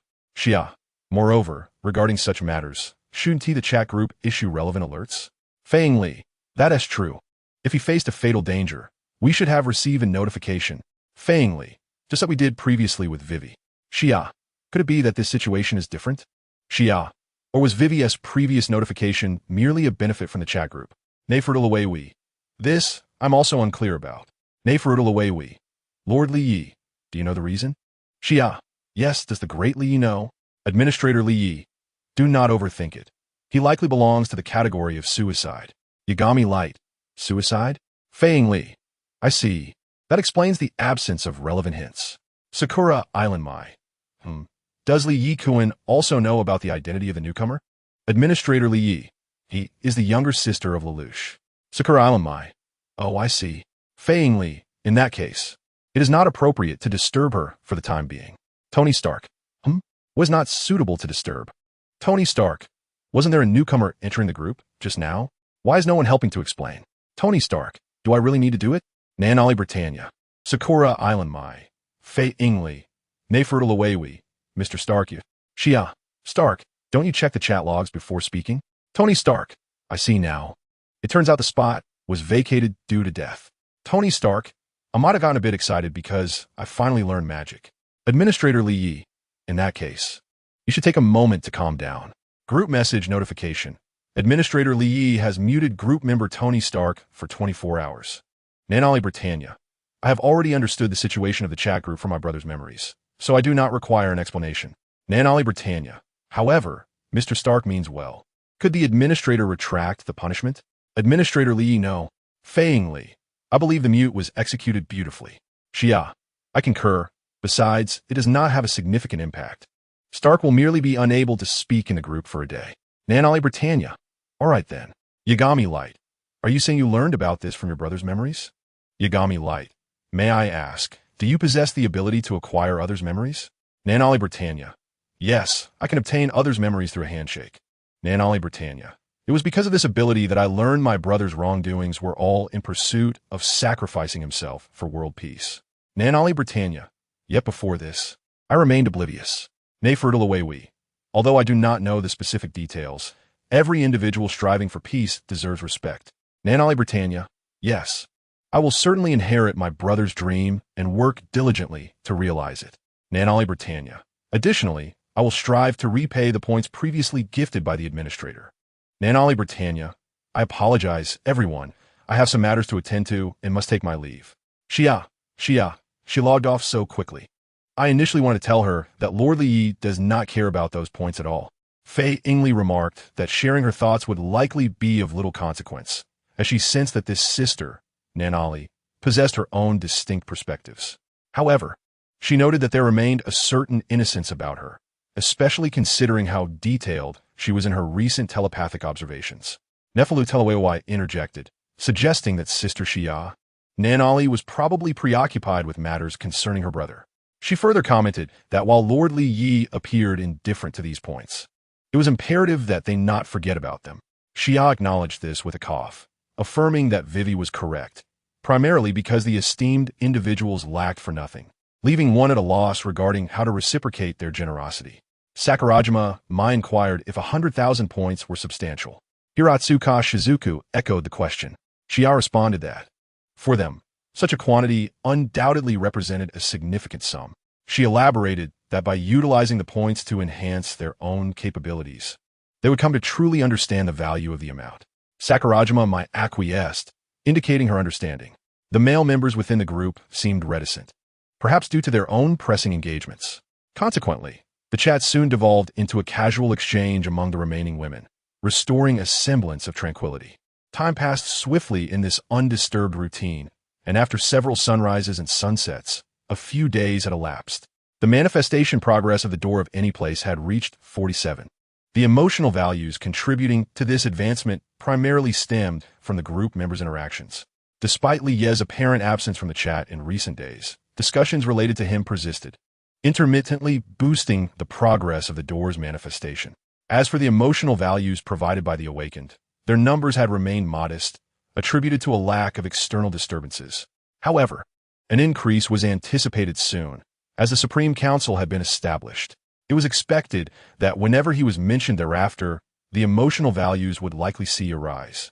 At that moment, as Li Yi pondered this matter, he received a call from Bai Qianing, who happened to be reaching out regarding this very affair. Boss, the council is preparing to commence the voting for the honorary president. Would you care to join us? Initially, Li Yi had indeed contemplated making an appearance, as it would expedite the collection of emotional values. However, after amassing a considerable amount from several group members, his enthusiasm waned abruptly. Thus, he declined. I shall not attend, but if anyone dares to cast a dissenting vote, do take note and inform me upon your return. Bai Qianing replied, well, I doubt anyone would be so bold. In the grandiose hall of the Void Throne City, prominent representatives from various city-states across Blue Star congregated. These individuals were at least vice city lords, or in some cases, lords presiding over the livelihoods of millions. The gathering was convened for the purpose of the Supreme Council. After these prominent figures individually ratified the Supreme Covenant, the momentous scene was indelibly captured as the incandescent lights of the cameras flickered. Relevant news was subsequently made public, instantly dominating the discourse across the internet on Blue Star. Particularly after perusing the stipulations of the Supreme Council, the public's fervor intensified. The trending lists on various social platforms were inundated with discussions surrounding this hot topic. The establishment of the Supreme Council. What does the Supreme Council herald? What transformations can it usher in? While the numerous regulations of the Supreme Council were meticulously enumerated, they could be succinctly encapsulated in a few key points. Firstly, the principles and founding intentions of the Supreme Council are firmly rooted in the pursuit of global peace. Consequently, when conflicts arise between the city-states represented by two council members, one party may opt for direct intervention by the council. Furthermore, third parties may also petition the council for adjudication. Secondly, endowed with supreme authority, all proposals sanctioned by the Supreme Council possess precedence over any affected regions, with the exception of non-member territories. Although the members of the Supreme Council encompass all major city-state powers on Blue Star, certain neglected and disordered locales remain under the influence of lesser factions. However, ascending to the status of a local sovereign does not equate to kingship. Notably, the current Supreme Council appears to dismiss these local rulers. The ineffectiveness of relevant decisions against them implies that these regions will not receive the Council's protection. Thus, it is foreseeable that Blue Star will soon be reduced to a mere 26 city-states, with the remainder either masquerading as city-state powers or engaging in covert activities that breach peace regulations. In summary, the regulations of the Supreme Council unequivocally indicate a paradigm shift is imminent. Henceforth, disputes among city-states will be resolved through more civilized means. The chaos of a comprehensive war reminiscent of the early awakening period, when humanity lived in constant fear of nuclear conflict, will no longer manifest. However, How long this tranquility can be sustained remains uncertain, contingent upon the longevity of the Council's supreme authority. This query does not hinge on the duration of the ratified covenant, as that is merely a piece of paper. The crux lies in the fundamental reasons that facilitated the rapid establishment of this council, which dictates the future trajectory of humanity. What, indeed, has enabled the formation of this pivotal assembly in such a brief span of time? It appeared as though there was no resistance whatsoever. However, the nature of this issue was not particularly difficult to discern. In fact, the answer was soon publicly announced to the entire world during the Supreme Council's proceedings. The first proposal was currently undergoing the voting process, which pertained to the position of honorary president. In this regard, the council members made their selections with an almost thoughtless ease, as if it were a matter of little significance. Consequently, the voting session concluded swiftly. The final tally revealed 26 votes in favor, 0 against, and 0 abstentions. It passed unanimously. Immediately, the prominent figures in attendance rose in salute, and the room erupted in fervent applause. Ironically, the seat representing the council president, which symbolized authority, remained conspicuously vacant, an empty throne of sorts. This scene, illuminated by the bright flashes of the cameras, was faithfully documented. Accompanied by a headline in text, the image swiftly circulated across the official media of all city-states. Mr. Lee inaugurated as the president of the Supreme Council. This proposal received unanimous approval at 10:31 a.m. local time on August 24th, eliciting a thunderous ovation. Following this brief news segment, it was rapidly disseminated by various news outlets. As it spread across numerous platforms, public reactions varied widely. Some individuals, upon encountering this news, instantly comprehended the earlier question. Others had already surmised that the establishment of the Supreme Council was facilitated by the influence of this individual, thus finding it unsurprising. However, there remained a faction of people who became increasingly perplexed, grappling with the question, who is Li Yi? Regardless of the external opinions, they would not influence this already established matter. Within the Supreme Council, the voting process for the second proposal commenced. One might even consider this the Council's first genuine proposal, as everyone was aware that the previous one was merely a formality. Naturally, it would have been delightful had an imbecile dared to cast a dissenting vote. Some opportunists, eager to exploit the situation, reveled in the chaos. Alas, none emerged. In contrast to the prior proposal, this one held the utmost significance for the council members, as it pertained to their personal interests. Thus, during the voting process, these influential figures approached the matter with due seriousness. After nearly half a day's deliberation, the final voting results were finally tallied. City, 26 votes in favor, 0 against, 0 abstentions. City, 19 votes in favor, 5 against, 2 abstentions. City, 15 votes in favor, 10 against, 1 abstention. City, 12 votes in favor, 10 against, 4 abstentions. The theme of this proposal revolved around the voting regulations for the permanent members of the Supreme Council, where a position can be assumed with a simple majority. Ultimately, only Chung, along with Cheng's representative, secures the position, resulting in merely 3 available seats. Although the members of the Supreme Council do not possess a veto power, they wield a total of 10 votes. This implies that should these 3 members share a consensus, they would command 30 votes. Unless the president intervenes with a veto, their proposals are destined to pass. However, the likelihood of such a scenario occurring is rather slim. Moreover, Cheng's 10 votes are nearly inconsequential. If the proposal is agreeable to all, the matter is settled without the need to exercise any authority as a member. After all, Chung represents the esteemed president. The dynamics between Chung and Chung, however, offer much to contemplate. Coupled with their peculiar geographical positioning, it momentarily evokes a return to the bygone era of world polarities. For Eugene Cleveland, who grew up in the olden days, this situation elicits a sense of nostalgia. He could not help but express, in fluent Mandarin, to Mr.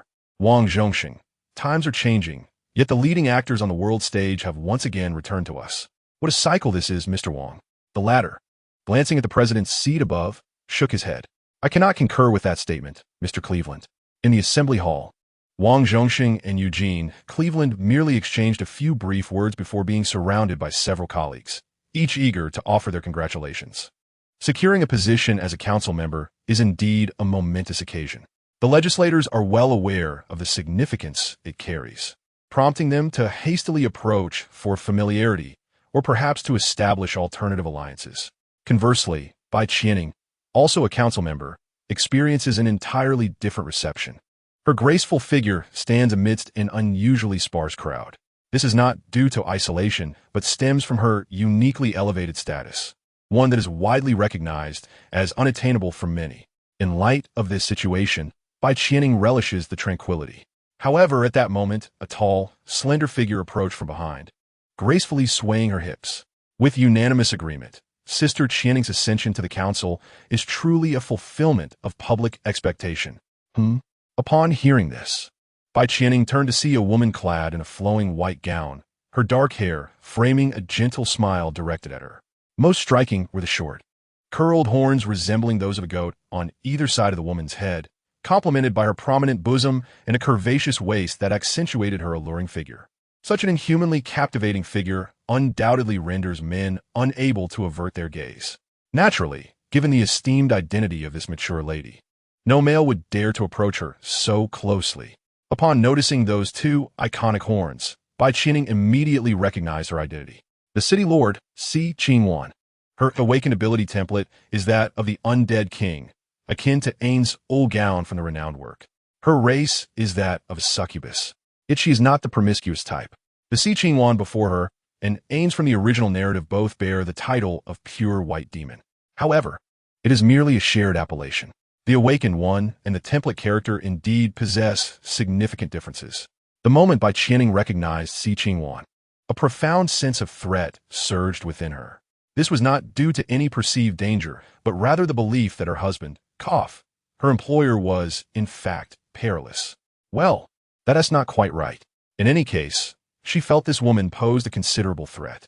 However, Sister Qianing, such an affectionate address felt rather off. Sensing the unease within, Bai Qianing maintained her composure and replied coldly, "The city has indeed made a misstep. It garnered only 10 opposing votes, with 5 abstentions. Such a pity." "Indeed, you are correct," Si Qingwan responded with a charming smile. "Unfortunately, I have only been in office for the past 2 years, and the foundation of the city remains too shallow." "What the devil? Such a tone is better suited for other men." Upon inadvertently catching a glimpse of her alluring alabaster skin, Bai Qianing's mood soured. She furrowed her brow and remarked, "There is no need for such an address.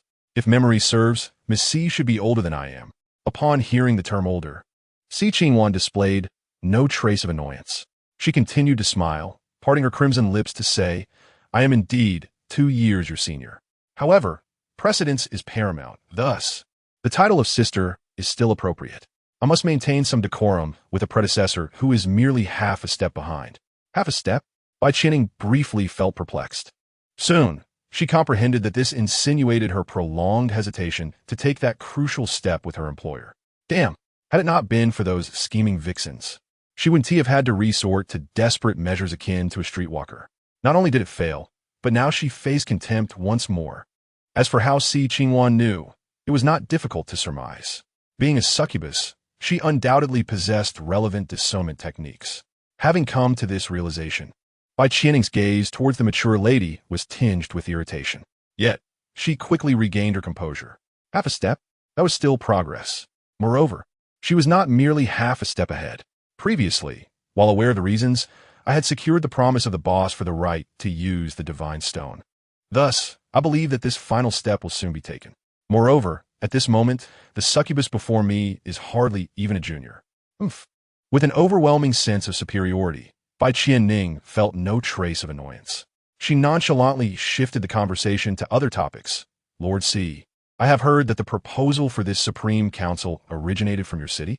Surprised by her sudden composure, Si Qingwan pondered internally.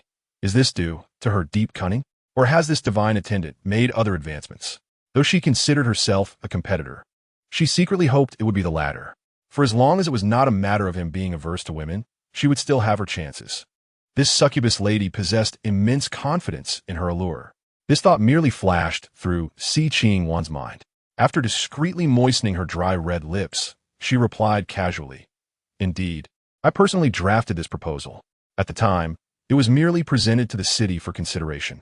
I never expected that old Master Wong would act so swiftly, directly persuading your city. As her words trailed off, Si Ching Wan's curiosity piqued. Why would the city agree? Or rather, how could he agree? Bai Qianning, perceiving the succubus lady's puzzlement, instinctively refrained from elaborating due to the involvement of the divine stone. Although the boss might not care, she felt it prudent to remain discreet. Thus, she pretended not to notice. Lord C, that is quite a clever idea, but it seems to have benefited the city. Consequently, the city has ultimately not been able to assume the position of a council member. That must be quite regrettable, no? To this, the succubus lady outright denied. That is not the case at all. There is no question of benefiting anyone. Shaking her head, Si Ching Wan suppressed her smile and stated earnestly. Firstly, without old Master Wong, the city lacks the capacity to spearhead such a global council. Secondly, our city, and city are, at the end of the day, one family. Thus, there is no need for us to speak as if we are strangers. One family among these 6 cities? This assertion held truth, and Bai Qianning harbored sentiments of kinship. However, her boss's indifferent demeanor seemed somewhat nuanced. She could not quite discern his attitude. The reason for this ambiguity appeared to stem from a certain period of vacancy, specifically over 3 years ago, when rumors of superhuman awakeners emerged, followed by their actual appearance 3 months later. Something must have transpired during this interval. Regrettably, her acquaintance with the boss had begun too late. Bai Qianning had been diligently investigating this matter all along. After the incident involving the anti-Superman alliance, it seems that those in the know were deliberately eliminated. Nowadays, only a handful of individuals are privy to the true circumstances. Among them, Wang Zhongxing from the city stands out, and it is possible that Si Ching Wan, who is before me, is also informed. However, Bai Qianning cannot directly inquire about this. Thus, she can only respond with silence. Before her, Si Ching Wan has once again donned a smile. With her crimson lips parting, she remarked, Sister Qianning, the most regrettable aspect is not the inability to serve as a council member, but rather that today I cannot witness the grandeur of the esteemed president in person. The title of esteemed president momentarily took Bai Qianning aback, as she realized it referred to her superior. Upon this realization, a sense of admiration for the audacity of this woman washed over her. At the same time, she pondered whether she had become a bit too detached. If their positions were reversed, Si Ching Wan might have directly ascended to her current position. No, that is not quite right. It is far more likely that she would have been indulged by her superior in a more compromising manner.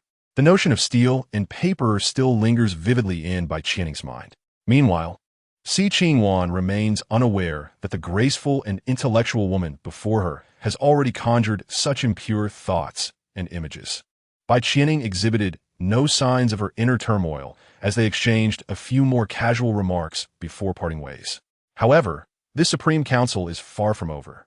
Following the power struggle, there remains the complex task of negotiating the distribution of benefits. Compared to the former, the allocation of interests is considerably more intricate. Thus, the inaugural global summit of this Supreme Council shall continue for at least another 10 days to half a month. At the time of the initial proposal's passage, the hall erupted with thunderous applause, as if one were present amidst the fervor. In actuality, it was somewhat akin to that. Even from 1,000 miles away, Li Yi could distinctly hear the commotion. However, upon hearing the final voting results, he ceased to pay further attention. After all, the subsequent political maneuvers held no intrigue for him, and thus he was disinclined to listen. Li Yi felt a slight disappointment regarding the unanimous approval outcome. In recent years, he had largely refrained from taking action. He had hoped that this time, a chicken might emerge for him to slay. Yet, it now seemed that the repercussions of that incident 3 years prior still lingered. Nevertheless, despite the outcome falling short of his expectations, it did not hold much significance. His desire for such an outcome was merely a means to gather emotional currency, rather than a genuine intent to make an example of anyone. If he truly harbored such thoughts, there would be no need for pretext. Simply eliminate the matter. The current version of him can hardly be deemed a virtuous individual. The notion of accumulating emotional value seems to adhere to this very logic. However, Li Ye's thoughts on the matter remain particularly intricate. He perceives his own strength as excessively formidable, necessitating a period of stagnation to allow successors to catch up. Thus, he convinces himself that the desolation of the sun justifies his reluctance to rapidly enhance his abilities atop a star. Yet, he finds himself irresistibly drawn to basking in sunlight. For to deliberately abstain from such an effortless means of empowerment would be utterly foolish. It is precisely due to these conflicting thoughts that Li Yi appears remarkably ambivalent. Upon acquiring the illusory divine stone, he instantly envisions the sun pendant that could facilitate his swift ascension. However, his approach to collecting emotional value is rather languid. For instance, he seldom reveals himself in the group unless sought after, and he refrains from sharing relevant works unless there is unanimous consent among group members. Even after being crowned king by the council, he did not make an appearance. His current attempts to gather emotional value are marked by a struggle to find justifications for himself, or rather, one might say he employs this endeavor as a rationalization to refrain from action. Such a mindset resembles that of the hare in the fable of the tortoise and the hare. Yet, unlike the hare, Li Yi's deliberate pacing is not purely a manifestation of arrogance. More so, it stems from a desire to witness others standing alongside him or to hear the footsteps of those in pursuit. At that moment, the divine stone unexpectedly relayed several feedbacks, prompting Li Yi to muse. Is this leisurely approach still considered swift? The source of these emotional values, this time, did not originate from the members of the group. In fact, it was due to the position of the chairperson of the Supreme Council. The media, when reporting on matters involving the divine, exercise great caution, refraining from sensationalizing with expressions of shock or congratulations. Thus, they simply opted to reprint the narratives from major official outlets. Consequently, this news rapidly disseminated across the globe. The feedback from the divine stone stemmed from the various emotions contributed by the awakened. Although the emotional value provided by the awakened pales in comparison to that of the group members, the sheer number of awakened individuals, numbering in the tens of millions, compensates for this disparity. The previous lack of collection was merely a result of Li Yi's overly low profile in recent years, leading some to forget his name.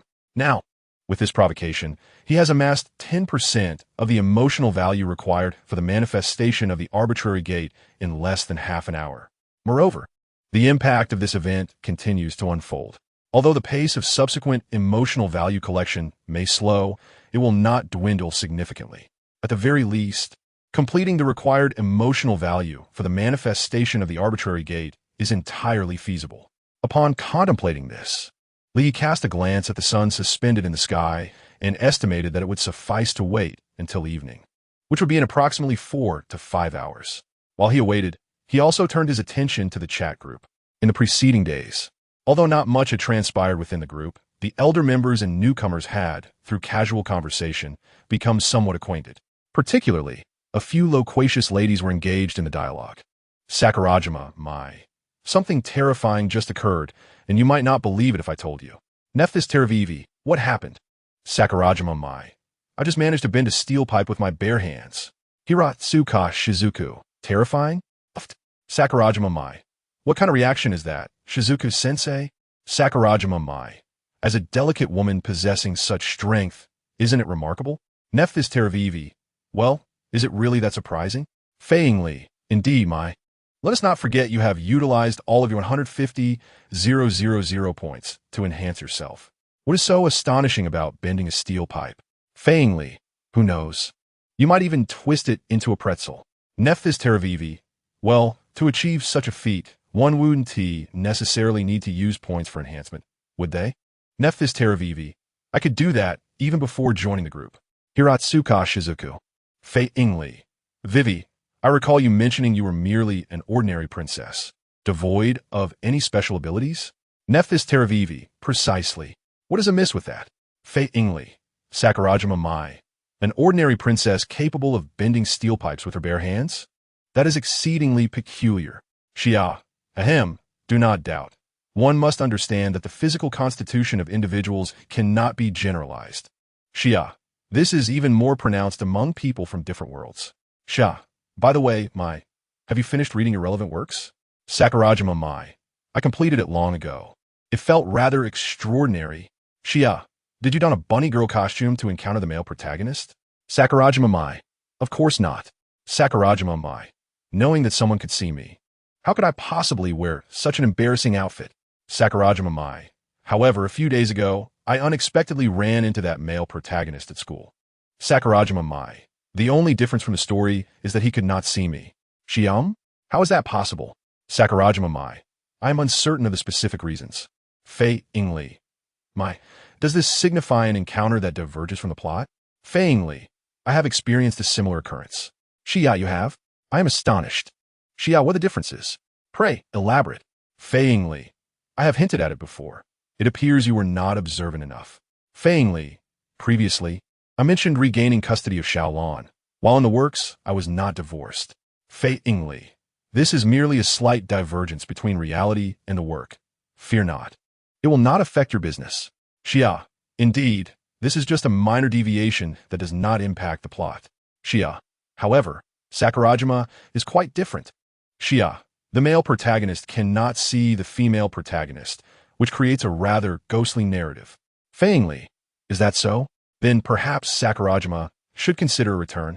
Dog emoji, Sakurajima Mai. Hee. That seems to be the case. Xia. A return is but a trivial matter. The real concern is that I must understand this situation. Sakurajima Mai. The notion of a return is merely a jest.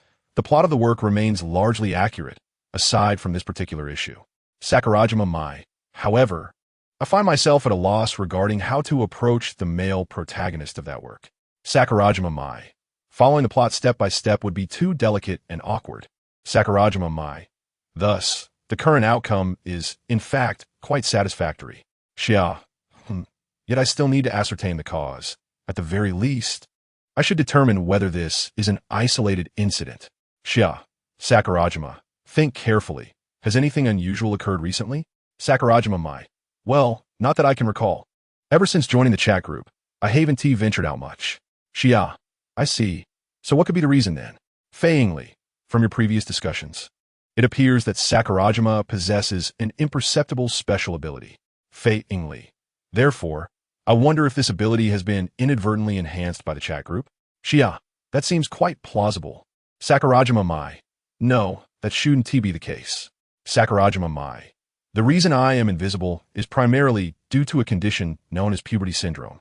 Hiratsuka Shizen. What kind of illness is that, especially one that renders one invisible? It must be a superpower. Nefertile why? Indeed, that sounds about right. Xia. In Sakurajima's world, is indeed classified as an illness, though one could also consider it a superpower, I suppose. Xia. By the way, Sakurajima, when you enhance your abilities with points, what did you say? Sakurajima Mai. I simply allowed the chat group to enhance my being. Is there a difference? Xia. There is indeed a distinction. When utilizing points for enhancement, one can specify a particular ability or trait to strengthen. Xia. Since you did not specify, it resulted in an overall enhancement.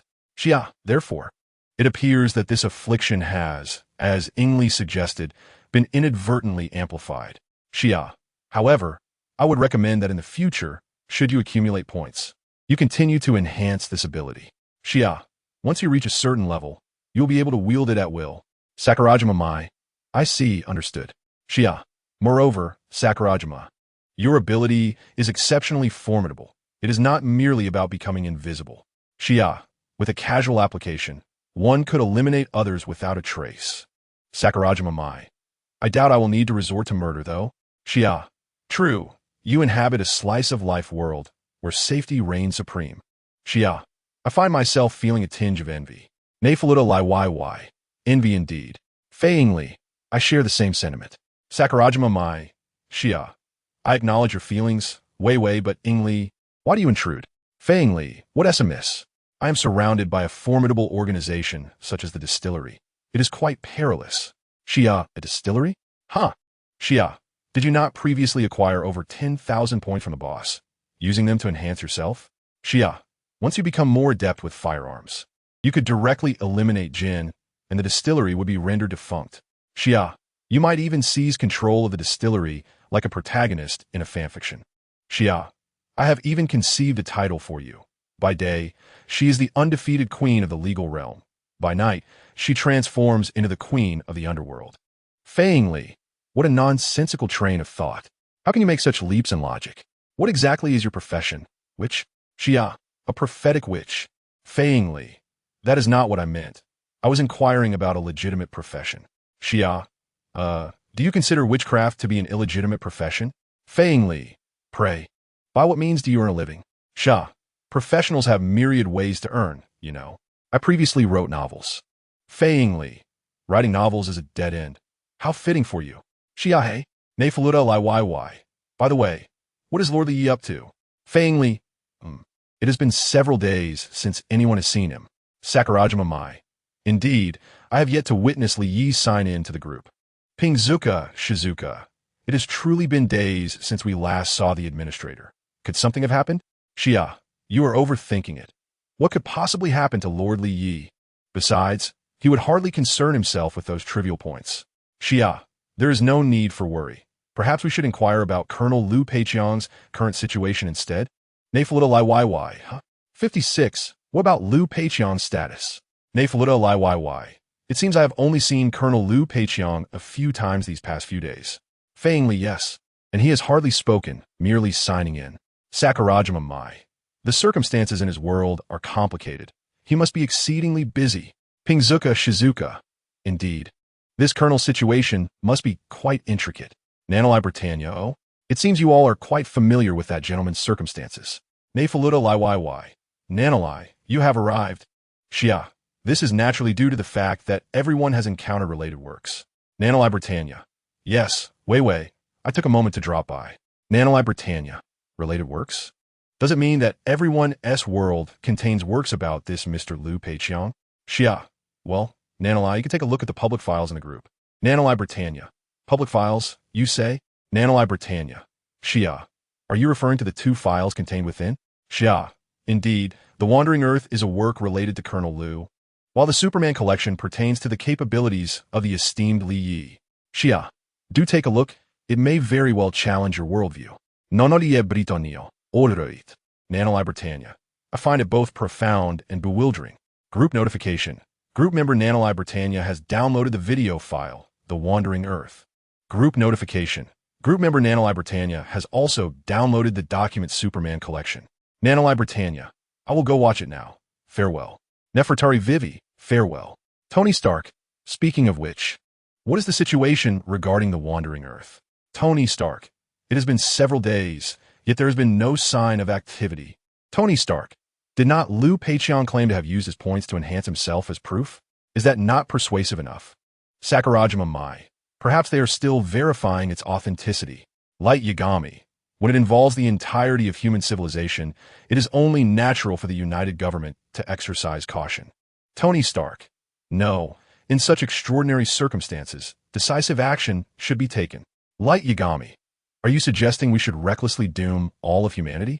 Such resolve is not possessed by everyone. Light Yagami. Moreover, a government may not always act in unison. There will inevitably be both risk-takers and conservatives. Light Yagami. Additionally, there must be significant secrets behind the Wandering Earth initiative. Tony Stark. What do you believe those secrets to be? Light Yagami. Why has the sun suddenly begun to age rapidly? And why does the united government insist on fleeing with the Earth? Tony Stark. Are you suggesting that external forces, akin to extraterrestrials, are coercing us? Light Yagami. What other explanation could there be? Tony Stark. Humanity's understanding of the universe is entirely based on numerical models. It is merely theoretical. Tony Stark. The sun aging abruptly? How can you be certain this is not a natural evolution of a star? Tony Stark. As for why they would take the Earth along, that question is even simpler. Tony Stark. The answer lies in preserving the Earth's ecosystem, which can sustain all of humanity. Tony Stark. Furthermore, the capacity for constructing spaceships is limited, and we cannot transport many people. Tony Stark. Therefore, in my view, those who propose and resolutely implement the Wandering Plan can all be deemed heroes. Light Yagami. Heroes? You are still young.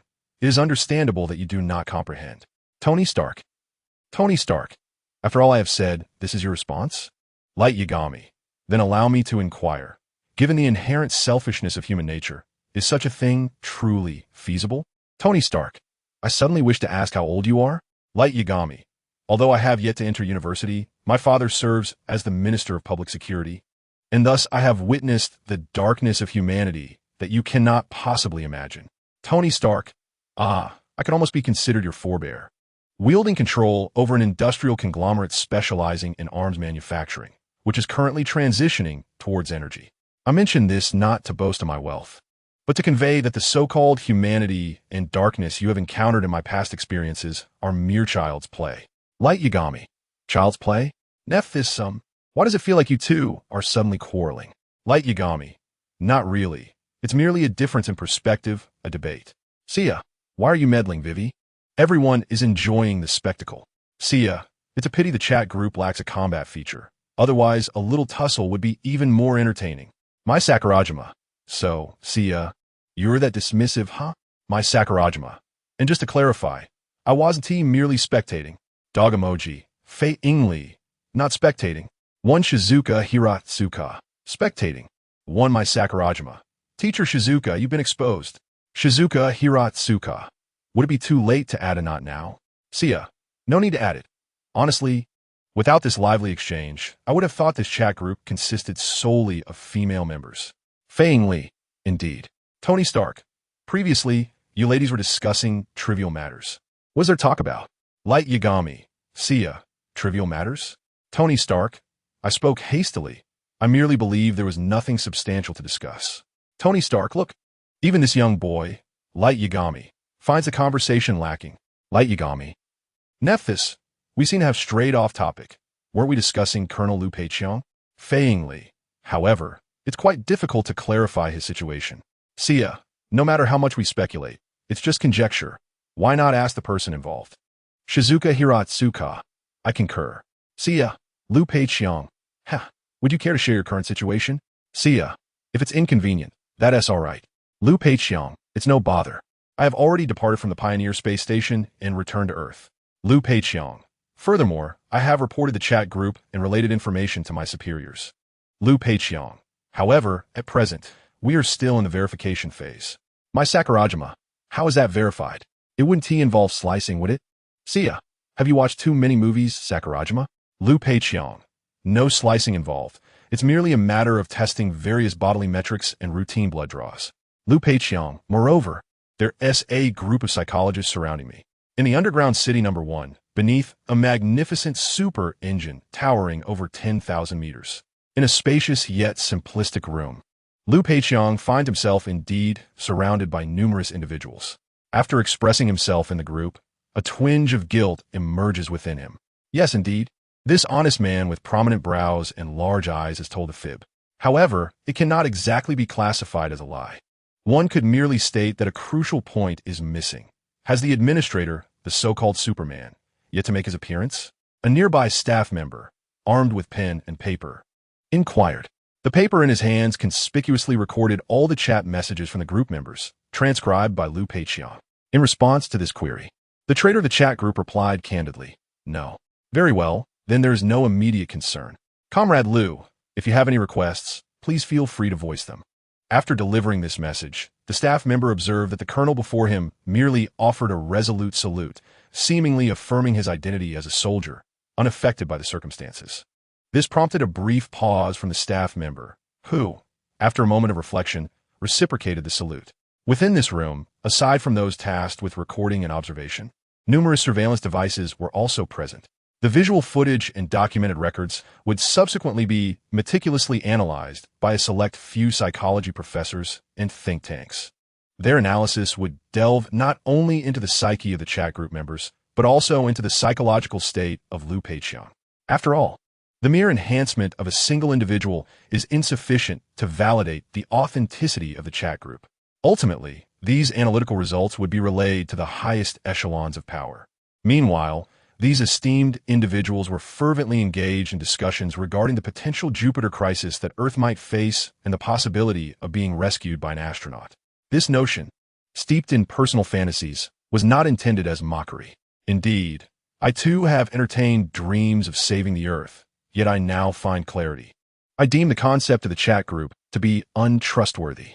A middle-aged man asserted gravely. Untrustworthy? Then, what of Comrade Liu's condition? We lack the surplus resources to initiate, and yet we have inadvertently completed the Super Soldier program. Another countered. Super Soldier? The physique of Comrade Liu Peiqiang resembles nothing more than a slightly more agile exoskeleton soldier. What does that signify?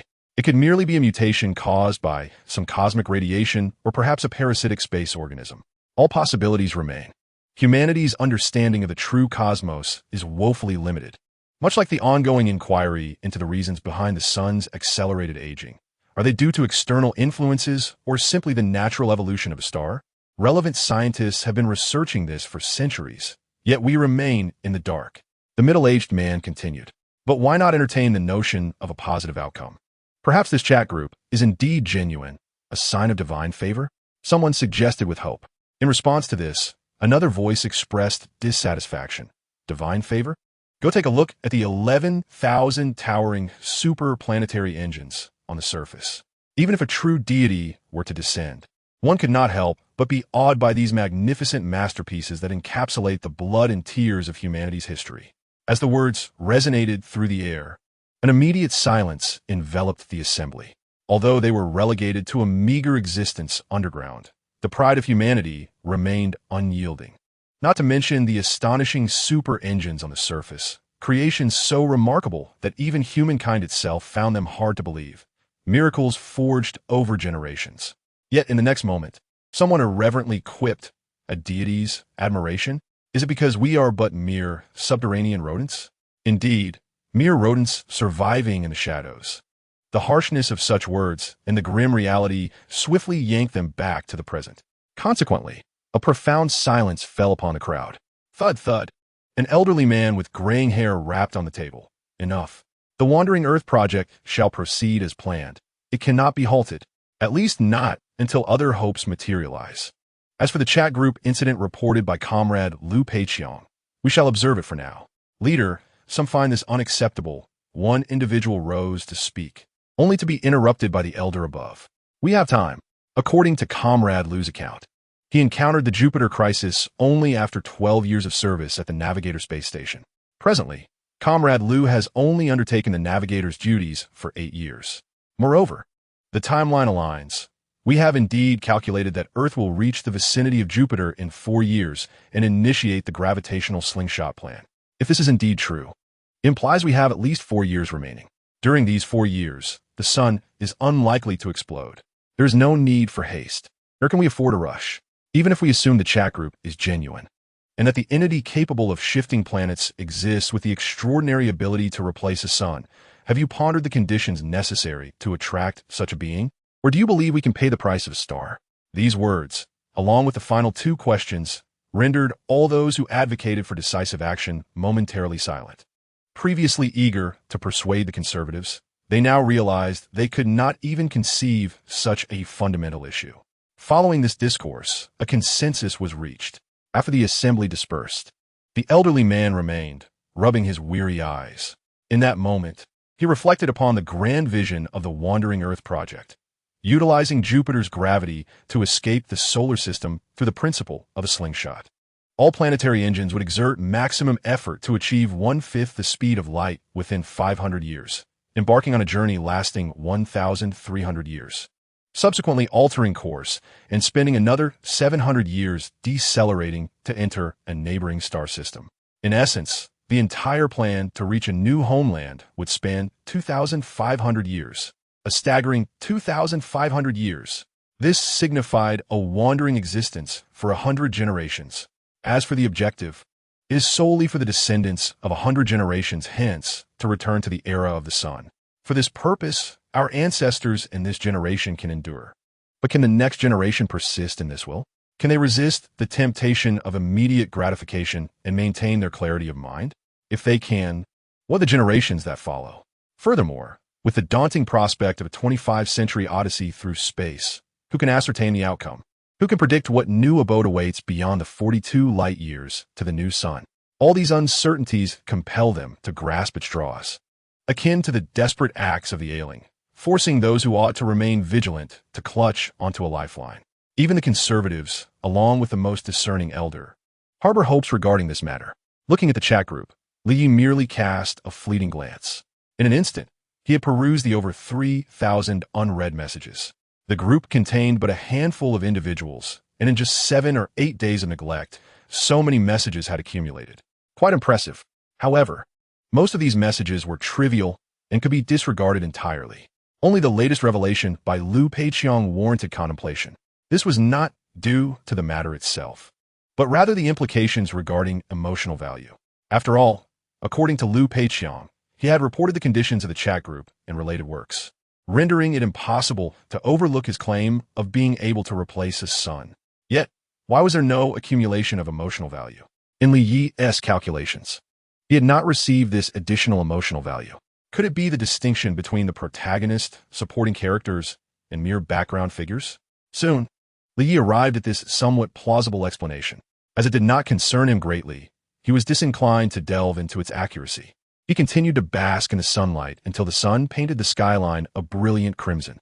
Only then did Li Yi rise and stroll towards a nearby mansion. Indeed, he had amassed sufficient emotional value for the manifestation of the Door of Wishes, just as he had previously estimated in terms of time. Regarding the placement of this door, Li Yi initially intended to replace the main entrance directly, but upon recalling that the Door of Wishes would be pink, he promptly altered his plans.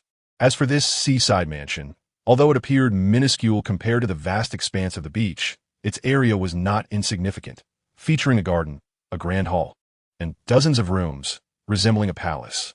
Why it was built so large remained a mystery to him. Such inconsequential matters did not warrant Li Yi's attention. Upon casually replacing one of the doors with a portal, he conveyed his intention to manifest the 10th metal to the Fantasy Stone. Subsequently, feedback from the Fantasy Stone emerged. A month, perhaps.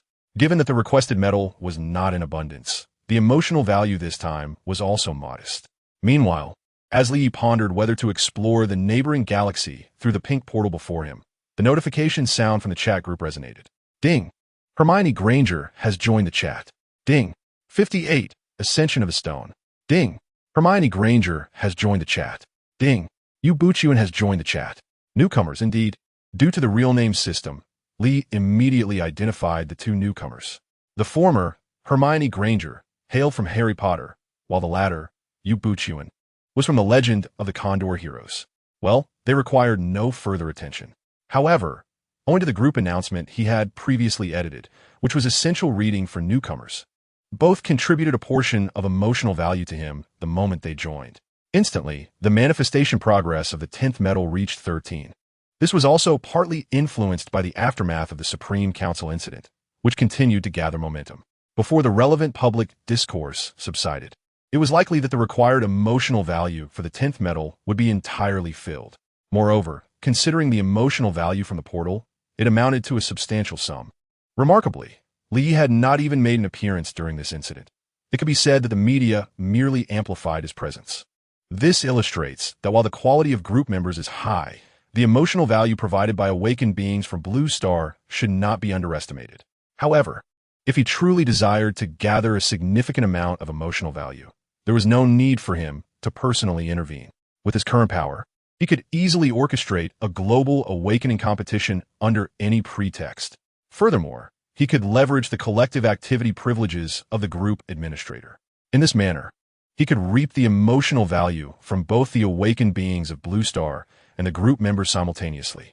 Nevertheless, at present, there were no fantasy items that required an excessive amount of emotional value for manifestation. Thus, this plan could be postponed until a future necessity arose. Subsequently, Li chose not to concern himself with the newcomers in the chat group. Instead, he held the Fantasy Stone in his hand and began to examine it. After manifesting the portal, he had noticed some changes in this stone. A faint glow had emerged within it. Through the dark and translucent external crystal, he could discern a glimmer of colorful light emanating from within. This radiance illuminated the stone, rendering it exceptionally remarkable. A fantasy factor? Drawing upon the previous introduction in the chat group, this thought struck Li Yi. The current state of this stone indeed bore resemblance to its appearance upon their first encounter. However, it was merely a fleeting hint. As for whether this manifestation signified an impending ascension, Li Yi merely uttered a casual conjecture, paying little heed to it. However, regarding the chat group, although he initially chose to disregard it, he soon heard a notification chime over an hour later. Ding! Someone has messaged you. Is there something you need? Li Yi glanced at the chat group, only to discover that Xia had successfully struck a deal with the newly joined Hermione Granger. The latter, this young girl, had purchased a collection of works related to herself, Harry Potter, for a sum of 80,000 points. After completing the transaction, Xian naturally intended to proceed further. However, an unexpected situation arose concerning her dealings with Yu Buchuan. Upon realizing the formidable utility of the points and the existence of a free acquisition method for the relevant works, this gentlemanly sword, who was ever intent on revitalizing the Huashan sect, was understandably reluctant to squander such a valuable resource. The thought of obtaining it without cost was enticing. Following Yu Buchuan's expression of this sentiment, Tony Stark also made an appearance to rally support. He was in full agreement. With the endorsement from the senior members of the chat group, the latter's resolve solidified further. Subsequently, Tony Stark even extended a helping hand to Li Yi. Indeed, he was quite enthusiastic. However, was Yu Buchuan truly considering to publicly upload his related works? Was this a serious matter? Xia interjected, "Leader Yu, I strongly advise you to reconsider." Xia added, "I mean it." Tony Stark chimed in, "What is there to ponder? If this option had been available back then, I would have chosen to upload it publicly without hesitation." He continued, "It's not about being reluctant to part with a few points. Rather, what is there for a man to fear?" Yu Buchuan responded, "Indeed, I am not one to be stingy with points. I simply pride myself on living a life of integrity." He added, "I appreciate the kind reminder, miss." Xia replied, "No problem." Yu Buchuan then addressed Li Yi. "I apologize for the trouble. Senior Li." Administrator Li Yi asked, "Are you certain?" Yu Buchuan replied, "This should be a confirmation, I believe." Group notification. Administrator Li Yi has uploaded a document titled The Smiling Proud Wanderer to the public files. Group notification. Group members Yu Buchuan, Tony Stark, Light Yagami, Liu Peiqiang, Nephthys Talavi, and Nanali Britannia have downloaded The Smiling Proud Wanderer. Shortly thereafter, a few bewildering messages emerged in the group. Liu Peiqiang, hiss. Light Yagami. Tony Stark, ahem, Master Gu, he suddenly wishes to teach me magic, requiring me to enter seclusion for cultivation. Tony Stark added, "Everyone, I shall take my leave for now." After Tony Stark's departure, the group was enveloped in an unusual tranquility, with no new messages appearing for a considerable time. Li Yi was uncertain about the thoughts swirling in the minds of the members after they perused Yu Buchuan's related works. In any case, from this moment onward, the emotional value of elemental metals surged like a rocket, skyrocketing rapidly. Within half an hour, it met the manifestation requirements for the 10th metal. Consequently, he averted his gaze, neglecting the intriguing developments that would unfold in the group chat. After casually retrieving a piece of metal, Li Yi transformed it into the 10th metal of the comic universe, specifically the elemental metal. With this, all preparations concerning the solar pendant were deemed complete. At his behest, the elemental metal instantaneously morphed into the customary shape of a pendant. Just as Li Yi intended to attempt embedding the divine stone within it, he noticed it radiating strands of iridescent light. Simultaneously, the divine stone appeared to gradually dissipate from the material realm. As Li Yi reached out, the stone vanished in accord with his motion, only to re-emerge in his consciousness. However, the visage of the divine stone he beheld was not its original form, but resembled a sprouting seed. At this moment, he received feedback from the divine stone. Indeed, this time, the stone had ascended in rank and ought to be renamed the Seed of Fantasy. This act of taking root within his consciousness could also be considered a binding acknowledgement of ownership. Henceforth, Li Yi would be able to freely harness the energy of those fantasy artifacts. In other words, when the artifacts were not in use, he could retract this fantasy energy, and when needed, he could remanifest the corresponding artifacts. This certainly provided a significant convenience. Yet, he pondered whether there were any distance limitations to reclaiming the fantasy energy. If there were none, Li Yi could traverse the cosmos with a multitude of doors.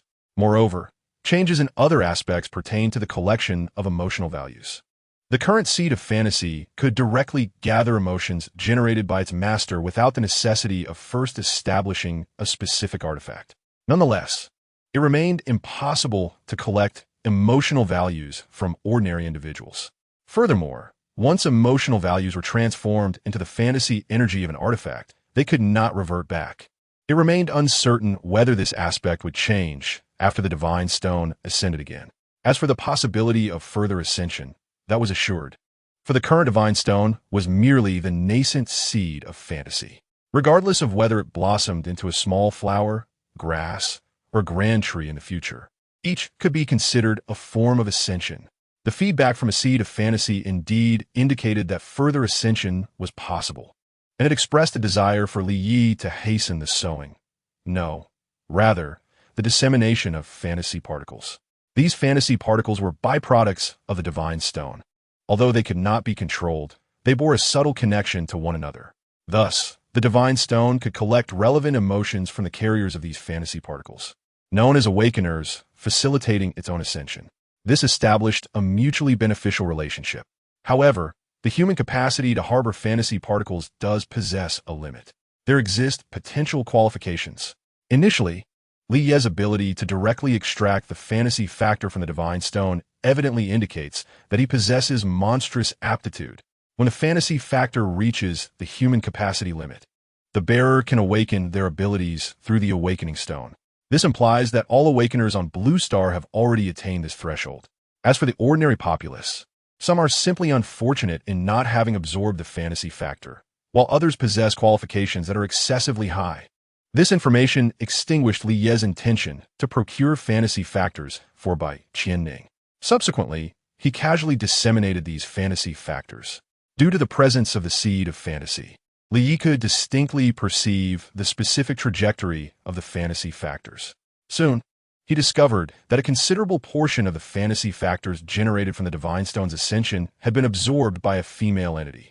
Undoubtedly, this woman would become an extraordinary existence, with her strength post-awakening far surpassing that of all current awakeners. Of course, this does not account for Li Yi himself, who exists on an entirely different level. To illustrate, if the initial form of the Divine Stone were a sun, the previous awakeners merely basked in its light. In contrast, Li Yi directly drained the energy of the entire sun, rendering them incomparable. The fantasy factors produced from this Divine Stone's ascension are vastly inferior to those initially possessed. In comparison, the solar pendant deserves more attention. Contemplating this, he immediately opened a portal. On the other side of the door, a dim and mysterious starry sky was clearly visible, with the 10th metallic pendant adorning him. Li Yi, after activating his shrinking lamp, promptly stepped through. In an instant, he vanished amidst the vastness of the starry expanse. In another time and space, in Ran City, a voice filled with malicious glee echoed from a bedroom. Just then, a ding-dong sounded, the ringtone of a phone. A message? She had no close friends or family, being a recluse. Who would send her a message? Pondering this, Xia's gaze turned to the suddenly illuminated phone screen. Indeed, she saw a text message, but it was not from an individual. It was a notification from the official Awakening Divine Stone, alerting her that a work she had designated for special attention had been updated. Special attention? After a brief moment of surprise, she quickly realized it was Li Ye's solo journal. Regaining her focus, Xia immediately began searching online. Instantly, relevant information appeared on her computer screen. However, due to the cunning promotion of the Awakening Stone, the first piece of information retrieved was related to the plot of the second season. Awakening Stone Season 2, Episode 60. The Mutation of the Stone. The Counterattack of the Powerless. The final showdown approaches. Another Awakener God. Is this second season already at Episode 60? It has barely been serialized for a month. Truly a case of relentless competition. Fortunately, I am not an illustrator. With this thought, Xia felt a sense of relief, only to suddenly remember that she had already become a professional. No more need to compete. Oh, that's all right. Yet, the plot hinted at in the title was rather captivating. The mutation of the stone, the counterattack of the powerless, the final antagonist of the season, the new Awakener God? How terrifying upon closer reflection. Nonetheless, she still wished to first explore the solo journal of the esteemed figure. Thus, Xia momentarily dismissed this, directing her gaze downward. Before long, she spotted her target, the solo journal, the Supreme Awakener. The cover depicted Li Yi, expressionless, floating in space with his left hand raised in a grasping motion. Due to the perspective, the blue planet below appeared to be beneath his feet, while the distant sun seemed to be held delicately in his hand. In the corner of the cover, there was also a caption: "Will you be a crawling creature, or become a companion?" Liye, Ange et Lidokus. Aspire to be a good person when he grew up. The solo journal of the esteemed figure had both a comic version and a corresponding animated version. Xia preferred the latter, with its auditory and visual presentation. Of course, this was contingent upon avoiding excessive slow-motion scenes and tedious flashbacks. Such an ill-timed extension of duration is utterly repugnant. It is exceedingly distasteful. However, due to the current policies in this era, the cultural and creative sector is thriving. Thus, she need not worry on that front. She promptly chose the animated version. As the opening scene unfolded in complete darkness, a deep, magnetic male voice resonated. The power of the weak is everything. But when one becomes powerful, it is no longer so. Since childhood, my grandmother has imparted this wisdom to me. Following these lines, the screen illuminated in a clean and tidy living room. An elderly woman pointed at a photograph within a frame, speaking to a small boy of approximately 7 years. "Little Yi, this is your father, and this is your mother." In the photograph, the striking couple was clad in police uniforms. "Father and mother? I've never met them." The small boy shook his head in denial. The gentle and refined elderly woman adjusted her glasses, gazing at her grandson with a tender expression. As she began to elucidate, she explained that this was due to the fact that shortly after your birth, they perished in the Awakener crime incident. Both your father and mother were heroes. Oh, little Lee merely acknowledged this, seemingly indifferent. He swiftly shifted the conversation to another topic. "Grandma, today at school, I saw a fire-breathing creature that burned many people to death." "A fire-breathing creature?" Upon hearing this, the elderly woman hurriedly inspected the boy's body. "Little Yi, you weren't harmed, were you?" "No, I hid," responded little Yi. That is good. But Grandma, why did that person kill classmate Lu Ming and the others? Why would someone kill without reason? Little Yi asked, puzzled. "Well, there are numerous reasons for this." The grandmother hesitated for a moment before explaining. Driven by various emotions, or to satisfy some psychology, or even simply out of a desire to imitate, these individuals have lost the most essential aspect of humanity. "Little Yi, you must not become such a bad person in the future, understand?" "Yes, I want to be a good person when I grow up." Little Yi nodded earnestly. "But Grandma, what is the most important thing for a person?" The elderly woman replied, "The most important thing for a person is, naturally, one's heart." "And what is this heart?" Just as the grandmother was about to explain, a hurried ringing of the doorbell and shouts interrupted them. "Professor Lin! Professor Lin!" Thus, the conversation between the grandmother and grandson came to an abrupt halt. The elderly woman went to open the door, and upon her return, a middle-aged woman followed closely behind. "Xiaoya, there is no need to call me professor. I am no longer one." "Hey, didn't you resign to take care of your little grandson? Why do you speak as though you were dismissed?" Resigning was not the case, the middle-aged woman said with a flurry of energy, waving her hand dismissively. "Let us not discuss that. I didn't come here to debate with you, Professor Lin. I'm here to deliver some unfortunate news. That ridiculous Awakener Amnesty Act has actually passed." "How could this be possible?" The elderly woman shook her head, clearly in disbelief. "How could the act to grant amnesty to Awakeners possibly pass a vote?" "Sigh, I didn't believe it either, but the news is currently being broadcast on television," the middle-aged woman asserted. Seeing her confidence, the elderly woman felt an unsettling premonition arise within her. The grandmother quickly turned on the television and tuned it to the news channel. The voice of the news anchor resonated through the room. Following the Awakener Human Rights Act and the Awakener Privilege Act, the Awakener Amnesty Act has become the third officially enacted law related to Awakeners in the city. According to this act, certain well-behaved awakened criminals may receive amnesty, provided they join the city's law enforcement or border guard to contribute to the city's peace. It is reported that among the first batch of awakened criminals granted amnesty, there was an elderly woman who, upon hearing this, became unable to comprehend the subsequent words. She remained in a state of shock, even oblivious to when Xiaoya had departed. When she regained her senses, the old woman continuously muttered, "It shouldn't be. It shouldn't be." Beside her, young Li Yi, puzzled, inquired, "Grandma, how does this new legislation differ from the previous one?" "It is indeed different," the grandmother replied. The initial human rights legislation merely safeguarded the rights of the awakened, although the subsequent law granted the awakened the privileges of polygamy and the right to retaliate when offended. It still held a semblance of reason. Those endowed with formidable powers are akin to wielding firearms. With a mere flick of a finger, they could take lives, naturally instilling fear. Meanwhile, the ordinary populace, often subservient, might develop a sense of superiority, making it difficult to refrain from violence when provoked. However, with this new law, common people would actively seek to avoid conflicts with the awakened, serving as a veiled means of reducing disputes. But now, this new law is altogether different. The elderly woman seemed to respond to her grandson's question while simultaneously reflecting to herself. Evil wanes only through the sanctions of law. In a scenario where crimes are forgiven, order will inevitably descend into chaos. As for having criminals contribute to peace, oh, the sinners. At that moment, the scene began to shift rapidly. A deep, magnetic voice resonated, echoing the grandmother's sentiments. As she had stated, ever since evil could be pardoned, the city had become increasingly chaotic. Almost daily, one could witness heinous murders. The very air thick with the scent of blood. And I grew up in such an environment. To survive and mature in this turmoil is indeed a stroke of fortune. Who then is the true monster? As the narration continued, flashes of the past appeared, predominantly gruesome in nature, including the scene of the grandmother's passing. Ultimately, the image settled upon a young man of 17 or 18 years, Lee. Yet, compared to his future self, he appeared particularly gaunt. In the scene, Lee silently finished his breakfast.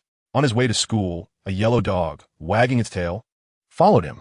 This dog, named Da Huang, was a stray the grandmother had adopted shortly before her death.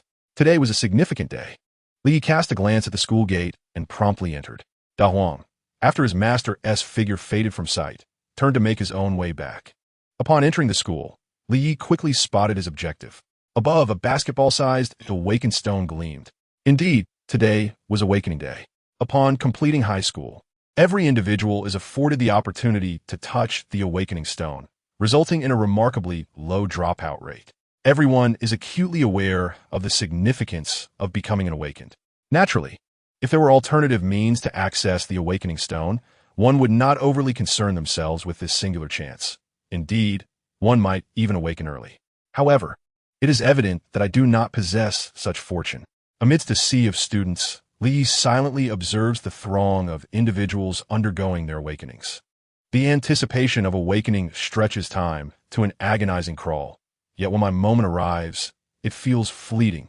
It is widely acknowledged that the probability of successfully awakening one's abilities is a mere 1%, rendering failure the norm and sparing individuals from ridicule.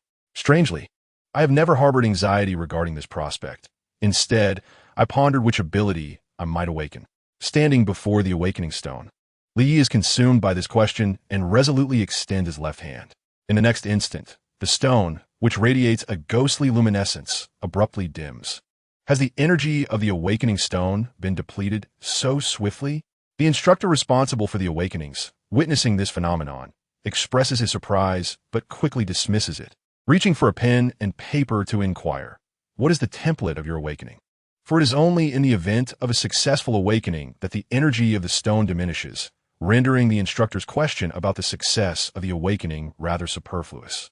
In response to this query, Lee glances at the sun in the sky and replies, "Clark Kent." "Who?" The instructor suddenly looks up, astonished. "Superman." As he speaks, Lee feels the power bestowed upon him by the sun and experimentally clenches his fist. A narrative voice resonates. At this moment, I feel an unparalleled strength and am enveloped in endless glory. The flattery and adulation of those around me make me feel as though I have become the protagonist of a grand narrative. However, this elation is swiftly subverted. Under the pretense of a private discussion, the principal, shedding his amiable facade while alone, employs a unique ability to plunge my consciousness into slumber. The process is remarkably effortless. After all, while the template of Superman is undeniably potent, it requires time to develop. Ironically, just moments before, my youthful and naive self had been dreaming of how to transform the city into a more benevolent place. Yet in the blink of an eye, I find myself in this dire predicament. Indeed, who would wish to witness the emergence of a fully realized Superman? It is not that I was unaware of the treachery of human nature. Rather, I understood that my template was far more complex than merely Superman. It harbored the essence of Doomsday. The earlier revelation regarding the Superman template was, to some extent, a bait to lure others in. Ultimately, the bait was taken, but Doomsday failed to appear. When I awaken once more, I find myself relocated to a clandestine laboratory hidden deep underground. As an experimental subject. In the course of my routine, I have fulfilled my obligations. Yet, whether it is due to the laboratory's insufficient depth or the penetrating strength of sunlight, there exists a specific time every day when I am graced with a subtle enhancement from its rays. Consequently, as time passes, my physique has grown increasingly robust. Even the needles of the syringes require frequent replacement due to the escalating demands of my evolving form. Nearly 3 months have elapsed in this manner. And should this continue for another fortnight, I would possess the confidence to overturn this laboratory. However, my adversaries are not foolish. Though they have yet to derive any significant findings here, they are acutely aware of my current physical prowess. Thus, the specter of danger looms. A brutish figure brandishing a large blade approaches. I, Li Yi, return his gaze with icy indifference. Faced with the threat of death, I feel no tremor of fear. Rather, I am engulfed by an inexplicable rage and a disdain for mortality itself. It is only when I truly grasp the desolation of death and the transformation that follows resurrection that the reason becomes clear. I am not merely a deity among mortals. I am also the ultimate weapon of annihilation. Unlike the parasitic relationship depicted in the original narrative, I am both the Superman and the harbinger of destruction. In the dim light of the laboratory, a pair of crimson eyes suddenly ignites with fervor. The scene shifts to another location. My lord, do you intend to eliminate Subject 1? A refined gentleman dressed in the attire of a researcher inquires of the imposing figure beside him. Indeed, comes the curt reply. You cannot kill him, my lord. The researcher implores loudly. The awakening threshold of Subject 1 clearly exceeds existing parameters. He must harbor secrets. And what of secrets? The Lord retorts angrily. His strength is steadily increasing. If we do not act, he will turn his research upon us. With that, he picks up a phone and issues a command, eliminate him. Understood. The researcher responds, his expression shifting with trepidation, yet knowing that he cannot alter the Lord's resolve. He hastens toward the laboratory. However, his intent is not to save a life, but to secure one final live experiment. Upon reaching the laboratory, he is met with the horrifying sight of a grotesque figure, towering over 3 meters, tearing the brutish man apart. Blood splatters profusely. The researcher recoils in terror, ultimately collapsing to the ground. A monster. A monster? I recall the numbers: 1,746 blades, 871 needles, etched vividly in my memory, transformed into the harbinger of destruction. I emit a hoarse and deep voice. I stride forward, the metallic floor yielding beneath my feet as though it were mere tofu. Then, I extend my claw and grasp the researcher's skull, lifting him before my gaze. Who, indeed, is the true monster? The grotesque and terrifying visage of a native stands in stark contrast to the refined countenance of a bespectacled, fair-skinned gentleman.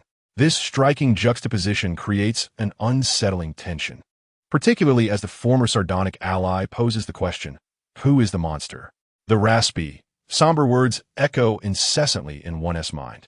Unbeknownst to her, Xia adjusted her posture, her gaze lingering on the scene.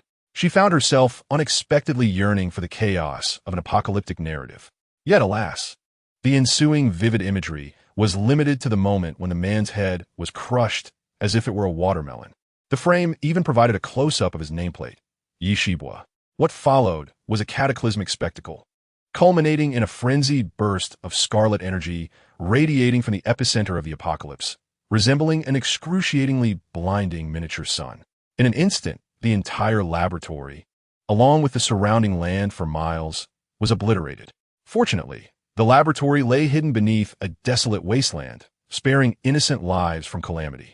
Moreover, the city transitioned abruptly from night to day as reason succumbed to the consciousness of annihilation. The world, too, awaited its day of reckoning. Yet, the fault lay not with the world itself, but with those individuals. Thus, once they were thoroughly extinguished, one could retreat and return home. At this juncture, Li indeed found himself back in his abode after a 3-month absence. In comparison to when he last departed, he had grown considerably taller. His youthful visage now tinged with a touch of coldness, and a measure of innocence had faded. Meanwhile, the once cared for De Huang had devolved into a stray, yet remained faithfully guarding the home.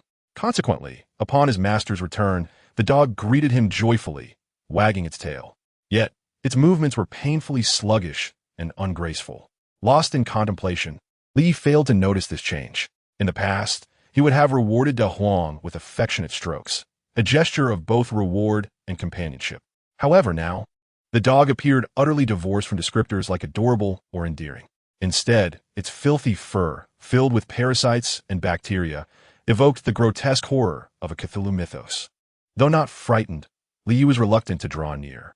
With a newfound obsession for cleanliness, he instinctively used a biological force field to push Da Huang away and promptly set about cleansing it. He then turned on the television. Though his mind was far from watching, he was lost in deep thought. From a young age, influenced by his grandmother's teachings, Li Yi established a moral compass centered on the aspiration to be a good person.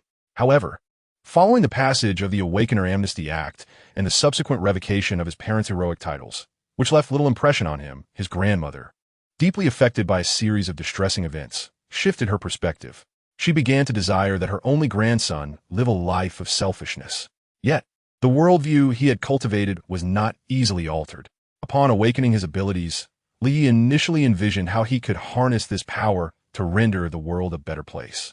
However, that sentiment has since transformed. Over the past 3 months, although he did not succumb to fear or other negative emotions, the release of his anger extinguished the once fervent flame of his heart like a cold shower. What to do next? Lost in contemplation, Li Yi recalled a conversation with his grandmother from years prior. At that time, he expressed his desire to become a formidable awakener, to which she inquired what he intended to do afterward. In an attempt to amuse her, he casually mentioned wanting to marry several wives, which delighted her for several days.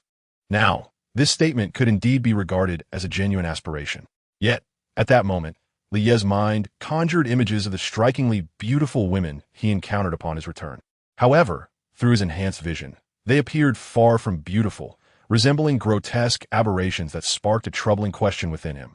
Are we truly of the same kind? As Li Yi found himself in this moment of confusion, he overheard a line from the television. I can do whatever the hell I want. It was an episode of The Boys, currently airing. As a source of inspiration for those with awakened abilities, such relics of the past continue to captivate audiences. This particular series has garnered significant acclaim, especially for its portrayal of the reckless behavior of individuals from his homeland, which many awakeners admire and emulate. However, Li Yi felt no semblance of identification with that notion. Having watched the series in its entirety, he was well aware of the true nature of these individuals. Moreover, he had outgrown the phase of emulating others. Li Yi approached and switched off the television, leaving the room enveloped in the sounds of electrical currents, the flow of blood, and the exceedingly slow rhythm of his heartbeat. An exceedingly slow heartbeat?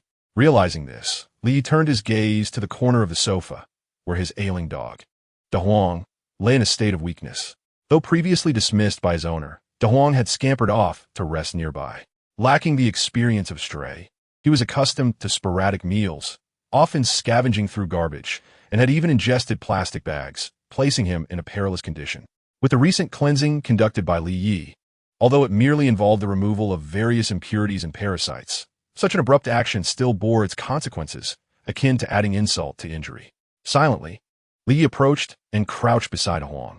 As he closed his eyes, he extended his left hand to smooth the disheveled fur of the dog. Under his gentle caress, Da Huang's heartbeat gradually came to a complete halt. When Li Yi opened his eyes, he stared blankly for a moment. The scene shifted, revealing Li Yi standing calmly before a small grave mound. He felt no sorrow within.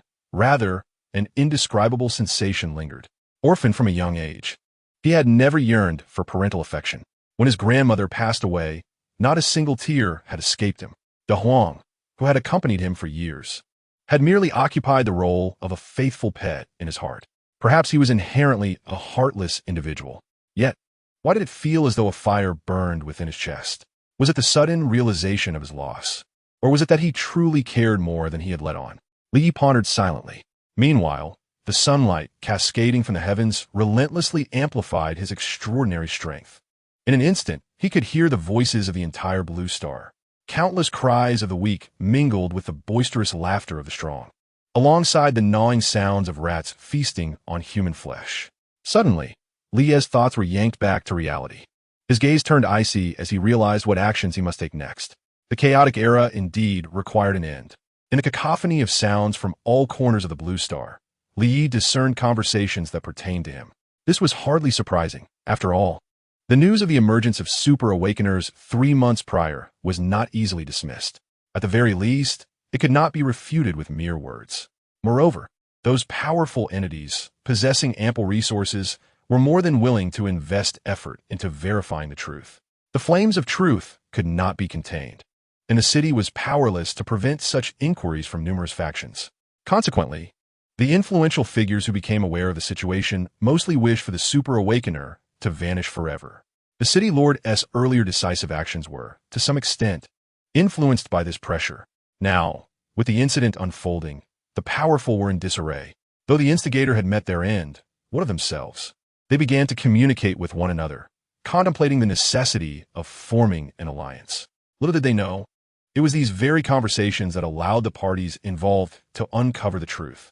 It appeared that the cleansing was not yet complete. How amusing, thought Li Yi, as a smile graced his lips, though the chill in his eyes deepened.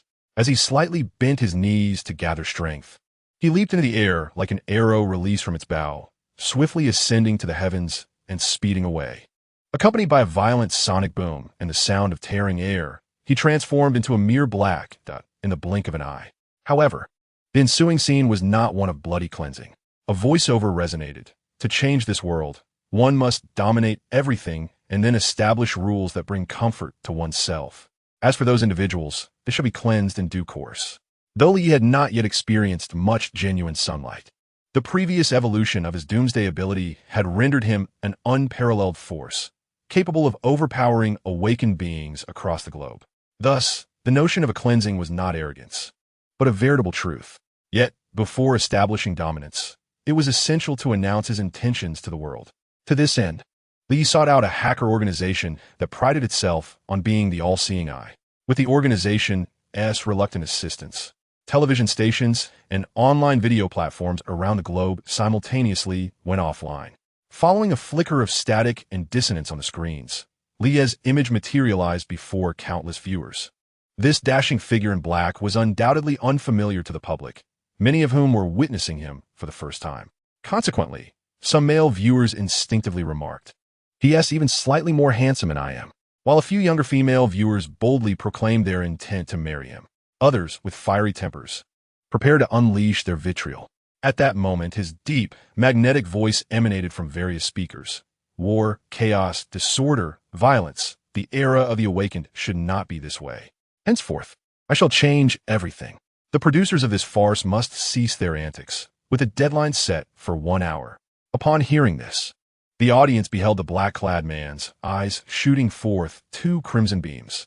These 2 energies, imbued with intense heat, seemed to distort space, slicing through the earth and distant mountains with precision. The resulting fissure was exceedingly narrow, as if the entire world had been cleaved in twain. In the next moment, as the audience remained in shock, they heard his cold voice declare, "Defiers, execution." After uttering these words, the stoic figure's image vanished, and countless screens reverted to their previous programming. Yet, at that juncture, few remained interested in continuing their viewing. They began fervently discussing the events on their familiar social platforms, captivated by the formidable power the man in black had just exhibited, which was no mere jest. Some even drew parallels to the rumored superhuman awakened beings that had surfaced 3 months prior. However, this matter bore little relevance to ordinary individuals or the honest awakened. At most, it is merely a sensational topic for casual conversation. However, for those nefarious individuals who wreak havoc without restraint, the situation is markedly different. Some cautious and timid souls prepare to momentarily retreat, waiting to observe the unfolding events. Meanwhile, the audacious among them feel a rebellious surge, ready to cause a ruckus immediately. Those who have awakened non-human abilities, zombies, monsters, ghouls, and vampires, are eager to hunt. They scoff inwardly. Who is this person? What does it matter if they possess formidable powers? Can they truly find me? In stark contrast to these ignorant criminals and the general populace, the city-state authorities are acutely aware that this individual is indeed the awakened one, endowed with superhuman capabilities. They are also cognizant of the impending apocalypse. However, due to prior experimental incidents, most have been involved, whether directly or indirectly, in unfriendly actions, making them reluctant to surrender easily. Thus, they hastily forged a pact of mutual support, the Anti-Superhuman Alliance. Except for a few city-states like City, and City, which remained uninvolved in the earlier events, the majority chose to align themselves with this coalition. Naturally, There are influential figures within the city-states who dismiss the gravity of the situation. For instance, the ambitious city and city are embroiled in mutual invasions. In the desolate borderlands between their territories, amidst hundreds of thousands of troops, one can observe exceptional awakened individuals, akin to super soldiers, dismantling enemy snipers and heavy artillery with remarkable skill. As time progresses, the conflict shows no signs of abating. Rather, the intensity escalates. A scene shift occurs. Beep! A clock affixed to the wall ticks away the seconds. Hiss! Sitting before her screen, Xia gasps in disbelief. Upon witnessing this unfolding scene and considering the preceding narrative, she experiences a startling premonition, though part of her hesitates to accept it. Surely this cannot be, however, contrary to her hopes. The clock's hour hand swiftly ticks through a segment. The scene then transitions back to the battlefield. With a violent sound explosion and a piercing noise emanating from the audio equipment, the images reveal a heavy object plummeting rapidly between the two warring factions, raising a cloud of dust that obscures the soldiers' vision. Before they can react, a brilliant red light flashes. The searing ray instantaneously pierces through their bodies, one after another, until the once tumultuous battlefield descends into an eerie silence. As the dust settles, revealing Li Yi, he speaks. You should all listen carefully. In an instant, he transforms into a blur and vanishes, leaving behind the echo of his voice. At the very least, heed my words. I'm not a virtuous person. When executing his deadly acts, it was as effortless as mowing grass, reminiscent of a well-known scene in the minds of my compatriots. However, that moment existed solely as a figment of their imagination. In stark contrast, Li executed his actions with an unsettling calmness, devoid of any hint of hysteria or madness, fully aware of his deeds. This realization stirred a sense of regret within Xia. Had it not been for prior influences, it seemed unlikely that someone of Li Ye's character and history would resort to such a direct course of action. Unlike the other viewers of this narrative, she wished for him to retain his initial disposition, to uphold the aspiration of being a good person. After all, benevolent individuals tend to be more accommodating and easier to solicit assistance from. Yet, this thought merely flitted through Xia's mind. She understood its impossibility, recognizing it as a matter of the past. Meanwhile, the story on the screen progressed. After swiftly dispatching the warring factions as if they were mere blades of grass, Li Yi did not relent. He had heard the raucous cries of the villains, and thus the slaughter continued, encompassing the entire world. With astonishing speed, he became a blur, traversing the blue planet at nearly 100 times the speed of sound. The assailants, monstrous beings devouring human flesh, were obliterated in a flurry of blood mist or vaporized by the searing heat of his rays. Among them lay significant figures, one of whom was bisected yet bore a grotesque smile, though it was merely a mundane smile that appeared eerie due to its presence on a corpse. Not far off, a captivating woman with horns protruding from either side of her head understood the reason. It was all too swift. The deceased had descended into the depths of hell without awareness, thus creating such a bizarre spectacle. Even she, a mere observer, could not fully comprehend the scene. Her identity was that of the city's lord, a powerful awakened being, which indirectly attested to the speed and strength of the assailant. That man was formidable.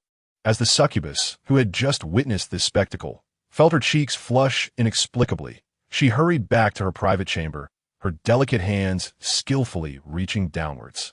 Due to the changes in era and policy, such provocative scenes often appeared without hesitation. It was merely a matter of providing some indulgence. Xia had grown accustomed to such displays. Yet, at this moment, she averted her gaze. This emotionally detached woman held no interest in the unfolding drama. During this interval in the narrative, Xia recalled a segment from the first season. An event 3 years prior had resulted in a significant reduction in the number of awakened individuals, with the most formidable among them nearly facing a complete depletion. It seemed that the esteemed figure had decisively intervened. This thorough cleansing also paved the way for subsequent peace in Blue Star. After all, the brazen wrongdoers had been swiftly eradicated, while the more timid and cautious refrained from causing trouble in the presence of such a formidable force. Harmony and goodwill, it seemed, were only natural outcomes. As she grasped this notion, the enchanting voice of the succubus had already faded into silence. Xia raised her gaze. and the screen's imagery had shifted back to the esteemed figure. At that moment, Li Yi, having devoted 2 hours, had almost completed the cleansing of the recalcitrant individuals, leaving only one final location, the Divine King's Palace within the city. The headquarters of the Anti-Superhuman Alliance was hosted therein. The prominent figures inside were precisely those he intended to dispose of. However, there weren't many to begin with. Although the number of city-states joining this Anti-Superhuman Alliance exceeded half, due to the brevity of time, only a few nearby could gather. In Li Yi's eyes, the members of this alliance had already forfeited their right to exist, while those elsewhere had long been reduced to corpses. For instance, the city lord who met his demise in an instant was no exception. Ultimately, it made little difference, as he preferred to kill swiftly and had no interest in torturing others. When he took action, it was to bring matters to a decisive conclusion. Yet, at this final juncture, Li found himself in no rush. He strolled through the plaza before the Divine King's Palace, attentively listening to the myriad of remarks from around the world that related to him. There were endless curses and insults, as well as fervent adulation and prayers. Whether regarded as a deity descended to earth or a demon intent on annihilating all, it mattered not. After this thought flickered through his mind, Li Yi, with an impassive expression, contemplated completing the final step. However, at that moment, a female reporter holding a microphone stepped in front of him. The newcomer was a strikingly voluptuous woman with dark hair, accompanied by a trembling cameraman who bore a camera on his shoulder. After a cursory glance, Li noted that there were also about 10 other adults disguised as reporters nearby. The interview commenced without delay. Do you consider yourself a superhero? We have observed you eliminating numerous criminals. Do you believe you're acting justly? The impolite reporter thrust the microphone toward him after posing her question. Li Yi regarded her with a blank expression, uncertain whether her behavior was perceived as a display of embarrassment or due to some other reason. The female journalist grew increasingly audacious in the absence of a response. With an imperious tone, she insisted, "Please answer this question. Moreover, do you have anything to say about the fact that you have killed hundreds of thousands of soldiers? Are you aware they were merely following orders?" Li Yi just repeated, "Of course, which is why I also dealt with their superiors." Immediately, the journalist, with righteous indignation, retorted, "That is merely an excuse for slaughter. It cannot justify your actions. Why did you do this?" In response, Li Yi inexplicably inquired, "Where are you from?" "I am from the city," the journalist replied, then promptly urged, "Please answer my question directly." "Ah, a city dweller," Li Yi thought, thus disregarding her demands. It was indeed a rare haven of peace, a place that had thrived until now. The journalist sensed a hint of disdain directed at her, and, with a degree of dissatisfaction, questioned, "What do you mean?" However, she soon realized that he merely smiled without responding. Enraged, she exclaimed, "Are you not man enough to have the courage to answer a question? In my view, you do not deserve to awaken as a superhuman." Before she could finish her sentence, a flash of red light appeared before her eyes. She then plunged into an everlasting darkness, as a searing ray had instantaneously melted her beautiful face along with her head, which was merely filled with water. The sensuous, headless corpse subsequently collapsed to the ground. After the act, Li Yi wore a calm expression, while the cameraman in front of him trembled uncontrollably.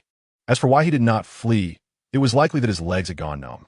"I am no virtuous man, nor am I here to judge the wicked. I do not mind if others choose to judge me under such a pretense. However, the strength of a judge must be considerable. Otherwise, it would be rather disheartening." Having spoken this to the camera perched on the shoulder of the cameraman, Li Yi proceeded towards the temple of the God King. Simultaneously, his words were broadcasted on the city's television station and soon echoed around the globe. The recently unhinged journalist was indeed a city dweller, notorious for her public persona, constantly lamenting the inadequacies of this, and that while fervently lauding the outside world. For such an individual, the influential figures bore no ill intentions. On one hand, it showcased their benevolence and democracy. On the other, it united the true populace against a common enemy. Yet even the city lord, Wang Zhongshan, was taken aback by the presence of such foolishness within his domain. Whether it stemmed from a sense of justice, an overindulgence in domineering narratives seeking attention, or some other unfathomable reason remained unclear to Li Yi. He was only aware that a dozen journalists nearby had initially prepared to emulate the situation. But upon witnessing the recent events, they quickly retreated. Otherwise, they likely would have met the same fate as that female reporter. Thus, it can be said that the demise of this woman inadvertently spared the lives of many others. Her benevolence and sense of justice must surely bring her some solace. Do you lack subordinates? This is the anti-Superman alliance. We shall unequivocally thwart his nefarious ambition to dominate everything. The world belongs to all humanity. The blue planet cannot be ruled by a single individual, not even by a Superman. Inside the temple of the God King, a robust, middle-aged man with golden hair addressed the journalists with the certainty of a lion. Instantly, the room erupted in enthusiastic applause. Not only the journalists, but also several prominent figures present seemed to be in complete agreement with him. This middle-aged man was none other than Leo Balson, the lord of this temple, who claimed his powers were akin to Thor from the Marvel films. However, he proudly styled himself as the God King. As the cameras and microphones recorded faithfully, his words and visage were transmitted across the globe. Many viewers watching the screens felt invigorated. Yet, after the departure of the journalists and the subsequent arrival of news regarding the Superman awakeners, the atmosphere shifted dramatically. These influential figures were not fools. They understood that this so-called cleansing of the blue planet implied an overwhelming strength they could not contend with. Consequently, the room fell into a profound silence. Later, when Lee entered, he was met with a line of impeccably kneeling individuals in suits. Leo Balson raised his hands and declared solemnly, "We surrender. We can play a significant role in your conquest of the world. You shall soon become the master of the entire globe." In response, Lee merely cast him a glance and replied, "Not necessary." No sooner had he spoken than a series of thunderous roars echoed through the chamber as Leo Balson, upon hearing the denial, decisively launched an attack. Unfortunately, his power was insufficient. The bolts of terrifying divine energy were unable to breach the protective biofield. Therefore, Lee endured the strikes without so much as a trace on his ordinary garments. He disdainfully remarked, "A bug's bite? No, it is clearly far less than that." Sweat began to bead on Leo Balson's forehead as he stared in disbelief at this despairing scene, mirroring the reactions of those behind him. The image then flickered. Lee ambled through the plaza, now devoid of life, while behind him lay the once resplendent Divine King Palace, reduced to ruins. Within its remnants, the bodies of Leo Balson and others lay concealed. Pausing in his stride, Lee gazed upward at the sun. Ruling the world? The thought suddenly lost its allure. The exalted throne held little significance for him, despite the multitude of covetous eyes upon this position. His actions today remained tethered to his singular purpose, to cultivate a more beautiful world. Though his heart may have cooled, it had not soured. In the aftermath of this battle, he had, in a sense, achieved that objective. The prospect of dominion over the world no longer intrigued him, rendering the ensuing matters superfluous. With clarity of thought, Lee propelled himself skyward, and with a thunderous sonic boom, the scenery beneath him rapidly receded. He soon found himself atop a skyscraper, his mind a blank slate. Yet, a cacophony of discordant voices cascaded from across the globe. The slaughter had ceased, but the ramifications of the events were just beginning to unfold. At that moment, Lee heard a chorus of venomous curses and invectives. The number of lives he had extinguished had surpassed 1,000,000, with many innocents among them. Even the wicked had those who cared for them. Contemplating this, Lee felt a sudden jolt within. Indeed, even those deemed malevolent had someone who mourned them. But what of me? He thought of his late grandmother and the recently buried dog, Big Yellow. Both were gone. The voices around him grew increasingly grating, and a surge of resentment welled up within. Annihilate them all. You are God. You are a demon. Humanity is not kin, but merely filthy, wretched insects. It is time for another cleansing, thorough and complete. Perhaps he could even choose to pierce through the very planet beneath him, obliterating everything. The complexities of human thought are profound. In moments of despair, one can find oneself beset by extreme notions that even the thinker cannot comprehend. It was as if a small demon whispered insidiously in his heart. Lee found this notion tiresome. When engaged in killing, mercy could not hinder him. When he did not wish for destruction, neither could brutality.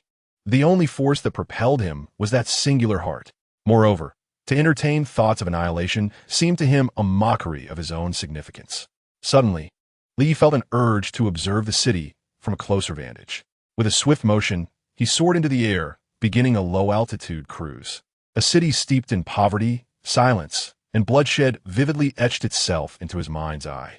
It is only natural to lag behind, especially considering that even absurd legislation like the Awakener Amnesty Act can pass.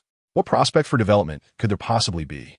The previous city Lord harbored no thoughts of progress. Observing this, Li Yi found himself contemplating a transformation for her. Though his memories of this city were far from pleasant, they remained his only recollections. His perception of his hometown was invariably tinted with nostalgia. At that moment, a voice called from below, "Hey!" Li Yi turned to see a graceful girl waving at him. She possessed long, straight black hair, exquisite features, a tall and slender figure, and skin as smooth as cream. To the average observer, she was undoubtedly a breathtaking beauty. However, in Li Yi's eyes, she did not appear as bothersome as she did to others. Thus, under the influence of the biological field, he floated over and inquired, "What is it?" Upon encountering this formidable man of Blue Star in close proximity, the girl seemed to lose her earlier courage. She timidly asked, "Are you in need of subordinates? What is your name?" Li Yi replied, "Li Yi, White Xianning." She introduced herself. As the narrative unfolded, the notion of supreme authority loomed large. A demon lord, a deity, hesitated to extend a hand towards the immediate power that was within reach. The remaining rulers, poised to submit, wore expressions of confusion. "Shall we wait a moment? There's no rush. We can wait." They could even seize the opportunity to prepare a grand reception for the arrival of the world's sovereign. Yet, after 1 day, 2 days, and 3 days, they received news of Li Yi assuming the position of city lord, leaving them somewhat disheartened. What is happening? Wasn't he supposed to rule over all? Despite their discontent, they dare not make any rash moves. They felt somewhat at a loss. The few city-states still managed by the former lord continued as usual. However, for the others, the situation became rather troublesome. Just as a nation cannot endure a day without a monarch, the city lord's role was akin to that of a king. In the absence of such a powerful figure, administrative chaos was likely to ensue, leaving many uncertain of whom to obey. Naturally, many coveted the position of city lord across various city-states. Yet, the events of the past few days were still fresh in their minds, rendering them hesitant to overstep their bounds, resulting in a temporary stalemate. Until, that is, the enchanting succubus clad in a flowing white gown, Si Qingwan, directly seized the position of city lord. Had others not been watching, I could never have accomplished this so easily, she mused. However, if that man were to cause me trouble, she clenched her teeth and declared, then I shall simply bear it. I can endure a little hardship. It is no great matter. Following several days filled with trepidation and anticipation in her heart, news emerged from the city concerning the latest developments, albeit limited to a few bills regarding the awakened. The amnesty bill was abolished, while the human rights and privilege bills remained intact. However, the penalties for crimes committed by the awakened were doubled compared to those imposed on ordinary citizens. Thus, an unconventional balance was achieved between the two factions. In a timely manner, Si Qingwan proclaimed this decision, presenting herself as a paragon of the city's leadership. Although the city did not possess the amnesty provision, this did not hinder her from imposing stricter penalties. Observing this, other city-states began to follow suit. Moreover, upon witnessing the city's bold move without consequence, various factions commenced vying for the vacant position of city lord. In contrast to the effortlessly commanding Si Qingwan, her counterparts faced numerous competitors. Through a few declarations of war and the recently amended bills, it became apparent to the outside world that the city's leader leaned towards an orderly governance. Despite the prior brutal measures employed to cleanse the globe, there was no indication of a desire to restrain herself. At the very least, she sought to enforce rules upon others. When power reaches a point of overwhelming dominance, the world will revolve around you. Thus, upon realizing her intentions, the authorities complied. While exercising restraint, they also began to treat those who disrupted the peace with severity. Furthermore, the audacious wrongdoers had been largely eradicated, ushering in a long-awaited stability for Blue Star, one that was even more peaceful than the old era. Consequently, the ordinary citizens, who had long suffered from the ravages of war, felt a profound sense of relief. An increasing number of individuals joined the ranks of those who revered this divine figure. Yet a minority still harbored resentment towards the so-called Demon King. However, compared to the populace, This latter group was exceedingly small and faced suppression from various official sources, remaining largely unacknowledged by the mainstream. 3 years later, the demonic aspect of Li Yi had almost faded from public memory. The term God had become his sole designation. In a brief span, much had transformed. Even the loyal secretary, who had been by his side for so long, eventually departed. The mention of a secretary left Xia momentarily stunned. Was it referring to Bai Qianning? This, she was certain of, yet found it hard to believe. Although the fleeting scenes depicting the interactions between Bai Qianning and the esteemed Li Yi passed quickly, those brief moments were imbued with evident affection. At the very least, Xia could discern Bai Qianning's admiration and attachment. But why would she leave? With Li Yi's protection, it seemed unlikely she would encounter any misfortune. Just as her confusion mounted, she witnessed the bold confession from Bai Qianning unfold before her eyes. Then he heard the response of steel and paper, which indeed resonated with reality. However, the Li Yi within it lacked the divine stone. Consequently, there was no display of any intent to salvage the situation. His cold, austere visage appeared particularly unyielding. On his face, Bai Qianning could discern not a trace of emotional fluctuation, leading her to feel utterly disregarded. Heartbroken, she departed from home as if to escape to the city. Yet, from the perspective of an observer like Xia, one could still detect a fleeting change in Li Yi's emotions, albeit for a mere moment, far too brief for Bai Qianning's perceptual faculties to grasp. This ephemeral instant, while seemingly trivial to an ordinary person, held a different significance within Li Yi's perception of time. As the discourse suggests, a chasm exists between their respective natures. What is love? It is said that this phenomenon can bridge the gap between species. Yet, this is merely a falsehood. Throughout this prolonged period, she remained oblivious to my joy, my anger, my myriad emotions, akin to how deities are perceived by humanity, forever divine, devoid of humanity. If they cannot perceive it, does it exist? Without emotional resonance, how could love possibly flourish? Given Li Yi's arrogance, he could never feign a prolonged expression for the sake of others. Thus, he became a deity devoid of humanity. A god? Or perhaps I?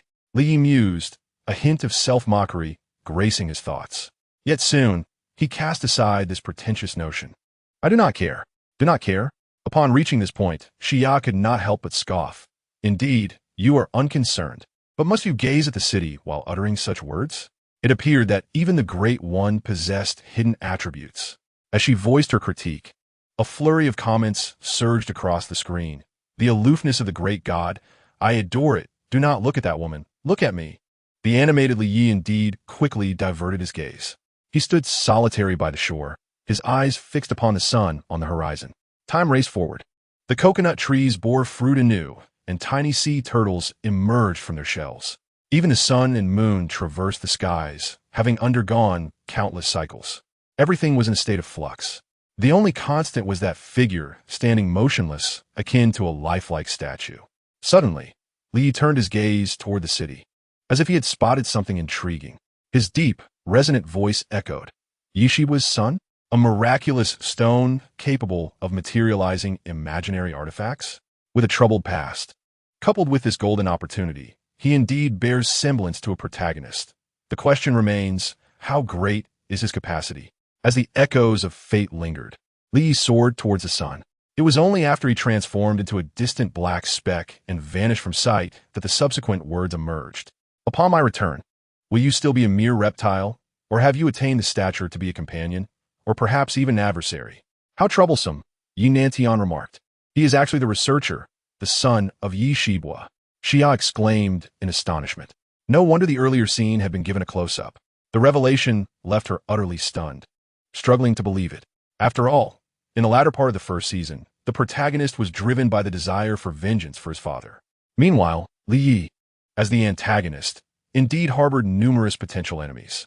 Yet, ironically, the protagonist Yi Nantian appeared to be the least qualified to speak of revenge. The outcome was nothing short of ironic. Xia could not help but express her disbelief. You must understand, the followers of the powerful are numerous. There is bound to be an uproar. Indeed, a handsome and formidable villain naturally commands substantial popularity. People often follow their visual preferences. Moreover, the narrative of this solo journal was undeniably captivating. Only a woman like Xia, devoid of sentiment, would remain unmoved. At that moment, a torrent of furious comments demanding the protagonist's demise surged onto the screen. The barrage of comments suggested an eagerness to see the author swiftly eliminate the protagonist or simply replace him. Yet, without a gun to the author's head, how could such demands ever be realized? With a mischievous thought, Xia contemplated attempting to divine the author's exact address and disseminating it publicly. Of course, this was merely a fleeting wicked thought. Moreover, her current abilities could not ascertain the precise location of a stranger. Attempting to divine such information without any leads would yield only a vague approximation, perhaps limited to a certain district. With this thought, Xia retracted her musings and redirected her attention to the screen, eager to uncover the unfolding plot. However, she soon recognized the end credits had appeared, realizing it was over. Initially, she had hoped to witness the climax of the final battle, or perhaps even the storyline featuring the powerful character in outer space. Instead, she was left with nothing but a cliffhanger. How frustrating. After a moment of lamentation, Xia reflected on the entire narrative. It dawned upon her a profound truth. Great power often accompanies commensurate suffering. How terrifying. Yet, before she could articulate this sentiment, a sharp sound interrupted her thoughts. It was the sound of her own hand striking her cheek, forcibly halting her speech. A fierce individual indeed, and with her senses now restored, Xia pondered, suffering? I too long to endure such suffering, which echoes the initial sentiment. In weakness, power is everything. However, strength is not something that materializes out of thin air. Thus, for the time being, it is best to abandon daydreams. Casting aside numerous distractions, Xia recalled her reason for watching this nostalgic series. Initially, she sought to comprehend the character of the esteemed figure in order to foster a better relationship. Yet upon finishing, she found herself at a loss for how to proceed. Although the prowess of the illustrious Li Yi stemmed from his awakening, it never appeared jarring. He had harbored ambitions of changing the world since childhood, as if greatness were his birthright. This imparted a sense of inevitability. Moreover, he did not possess the mentality of someone who had suddenly risen from poverty. The disparity between weakness and strength was minimal. His heart had remained unchanged, resolute as iron, with a demeanor that was both aloof and somewhat prideful. Such a character is indeed challenging to interact with. Xia shook her head, choosing to relinquish her previous thoughts and let fate take its course. It must be said, the suspense left by the earlier title was undeniably captivating. The promotional expenditures from the comic side were not in vain. At the very least, they had piqued her interest. Consequently, Xia turned her attention to the plot of the second season of Awakening Divine Stone, when a colossal boulder looms above everyone's heads. Whether one finds it obstructive or seeks respite beneath it, the impulse to move the stone becomes universal. After all, it poses a significant danger.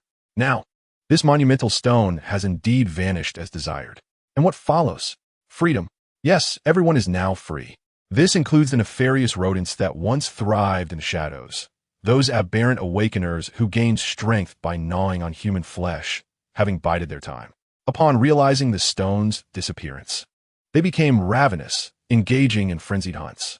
The villains who had quietly lurked in the darkness now boldly stepped into the light, bringing with them a bloody chaos. Furthermore, a lunatic had taken humanity's most perilous weapon, a nuclear bomb. Indeed, just one. Everyone feared that their location might become the target of this fortunate individual. And how formidable is this nuclear weapon? Did that madman possess the capability to launch it? Such questions lingered in uncertainty. And it was precisely this ambiguity that fostered greater fear. People began to reminisce about the divine. As for Yinan Tian, although he is undeniably the strongest at present, he lacks the nearly omnipotent abilities of superheroes, such as super hearing or super strength. Consequently, he is unable to detect malevolence in real time, thus preventing or intercepting it. For this reason, Yinan Tian has exerted considerable effort, continuously amassing emotional energy and manifesting fantastical items to restrain his adversaries. Consequently, the fantasy Divine Stone underwent a transformation. It sparkled with a myriad of colors, silently scattering the essence of fantasy across the entire blue planet. This scene was reminiscent of what Li Yi had witnessed earlier. However, unlike before, the Divine Stone exhibited no further transformations. For instance, there was no moment of allegiance, nor any sign of rooting or budding. Naturally, Xia was unaware of this distinction. After a swift glance at the summary of the preceding plot, she promptly selected episode 60. Ultimately, the new awakener of the divine. Such information was undeniably worthy of attention. Following the advertisements, the main feature commenced. Just as Xia anticipated that this character would appear only in the closing credits, she was met with the mature and commanding voice of a woman. From this moment forth, I shall ascend to the vacant pinnacle of divinity. With the departure of the divine beings, the council, once wielding supreme power, crumbled overnight. In the face of absolute violence, the peaceful order was dismantled. Thus, humanity began to beseech the return of the divine. As the populace wished, next, I shall occupy that exalted throne. The future of humanity and the blue planet shall be guided by my hand. Such audacity evoked an instinctive thought in Xia. So bold. However, before she could ponder further, the sound system emitted a series of footsteps. Tap, tap, tap. Gradually, the dark screen revealed an image. Two slender legs encased in black boots and leather pants. The camera ascended slowly, exposing a smooth, pale abdomen with discernible muscle definition and a slender waist exuding an alluring sensuality. Further up, a form-fitting crop top tightly embraced two notably voluptuous curves. This was hardly surprising. Upon hearing the earlier commanding voice, Xia had already surmised this fact. Yet, witnessing the alluring lines of the figure's midriff evoked a wave of envy in this reclusive girl. Moreover, upon observing those two generous curves, a sense of secret pride welled within Xia. Mine are not smaller. With her nearly cup-sized assets, she felt justified in her confidence. After all, such figures were rare, even in the realms of fantastical creations. However, Xia soon discerned an unsettling detail. Those curves appeared excessively round, as if tightly constrained. This suggested a reduction in size. Observing the snug crop top reinforced this possibility. If fully liberated, she couldn't help but furrow her brow and ponder. Perhaps there would be a notable difference? Well, at most, it would still be smaller than mine. While pondering these chaotic thoughts in Seattle, the screen revealed the true visage of a striking woman with a chiseled abdomen. Her expression was devoid of emotion, yet her exquisitely crafted features formed an exceptionally captivating visage. She possessed shoulder-length, silvery gray hair, with a long fringe on the left side partially obscuring her left eye, while the other side was neatly swept to the right. What was most enchanting, however, were her eyes, which shimmered with a silvery gray luminescence, like divine orbs surveying the world with a disdainful gaze. Draped over her shoulders was a black jacket. At that moment, she spoke with undeniable authority. Welcome to your new journey, and congratulations on stepping into the future. I am Wu Xue, the Ying from reflecting the heavens, as her melodious and magnetic voice resonated. The scene transitioned to a few alluring figures in the foreground, prominently featuring Si Qingwan and Bai Qianing. The latter's brow furrowed slightly, seemingly displeased with Wu Xue's earlier remarks. However, as this fleeting image passed, the distracted Xia failed to notice it, remaining entranced by the cold elegance and allure of Wu Xue. The older sister persona compelled Xia to utter that title unconsciously. Her demeanor was simply too regal. Upon first glimpsing her full visage, Xia experienced an exhilarating flutter in her heart. This sensation was not entirely foreign to her. She had felt something similar upon witnessing the debut of the esteemed Li Yi. Yet, this time, the feeling was even more intense. Remarkably, her object of affection was a woman. She was not a member of the LGBTQ community. No, that was incorrect. She wasn't involved with men either. Xia, who considered herself devoid of romantic inclinations, quickly retracted such thoughts. Ignoring the barrage of comments on the screen declaring this is my husband or this is my wife, she continued to watch. The subsequent scenes did not advance the plot, but instead unfolded through Wu Xue's recollections, introducing the audience to her background. She hailed from a city, born 5 years prior to the Awakening era. Her father was merely a small-time gangster, while her mother belonged to a prominent family. The latter was forcibly taken away by her family, a rather cliched narrative. However, shortly thereafter, an even more dramatic twist occurred. Following the societal upheaval, this inconspicuous delinquent transformed into a figure of significant stature, akin to a city lord. The narrative of Wu's father flaunting his newfound power was minimal. He merely approached the family with a proposal. Ultimately, the heartwarming reunion of the three family members painted a harmonious picture. Yet, in contrast to her father, who awakened formidable abilities, Wu Yingxue, as his only daughter, initially did not become an awakened one. Her inherently strong-willed nature did not lead her to concede defeat. Instead, she diligently honed her combat skills. Yet, no matter how much an ordinary person trains, significant results remain elusive. Wu Yingxue was acutely aware of this reality, which is why she kept an awakening stone in her residence. It was her personal possession.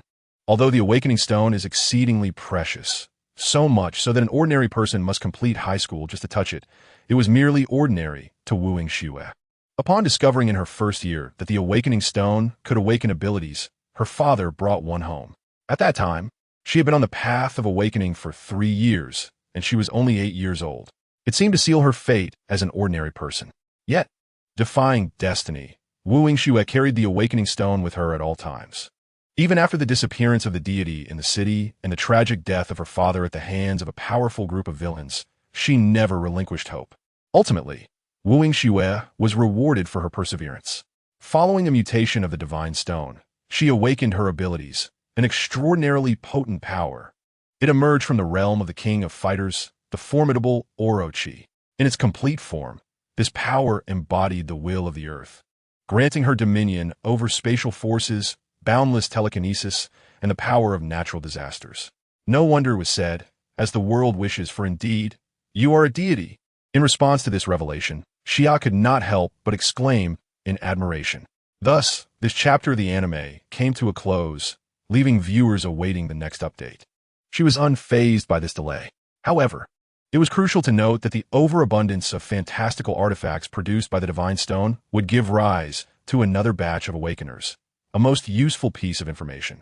Should she promptly inform the esteemed leader of this unfortunate news? No, wait. The bad news was only detrimental to others, in Lie's eyes. It would likely be considered good news. Should she preemptively share the joy, or adhere to the original plan and present it all to the leader after the second season concludes? As Xia pondered this dilemma, she remained oblivious to the fact that this information was already outdated, as were the developments surrounding Wu Yingxue. City, Lord's Manor. Within a fitness room, Wu Yingxue stood barefoot before a sandbag, clad only in athletic shorts and a crop top. Her slender hands were clenched into fists, striking the target with rapid precision. Each powerful blow produced a series of dull thuds from the sandbag. Thud, thud, thud. After a considerable time, these rhythmic sounds finally ceased. Grabbing a towel handed to her by a maid, Wu Yingxue wiped the sweat from her brow. Simultaneously, she casually inquired, "Where's my father?" "Miss, the lord of the city has not been in the city since the day before yesterday," the maid replied. "He's gone to the city. This morning, the lord attended the Supreme Council held there." Another maid added a remark. The two were twins. Wu Yingxue appeared somewhat perplexed. The Supreme Council? She had never taken the time to delve into such matters and was utterly uninformed. Subsequently, Wu Yingxue gleaned detailed information about the Supreme Council from the twin maids. It symbolized the utmost power, and when she beheld that void throne, a flicker of envy danced in her eyes. She envied the authority of Cheng, and, more so, his formidable strength. No, there is no need for envy. I, Wu Yingxue, shall possess it as well. She firmly believed in this conviction. In due course, I shall take her place. As this grand idea crossed her mind, Wu Yingxue promptly strode towards her chamber. The two maids, clutching garments, hurriedly followed.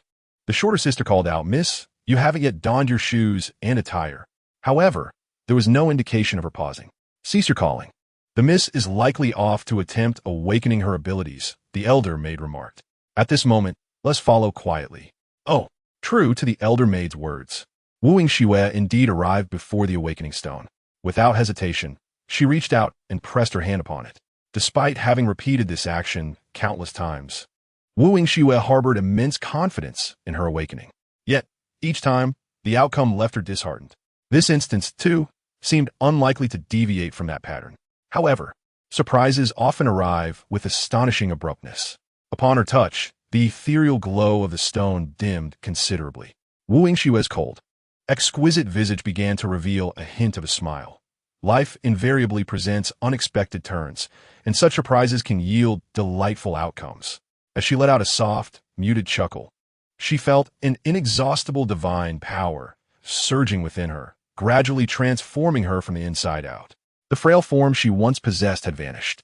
Her slightly tanned skin returned to a fair, delicate, and firm complexion, and her shoulder-length black hair began to shift to a silvery gray.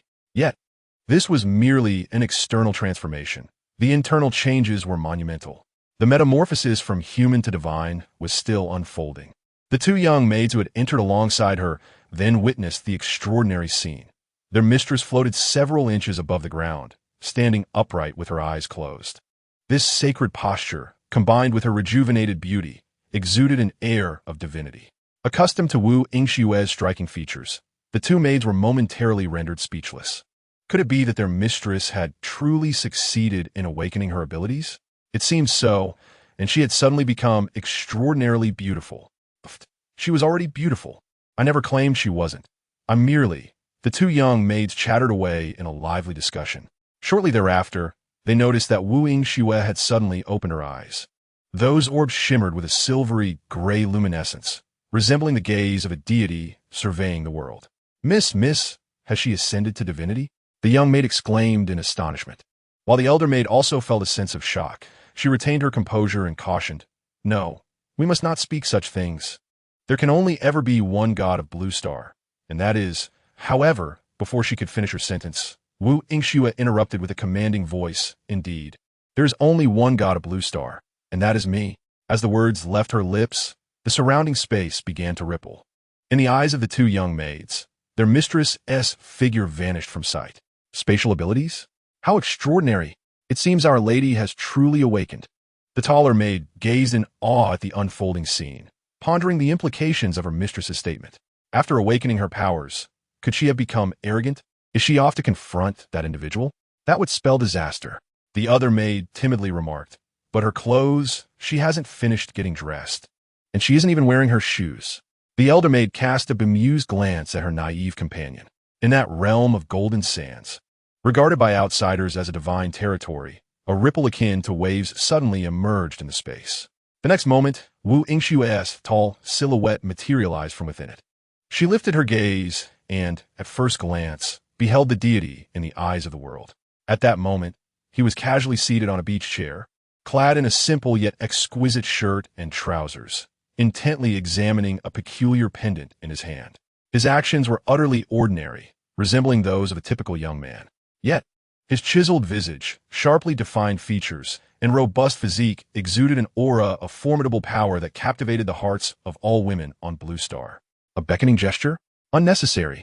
If it were possible, many would willingly offer their wealth in pursuit of him. Wu Yingxue was no exception. However, unlike those frivolous women who merely wished to be dominated by this man, she harbored thoughts of defeating him first and then claiming him for herself. Therein lay a significant distinction. And now, it seemed that her dreams were on the verge of becoming reality. Wu Yingshue's spirits soared with excitement at the prospect. However, moments later, upon noticing the peculiar pendant in the man's hand, adorned with 3 rubies resembling celestial bodies, her heart involuntarily quaked. Was this the sun? Wu Yingxue found it utterly hard to believe. Yet, as the embodiment of planetary will, she could not mistake it. This man was indeed playing with 3 suns in his grasp. How could he possess such power? Previously, due to the biofield, she was unable to directly perceive the magnitude of Li Ye's vitality. Yet now, from such a trivial gesture, she had begun to gauge the man's minimum strength. It was a level beyond her ability to contend with. This realization left the formidable woman feeling quite distressed, as if her dreams had been shattered.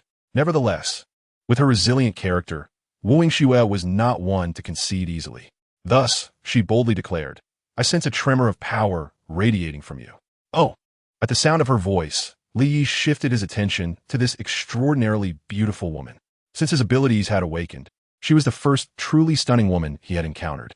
Yet, with an expression of cold detachment, Li Yi inquired, and then, in response, Wu Yingxue gazed earnestly at the man and stated, "I wish to follow you." Time rewinds to a few hours prior. At the moment he opened the portal, Li had taken a moment to observe the state of the surrounding air. The linked space was outer space, where the vacuum environment exhibited significantly lower pressure than atmospheric pressure. Consequently, should the two realms connect, the air on Earth would surge toward the vacuum in a frenzied rush, akin to an overwhelming tide. This could lead one to ponder. Perhaps, in the eyes of vacuum-dwelling beings, we are akin to fish living in a water world. Indeed, the air beneath the atmosphere can be likened to water. Though the analogy may not be entirely precise, it conveys a semblance of the concept. Of course, this presupposes the existence of vacuum-dwelling entities. After a careful observation, Lee immediately noticed that the surrounding air remained unresponsive, exhibiting no change whatsoever. It was as if the other side of the portal was not the vacuum of outer space. He was not surprised by this revelation. Although the portal indeed caused a phenomenon of seawater surging in when connecting to the deep sea, there had been scenes in the original work depicting a passage to outer space where air was not evacuated. Hence, Lee had anticipated this outcome. As for the question of whether this defied the laws of science, in the realm of imagination, one may assert that scientific discourse is unnecessary. Rather, the focus should be on the narrative itself. With a resolute determination, Lee strode purposefully toward the other side of the portal. After taking a few steps, he found himself transported to the vicinity of the Alpha Centauri system, approximately 43 light-years away.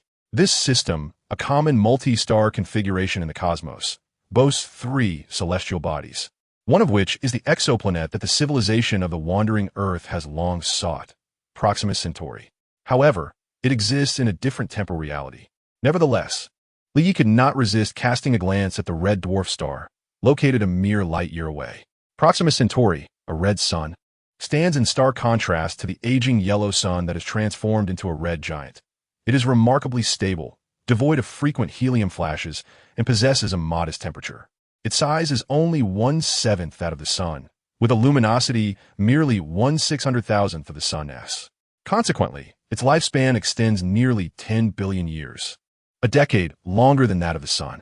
Longevity, stability, and moderate temperature, combined with its proximity, render it an attractive option. It is no wonder that humanity from the wandering Earth yearns to establish a new haven here. Yet, for Li, this red sun held little allure. Thus, he found himself amidst the starry expanse, 1 light-year away. Li directed his gaze towards another horizon, where a yellow sun loomed close at hand, Sirius B. This star, in conjunction with its counterpart, symbolizes the southern gate of ancient mythos. Within the limited 10 light-year range of the portal, this yellow sun emerges as the only viable option aside from the sun itself. With no alternatives available, Li arrived at this destination, experiencing proximity to the sun for the very first time. Remarkably, he felt no scorching heat. His attire, fortified by a biological force field, bore no signs of combustion. Instead, he sensed an exhilarating chorus of his cellular structure celebrating within him. His superhuman strength surged rapidly, escalating to a magnitude 100-fold, or perhaps even greater, than what he had experienced on Blue Star. This anticipated phenomenon did not warrant his concern.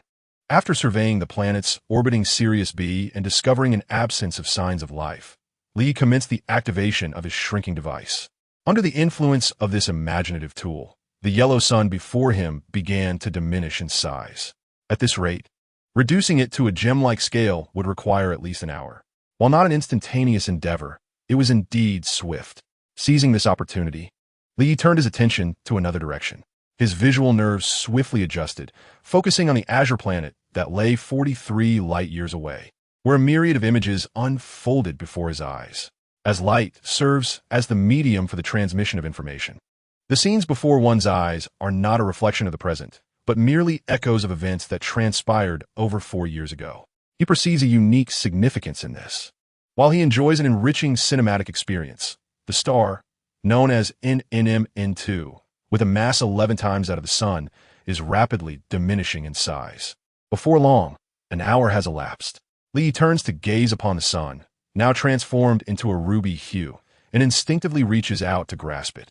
The sensation is weighty, and although the sun's size has been reduced, it is merely a spatial alteration.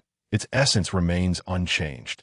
Were one to truly compress a sun to such an extent, its density would surpass that of a neutron star, potentially rivaling a black hole, which might lead to a collapse of space itself. In such a scenario, even Li Yi, who is yet to achieve faster-than-light travel, would find himself unable to escape. However, such a phenomenon is implausible. The process of reduction is not so straightforward. After admiring this genuine solar gem cradled in his palm for a moment, Li activates the 10th metal. Under his command, this metal swiftly sets the solar gem into a pendant. Once adorned around his neck, Li prepares to return to Blue Star through the portal. However, at this moment, an aside, having been engrossed in the experience, he recalls that he himself is a writer. The NNM-N2 system, while classified as a trinary star system, does not represent a true three-body dynamic. In reality, only the stars NNM-N2 and another possess comparable masses, regularly orbiting one another at a distance of merely dozens of astronomical units, which translates to a travel time of approximately 10 hours at light speed. The third star, Proxima Centauri, due to its significantly lesser mass, resembles more of a companion star. Influenced by the gravitational pull of the two larger stars, it orbits in NM-N2 from a distance of 0.2 light-years. At this juncture, Li notes that he has secured the solar gem, crafted from NM-N2, into the pendant made from 10th metal. This unique material, serving as a raw component for the comic universe, possesses the capability to nullify stellar gravitational forces. Thus, at this moment, the yellow sun has effectively vanished from the celestial expanse. The disappearance of such a star and its gravitational influence inevitably triggers a myriad of consequences.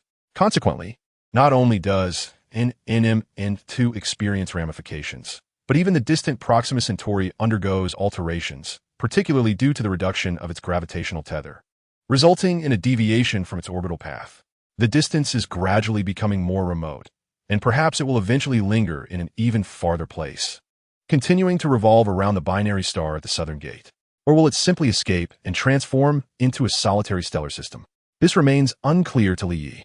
However, given the proximity to the blue star, he cannot afford to remain indifferent. Although it is nearly impossible for Proxima Centauri to catch up to the solar system, the notion of catching up is mentioned here. Much like the myriad planets orbiting their respective stars, all suns and stars within the Milky Way are also in orbit around the galactic core. This enigmatic celestial body, purported to be a supermassive black hole, exerts a gravitational pull on tens of thousands of medium-sized black holes and causes the aggregation of billions of stars within its stellar halo. The gravitational field they collectively form influences a staggering distance of approximately 20 trillion light-years, shaping the Milky Way as we know it today. It is said that there are 2 trillion such entities throughout the universe, and within this vast expanse, the Milky Way cannot even be classified as a large galaxy. Reflecting on the phenomenon of planets orbiting stars and stars orbiting the galaxy, one might ponder whether the Milky Way, or even the entire universe, is itself revolving around something yet unknown. This remains a mystery, since the Sun is not stationary, even if Proxima Centauri's orbital path experiences deviation. Li Yi understands that a collision with the solar system is nearly impossible. Furthermore, should such misfortune occur, it would not happen for several thousand or even tens of thousands of years. However, there exists a slight possibility of a butterfly effect leading to a chain reaction. It is always prudent to exercise caution when faced with the vastness of the universe. He also contemplated seizing this opportunity to eliminate his vulnerability to the red sun. Thus, after glancing at the distant Proxima Centauri, Li stepped through the portal.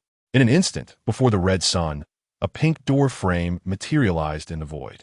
Subsequently, Li emerged from within. The sun's intangible radiance instantaneously enveloped him. Due to the exceedingly low density of dust particles in the cosmic vacuum, there is no significant refractive effect. Therefore, sunlight in space is not as distinctly visible as it is within the atmosphere. Yet, invisibility does not equate to non-existence. With his remarkably acute visual perception, Li Yi was still able to detect the presence of sunlight in the cosmos. This stellar light emanated from the red sun before him. Thus, upon perceiving this beam of sunlight, he immediately sensed a waning of his own powers. As established in the original narrative, the red sun diminishes abilities. However, simultaneously, the sun pendant hanging on his chest continuously bestows him with strength. These two forces mutually counterbalance, achieving a delicate equilibrium. The energy emitted by Proxima Centauri is evidently far inferior to that contained within the pendant of the star, known as Namu-Urshing. Consequently, Li's power not only remains intact, but actually increases. However, he finds little satisfaction in this. At this moment, numerous grotesque bone spurs emerge from various parts of his body, silently tearing great holes in his garments. Subsequently, Li transformed into a manifestation akin to Doomsday. No, it would be more accurate to say he embodied the essence of Doomsday Superman. For in this form, he retained many of Superman's extraordinary abilities, albeit with one notable exception, the biological force field, which primarily serves a protective function. Doomsday, on the other hand, harbors a singular desire to annihilate all. Moreover, he is prone to losing his rationality. In a state of bewilderment, the biological force field would be rendered ineffective, leading to catastrophic consequences. Thus, Li seldom resorts to this form, as his usual Superman abilities suffice for most situations. Nevertheless, Doomsday possesses an irreplaceable trait, the terrifying capacity for adaptive evolution. It is precisely during such moments that he would employ this ability. At this juncture, with a visage transformed into a fearsome and grotesque countenance, Li sensed that the red sun had ceased to have any effect on him. Instantly, he forcefully suppressed the consciousness of destruction within his mind. Upon regaining his composure, Li discovered that he was absorbing the radiance of the red sun before him, resulting in enhanced capabilities. It appeared that this evolution not only overcame his weaknesses, but also fortified his energy absorption abilities. Suspended in the vastness of space, he spoke. However, due to the vacuum, no sound emerged. Subsequently, he produced a miniaturization device, although the light emitted by a single star sufficed to meet Li Ye's current needs.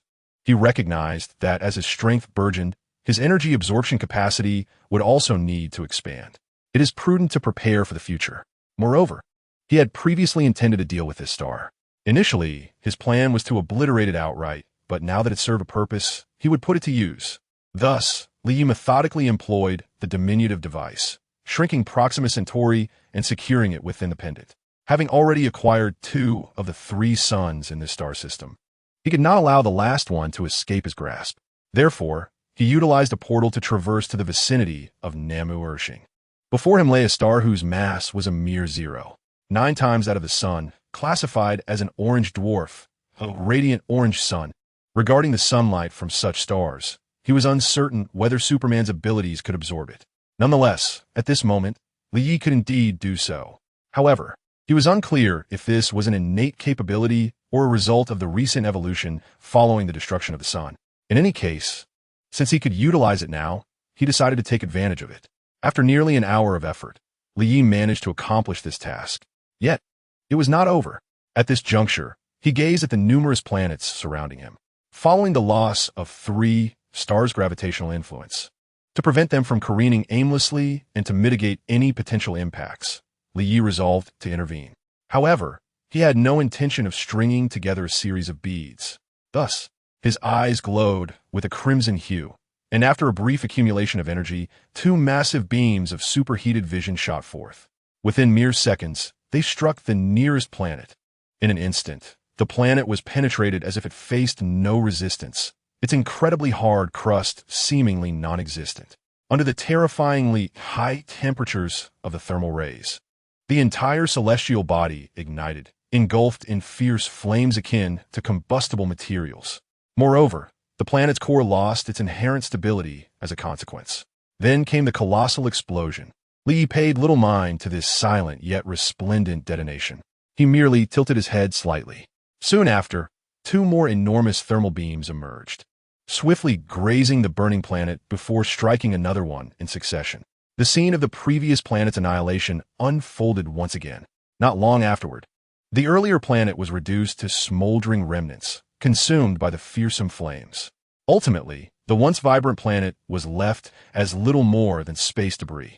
For Li, this entire process felt as effortless as popping balloons with a laser gun. However, the more distant planets posed a greater challenge. He needed to utilize the portal, and after traversing back and forth through it dozens of times, Li succeeded in cleansing the entire star system.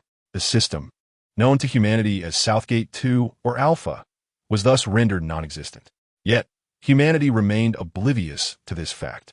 Despite being the closest star system to the solar system, it was still over 4 light-years away, meaning that humans would not have the opportunity to observe this astonishing event for at least 4 years. Fortunately, this was not the timeline of the wandering Earth. Otherwise, it might have faced collapse. Of course, Li was not so malevolent. Once he had resolved all matters, he returned to Blue Star. However, he had not yet ceased his endeavors. It was merely due to Li's contemplation of a comic book concept that he recalled the setting concerning Superman's absorption of solar rays. The yellow sun bestows power.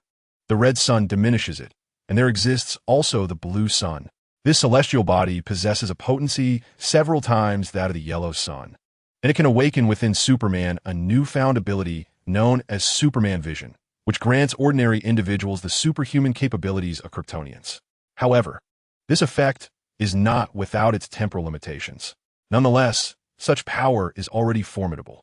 Moreover, within a 10-light-year radius of the starry expanse, there happens to be a blue sun.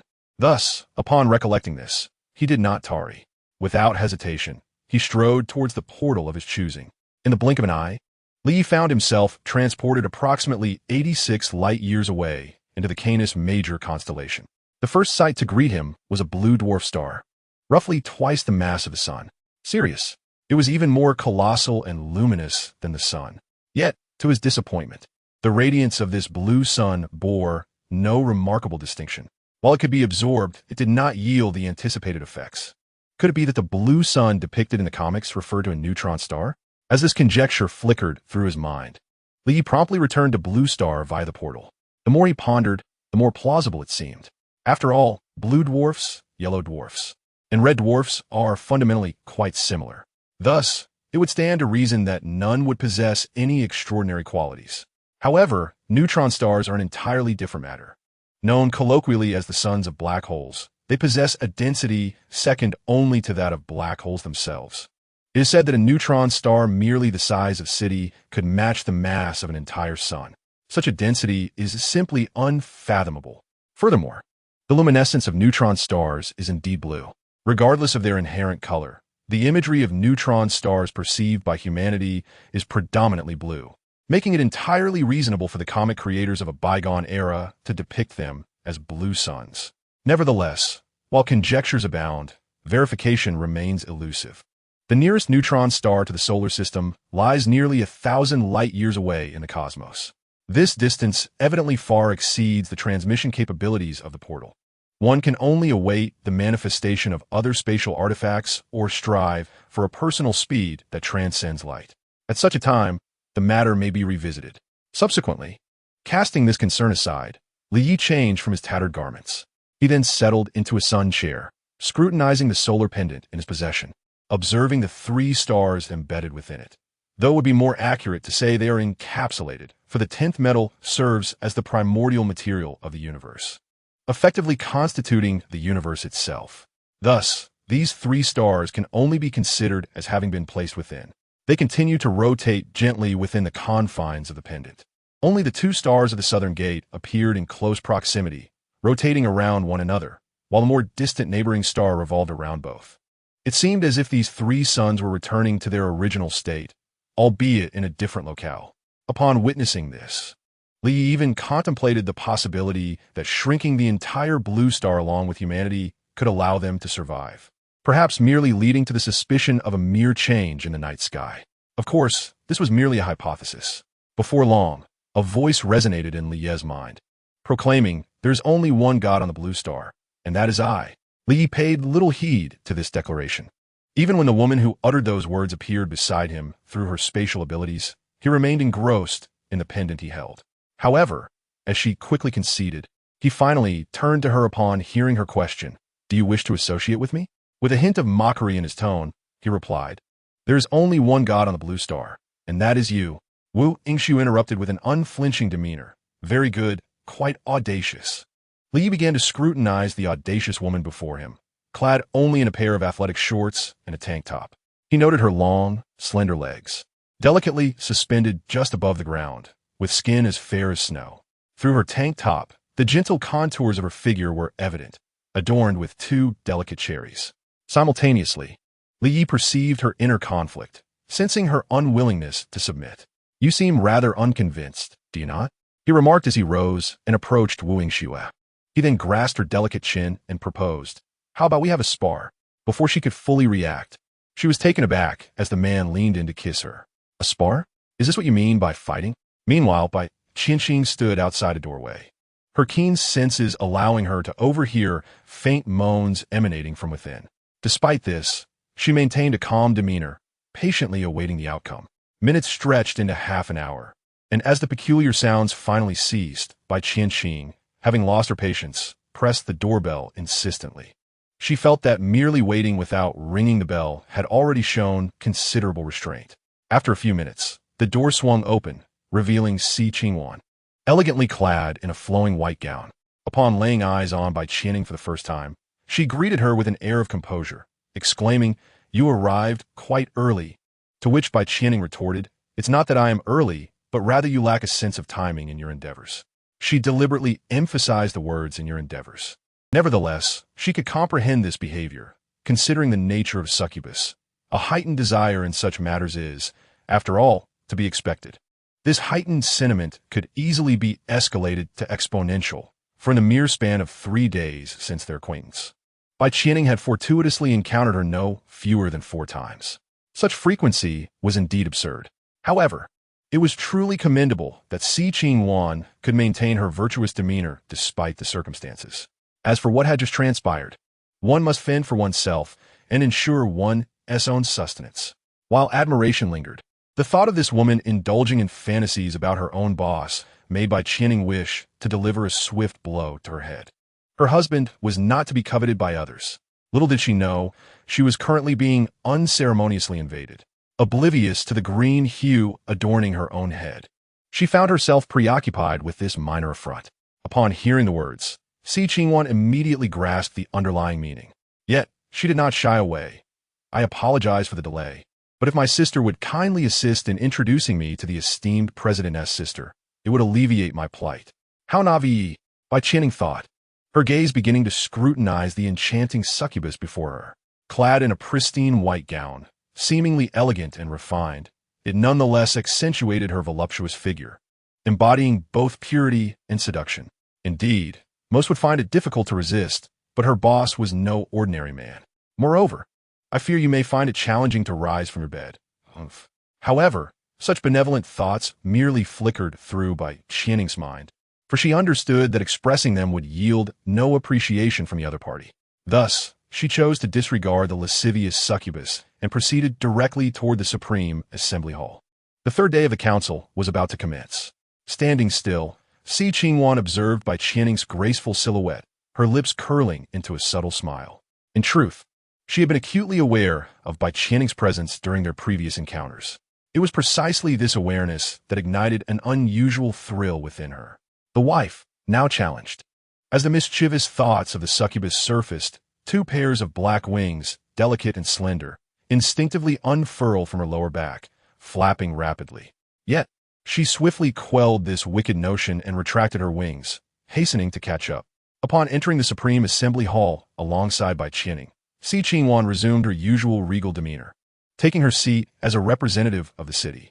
As the parliament session commenced, she began to fulfill her responsibilities, contending for benefits on numerous proposals. Meanwhile, Qianxing, seated in the council, gracefully observed the unfolding scenes below. In contrast to these lawmakers, she embodied a different echelon, representing the city. Even when compared to the 2 council members beside her, she remained distinctly superior. Whenever it came to dividing the cake, the city would effortlessly receive the largest and finest portion, allowing Qianxing to maintain her elegance naturally. However, she was acutely aware that this situation did not stem solely from her own remarkable capabilities. Although she was often hailed as the queen of the political arena and had indeed achieved significant accomplishments, such as transforming the once dilapidated city into a contender for the title of the world's foremost city, she humbly acknowledged that her political acumen had yet to reach an extraordinary level. What truly rendered her invincible was, in fact, her esteemed superior. Thus, lost in thought, she began to ponder how to navigate her relationship with the man behind her, specifically how to wield the mystical stone. Though her superior had yet to bestow it upon her, this did not deter Qianxing from planning ahead. At that moment, a representative of the city proposed an utterly absurd plan, application for the legal qualification to discharge nuclear wastewater. Given the extreme difficulty and exorbitant costs associated with nuclear wastewater treatment, the city had been discharging such waste into the ocean unilaterally in recent years, much to the discontent of neighboring city-states. Consequently, the subsequent parliament session was likely to see a push for intervention and sanctions from the Supreme Council. In light of this concern, the city opted for a proactive approach, preparing accordingly. It was in this context that the city representative would present such a seemingly eccentric proposal. Bai Qianing, naturally, was unaware of these intricacies. While she held a strong aversion to the matter, she remained acutely conscious of her role as her superior spokesperson in the public eye. Once she spoke, it would invariably convey that impression. Thus, she typically refrained from explicitly revealing her stance on various issues. In previous parliamentary proposals, she had nearly always abstained from voting. Therefore, despite her discomfort with the city representative's proposal, she ultimately decided not to deviate from her usual practice. Time rewinds to 2 days prior, in the land of the gods. Upon realizing that the perfect man before her was leaning in for a kiss, Wu Yingxue was momentarily taken aback. Subsequently, she awkwardly reciprocated the gesture. A duel, perhaps. Just as well, for she had also been contemplating a contest, due to her childhood experiences of her parents' separations and reunions, coupled with the stark changes in her grandfather's household. Wu Yingxue developed an obsessive pursuit of power from a young age. Other matters held little significance for her. For instance, despite being 3 years older than the man before her, she had yet to experience romantic entanglements. Naturally, desires existed within her. However, prior to this, all her emotions were channeled into her fists. Li Yi, on the other hand, shared a somewhat similar path. Unlike Wu Yingxue, he did not have a father of such high stature as a city lord.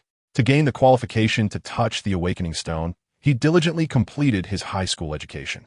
During this period, he encountered numerous girls who were solely captivated by appearances. Yet, their advances and confessions were uniformly disregarded. Having witnessed such bloody events, Li Yi understood a fundamental truth. Without power, all beauty is but an illusion, and love is merely a fleeting bubble. Thus, this contest, driven only by their respective desires, remained a novice affair for both. However, due to the instinctual nature of their bodies, unexpected developments soon unfolded, and both parties quickly became adept in their movements. After battling tirelessly for a day and a night, Wu Yingxue, as the disadvantaged party, swiftly found herself defeated. This pace may have seemed rapid, yet, as previously mentioned, Li Ye's perception of time diverged significantly from that of ordinary individuals. His sense of time was exponentially accelerated. Upon closer examination, one cannot regard this as merely a day and a night. In their subjective experiences, it felt far longer, thus rendering the notion of speed moot. When the battle finally ceased, Li Yi, to some extent, harbored a sense of tenderness towards her. Conversely, Wu Yingxue felt an overwhelming awkwardness. Seizing the moment of respite, she ungraciously attempted to seize the upper hand, reflecting Li Ye's earlier observation that she had not completely acquiesced. However, this surprise attack ultimately proved unsuccessful, as Wu Yingxue found herself swiftly on the defensive. After several more hours of tumultuous struggle, the confrontation finally came to a genuine halt. One could see Wu Yingxue languidly sprawled across the bed, a delicate white blanket draped over her, obscuring her form. She lazily squinted her eyes, adopting an attitude of indifference. The pride that once adorned her features had faded, replaced by a softer femininity. With her eyes half closed, Wu Yingxue rested, her mind empty save for the singular thought of wanting to pin him beneath her. At that moment, Li Yi, clad only in a pair of shorts, walked in. Yes, this man is essential. Wu Yingxue unabashedly fixated on the perfect, muscular contours of his upper body, resolutely making up her mind. Then, the woman heard Li Yi command, "You need to take care of something." Wu Yingxue raised her delicate brows and immediately sat up. Weakness? It was merely a lack of strength to contend with this man. Yet, it wasn't a true sense of powerlessness in her current state. She could effortlessly defeat all awakened beings on Blue Star. Thus, sending her to handle tasks could be considered a form of respite, although it might seem somewhat callous. However, Wu Yingxue felt no grievance regarding this. She did not view herself as subservient to this man. Rather, she thought, "Humph, the rest can wait until I turn the tables." With that thought, Wu Yingxue gazed at the man lazily and inquired, "What is it?" In Li Ye's eyes, Bai Qianing had many admirable qualities. Though her thoughts sometimes ran too wild, she consistently harbored the intention of not burdening her boss, and her actions reflected this mindset. Furthermore, there was an air of excessive caution about her. Although Bai Qianing was always aware of her boss's presence behind her, it was precisely because of this that she behaved in such a manner. Her caution was not born from fear of offending someone, but rather from a concern of losing Li Ye's trust. This sentiment stemmed partly from her respect for him as a boss, and perhaps from her own character, but it was not entirely rooted in that. This is not difficult to comprehend. After all, one's mindset ultimately derives from their own strength or lack thereof. Those who abuse their position due to their powerful backers are often foolish. Intelligent individuals strive to excel and maintain their standing. While this may seem commendable, it is entirely unnecessary. At least, this is how Li Yi perceives it. Trouble? Who is to trouble whom? After all, what he desired to see in Bai Qianing was not merely a compliant canary. To effect change, one must first begin with strength. As this thought flickered through Li Ye's mind, a stone materialized in the palm of his hand. It was the fantasy divine stone.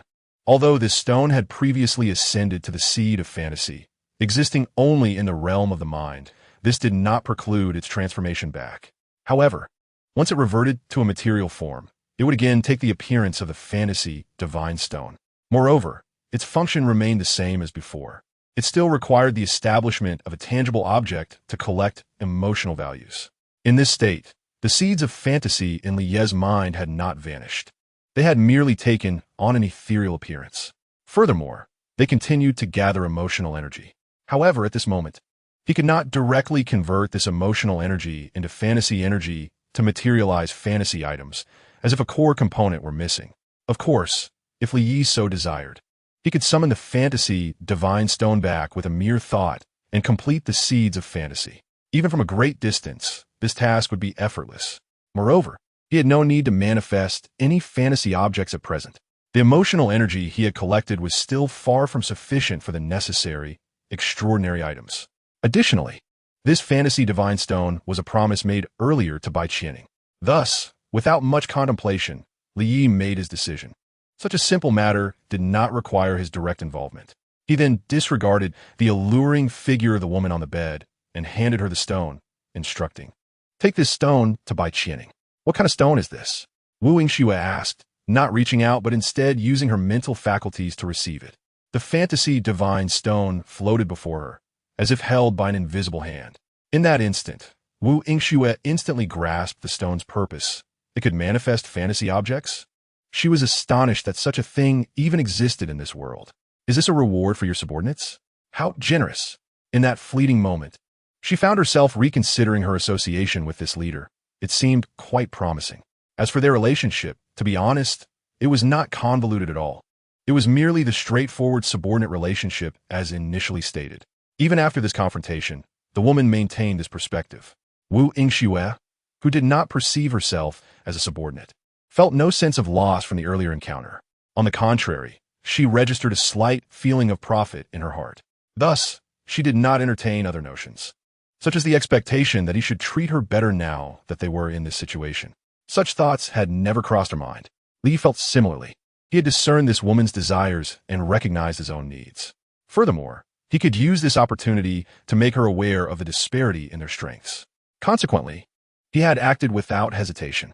In this mutual exchange of needs, where neither owed the other anything, if he were to later entertain thoughts of being kinder to her, he would find that utterly perplexing. At present, Li Yi regarded this woman on the bed entirely as a subordinate. To phrase it more aptly, she was a capable subordinate. At least, both parties perceived it this way. If there were indeed any preferential treatment, given Wu Yingxue's character, she would likely find it utterly perplexing. This pair, whose viewpoints diverge from the norm, surprisingly resonate with each other. As for the woman's remarks, Li Yi perceived no necessity to respond. Thus, he directly instructed, "Just take the stone over. Moreover, make sure to include the city." Within the Supreme Assembly, the voting on the proposal by the city council member regarding the legal discharge of nuclear waste was currently underway. Bai Qianing, as per usual, cast an abstention vote. Yet, deep down, she hoped the proposal would not pass. She also believed that the final outcome would likely align with her hopes. However, such thinking was ultimately rather naive. It is essential to recognize that according to the rules of the Supreme Council, proposals initiated by council members are subject to a limited number of submissions. Each term permits only 3 attempts. If the city representative were unsure, how could they possibly propose such a matter themselves? That would merely squander an opportunity. Hence, there must be considerable confidence behind it. Nonetheless, who would support such an outrageous act as the legal discharge of nuclear waste? It was precisely this line of thought that led Bai Qianing to refrain from further contemplation.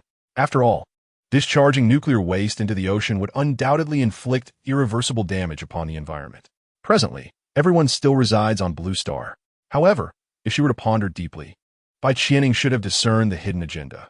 Legality implies the existence of corresponding illegality.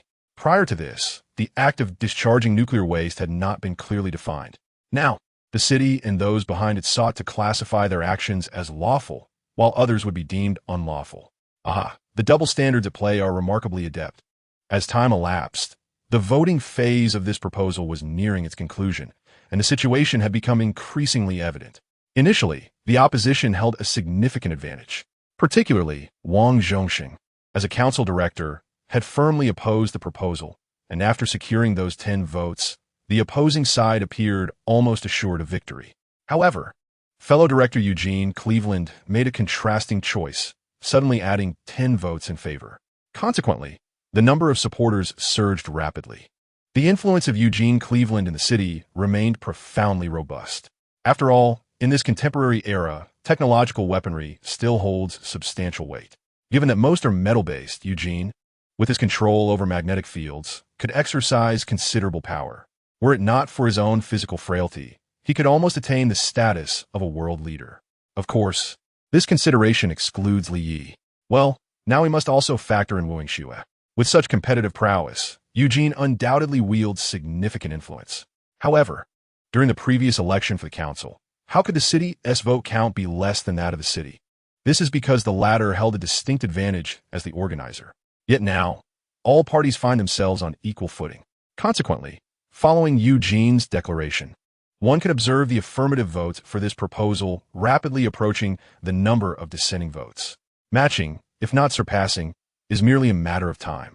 As for Eugene's choice to lend his support, it stemmed from the fact that the city, and even its predecessor from a bygone era, have examples of discharging nuclear wastewater into the Pacific Ocean. After all, managing nuclear waste is exceedingly cumbersome and costly. Is it not more expedient to release it directly into the sea? Despite the ensuing complications that may arise for the marine ecosystem, including rare illnesses among nearby children. What does that amount to in comparison to financial considerations? Furthermore, these subsequent issues could even stimulate the medical sector. Thus, when the city approached him, Eugene readily consented. Should this proposal pass, the city would consequently be legitimized in its discharge practices. However, for the moment, formalities must be observed. Upon casting his affirmative vote, Eugene remarked, "This proposal from the city will significantly combat the illegal discharge of nuclear wastewater into the ocean. Therefore, I am in favor." Upon hearing this, Bai Qianing felt a twinge of unease, almost compelled to vote against it. If she were to dissent, the opposition would gain her 10 votes, rendering even the city and Eugene's formidable influence ineffectual. Regrettably, she had already cast an abstention vote prior. Thus, the eventual outcome was a reflection of her ominous premonition. The city councilor joyfully announced, with 21 votes in favor, 20 against, and 12 abstentions, "I declare this proposal officially passed." At this proclamation, Bai Qianing, Wang Zhongxing, and Si Qing, one furrowed their brows. Just then, a disdainful voice resonated from above. "No, what you stated does not hold." 72, who opposes? "I declare your announcement invalid." The commanding tone carried an unmistakable air of mockery. Instantly, the assembly fell silent. The prominent figures within the esteemed hall turned in unison toward the source of the voice. To their astonishment, they beheld a figure seated upon the highest throne, an exquisitely beautiful woman. She reclined casually in her elevated position, exuding the demeanor of a queen surveying her domain. Her presence in such a seat felt inherently rightful. However, this throne was not merely fit for any queen. It belonged to her employer. Upon realizing this, Bai Qianning instinctively frowned in displeasure. However, she did not voice her thoughts directly. The masculine attire worn by the woman above evoked a sense of familiarity in Bai Qianning. It resembled the clothing of her own employer, which deepened her furrowed brow as she pondered this. Li Yi, her employer, was indifferent to such trivialities, thus Bai Qianning had personally arranged everything meticulously. Naturally, she had ensured that her employer's garments were custom-made, rendering them unique and easily recognizable, at least to her. Consequently, she recognized this detail at a glance and confirmed her suspicion. Yet, this recognition instilled an unsettling premonition within Bai Qianning, an inexplicable feeling that a green light was illuminating her head. Simultaneously, this complex sentiment also afflicted the middle-aged man seated in the representative's position, Wu Jianjun. In his youth, he indeed embodied the essence of his name as a soldier. Unfortunately, he later fell from grace due to a grave mistake, resulting in his expulsion from the military. Subsequently, he inadvertently veered onto a misguided path, and by the time he realized it, he was already ensnared. Fortunately, fate had not been entirely unkind to him. It bestowed upon him a gentle wife and a lovely daughter, along with the awakening of formidable abilities, granting him the chance to redefine his life. Through numerous challenges he had to navigate, Wu Jianjun, having arrived at his current state, still felt that fortune had favored him. Consequently, he endeavored to share this fortune with others, diligently upholding justice while emulating the venerable elder who safeguarded the city's order and stability. However, this was not the crux of the matter. What truly troubled him was the sight of his daughter, whom he worried might struggle to find a suitor, now seated in that esteemed position. Despite the significant transformation in Wu Yingshua's appearance over the past few days, her father, Wu Jianjun, could not fail to recognize her. Upon seeing her clad in obviously masculine clothing, his emotions grew even more tumultuous. It felt as if the cherished cabbage he had painstakingly nurtured had been uprooted by a swine. The two individuals mentioned above found themselves at a loss for words, enveloped in silence. In contrast, the city councillor, whose status had been rendered void, reacted differently. Once he regained his composure, he confronted her directly, demanding, "Who are you? What nonsense were you just spouting? The position of a speaker is not one you can occupy." Wu Yingxue responded languidly to this inquiry. I seem to have forgotten to introduce myself. I am the esteemed representative dispatched by your Supreme President, the Divine One, to inhabit this very seat." "This cannot be." The counselor immediately retorted in disbelief. "Who exactly are you? I have never heard of you."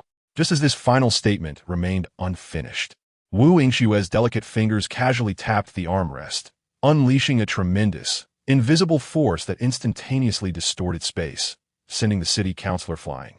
Concurrently, this formidable force conjured an invisible wall behind, ensuring that the hurled counselor did not cause any damage. Instead, he collided directly with the ethereal barrier and fell to the ground like a lifeless dog. Witnessing this scene, the prominent figures present all felt their pupils constrict. Although this counselor was not among the top 10 in strength, he was undeniably a genuine city lord, a peer of equal standing. None of the illustrious individuals present harbored the confidence to crush someone so effortlessly. Thus they were left utterly astonished. Wu Yingxue, however, appeared unfazed. She languidly reclined on her throne and remarked, "This is merely a minor punishment. I detest being interrupted." "A minor punishment?" The onlookers gazed at the counselor, now resembling a dead dog, with incredulity. Wu Yingxue paid this disbelief no heed and continued, "From now on, I shall serve as the representative of the esteemed leader in this assembly. Please take note. By the way, my name is Wu Yingxue." As she spoke, her eyes, each shimmering with a hint of azure light, flickered with a tinge of regret. For, compared to this name, she preferred to be called Wu Yingtian. Alas, she had indeed been given the opportunity to bear that name, but her father had vehemently opposed it at the time of naming. Her mother had originally intended to name her daughter thus. Wu Yingshue's mother, in her youth, had harbored somewhat eccentric and youthful aspirations, which likely drew her to Wu Jianjun, who at the time was merely a small-time hoodlum. Yet this rebellious girl had now transformed into a matchmaker of sorts. Returning to the matter at hand, upon hearing these words, the distinguished figures turned their gaze toward Bai Qianning, seeking her validation. At that moment, Wu Yingxue also looked at her colleague, her expression cooling slightly. When dealing with her co-workers, her demeanor appeared marginally more amiable, just a tad. Subsequently, Wu Yingxue directly summoned her mental energy, presenting the divine stone before Bai Qianing, stating, "This is something the boss asked me to deliver to you. Is this the divine stone capable of materializing imaginative artifacts?" It seems this woman truly is sent by her superior. As Bai Qianing observed the floating divine stone gliding toward her, she was finally convinced of its authenticity. However, the mention of boss stirred her thoughts as she reached out to grasp the divine stone before her. Then she spoke, "Miss Wu, does the boss have any further instructions?" Bai Qianing's inquiry was not genuinely aimed at extracting information. Rather, it served to affirm the authenticity of her identity in the presence of outsiders. However, Wu Yingxue responded, "Not particularly. The boss previously mentioned that even if the entire blue star were to be annihilated, it would not alter much. Yet, being his homeland, he does not wish to see it in disarray." As her words fell, the group of legislators who had supported the lawful discharge of nuclear wastewater reacted as if they had received a death sentence, their hearts momentarily halting. Even Eugene Cleveland, seated among the council, felt the same trepidation. They were engulfed in fear, for this seemingly trivial matter had caught the attention of that individual. Meanwhile, Wu Yingxue, seated at the head, continued speaking to herself, "Who initiated that recent proposal? Ah Chung? I will remember that." At her utterance, the Chung legislator below froze like a lifeless dog. This slight movement did not escape the notice of those present, as it was only natural. After all, he was among the most formidable of the awakened. He would not succumb easily, even under a blow lacking lethal intent. Nevertheless, Wu Yingxue had little interest in such minor characters. She remarked on the proposal, "The lawful discharge of nuclear wastewater? How absurd. I believe that anyone daring to pour nuclear waste into the ocean should be stripped of their position as a legislator. Who is in favor? Who is against? I am not one to condone such actions. Who opposes?" Upon realizing that Cheng's individual had personally taken note of this trivial issue, none dared to voice dissent. Subsequently, the voting process, which was merely procedural, became exceedingly tedious. The moment when the fantasy stone soared towards Bai Qianing was far more noteworthy. At that time, the expressions of those in attendance were diverse. The appearance of the stone was familiar to all, as the recent exorbitant bounty had kept it on everyone's lips. Regrettably, just as it began, it swiftly concluded. It was said that Wang Zhongsheng had discovered it, and thus, the Supreme Council was able to form smoothly. As for the stone itself, few regarded it as significant, considering it merely a token of sorts. However, Wang Zhongsheng held a different understanding. Aware of the stone's true power to materialize fantasies, he knew it could not simply be dismissed as a mere trinket. Yet now, the situation had escalated to the point where that individual had entrusted the stone to another. Wang Zhongsheng was incredulous. It was crucial to note that when he first acquired the stone, despite knowing that the deity might be monitoring him, he could not resist the urge to hide it away. At that time, considerable effort was expended to successfully suppress this perilous thought. However, it seemed that the individual in question was rather indifferent to it. This starkly contrasting attitude made them appear as if they belonged to entirely different realms. Well, they indeed did. Upon realizing this, Wang Zhongxing felt a sense of relief. Nevertheless, the old man's shifting expressions did not escape the keen observation of Si Qingwan. The moment the divine stone made its appearance, the alluring demoness instinctively turned her gaze towards Wang Zhongxing, for the esteemed elder was privy to the secrets surrounding this stone. From his subtle changes in demeanor, Si Qingwan discerned an inexplicable significance. A conjecture began to blossom within her. Could it be that the stone was not as simple as it seemed? Subsequently, she directed her attention towards the cold woman tightly clutching the stone, becoming increasingly contemplative. Was it possible that the stone possessed extraordinary powers? Meanwhile, Bai Qianing, observing the domineering woman at the pinnacle, experienced a moment of clarity. She suddenly grasped her employer's intentions. Why would he send such a formidable woman instead of allowing her to continue in her role? The reason lay in her own lack of that commanding presence that demanded attention and respect. This was not a matter of whether she could handle it. With Li Ye's support, Bai Qianing had no reason to be concerned about that issue.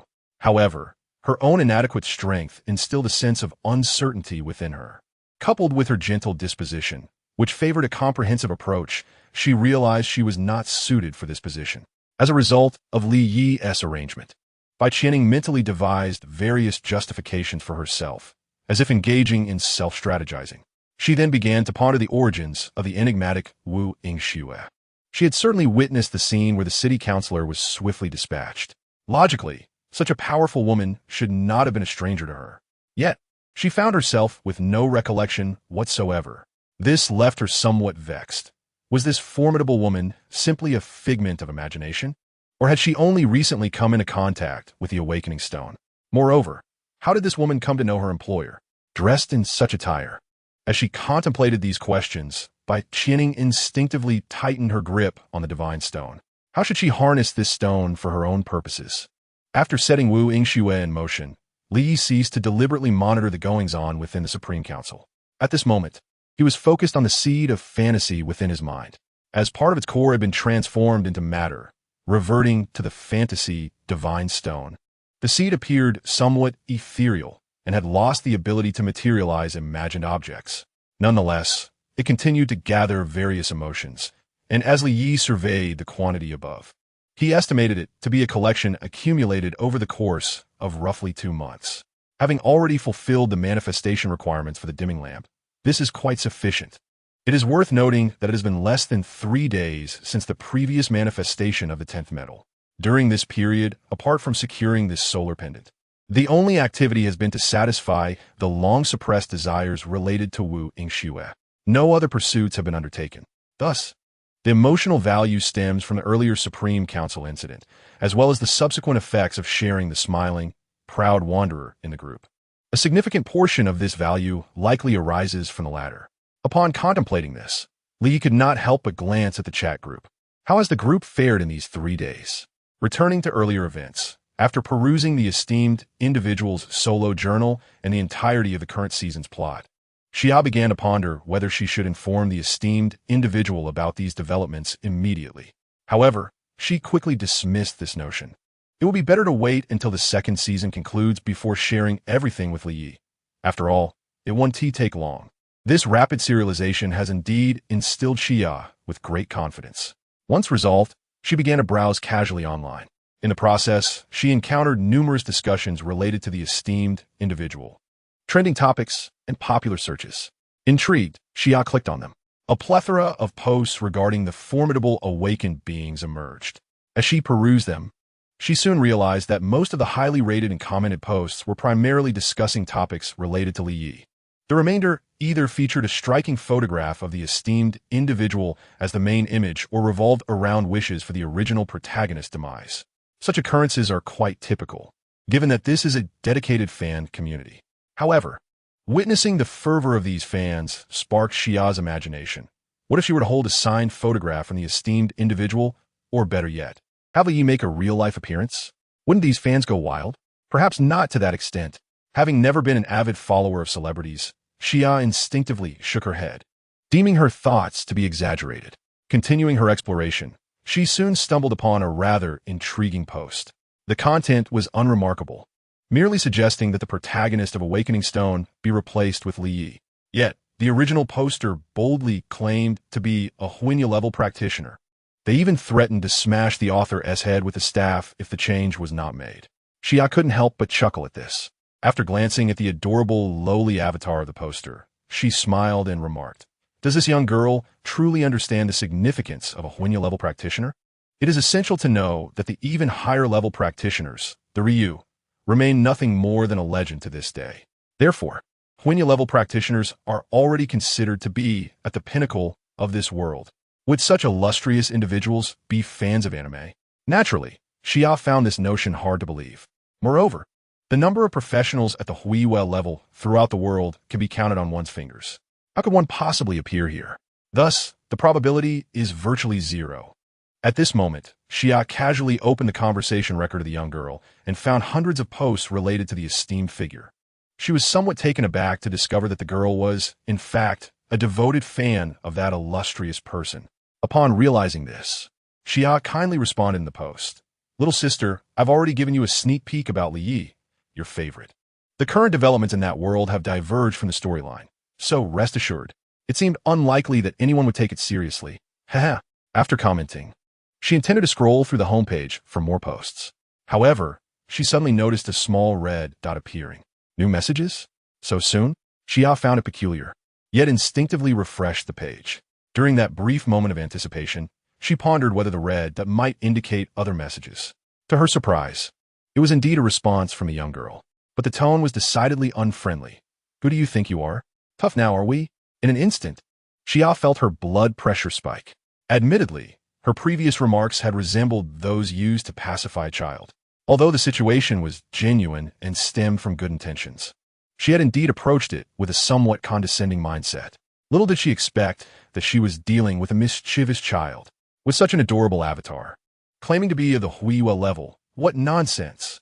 After muttering a few choice words in her mind, Xia calmed down.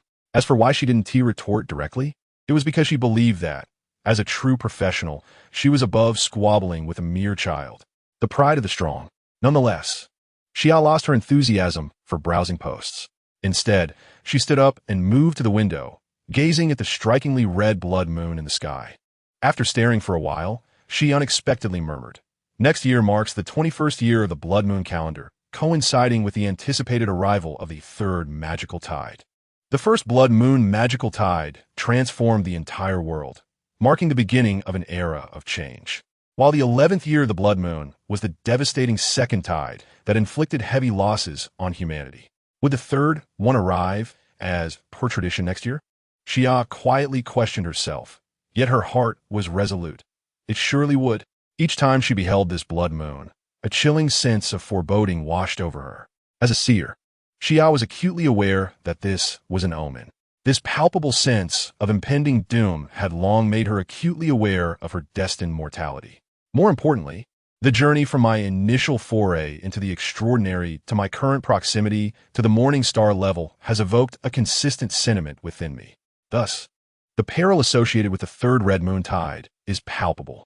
As Xia surveyed the exquisite furnishings surrounding her, a realization dawned. The beauty of this moment, the semblance of order, and even the entirety of human civilization might, within a year, be irrevocably lost, an exceedingly likely eventuality. Fortunately, the existence of the chat group and the promise of assistance from the esteemed Li Yi instilled a modicum of reassurance, leading her to feel a slight sense of comfort. As to why this comfort was merely slight, it stemmed not from a lack of faith in the esteemed one's prowess, but rather in her own capabilities. After all, there are instances when one might unexpectedly encounter dire peril, leading to instantaneous demise, often without even comprehending the circumstances of their end, let alone seeking aid. Such examples abound. But enough of such thoughts. Xia shook her head, casting aside these burdensome worries. Her gaze fell upon the chat group, where she soon spotted a newly emerged message. "You Buchuan, do not misunderstand. I am not that kind of person." In a study adorned with a scholar's attire, Yu Buchuan's countenance fluctuated dramatically. His emotions were stirred by glimpses of his impending narrative within the smiling, proud wanderer, leading to a tumult of feelings. The public files downloaded from the chat group were directly imprinted in his mind. Though members still needed to peruse them, this method proved significantly swifter than conventional means. In no time, Yu Buchuan had comprehended the entirety of the text. His eyes reddened, and his expression turned ferocious. The thought of his family perishing, and the Huashan sect becoming a laughingstock in the martial world, was intolerable. How could the future of both myself and the Huashan sect be reduced to such a fate? And that rebellious disciple, with a surge of anger, Yu Buchuan instinctively reached for his sword, intent on slaying Ling Huchong. However, upon merely grasping the hilt, he quelled this impulsive thought. After all, it would be inappropriate to unjustly murder his own foremost disciple. That ingrate had yet to provoke any significant trouble. To kill him would be counterproductive. Moreover, he could not fathom how to explain such an act to his junior disciples. It would be more prudent to await an opportunity to execute his plans under a more justifiable pretext. Given the rebellious disciple's reckless nature, it was only a matter of time before he attracted calamity. At that juncture, Yu Buchuan could intervene, cleansing the sect of its woes while simultaneously enhancing the reputation of his noble sword. Yes, there was no rush. After all, that rebellious disciple could not escape the grasp of my hand. Moreover, in the future, perhaps one could glean insights from this ungrateful wretch regarding the legendary 9 swords of Dugu. After careful contemplation, the deeply scheming Yu Buchuan concealed his murderous intent towards Ling Huchong deep within his heart. Alongside this, various thoughts of the Sunflower Manual, the evil resisting swordplay, Dongfang Bubi, and Ren wishing swirled through his mind, albeit fleetingly. However, the matter of utmost importance at present remained this chat group. Yu Buchuan's gaze shifted to the luminescent screen in his mind, and his expression turned grave. Although the ancient world lacked the internet and chat groups, the concept was not difficult to grasp. It was akin to a gathering of literati in a tea house, albeit with fixed members drawn from disparate realms. The specific prowess of the group members was still shrouded in mystery to him, yet he understood that this presented an extraordinary opportunity.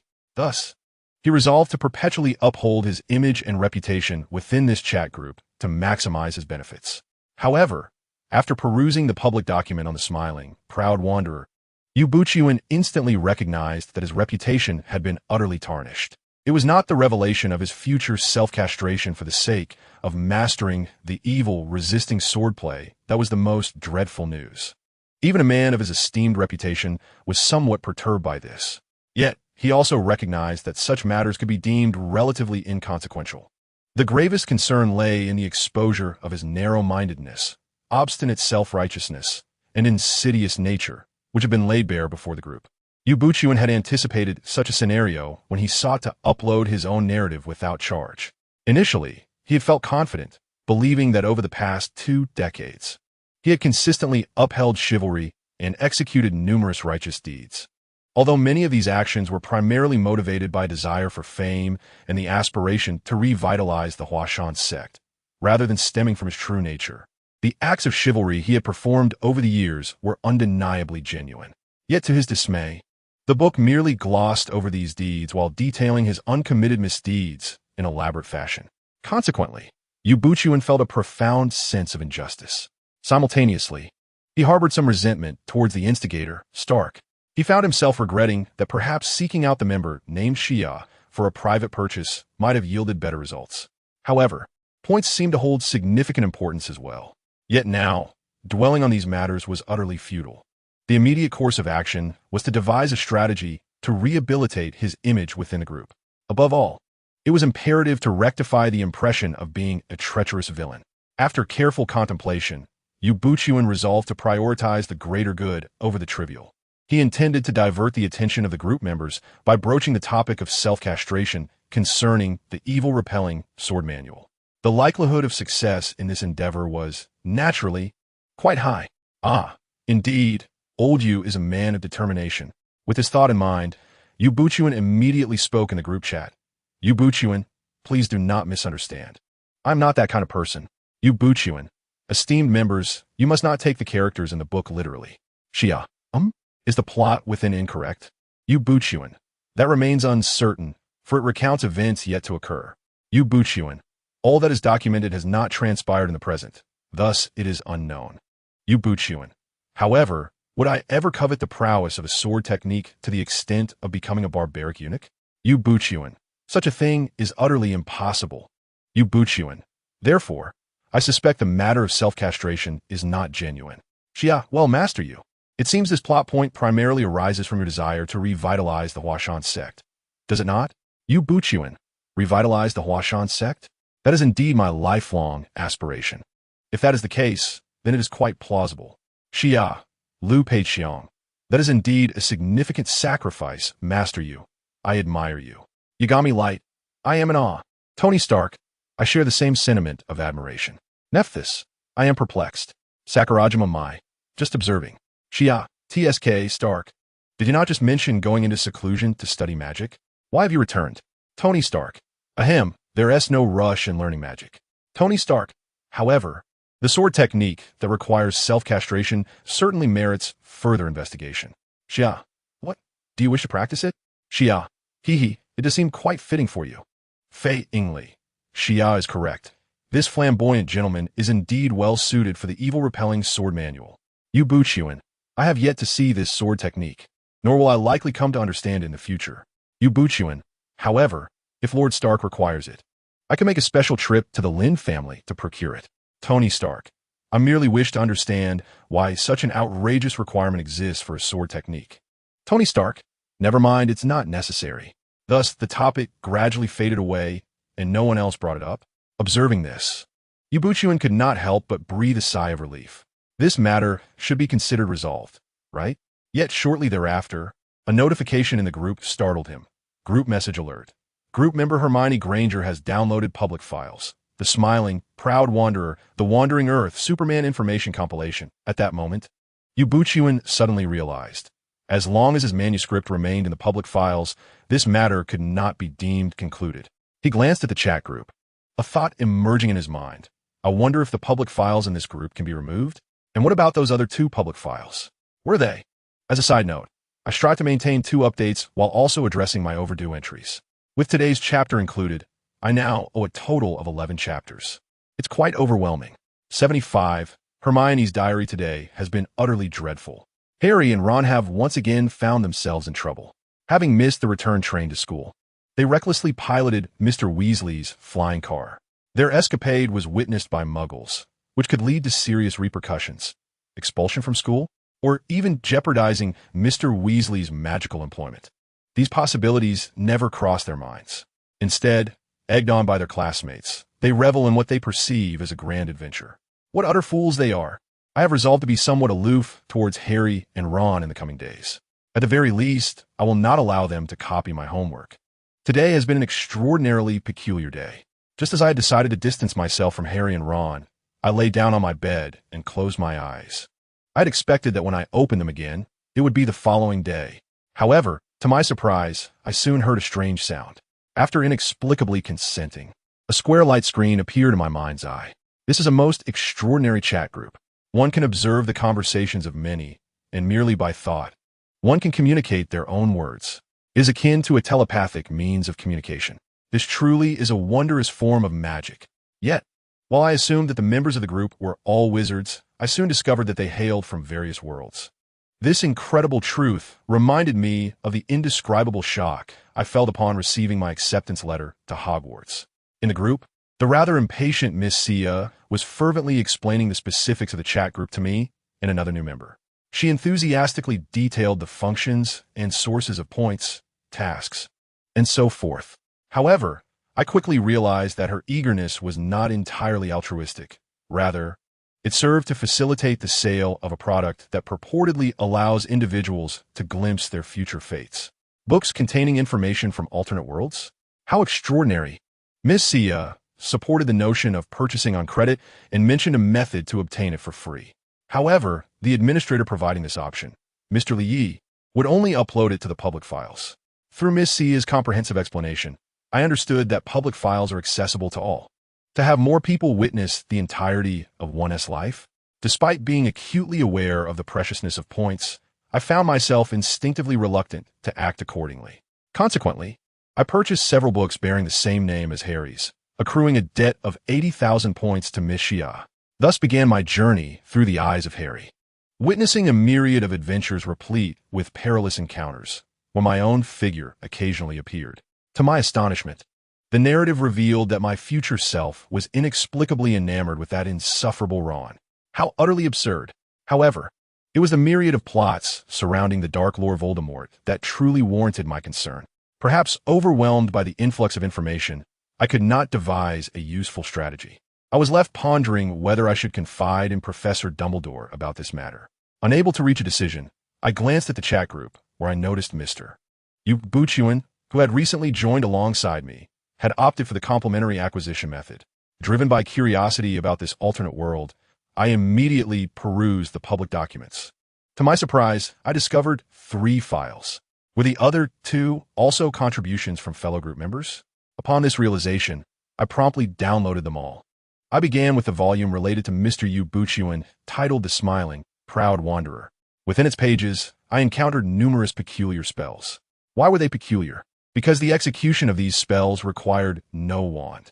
Moreover, one spell necessitated a transformation from male to female for its mastery.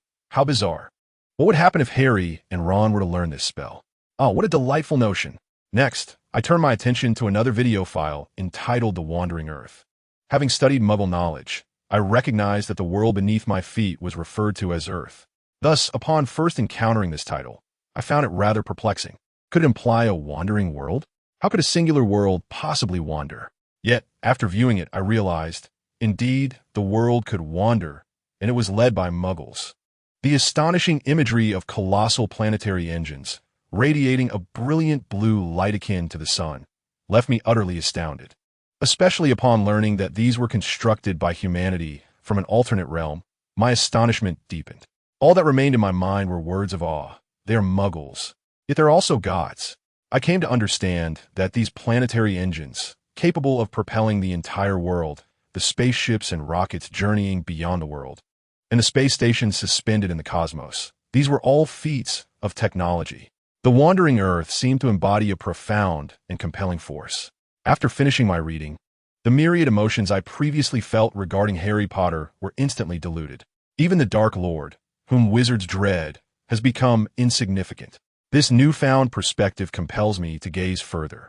Contemplating the future of wizards, it appears that the Muggle world has already begun to embrace the essence of technology. Will the future reach such a pinnacle? If so, the wizards may carry their pride and prejudice against Muggles, only to be gradually rendered obsolete. Perhaps that is indeed how it will unfold. As a mudblood, I find myself unperturbed by this notion. With this thought in mind, I turn my attention to the final document, the compilation of Superman data. Unlike the previous two documents, this one merely introduces a race known as Kryptonians. They gain immense strength simply by basking in sunlight. The method of becoming powerful is astonishingly straightforward, yet their might is akin to that of deities, unparalleled and divine. Why, then, does such information exist in public files?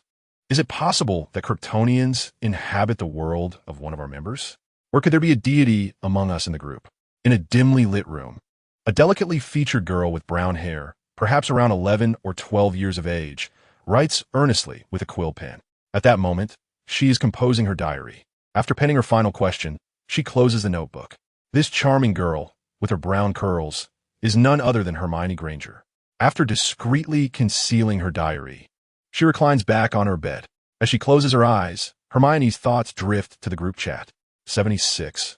Who wouldn't want such a lovely figure? Group message alert. Member Ubuchuan has downloaded The Wandering Earth and the compilation of Superman data from the public files. Shia, why is no one speaking? Shia, by the way, upon learning about the future, what has everyone done? Shia, come on, share your thoughts. Give me a sense of accomplishment from these spoilers. Sakurajima Mai. Well, I haven't really changed anything. Sakurajima Mai. It's still just my solitary world. Chatting in the group is rather pleasant. Hiratsuka Shizuku. No changes here.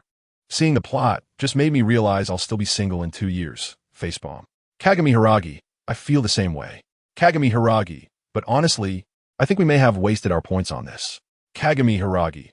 Others can prepare for future crises, but for us, who are in slice-of-life stories, there is no real necessity. Kagami Hiragi. After learning about the future, we just continue as before. The only change has been the enhancements from our points. Xia, allow me a moment to quibble. Xia, no, I mean to explain. Moreover, how could knowledge of the future be deemed insignificant? Xia, upon learning one's destined fate, one could strive for perfection and avert regrets.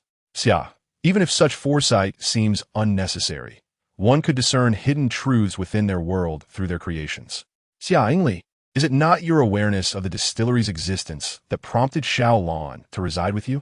Fei Ingli, indeed, but regrettably, Xiaolan and I have recently had a minor disagreement. Xiang, what transpired? Fei Ingli, that is not quite right. Should you not first inquire about the incident? Sakurajima Mai, yes, Xia, you're being rather presumptuous. Xia, I assure you, this is not presumption. Ingli's daughter is exceptionally well behaved. Sakurajima Mai, ah, so Ingli has a daughter? Xia, certainly. Xiaolan is nearly of your age. Sakurajima Mai, is that so? Should I then start addressing Ingli as Annie?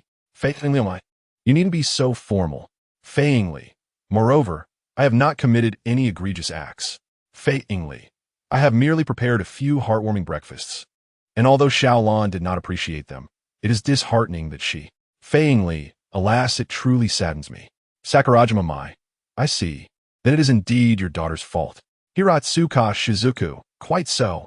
However, since Xia claims Xiaolan is well behaved, could it be that she is merely experiencing a rebellious phase? Fei Ingli, alas, Xiaolan is indeed at that age of rebellion. Xia, nonsense. This is clearly due to Ingli's culinary skills being rather lacking. Xia, heartwarming breakfasts? More like a few attempts. Xia, the fact that Xiao Lan refrained from using karate on you indicates she regards you as a true mother. Hiratsuka Shizuka this. Sakurajima Mai. May I inquire, Ingli, is your cooking truly unpalatable? Fei Ingli. Well, it should be acceptable at the very least. Hiratsuka Shizuku. Should be. Xia Ingli. I advise you to possess some self-awareness. Fei Ingli. Xia, it appears you have not tasted it yourself. Thus, it is I who should caution you against such confidence. Fei Ingli. Any portrayal in manga is slander and should not be taken literally. Xia, have I truly misunderstood? Fei Ingli. Certainly. Should we have the chance to meet? I shall personally cook for you to prove my skills. Xia, that proof need not wait for a meeting. Xia, you could simply prepare a meal in your world and send it over as a red envelope. Fei Ingli. Is that truly possible? Xia, naturally. Fei Ingli. Very well. I shall find a moment to cook. Sakurajima Mai. Will there be a portion for me? Hiratsuka Shizuku. I second that. Lu Peiqiang. Miss Fei. Could you prepare an extra portion? Nephilim Teravivi. Oh, I too wish to sample the flavors of your world as cuisine. Fei Ingli. Rest assured, everyone in the group will receive their share. Fei Ingli. When the time comes, I shall not disappoint anyone. Xia. Ingli seems quite self-satisfied. Yet I have an unsettling premonition. Xia. The less adept a cook is, the more they seem to relish in the act of cooking. Xia. I have a feeling this time, if things go awry, our chat group might meet its demise. Fei Ingli. Xia. Haha, do not misunderstand. I meant everyone will be blissfully indulged. Fei Ingli. Xia. If you continue with your sardonic tone, you might find yourself left out. Xia, oh no. Please don't let that happen. Ingli. I too wish to savor the culinary delights of another world. Fei Ingli. Get lost. Sakurajima Mai. I could easily take down a whiny creature with a single punch. Hiratsuka Shizuka. Xia's carefree demeanor might make Vivi too embarrassed to call her sister again. Nephthys Tailwind. Xia. Ahem. No more jokes. Xia. Returning to our earlier discussion, as long as everyone has explored their own experiences, they can swiftly locate valuable points within the chat group. Xia. Thus, one could argue that it is not a loss, especially with the free methods provided by the esteemed administrators, though it is not entirely without merit. Fei Ingli. That makes sense. But why have I not discovered the point you mentioned? Sakurajima Mai. I too find myself in the same predicament. Hiratsuka Shizuka. Likewise. Xia. This is primarily because you have not sought them out. Alright? Xia. Take Ingli's world for instance. The substance that transforms the protagonist Conan into a child, designated as 4869, is likely a point resource. Fei Ingli. That is when Shinichi became Conan, but it certainly could be true. Fei Ingli. However, acquiring such a thing is exceedingly difficult. Xia. Therefore, do not remain idle. Just take down the distillery and be done with it. Fei Ingli. No. I have no desire to entangle myself with such organizations. It is far too perilous. Xia. But you have grown stronger. Yet you still choose to lead a mundane life as a lawyer. Does that seem reasonable? Xia. Furthermore, since enhancing yourself with points, have you not encountered anyone seeking trouble? That should not be the case. Fei Ingli. What seems amiss? Fei Ingli. After all these years without incident, if something were to suddenly occur, I would have to question the nature of our chat group. Xia. Yet, that defies the logic of novels. Fei Ingli. As long as it aligns with the logic of reality, do not let your occupational biases cloud your judgment. Fei Ingli. Why not discuss what the point resources might be in Mai and Shizuka-sensei's worlds? Xia. Well, that I genuinely do not know. Xia. Yet, considering they both inhabit ordinary worlds, they're unlikely to rush toward strength. Sakurajima Mai. Indeed, I find the current situation quite satisfactory. Xia. Yes, Mai is unconcerned. As for Shizuka-sensei's singlehood, Xia. Shizuka-sensei is so charming that finding a boyfriend should be a simple task. Hiratsuka Shizuka. That's an exaggeration. I certainly do not. Xia. Don't be shy. Xia. Shizuka is adorable. Who wouldn't want her? Hiratsuka Shizuka. The more you say, the more absurd it becomes. Hiratsuka Shizuka. And what on earth is this adorable Shizuka business? Xia. It's a term of endearment from the fans. Xia. To be honest, Shizuka-sensei, You needn't worry about remaining single. That issue is quite easily resolved. Xia, especially now. You can seek companionship not only in the real world, but also find a boyfriend from another realm within chat groups. Hiratsuka Shizuka. Feiingly, Xia, don't just talk. Introduce Shizuka-sensei to someone. Naifei, little away why. Indeed, among all the members in the chat, Xia and Li Yi are probably the most knowledgeable, right? Sakurajima Mai. The onlookers are curious. Xia. Well, at the moment, they're isn't anyone. Feiingly. Are you looking down on the male members in the group? Or do you think Shizuka-sensei isn't worthy? Sakurajima Mai. Yes, Xia. Are you looking down on Shizuka-sensei? Hiratsuka Shizuka. Pooh. You can be curious all you want. But please don't drag me into this. Xia. Mainly, there aren't too many people in the group, and the male members are quite limited. Xia. There's not much to say, but since you're curious, I'll share a few words. Xia. First of all, Stark in the group is a notorious playboy, so he is certainly unsuitable. Tony Stark. Wait a moment, I need to clarify. I plan to marry Pepper right after I finish learning magic from the Ancient One. Tony Stark. So everyone, please forget about this playboy label. Thank you for your cooperation. Xia. Oh, a married man. That makes him even less suitable. Xia. And Light Yagami. Well, he is still just a child. I want to elaborate further. Light Yagami. Xia. As for the other two, you've already seen them in the public document, so I don't need to say more. Sakurajima Mai. Is that it? Naifei, little away why. Is that all? Xia, of course. Feiingly. You really only said 2 sentences. Xia, what else should I say? There are no other male members in the group. Hiratsuka Shizuka. Are you overlooking Mr. Li? Hiratsuka Shizuka. I wonder if the administrator has the power to expel people besides muting them. Hiratsuka Shizuka. Xia, are you afraid? Xia, not at all. Rather, Shizuka-sensei. It seems you are interested in the esteemed Li Yi. Xia, ambitious of you. Hiratsuka Shizuka. Pooh. I'm merely curious. Hiratsuka Shizuka. I believe others are just as curious. If you don't believe me, ask Ingli and the others. Feiingly. Not me. Sakurajima Mai. Neither do I. Shizuka-sensei, don't be shy. Naifei, little away why. Well, I do have a tiny bit of curiosity. Hiratsuka Shizuka. Just a little? Hiratsuka Shizuka. You mean the kind of fingertip universe, right? Nefertilia Vivi. Feiingly. Being too honest can lead to misfortune. Vivi, remember not to be so candid next time. Sakurajima Mai. However, even if Vivi is somewhat curious, it does not hinder Shizuka-sensei's sentiments. Xia. Indeed, Mai's point is quite valid. Hiratsuka Shizuka. Ah, I truly am just curious.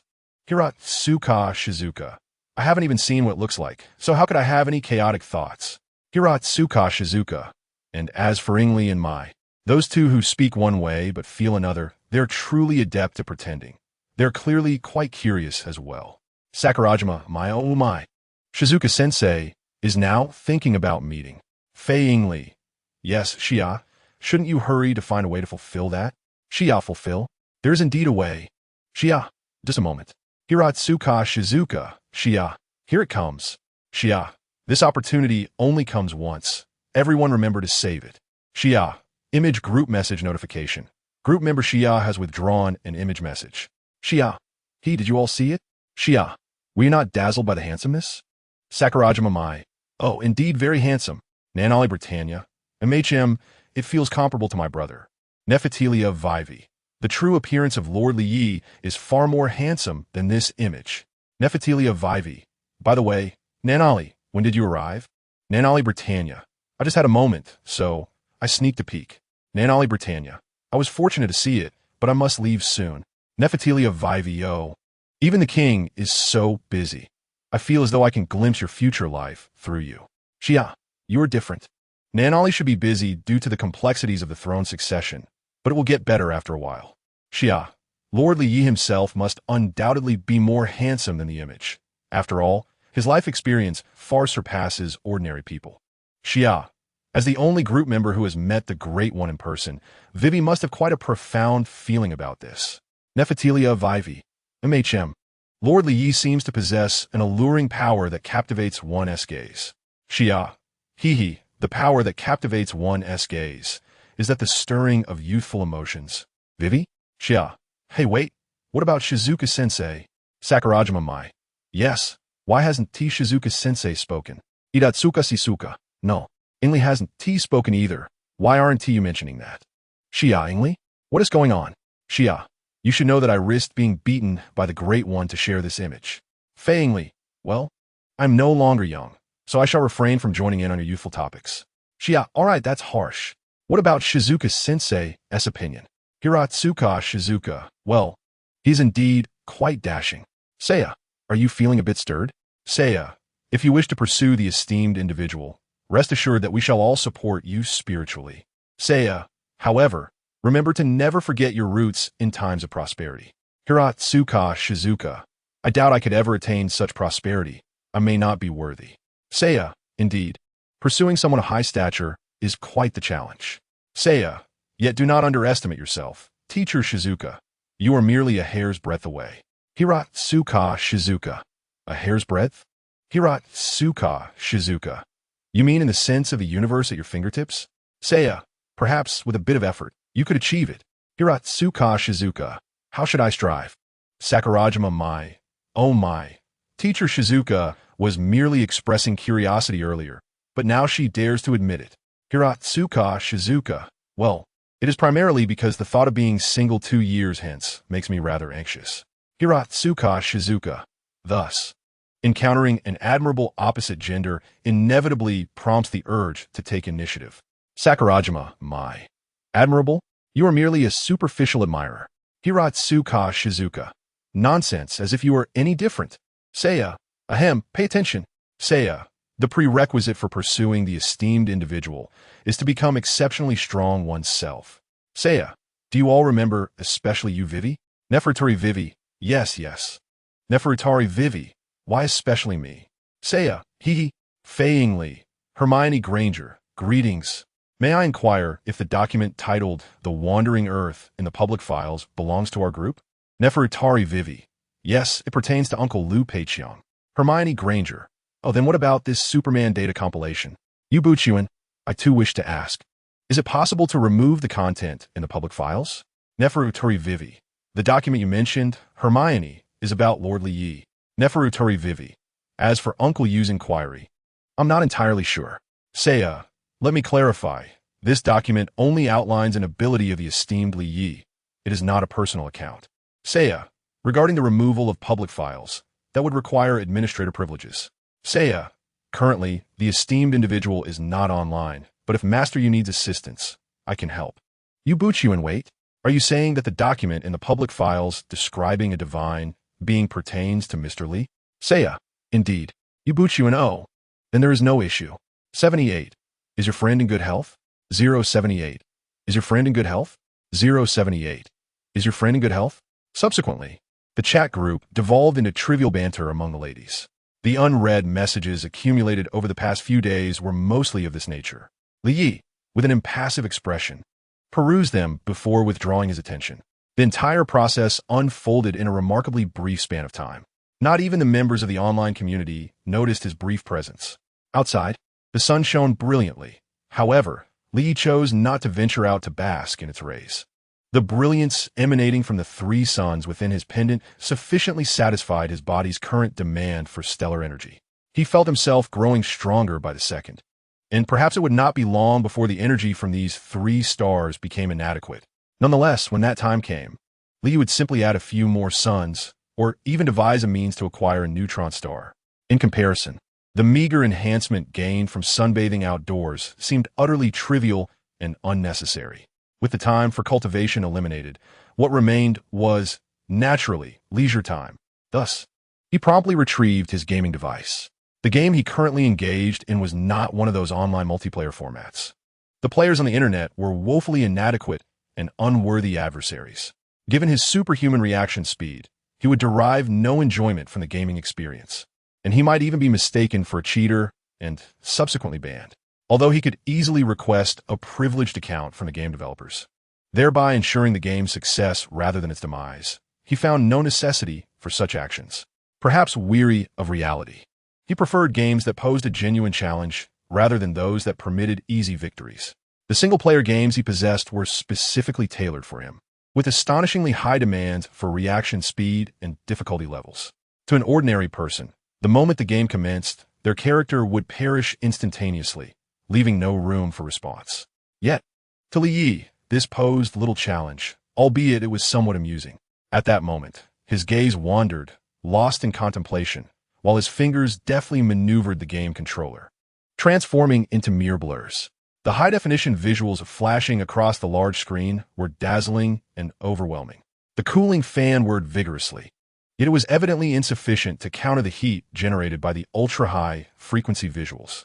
Soon, a wisp of black smoke emanated from the screen, signaling a crash. Observing this, Li ceased his actions, unfazed. After all, this was entirely normal. Had the game controller not been protected by a biofield, it would have been rendered inoperative long ago. He had momentarily forgotten to activate the biofield protection for the screen. Li remained unperturbed. With a tranquil demeanor, he set up the gaming equipment, linking it to another screen. Meanwhile, a thought crossed his mind. Perhaps he should manifest a virtual gaming device? Concurrently, new messages continuously emerged in the chat group, creating an atmosphere of lively excitement. This was due to a prior promise on the verge of fulfillment. Fei Yingli, everyone. I have no work today and will demonstrate my culinary skills. Fei Yingli, I've already purchased the ingredients and will commence cooking. Nai Fei Lu Ta Li Wei Wei. I'm looking forward to it. Sakura Island Mai. That's wonderful. I haven't eaten yet this noon. Hirat Suka Shizun. I see Yingli so confident, yet I can't help but feel a little apprehensive. Hirat Suka Shizun. Perhaps it's due to the influence of Xia. Xia-sun. Shizun Sensei, you will realize your concerns were not unfounded. Hirat Suka Shizun. Now that is even more worrisome. Fei Yingli. Fear not. I shan't poison you. Fei Yingli. And Xia. If you continue to slander me, I shall make sure to smash your head when we meet. Nai Fei Lu Ta Li Wei Wei. Sister Xia is merely jesting. How bad can the food possibly be? Sakura Island Mai. Exactly, just hurry it up. Lu Peiqiang. Ms. Fei, don't forget to prepare a portion for me. Tony Stark. Ahem, I'd like to try as well. Light Yagami. One Fei Yingli. Rest assured, there will be enough for everyone, and it will be ready soon. In the world of Conan, within a high-end apartment in Mihua City. I'm back. Xiaolan exclaimed as she entered the house. Compared to her previously faded attire, the garments she currently wore appeared remarkably new, as if fresh from the store. In truth, they were the ones Fei Yingli had taken her to purchase the day before. However, after instinctively calling out, Xiaolan found no trace of the expected figure in the living room. Didn't Mom say she wouldn't go out today? A flicker of doubt crossed her mind when she faintly heard a sound that sent a chill of fear through her heart. The sound of cooking? Xiaolan instinctively paled, reluctantly making her way to the kitchen. There, she beheld Fei Yingli, clad in a chef's attire, stirring a pot, with an entire table laid out with dishes, as if preparing for a grand feast. At the sight of this scene, Xiaolan felt an overwhelming urge to flee, akin to abandoning her homeland. Fortunately, Fei Yingli's words halted her. Xiaolan, no sneaking bites. This is for my friends. Upon hearing this, Xiaolan let out a sigh of relief. However, her worry soon resurfaced. Mom, are your friends in good health? Although Fei Yingli was somewhat unclear as to why her daughter posed such a question, she responded truthfully. Of course, ordinary athletes cannot compare to them. This reassurance calmed Xiaolan's mind. However, a lingering curiosity remained unspoken. Who could those friends, with physiques surpassing that of athletes, possibly be? And from where had her mother met them? The scene shifted back to the city, to the living room. Li Yi, with a serene expression, skillfully maneuvered his character and swiftly conquered the final level of the game. This accomplishment signified that the game had lost its value. With his exceptional memory, replaying it offered no semblance of amusement. Just as Li Yi contemplated selecting his next game, a notification chimed from the chat group. Ding. Someone had sent a physical red envelope. Ding. You have received a message. It was a meal profoundly influential to the United Government. Group notification. Group membering Island Mai has claimed your physical red envelope. Group notification. Administrator Li Yi has claimed your physical red envelope. Group notification. Group member Lu Peiqiang. A flurry of notifications erupted in the group. Observing this, Fei Yingli felt a flicker of anticipation regarding the forthcoming feedback. Surely, everyone must find it delicious, right? The administrator, Mr. Li, has finally come online. My efforts were not in vain. If they enjoy the meal, should I not consider returning to the kitchen once more? Most certainly. After all, I had unwarrantedly taken over 100,000 points from them. It is only fitting that I express my gratitude within my means. A modest gesture of thanks. Perhaps the enthusiasm from the group members had momentarily inflated her spirits, leading her to believe her culinary skills were quite remarkable, as her imagination began to envision ways to reciprocate. However, she retained a measure of self-awareness. After all, Fei Yingli did not overly value her culinary prowess. She merely saw it as a means to express her appreciation. As these notification messages appeared, a brief silence enveloped the chat group. Before all group members across various realms, a meticulously prepared dish materialized. Subsequently, everyone began to sample the feast. Yet among them, some had different motives for indulging in this meal. In the world of the wandering earth, in the northern hemisphere, within the first underground city, a spacious hall was filled with hundreds of individuals. Despite the crowd, they stood in orderly silence. At the center of this gathering, Liu Peiqiang sat upright at a table, presenting himself with the posture of a soldier under the scrutiny of a general. In truth, this was quite akin to his current circumstance. Surrounding Liu Peiqiang are primarily a group of elderly gentlemen, their hair a testament to their years, representing various ethnicities. Their ranks include either the highest echelons of the United Government or the most distinguished scientists of the present day. Even those on the periphery are notable figures seldom seen in ordinary circumstances. Additionally, an abundance of cameras has been meticulously arranged to faithfully capture the scene, transmitting the imagery to other underground cities. The governors of regions unable to attend are keeping a vigilant watch through this transmission. The grand display before them is a consequence of the actions of a certain Lady Fei within their chat group. Indeed, it is ostensibly about sampling cuisine. However, the true motivation extends far beyond mere culinary curiosity. Liu Peiqiang's persistent requests were not merely driven by a desire for taste, but rather aimed at strengthening the trust the United Government places in the chat group. Nonetheless, he had not anticipated such a significant level of attention. As a result, he now finds himself enveloped in a palpable sense of nervousness. After a prolonged silence, a notification regarding the relevant red envelopes materializes within the chat group. Without hesitation, Liu Peiqiang taps on it, and a meal promptly materializes on the table before him. Witnessing this extraordinary event, the orderly crowd around him begins to murmur among themselves. Some feel invigorated, perceiving the chat group as gaining considerable credibility. Others delve into discussions about the scientific principles at play, while some focus directly on the meal itself, Japanese cuisine. Indeed, the table is adorned with sushi, miso soup, and eel rice, all quintessentially Japanese dishes. Although the presentation leaves much to be desired, it remains somewhat palatable. Just as Liu Peiqiang prepares to lift his chopsticks for a taste, a security guard promptly steps in to assume this responsibility. As the sole member of this extraordinary group, Liu Peiqiang holds immense significance. Moreover, the credibility of the chat group has recently surged. Thus, it is only prudent to have someone taste the food first. While this may sound exaggerated, caution is certainly warranted, as the origins of this dish from another world remain uncertain in terms of potential adverse reactions for the consumer. At this juncture, the security guard deftly picks up a piece of sushi and places it directly into his mouth. As he chews vigorously, the observers witness his facial expression contorting into one of agony, his neck and face rapidly flushing crimson, tears streaming uncontrollably down his cheeks. Despite this, the guard perseveres, swallowing the morsel after thoroughly masticating it. Once the task is complete, he begins to articulate the flavor. It is somewhat sweet and greasy, with an odd texture, but exceedingly spicy, remarkably spicy. After a moment of hesitation, the guard added, "It's barely edible." The crowd gasped in disbelief. It is worth noting that the primary sustenance for humanity residing in the underground city consists of earth-flavored worms. Hence, to receive merely a can-eat assessment for this exquisite dish was astonishing. Moreover, it appeared to be quite the struggle to consume. This clearly indicated the dismal quality of the meal. Nevertheless, the crowd seemed unconcerned. On the contrary, their spirits were lifted, for this unexpectedly materialized dish transformed the existence of the chat group from mere idle chatter into something tangible. At the very least, it suggested the presence of an extraterrestrial force or an extraordinary individual adept in spatial transmission technology. Such a revelation alone was enough to incite the joint government to amplify resource allocation. However, it did not halt the Wandering Earth project. Instead, it was regarded as another beacon of hope. In the following days, all pertinent records related to the chat group will be scrutinized by a larger cadre of professionals.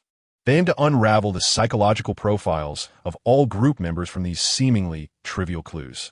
Yet, the individual of utmost significance was undoubtedly one person, the administrator of the chat group, a potential savior. Regrettably, these high IQ individuals lamented that the previous chat logs contained scant information regarding this person. Indeed, there were numerous messages relevant to him, yet only a few sparse remarks were made by him personally.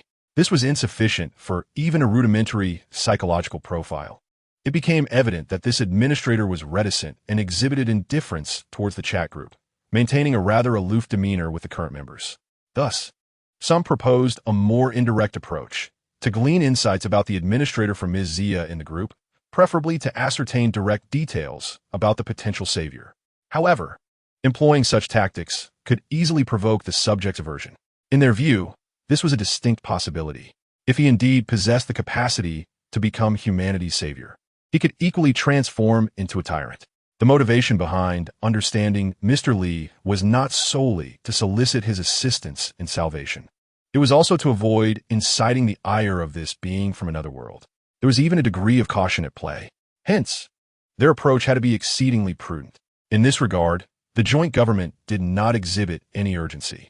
They had mentally prepared themselves for a process that might span several years, if not decades. While this appeared to be an arduous endeavor, it paled in comparison to the 2,000-year wandering project, rendering it relatively insignificant. Consequently, they remained patient. For the sake of the Earth and all humanity, patience is essential.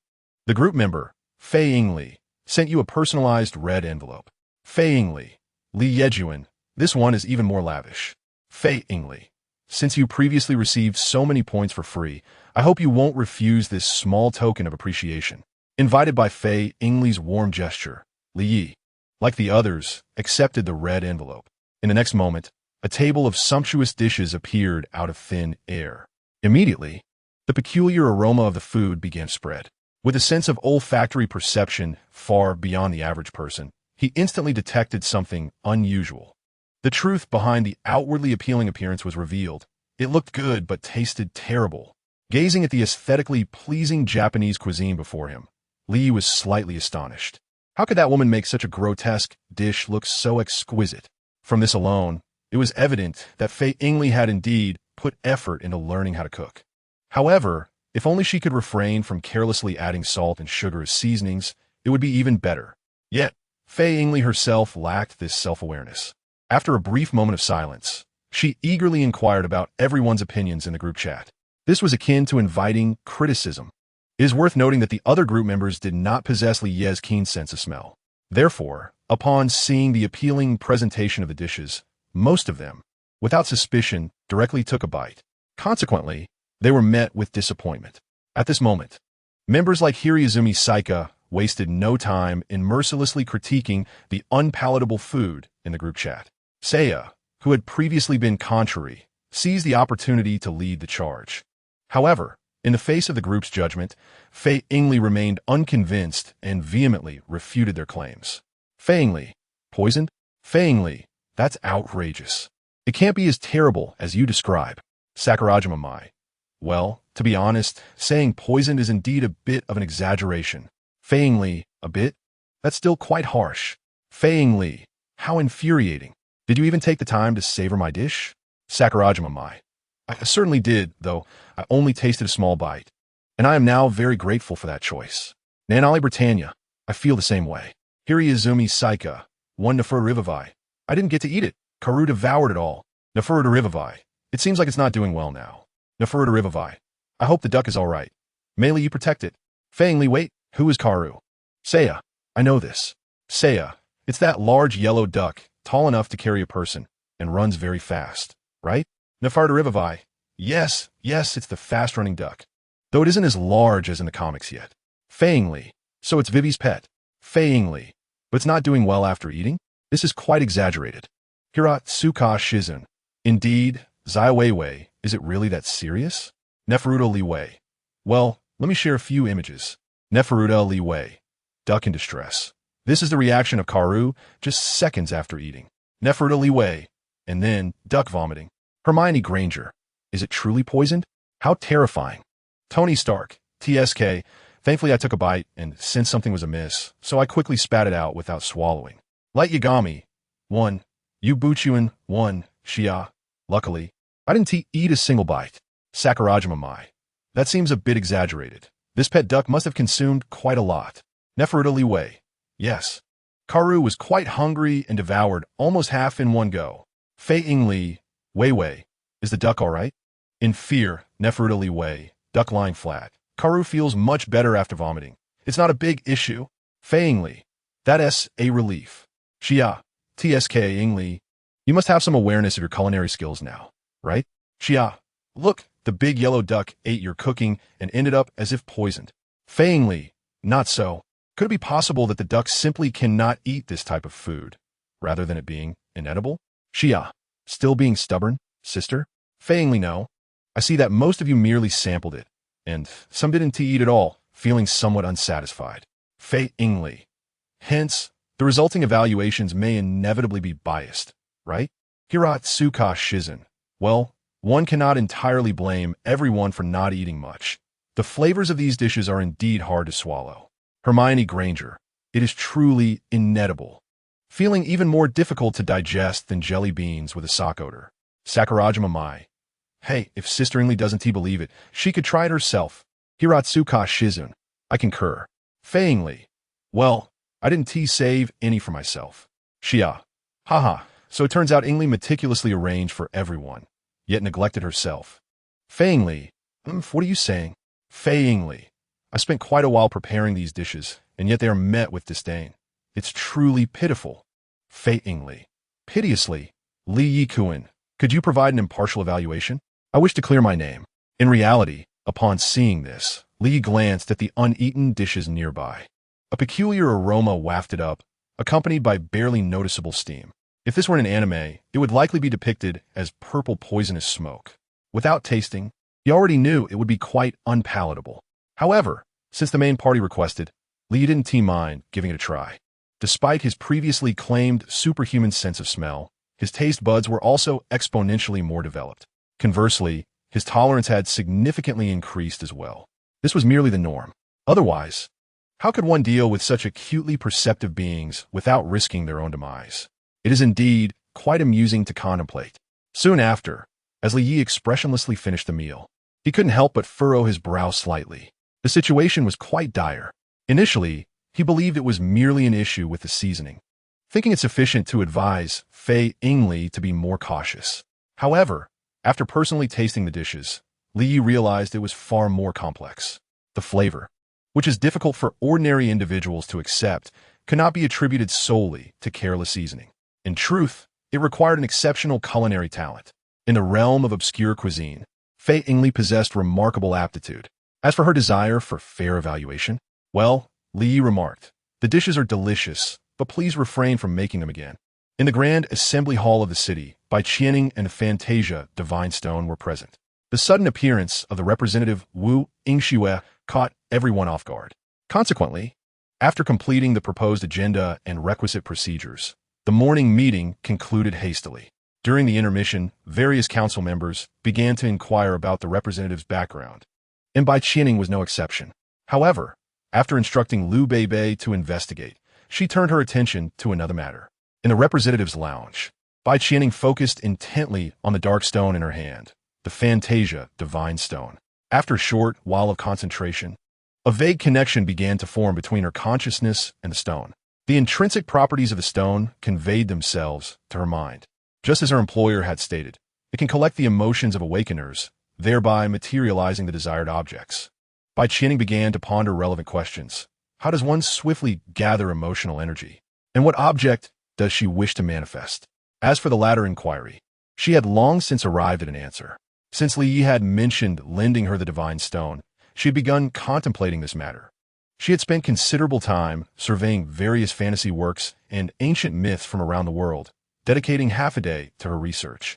Ultimately, she settled on a target: the elixir of immortality from the Shanhai Jing, which enabled Chang'e to ascend to the moon. This elixir, capable of transforming a mortal into an immortal, is undoubtedly powerful. The effects of consumption would undoubtedly elevate Bai Qianning's current level of existence by several tiers. Although Chang'e, the goddess of the moon, may not possess notable combat prowess within the myths, she remains vastly superior to mortals. Even with the moon invitation template, Bai Qianning remains merely a mortal. Thus, her strength is undoubtedly considerable. When it comes to beauty, there is no need for further elaboration. Just a mention of the moon fairy conjures an image in one's mind: a graceful figure dancing beneath the moonlight. Such is the allure of this celestial being. Therefore, she possesses both strength and beauty, naturally endearing her to Bai Qianning. As for the side effects of the elixir of immortality that may lead one to the moon, this trivial concern has never troubled her. After all, even without considering her extraordinary employer, the advances in modern aerospace technology suffice to enable Bai Qianning to traverse between Blue Star and the moon. The only drawback is the considerable expense which, for her, is not a significant matter. Moreover, should such a situation arise, she would undoubtedly seek assistance from her dashing employer. Imagine the enchanting prospect of a romantic interlude in the palace of eternal cold. How delightful that would be! The thought exhilarates Bai Qianning, who swiftly conveys her intentions to the fantasy godstone. However, her fervent heart, nestled within her noticeably swollen left bosom, is abruptly tempered by a cooling progress bar. Returning to the pressing question, how to collect emotional value. In this regard, Bai Qianning is not entirely at a loss. After all, inciting emotions related to oneself in others is akin to stirring up trouble. Were it others in her position, they might resort to reckless destruction or exuberantly spreading positivity to create a sensational headline. However, as the actual administrator of the city, backed by the mightiest individual in this realm, Bai Qianning is distinctly different. She stands at the pinnacle of the power hierarchy. The authority she wields allows her to eschew such rudimentary tactics. A mere high-profile appearance to announce certain policies is sufficient to keep the relevant, awakened individuals perpetually mindful of her. But to maximize her gains efficiently, she ought to imprint her likeness upon currency. After all, in today's monetary society, the fervor with which individuals pursue wealth is truly fervent. Or perhaps it would be more accurate to say that such enthusiasm has persisted since the inception of the concept of currency. The sole exception in recent years was the chaotic period 3 years ago when money was merely paper, until the divine intervened, restoring order. In the current stable society, money once again provides a quality of life, making it the foremost pursuit of people. This holds true even for the exalted awakened ones, who, due to their abilities, find it easier to accumulate wealth.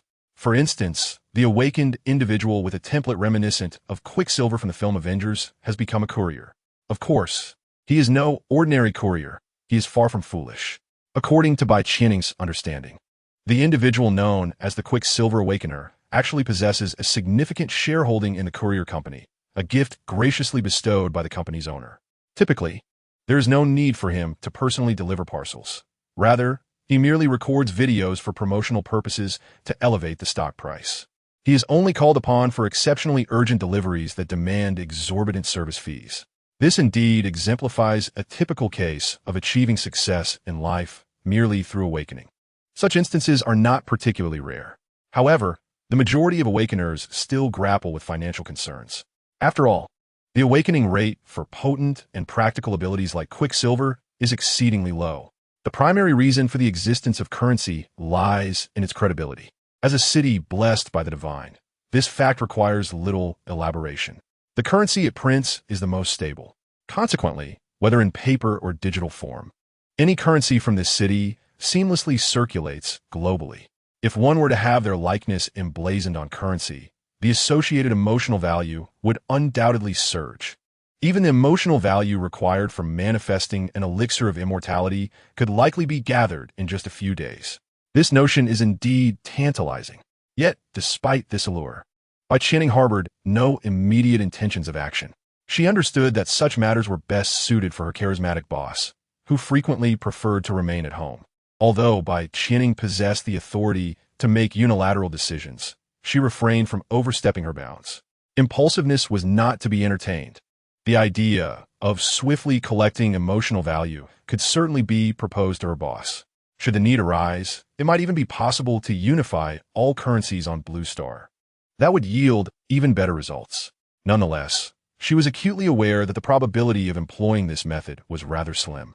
This was due to her understanding that her boss, despite appearing aloof, harbored a touch of shyness. He was indifferent to external opinions and disinclined to display his brilliance in public. There was an unspoken agreement of mutual quietude.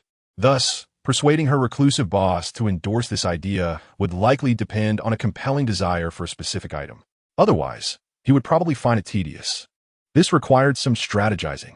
Bai Qianing mused to herself. For reasons unknown, she felt an overwhelming urge to bring this idea to fruition. Even though her boss's stature was already supreme, requiring no embellishment, the mere thought of his visage gracing global currency filled her with a profound sense of accomplishment. Perhaps she was experiencing the thrill of nurturing an ambition. Driven by this emotion, Bai Qianing's thoughts unwittingly veered off course as she concentrated on this matter. It was only when she realized that she could not devise a solution at that moment that she redirected her focus to the pressing issue. The collection of emotional value was indeed not a daunting task. As previously mentioned, it suffices to announce a policy with great fanfare. Ideally, this policy should wield a transformative impact on certain behaviors. Furthermore, the sector in question ought to cater to the general populace. Upon careful consideration, there are not many areas that meet these criteria. In a flash of inspiration, Bai Qianing swiftly identified her target, the entertainment industry. Throughout these 3 years of relative stability, while other sectors have rapidly recovered and flourished, the realm of comics and film production remains stagnant. Whether it is due to a fear of being tracked down by the awakened, or because it is deemed a non-essential commodity, or perhaps for other reasons, the entertainment sector appears to be utterly lifeless, devoid of any relevant activity. Now, the time has come for change. Moreover, it seems that her employer has a particular fondness for comics. Should the current endeavor yield a work that alleviates his fatigue, it would be a splendid outcome. Achieving 2 goals at once. With this in mind, Bai Qianing promptly set to work drafting a relevant proposal, intending to present it at the upcoming meeting. Bai Qianing and Wu Yingxue composed this proposal with ease, as it was merely a minor task, although it would represent a seismic shift for those working in the field. From the perspective of the highest echelons of governance, it was of little consequence. Even if representatives from other cities were to broach the subject, it would undoubtedly pass with ease, especially given that this was the inaugural global summit, where everyone aspired for a harmonious and successful event. Even those with ulterior motives kept their thoughts to themselves for the time being. In such circumstances, the proposal put forth by Bai Qianing, who served as both the city representative and a permanent council member, would undoubtedly receive unanimous support. Thus, she did not expend much effort on this matter.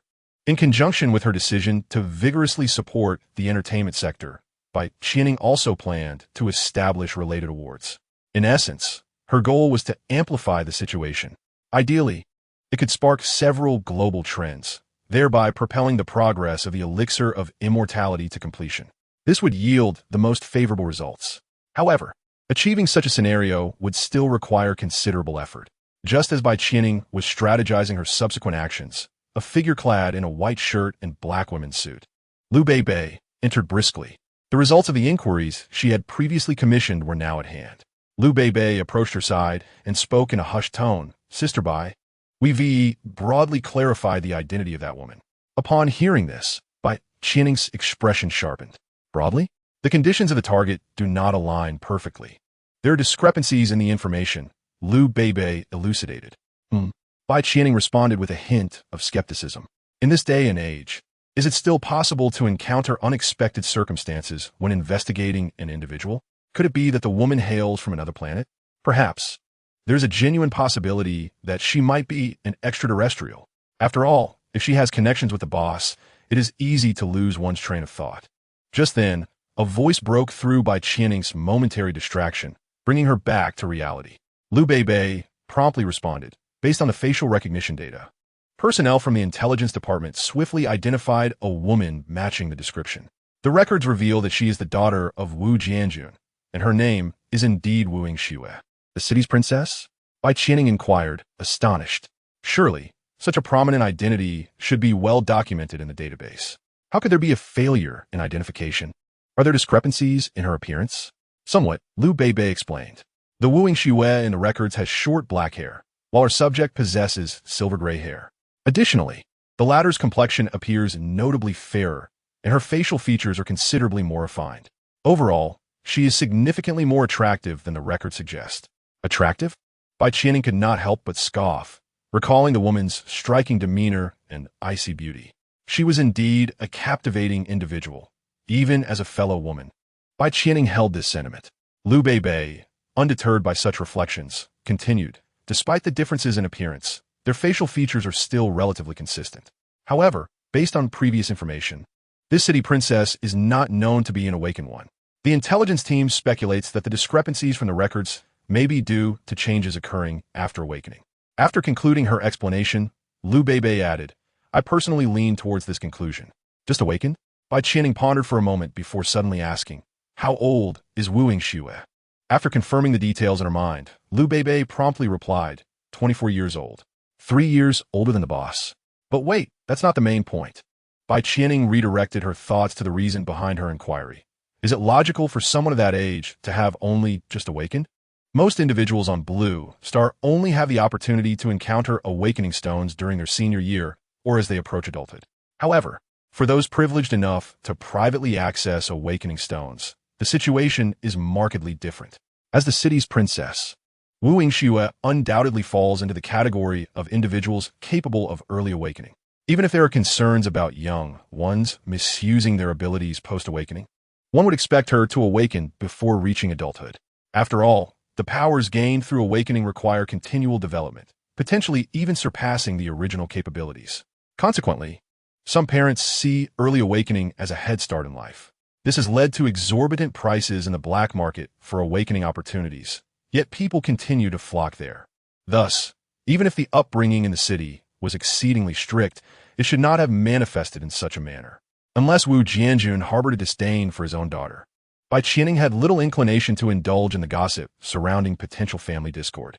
What truly occupied her thoughts was another possibility, the notion of a second awakening. This term refers to a scenario where one, after a failed awakening, inexplicably succeeds after some time. To Bai Qianing's knowledge, such instances had never been documented. Nonetheless, the majority of ordinary individuals harbored aspirations for a second awakening in their hearts. Should this conjecture prove true, it would undoubtedly be earth-shattering from every conceivable angle. However, despite this potential, Bai Qianing's focus remained directed towards another matter. She inquired of Liu Beibei, what about other aspects? Apologies, Sister Bai, Liu Beibei replied, her tone tinged with a hint of melancholy. I have not been able to ascertain when our esteemed city lord established contact with her. In the presence of a superior, intelligence agents naturally refrained from any probing inquiries. They could only speculate based on the other party's movements, and it was entirely reasonable that they had no results. Bai Qianing had anticipated this and did not exhibit any surprise. Just as she was about to speak, an enchanting woman glided through the doorway. The newcomer, Si Qingwan, adorned with devilish horns atop her head and a voluptuous figure, immediately captured Bai Qianing's attention, particularly her strikingly curvaceous lower body. What a splendid figure! Bai Qianing mused inwardly. It was not that she possessed any inclination towards women. Rather, she felt a twinge of envy. While she considered herself attractive, she paled in comparison to this ethereal beauty. Despite these thoughts, she maintained a composed exterior. After a fleeting glance, she returned her gaze and casually instructed, Beibei, please prepare 2 cups of tea.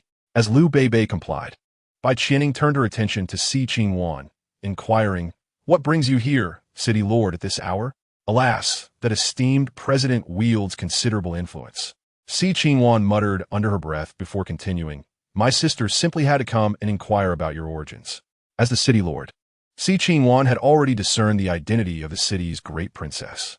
However, her primary interest lay in uncovering the relationship between Wu Xue and that deity. Thus, without waiting for a direct response, Si Qingwan expressed her discontent. To attend such an important meeting this morning dressed in men's attire is truly. The unsaid words lingered in the air, hinting at something less than flattering. Yet, Beneath Si Qingwan's words lay an unmistakable bitterness. It was evident that she was acutely aware of the original owner of that male garb.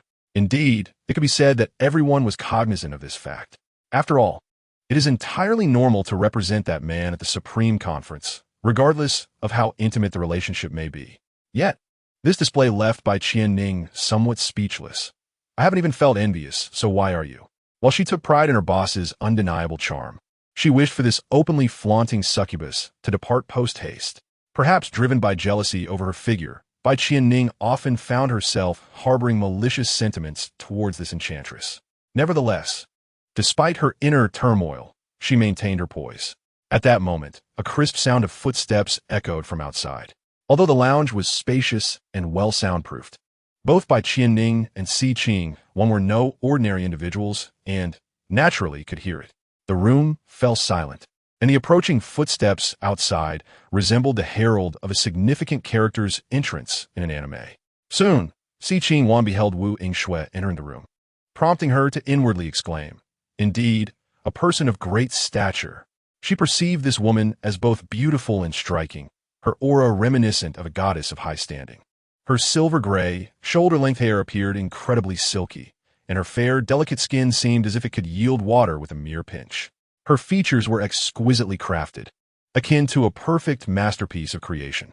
Most astonishingly, this woman possessed a bosom that rivaled her own in size, something Si Qing had always taken pride in, only to discover a worthy adversary this time. Fortunately, the rival's curves did not match her own voluptuousness, yet she was graced with exceptionally long, straight legs. Well, each has their strengths, Si Qing reassured herself. As she completed her comparisons, Wu Yingxue had already locked eyes with Bai Qianning. The two women's gemstone-like, crystalline gazes remained unblinking, as if engaged in a game of who would blink first. This stalemate necessitated the intervention of the third party, Si Qing. With a cheerful demeanor, she inquired, "It seems my two elder sisters have matters to discuss. Would you mind if I eavesdrop?" "Not at all," Wu Yingxue replied nonchalantly. Meanwhile, Bai Qianning, who was contemplating how to politely send the succubus away, paused at the remark. Just then, she noticed Liu Bei approaching with 2 cups of freshly brewed tea. Bai Qianning directed her to place the cups on the table near the two women and then instructed her to brew another cup. Once that was settled, Bai Qianning gestured for them to sit. You all understand, right? In the spacious lounge, Bai Qianning, Wu Yingxue, and Si Qing each took their respective seats on opposite sides of the sofa. Though there were 3 women present, a profound silence enveloped them, rendering the atmosphere slightly awkward. However, this discomfort was primarily felt by Si Qing. Meanwhile, Wu Yingxue nonchalantly crossed her legs, unabashedly displaying her alluring long limbs. She raised a cup to her lips, occasionally taking sips of the fine tea, which was dry yet perfectly balanced, exuding an air of utmost contentment. On the other side, Bai Qianning scrutinized the masculine attire adorning Wu Yingxue. Earlier, she had found it strikingly familiar, and upon closer examination, she could ascertain with absolute certainty that it belonged to her own insufferable boss. After all, nearly all the garments in that wardrobe had been custom-made at her behest, rendering them unmistakable. Consequently, the connection between this woman and her employer could be deemed rather conclusive. Anticipating this revelation, Bai Qianning did not feel nearly as irked as she had previously imagined. During this initial encounter with her rival, she chose not to broach the subject, preferring to avoid any potential embarrassment. After a moment of regaining her composure, Bai Qianning inquired about Wu Yingxue's awakening process. After setting her teacup down, Wu Yingxue casually revealed the truth. She had indeed encountered the awakening stone quite some time ago.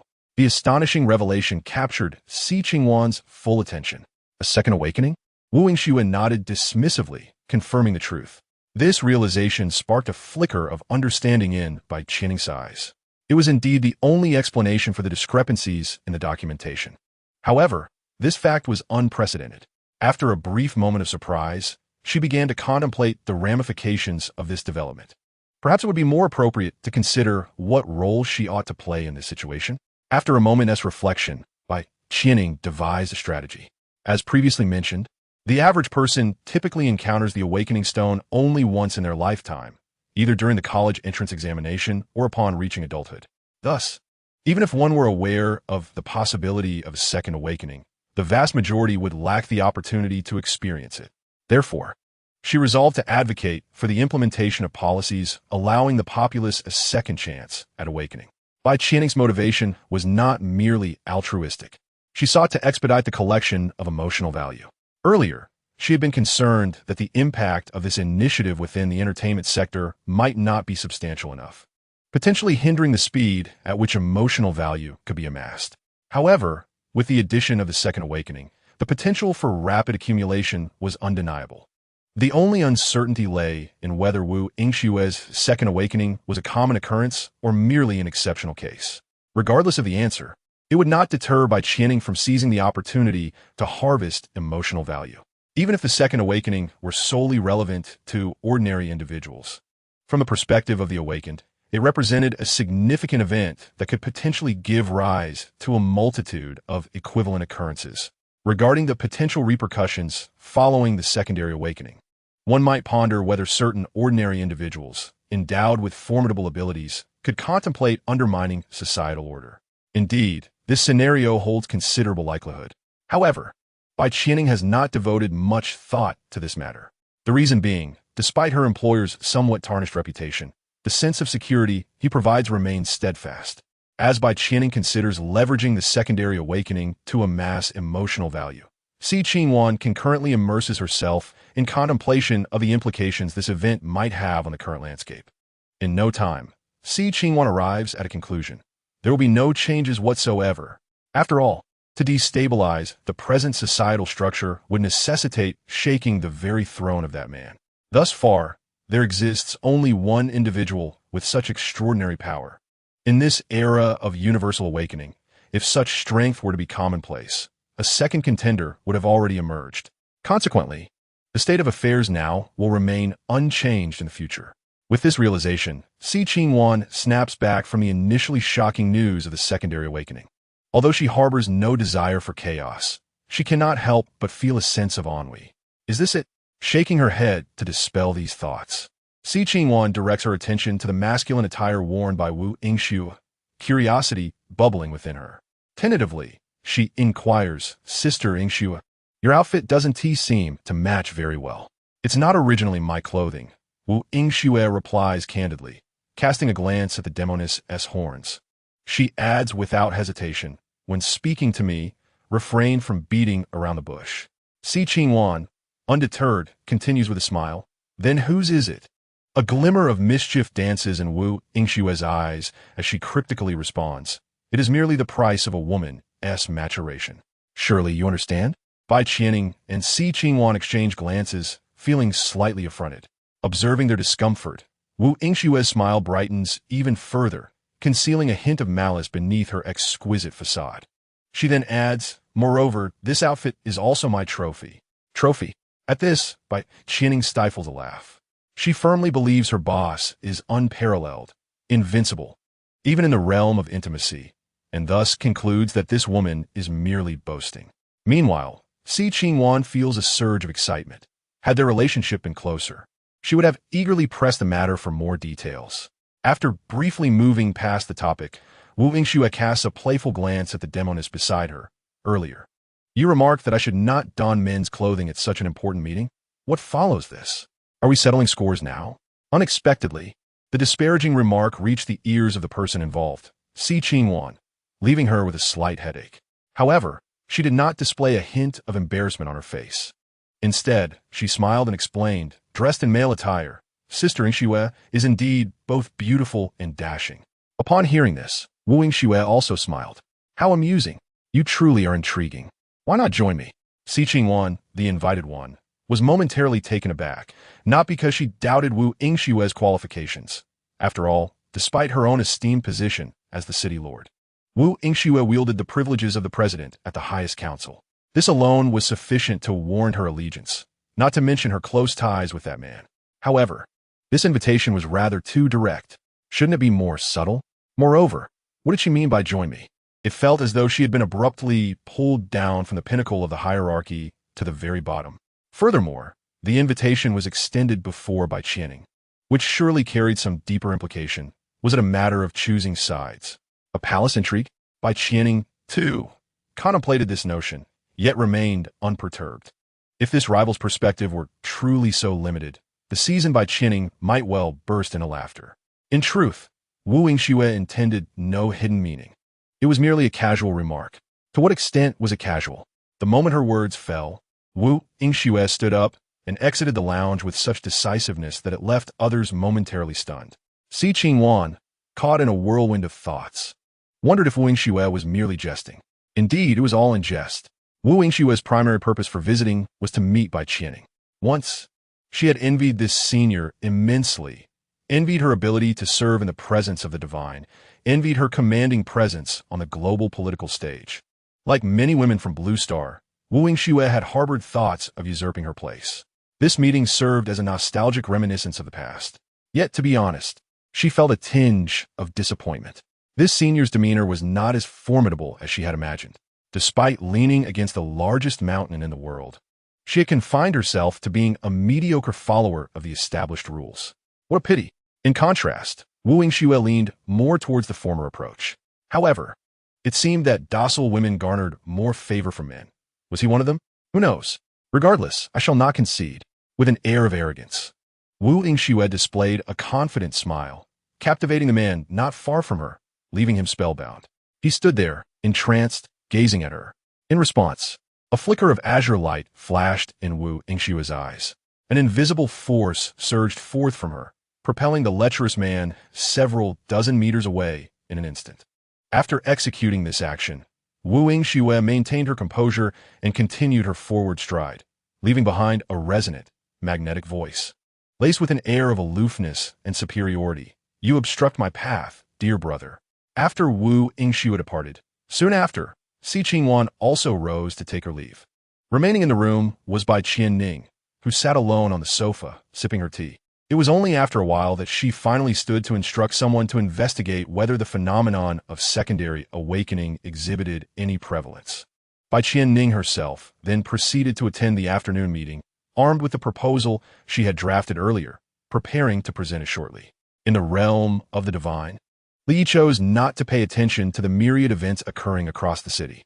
Just as significant policies that could sway the entire entertainment industry were of little consequence to those perched atop the power hierarchy, so too did he regard the Supreme Assembly as insignificant. The decision to have Wu Yingxue represent him at this meeting stemmed from various underlying reasons. While he rationalized it as a consequence of Bai Qianning's penchant for leaving room for maneuver in her endeavors, the truth was that he felt utterly at a loss. Indeed, completely at a loss. Li Yu was not a deity, at least not when it came to matters of the heart. Despite having once jested in his childhood with his grandmother about marrying many wives, that playful notion had evolved into a genuine aspiration as he matured. Yet, for a multitude of reasons, he had always exercised restraint. Consequently, after experiencing such an event for the first time, he found himself uncertain of how to respond. Moreover, his entanglement with Wu Yingxue was predominantly driven by the hormonal impulses coursing through his body. Perhaps it was due to having restrained himself for too long? While it would not be entirely accurate to term it age time, he did manage to regain a semblance of calm. Thus, when faced with Wu Yingxue, Li Yi instinctively sought to send this candid stranger on her way. In truth, he acted upon this impulse. Reflecting on it now, he recognized it as an undeniably awkward maneuver. Fortunately, Wu Yingxue was not an ordinary woman, or perhaps it was due to Li Ye's elevated status. One so high that everyone on Blue Star subconsciously overlooked the morality of this divine figure, much like the sun in the sky. Even if the temperature were to rise one day, no one would attribute it to the sun's fault. However, upon realizing his misstep, Li Yi engaged in a moment of self-reflection. Subsequently, he returned to basking in the sunlight, even though a pendant he had crafted hung around his neck, with 3 stars within it radiating energy that matched the pace at which his body absorbed energy. The act of sunbathing had become a habit for Li Yi, even if its utility had diminished. As for the chat group, after the beleaguered Fei Yingli fell into silence, the group experienced a brief tranquility. Shortly thereafter, all members of the chat group were alerted by the notification sounds. Group message: Orochimaru has joined the chat group. Group message: Kesha has joined the chat group. Xia, hey, we have newcomers. Xia, welcome. Welcome to our 2 new members. In welcoming new members, Xia often exhibited the utmost enthusiasm, serving as the group's guide for newcomers. However, this was not without ulterior motives, as she aimed to profit from her endeavors. After introducing the newcomers to the basic dynamics of the chat group, she began to present her business. Perhaps out of a desire to support her on credit, her first transaction proceeded smoothly. The ninja world scientist, Orochimaru, acted decisively, directly purchasing his copy of Naruto after a brief moment of contemplation. As for the other newcomer, Kesha, through her conversation with Xia, the well-versed Li Yi discerned her true identity. The angel Kesha, hailing from the Super God Academy universe. Li Yi's gaze shifted imperceptibly. The King of Angels? It is worth noting that the combat prowess of this celestial Blade King is formidable. According to the assertions of Beast Fighters Online, the magnitude of the Holy Kesha is of stellar caliber, capable of annihilating a star single-handedly. Such strength would have made for an excellent warm-up battle with Li Yi before he crafted the solar pendant. However, now, it seemed merely a matter of him lifting a finger. Perhaps due to a prolonged period without engaging in combat, Li Yi found no disdain in facing such a relatively weaker opponent, or rather, he felt he lacked the right to be dismissive. After all, thus far, this could be considered the strongest individual he had encountered. Thus, Li Yi Administrator, Kesha, shall we have a duel? Kesha? Li Yi Administrator, a sparring match with me, and I will give you a work of destiny related to the plot. Xia? Xia, big shot, no? Kesha, all right. Kesha, but how do we spar? Does this chat group offer such a function? Li Yi Administrator, I will utilize the World Traversal card, and you just need to agree when you receive the message. Kesha, no problem. Upon seeing her agreement, Li Yi promptly changed his attire and then activated the Anywhere door. He soon arrived at the location where the awakening stones were stored and exchanged one for 100,000 points. These points would, in turn, be used to acquire the World Traversal card. As previously mentioned, the function of the chat group's points is all-encompassing, thus naturally providing the capability for interdimensional travel. However, the World Traversal card, priced at 100,000 points, could only transport him to the universe where the group members resided. Furthermore, it is necessary to obtain the individual's consent. In addition, there exists a World Traversal card priced at an astonishing 100 million points, alongside a random World Traversal card. The former, as its name suggests, allows one to traverse into another's world without consent. However, it is limited to the worlds of the group members. As the administrator, Li Yi does not have to expend such points, for even if a member declines, he can effortlessly utilize his authority to host a collective event to cross over. Yet, this process can be rather cumbersome, prompting Li Yi to forego such measures this time. As for the random World Traversal card, it is quite self-explanatory. It permits one to randomly traverse into any given world. These traversal cards also provide a return feature. Hence, upon redeeming the World Traversal card, Li Yi promptly activated it. Please select the member's world you wish to traverse. Kesha, characterized by her long golden hair and tall stature, was currently frowning slightly, a look of bewilderment adorning her face. Joining a chat group that claimed to communicate with individuals across myriad realms was already peculiar enough. After finally grasping some information, she found herself receiving a challenge invitation, although she was somewhat at a loss, in pursuit of acquiring the Book of Fate without cost. Kesha hesitated for a moment before ultimately acquiescing. After all, the points were described by that Miss Xia as being extraordinarily versatile, and naturally, she wished to conserve them. Nevertheless, Kesha still found the invitation to battle rather strange. Even if the opponent was a combative individual, it would be illogical for them to seek her out. She cast an odd glance at her delicate and fair hands, wondering if she appeared formidable. Kesha was well aware of her true capabilities. As an angel who had yet to qualify, even as a first-generation divine body, just how strong could she be? Thus, the likely answer was that her character from the works of Fate possessed remarkable combat prowess. While mulling over this possibility, Kesha was suddenly alerted by a notification from the chat group. Group Administrator Li Yi is about to descend into your world. Do you consent? After a moment's hesitation, she responded affirmatively. Immediately, a stranger appeared in the air not far away. Clad in a black combat uniform, his robust physique was perfectly sculpted, devoid of any bulk. Strangely, the red cloak behind him remained utterly motionless, as if frozen in a painting. Even more bizarre was the fact that he floated in mid-air without any wings. Though the mechanics of this phenomenon eluded her, Kesha's body involuntarily trembled slightly.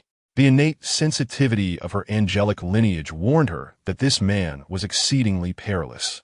Just how dangerous, however, remained unclear to her. In any case, she could never be a rival. A fleeting thought crossed Kesha's mind, and it seemed she had just guessed correctly. Even though she was aware that the target the other party sought might be her future self, she nonetheless readied herself for battle. Meanwhile, Li Yi, suspended in midair, found himself at a loss for words. The innocent demeanor of the girl Kesha, who was striving to assume a combat stance below, left him with no choice but to resign himself to his misfortune, realizing he had arrived too early. Despite this understanding, Li still employed his superhuman vision to survey his surroundings. Coupled with his extraordinary hearing, he quickly grasped the current state of the angels. Was this still a patriarchal society predating the Three Kings era? The Angel King was still Hua Yi, and this place was the Melrose Sanctuary, a paradise established by the Duke of Melrose for his daughter within the angelic race. As the daughter of nobility, Kesha was indeed qualified to reside here. These pieces of information flashed through Li Ye's mind one by one. Below, after a moment of silence, Kesha couldn't help but speak up. "You are the administrator Li Yi from the chat group, right? If we're to spar, may I use weapons?" Li cast a glance at her. Kesha, in her youthful form, appeared far more beautiful than when she later assumed the role of Angel King. Despite possessing the fourth-generation divine body and being hailed as the most perfect woman in the universe, her appearance bore a somewhat aged look. Of course, this could also be attributed to the anime-like modeling. Perhaps in the real world, she would not appear this way.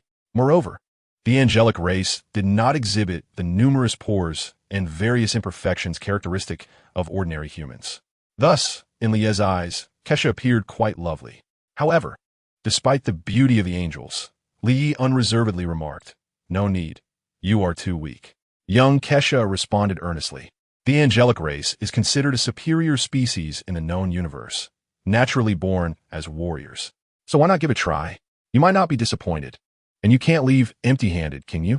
Upon hearing this, Li nodded slightly. Indeed, he could not leave without having done something. Perhaps he could eliminate someone who irked him. With that thought, Li Ye's form flickered, and in the blink of an eye, he arrived outside the palace of the Angel King Hua Yi. Without a moment's pause, he pierced through the wall and charged inside. In the next instant, he had seized Hua Yi's body and ascended into outer space. His eyes glowed crimson, and then two beams of scarlet light flashed, the intense heat instantly vaporizing the Angel King. In that instant, Li Yi felt a wave of relief wash over him. Although the actions of this Angel King were not the most egregious among various narratives, they still left much to be desired. Even in the realm of villains, he scarcely ranks. Yet, what can one say when he shares the same name as oneself? Thus, although it was as effortless as crushing an ant, it did bring a modicum of pleasure to Li Yi. Consequently, he made his swift return. This undertaking, while seemingly intricate, transpired in a remarkably brief span of time. It is worth noting that just moments ago, Hua Yi was in a state of lucidity, yet he was oblivious to the manner of his demise.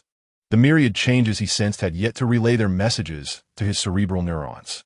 The debris from the collapsed wall only began to touch the ground after Li Ye's return, resulting in a resounding crash that echoed forth.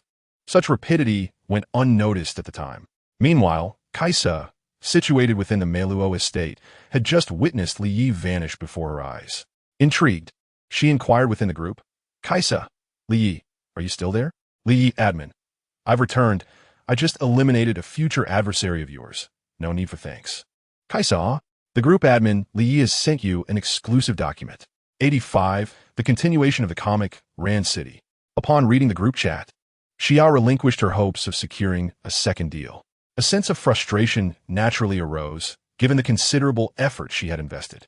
Moreover, this newcomer was none other than the divine Kaisa, the Angel King, a significant figure indeed.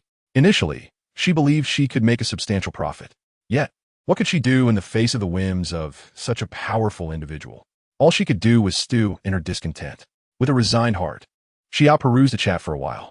Noticing that neither of the newcomers had posed any questions, she decided to indulge in watching an anime. She wondered how far the storyline of Awakening Divine Stone had progressed. She had been following this series closely. However, after the introduction of Wu Yingxue, the narrative had predominantly focused on the protagonist's tribulations. With the revelation of the Divine Stone, numerous villains had emerged to cause trouble. Consequently, in each episode, The protagonist was required to confront one or two audacious antagonists. This bore a striking resemblance to the plots of superhero narratives, a style she did not particularly enjoy. Thus she merely skimmed through. In the latest preview of yesterday's episode, it appeared that scenes of the city had emerged. This piqued Xia's interest, as the city had once belonged to Wu Yingshue's father. However, after the disappearance of the divine Li Yi, he had fallen at the hands of a band of villains. Subsequently, the awakened Wu Yingxue reclaimed control over the city, transforming it into her stronghold. In the earlier scene, Wu Yingxue was seen enlisting by Qianing and others within this very city. This assertive older sister had garnered quite a following. Even though she had only made a brief appearance earlier, Xia was instantly intrigued. Thus, she swiftly clicked on the latest episode of Awakening the Divine Stone.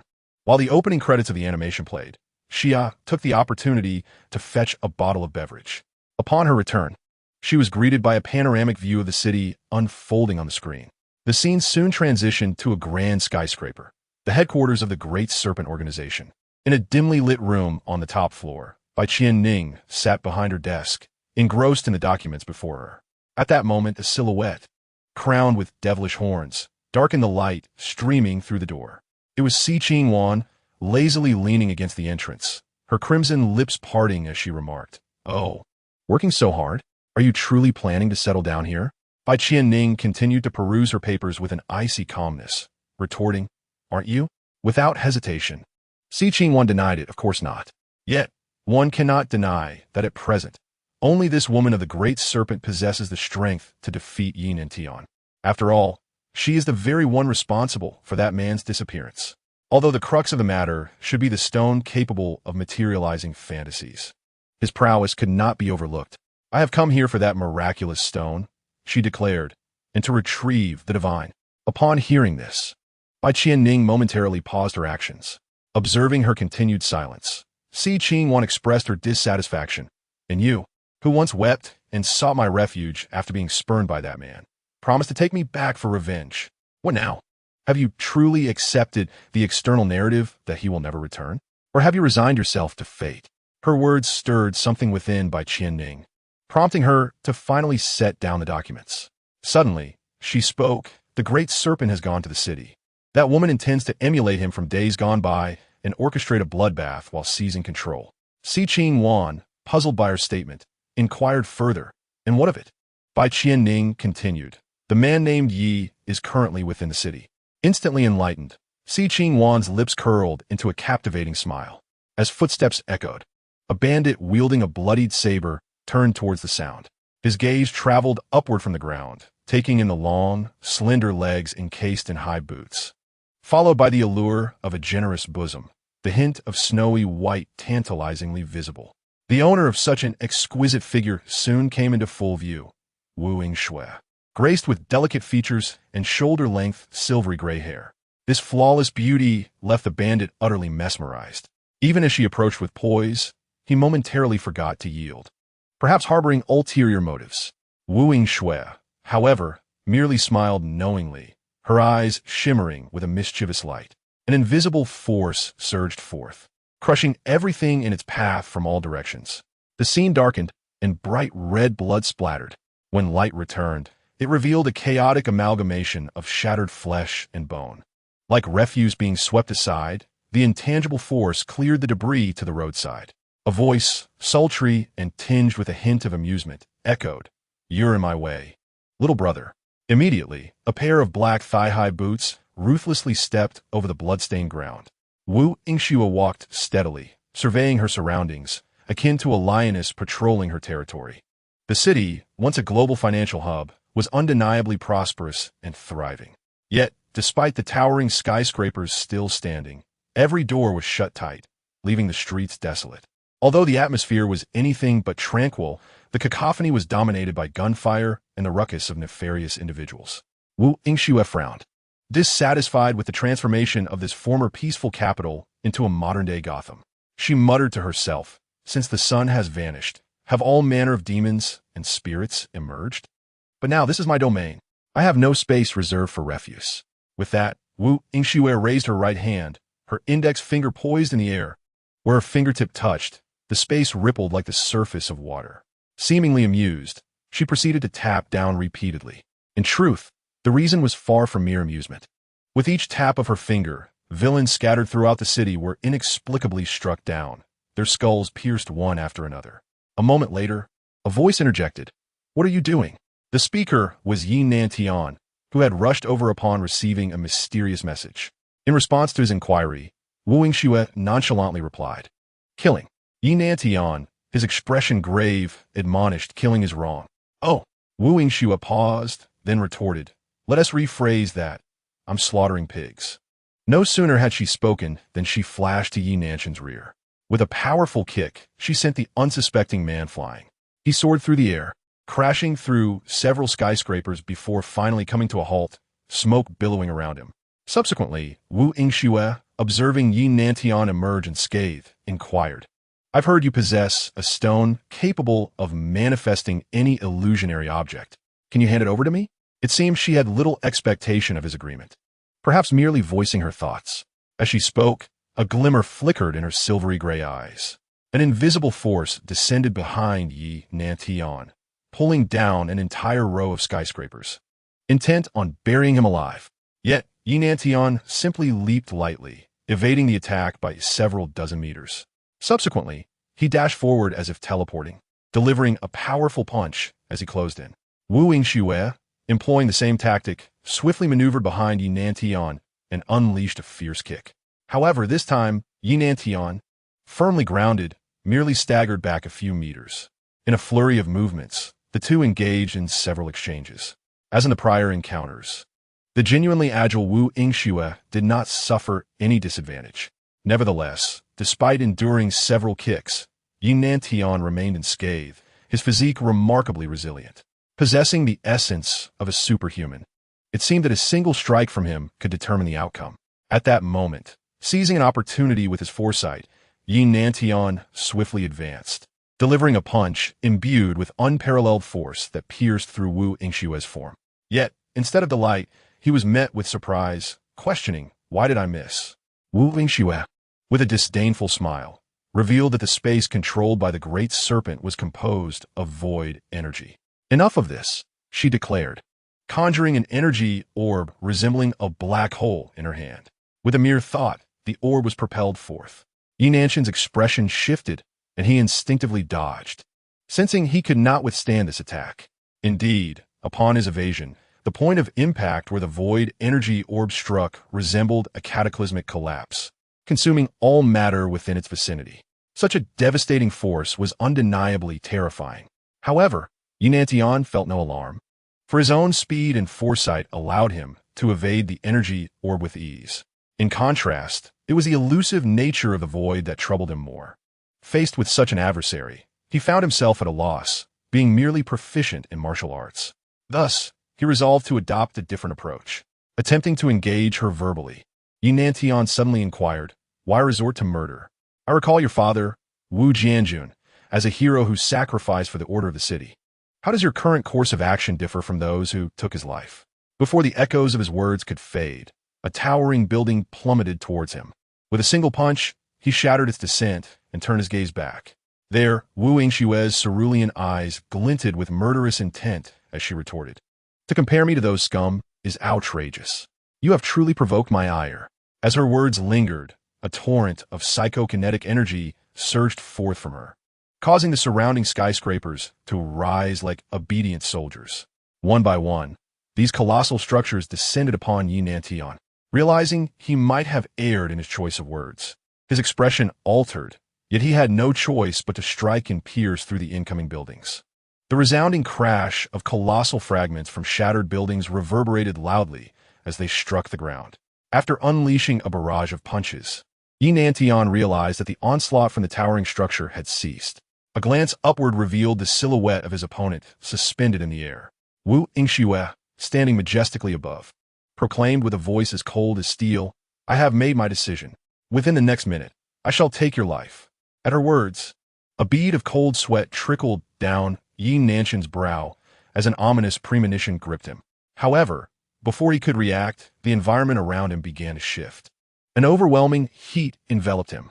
The temperature surged dramatically, turning the ground searingly hot. The intense heat seemed to warp the very fabric of space, rendering the world in a blinding white light. 7 days had passed, and the Supreme Conference, ongoing for nearly 10 days, remained in full swing. During this time, a flurry of related hot topics emerged. Even the peculiarities, such as a certain congressman's mismatched attire, sparked discussions among netizens, propelling them into the trending topics. Evidently, the fervor surrounding the conference had reached unprecedented heights. Notably, Wu Yingshua's debut at the conference, her attire, her identity, and her very presence, ignited nationwide discourse. It was a moment when numerous media cameras were actively capturing the event. Strangely, however, there were no images related to her circulating online. Only snippets from a few marketing accounts hinted at the incident, referring to her as a mysterious woman. Those fortunate enough to encounter these remarks were incredulous. A woman appearing in male attire at the Supreme Conference, possessing an ethereal beauty, a figure that seemed godlike, representing the president, with formidable strength capable of effortlessly dispatching a congressman who dared to question her identity. The thrill was palpable, almost explosive. One could easily mistake this for a narrative from a female-centric fiction. Indeed, many female readers left favorable reviews and urged for more. They relished it. Nonetheless, these trivial details went largely unnoticed. While there were many spectators online, the populace genuinely concerned with political affairs was far greater. Consequently, significant policies garnered more attention from the public.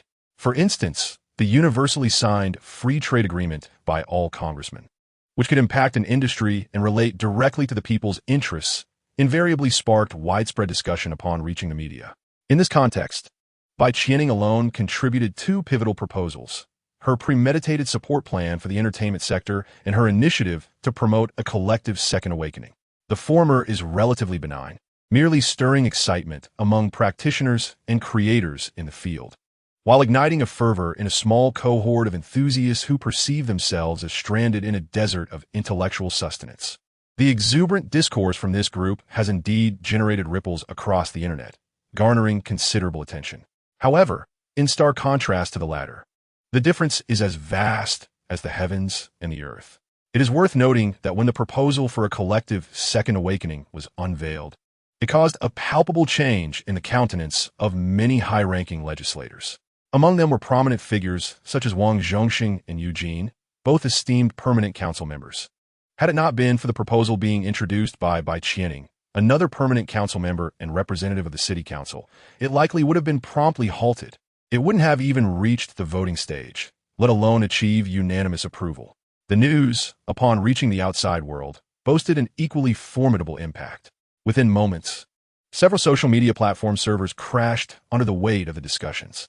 Almost every corner of the internet buzzed with chatter regarding this matter, some expressing excitement, others raising doubts, some dousing the flames of enthusiasm, while a few claimed to have foreseen this awakening through a friend who had similarly experienced it. Previously, however, all related information had been suppressed by the higher-ups. In essence, a myriad of opinions proliferated, rendering the internet akin to a festive celebration. Nevertheless, regardless of the discourse, Bai Qianing had achieved her objective. The emotional value required for the manifestation of the elixir of immortality had surpassed the halfway mark, putting her in good spirits. Although the rate of emotional value collection was gradually declining, Bai Qianing estimated that with continued fermentation for another half-month, it would reach the desired level. In the realm of the super god world, on the planet Melos, Kaisa had, over the past week, thoroughly reviewed her works and gained significant insights. Although the narrative primarily revolved around Earth thousands of years hence, specifically focusing on the Super God Academy, it still featured numerous segments related to angels and even referenced the angelic race during this epoch. She distilled several key pieces of information. Firstly, the patriarchal era of the angelic race was destined to conclude. Under the leadership of 3 kings, the oppressed female angels rose to overthrow this era. The severity of the oppression had been matched by the intensity of the backlash. Consequently, following the dismantling of the male angel's dominion, angelic civilization transitioned into an era entirely governed by female angels. The male angels faced annihilation, fleeing, or expulsion. None were spared. This was followed by a brief period of joint rule by the 3 kings, namely the king of revelation, Liang Bing, the king of heaven's foundation, He Shi, and Kaisa herself, the King of the Blade of Heaven. In this moment, she pondered the implications of their titles. The King of Revelation. Does it signify the enlightenment of thought? Liang Bing, with her inherently rebellious nature, indeed harbored such audacious thoughts and possessed the courage to propagate them. However, it seems only natural that such a temperament would lead her to eventually sever ties with the angelic race and become Morgana. As for the Celestial King, it is rather easy to comprehend. She, being the daughter of Duke Meluo, is the very essence of the Meluo domain. Without her existence, it is likely we would never have congregated, nor would we have possessed the strength to resist the male angels. Thus, the Celestial King serves as the foundation of all. Simultaneously, she is an exceptionally gifted researcher, laying the groundwork for the future of angelic civilization. As for myself, the Blade King, does that symbolize martial prowess? Contemplating this, Kaisa fell into a brief silence. She was not unaware of the narrative that depicted her, thousands of years hence, as the angelic king, leading a civilization that wielded immense power.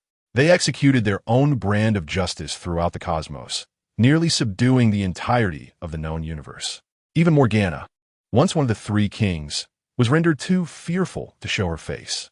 Such achievements indeed justify the title of Blade King. However, reflecting further, Kaisa gleaned another truth. The strength of the group administrator, Li Yi, who had previously challenged her, must also reside at this level. After all, it is unlikely anyone enjoys being beaten, is it not? Now, in the eyes of that group administrator, she felt akin to an ant. Upon realizing this harsh reality, a sense of embarrassment washed over her. How foolish she had been to think she could exchange a few blows. Fortunately, he had refrained from striking and bore no ill will. Not only that, he honored his promise afterward. Truly, he was an extraordinary man. Yet, she knew she must strive to grow stronger swiftly.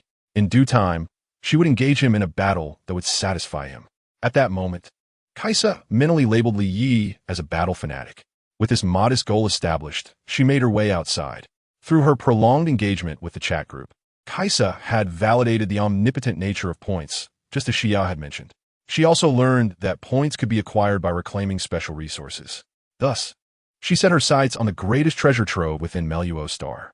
The myriad treasures housed there were, of course, the possessions of Duke Meluo and she, far beyond the reach of others.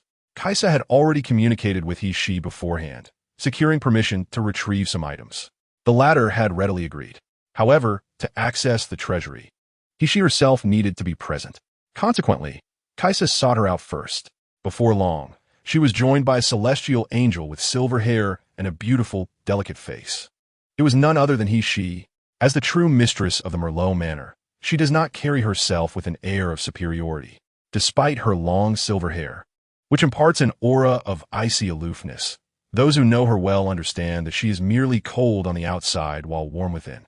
Perhaps due to a mutual need for companionship, all the sisters within the Merlot Manor coexist harmoniously. Even Kaisa and Liang Bing, who are typically at odds, maintain a cordial relationship at this moment. Certainly an improvement compared to their future encounters, which are often marked by hostility and violence. As for she, her rapport with the others is even more profound. So much so that she does not inquire about Kaisa's intent to visit the treasury. Instead, she directly escorts Kaisa into her personal vault. Although the current angelic civilization is not the dominant force in the universe, as it will be tens of thousands of years from now. Indeed, the technologies related to the third and fourth generations of the divine body are still mere shadows. Their influence within this star domain remains formidable. Thus, as a repository belonging to a great noble's daughter, the treasury is filled with a dazzling array of treasures. Among these are artifacts of historical significance, opulent collectibles, and special metals suitable for forging god-slaying weapons. One particularly radiant orb is even a material for crafting the fourth generation of the divine body. However, it is currently covered in dust, mistaken for an ordinary bead. Naturally, Kaisa cannot recognize these items either. Her knowledge stems from utilizing the group chat's recycling function for identification. Consequently, she discerns not only their specific uses, but also whether they meet the criteria for recycling within the chat. The special metals for weapon crafting and that exquisite orb can indeed be recycled for points, especially the latter, which boasts an impressive string of zeros in its recycling value. Sure to astonish most group members, Kaisa is quite intrigued and cannot help but ask she, "Can I take whatever I want?" "Feel free, even if you take everything. It matters not," she replies nonchalantly. She then shifts the conversation to another topic. "Kaisa, have you heard any news from the royal city?" 7 days ago. Huai mysteriously vanished. 7 days ago? At this, Kaisa's heart stirs.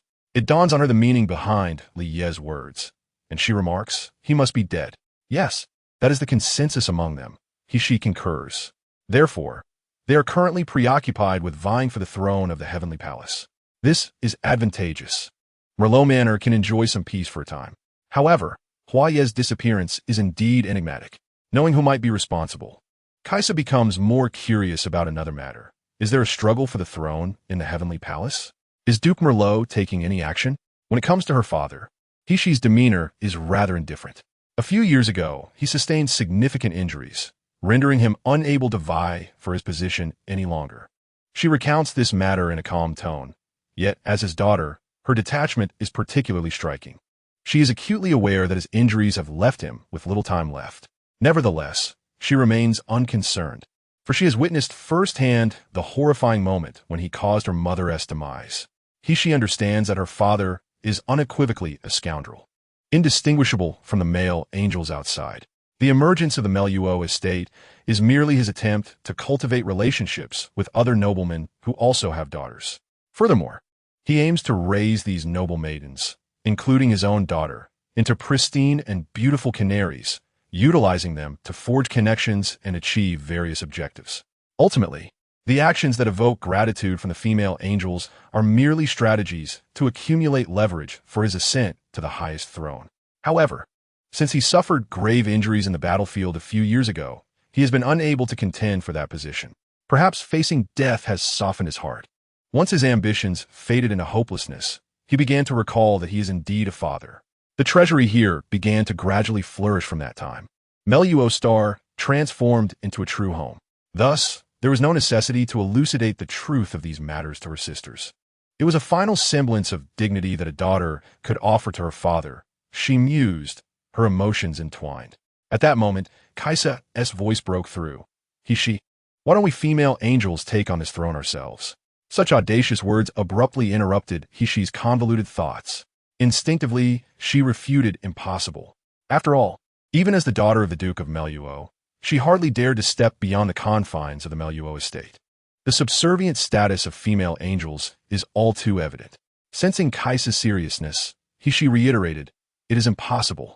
They would never permit it, and there would likely be considerable dissent among us as well."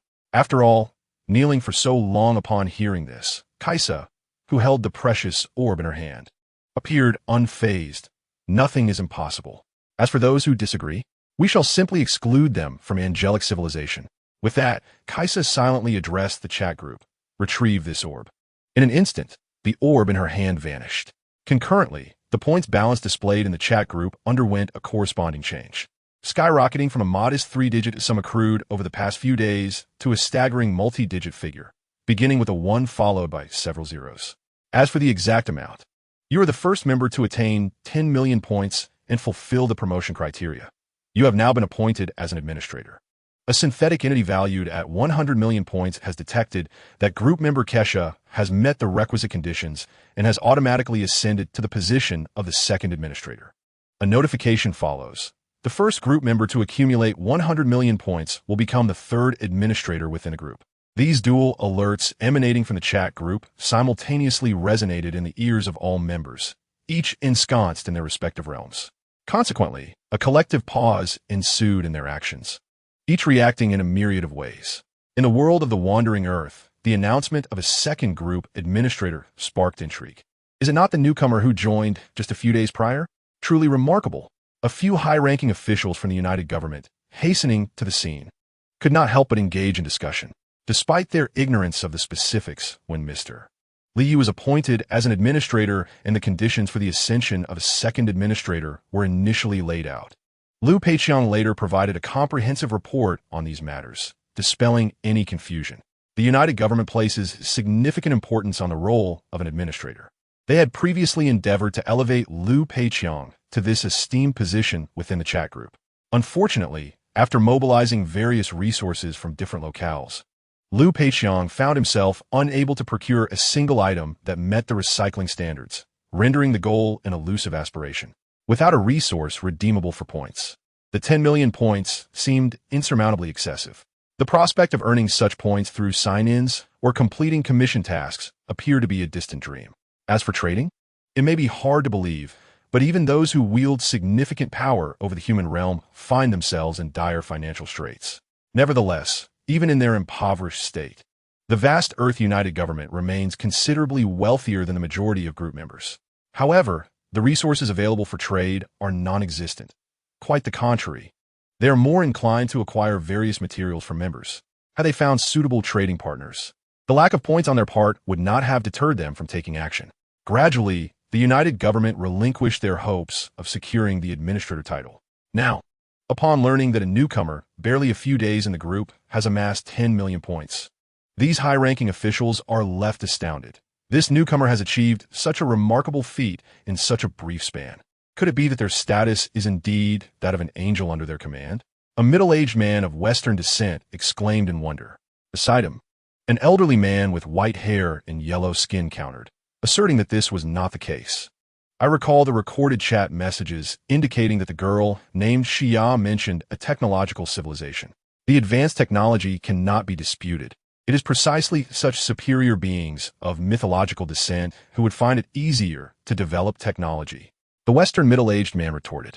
However, if they were truly angels from mythology, then no matter how technology advances, it would not be appropriate to label them as a product of technological civilization. The elderly man had no intention of debating with a potential believer. He ambiguously replied, perhaps. His gaze shifted elsewhere, and soon he spotted Liu Peiqiang ahead, speaking while the recorder beside him diligently took notes. The old man then suggested, let us go and see. I suspect that the girl, Ziana, will reveal quite a bit of information regarding the new administrator. Upon saying this, the senior officials of the United Government quietly approached the recorder from behind. Their eyes fell upon the Chinese characters inscribed on the white paper before them. It was the latest chat record from their group. Hermione Granger. What is happening? Promoting an administrator? Yu Buchuan. Same question. Sakurajima Mai. Oh, didn't you all know? Hermione Granger. No, we didn't. Sakurajima Mai. That is true. You weren't in the group back then, so it's understandable. Xia. Ahem. I forgot to introduce this. Xia. Essentially, as stated in the group guidelines, the first person to accumulate a specific number of points can become the group administrator. Xia. Currently, the third person requires 100 million points. Previously it was 1 million and then 10 million. Xia. It's a decimal system. The further you go, the more challenging it becomes. Hermione Granger. The role of an administrator must be quite significant, right? Pingzong Jing. Naturally. Sakurajima Mai. Hermione, you're still a student, right? Just think about the difference between you and your teacher. Hermione Granger. This feels wrong. Yu Buchuan. Arrived late and missed a grand opportunity. Orochimaru. Xia, don't overthink it. This isn't something you can achieve merely by joining the group. Xia. After all, I was the first to join, and I could also sell Destiny Works to earn points. Xia. With such a tremendous advantage, I still couldn't become the group administrator. Feiingly. I can't help but feel like you're a bit lacking. Sakurajima Mai indeed. Miss Kaisa has only been here for a few days and has already amassed tens of millions of points. Xiaoba. Primarily because the elder in the group is exceptionally formidable. They casually earn millions and tens of millions of points. Xia, what can I do? I feel utterly hopeless. Feiingly. It seems that this Lady Kaisa is quite extraordinary, doesn't it? Xia. Naturally, she is the queen capable of commanding the entire angelic civilization. Xia. In Kaisa's world, the angelic race is nearly the strongest force that has subdued the entire known universe. Xia. You should grasp the implications of this, right? Sakurajima Mai. So, the cosmic overlord? Nephthys Talavivi. The known universe? Not quite sure. Nephthys Talavivi. But since Brother Li previously invited her for a duel, she must possess formidable strength, right? Xia, indeed. Kaisha Administrator, allow me to clarify, I am not yet the King of Angels, nor do I possess formidable power. Kaisha Administrator, the circumstances mentioned by Xia are derived from the information contained within the works, pertaining to events occurring thousands of years hence. Sakura, Island Mai. Light Yagami. Thousands of years in the future? Orochimaru. How can you live for thousands of years? Kaisha Administrator. According to the revelations from the Fate Works, that is indeed the case. Kaisha Administrator. However, those matters belong to the future. I am presently not much different from an ordinary human. Xia, Lu Peiqiang. May I ask, Ms. Kaisha, how did you accumulate millions of points? Kaisha Administrator. It is through the reclamation of resources. Lu Peiqiang. Could you share the specifics of these resources? Kaisha Administrator. They are materials used to forge divine bodies. These should be unique resources of my universe. Lu Peiqiang. Xia. Oh, the devil fruits from the pirate world, vibranium from the Marvel universe, and the divine body materials from the super god world. Xia. Truly. They are all specialties of their respective worlds. Xia. Upon reflection, all of these have appeared or are related to elements within the works. Sakura Island Mai. Perhaps the resources reclaimed in the chat group are based on such circumstances? Xia. If that is the case, everyone has likely seen their own. There should be some insights now. Fei Ingli. I am reminded of the shrinking potion from the distillery organization. It should possess reclamation value. Sakura Island Mai. Not at all. Hirasaka, Shizuka. One Neferuta Livy. Wait, since Ms. Kaisha does not possess much strength. What was the spar with Brother Li Yi a few days ago? Xia. Indeed. That is an excellent question. Neferuta Livy. Hey Xia, why are you so excited? Fei Ingli. Naturally, she is concerned as she lost a business deal over this matter. Xia. Alas, had I clarified things at that time, Brother Li Yi would likely not have surfaced. Xia. The spar between the Elder and Kaisha must have ended without incident. Tony Stark. Not necessarily. They might have employed a different method of combat. Sakura Island Mayo. Xia. You dare to drive this car. It is no wonder it is you.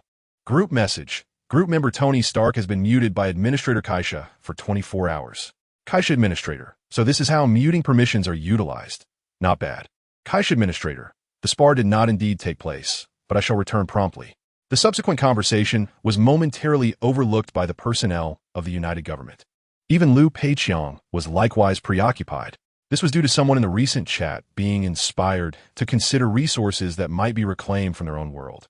Thus, Lu Peiqiang, accompanied by a group, proceeded toward the outskirts of the underground city. Their aim was none other than the hope of this era, the planetary engine. Perhaps due to the immense significance of the planetary engine, it had previously escaped everyone's consideration. However, the unique products of each world, particularly those that have appeared in the narrative, unmistakably refer to her. The majestic planetary engine soars to a staggering height of 10,000 meters, emanating a dazzling blue light reminiscent of science fiction when it is activated. The heat radiating from it is no trivial matter. It renders the surrounding rainwater scalding hot. The primary mission of the 10,000 planetary engines is to propel Earth away from the solar system toward a new home. Yet, on a daily basis, each engine also supplies the energy required by the subterranean city inhabited by 350,000 people. It would not be an exaggeration to declare that it is the sun of this era. Lu Peiqiang gazed at the colossal engine before him with a complex expression, overwhelmed by indescribable emotions. After a long while, he activated the chat group, and a message resonated in his mind. Item, planetary engine type, artificial creation rarity, none function, propelling celestial bodies, converting energy through nuclear fusion evaluation, a magnificent creation filled with miraculous hues. Even deities would wonder how mere ants could construct it. Value, 100 million points. Reminder, a non-natural creation can only be reclaimed once. 100 million points. Upon discerning the precise value of the planetary engine, Lu Peiqiang was rendered momentarily speechless. Could there be hope? Observing his reaction, a nearby individual hastily inquired, "What do you think?" Lu Peiqiang exhaled deeply, nodding emphatically after several confirmations. "How many points can be reclaimed?"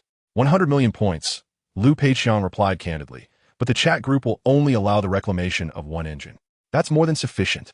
If there were no limitations, then those 10,000 planetary engines would amount to a staggering 1 trillion points. While their understanding of points was not extensive, it was evident that this figure represented astronomical wealth. Of course, 100 million points was already a considerable amount, precisely meeting the requirements for advancing to an administrator and enabling the invitation of Li Yi from the group. The only lingering doubt was whether this superhuman could truly become the savior of all humanity. This question could only be definitively answered after reclaiming a planetary engine. However, at this moment, Liu Peiqiang did not act immediately. Instead, he turned to the white-haired elder amidst the crowd, the highest-ranking official of the United Government. With a serious demeanor, Liu Peiqiang stated, "Sir, I wish to relocate all the citizens of the underground city before reclaiming this planetary engine." This statement might seem trivial at first glance. After all, the energy for everything in the underground city is supplied by the planetary engine. Without it, the humans residing there would surely perish. Hence, it is inconceivable to disregard this crucial point. However, perhaps due to his personal experience of the dark moment when the Earth's population was suddenly halved, Liu Peiqiang, shrouded in shadows, could not help but utter a remark. Although that event could be deemed a necessary sacrifice, the darkness and cruelty inherent within it cannot be concealed by mere words. At present, Liu Peiqiang harbors a desire for no one to fall before the dawn arrives. In agreement with him, the elderly man with silver hair nodded. That is only natural. He then turned to the middle-aged man beside him and inquired, "Comrade Zhang, is this feasible? Relocating hundreds of thousands of people may appear straightforward. However, the challenge lies in their resettlement. This presents a significant dilemma. Despite the existence of 10,000 planetary engines on Earth, each representing an underground base, the task of accommodating such a vast number of individuals seems daunting. In reality, each underground city is already at full capacity, with some even operating beyond their limits. Otherwise, during the mass migration to the underground cities, there would have been no need to cruelly abandon half the population. However, now that over a decade has passed, with the aging population and stringent controls on birth quotas, there's a slight surplus.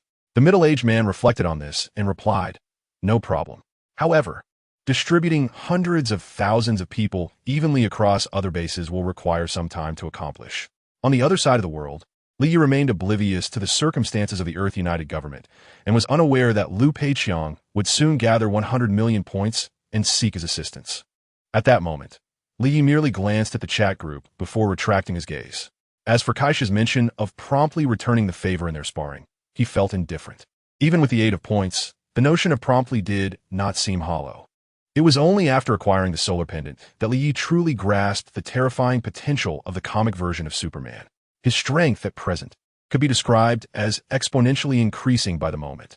Recently, he had directly broken through to a theoretically insurmountable speed of light, and then easily surpassed it.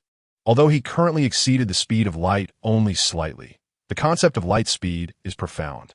It suffices to understand that an object with mass approaching zero, when moving at light speed, possesses an almost infinite power. This implies that even an object with a mass of a single hair could effortlessly obliterate the Earth while traveling at light speed, provided it is not entirely consumed beforehand. Now, with Li capable of achieving and surpassing light speed through his own strength, it signifies the immense power contained within his being. The notion of sneezing and destroying the solar system no longer seems like mere fantasy. No matter how swiftly Kaisha achieves the 4th generation of divine form, or even attains the unprecedented 5th generation, it cannot diminish the current disparity. Thus, from the outset, this bout had been devoid of any expectations. Time swiftly passes. Bai Qianning's initial proposal at the meeting has gradually begun to show results. The external cultural and creative sector is now brimming with vitality. Whether in film, music, or comics, a multitude of new works have emerged during this period.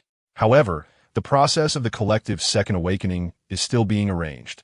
It is precisely due to Bai Qianning's advocacy for a unified timeline across various regions that some cities have already implemented it.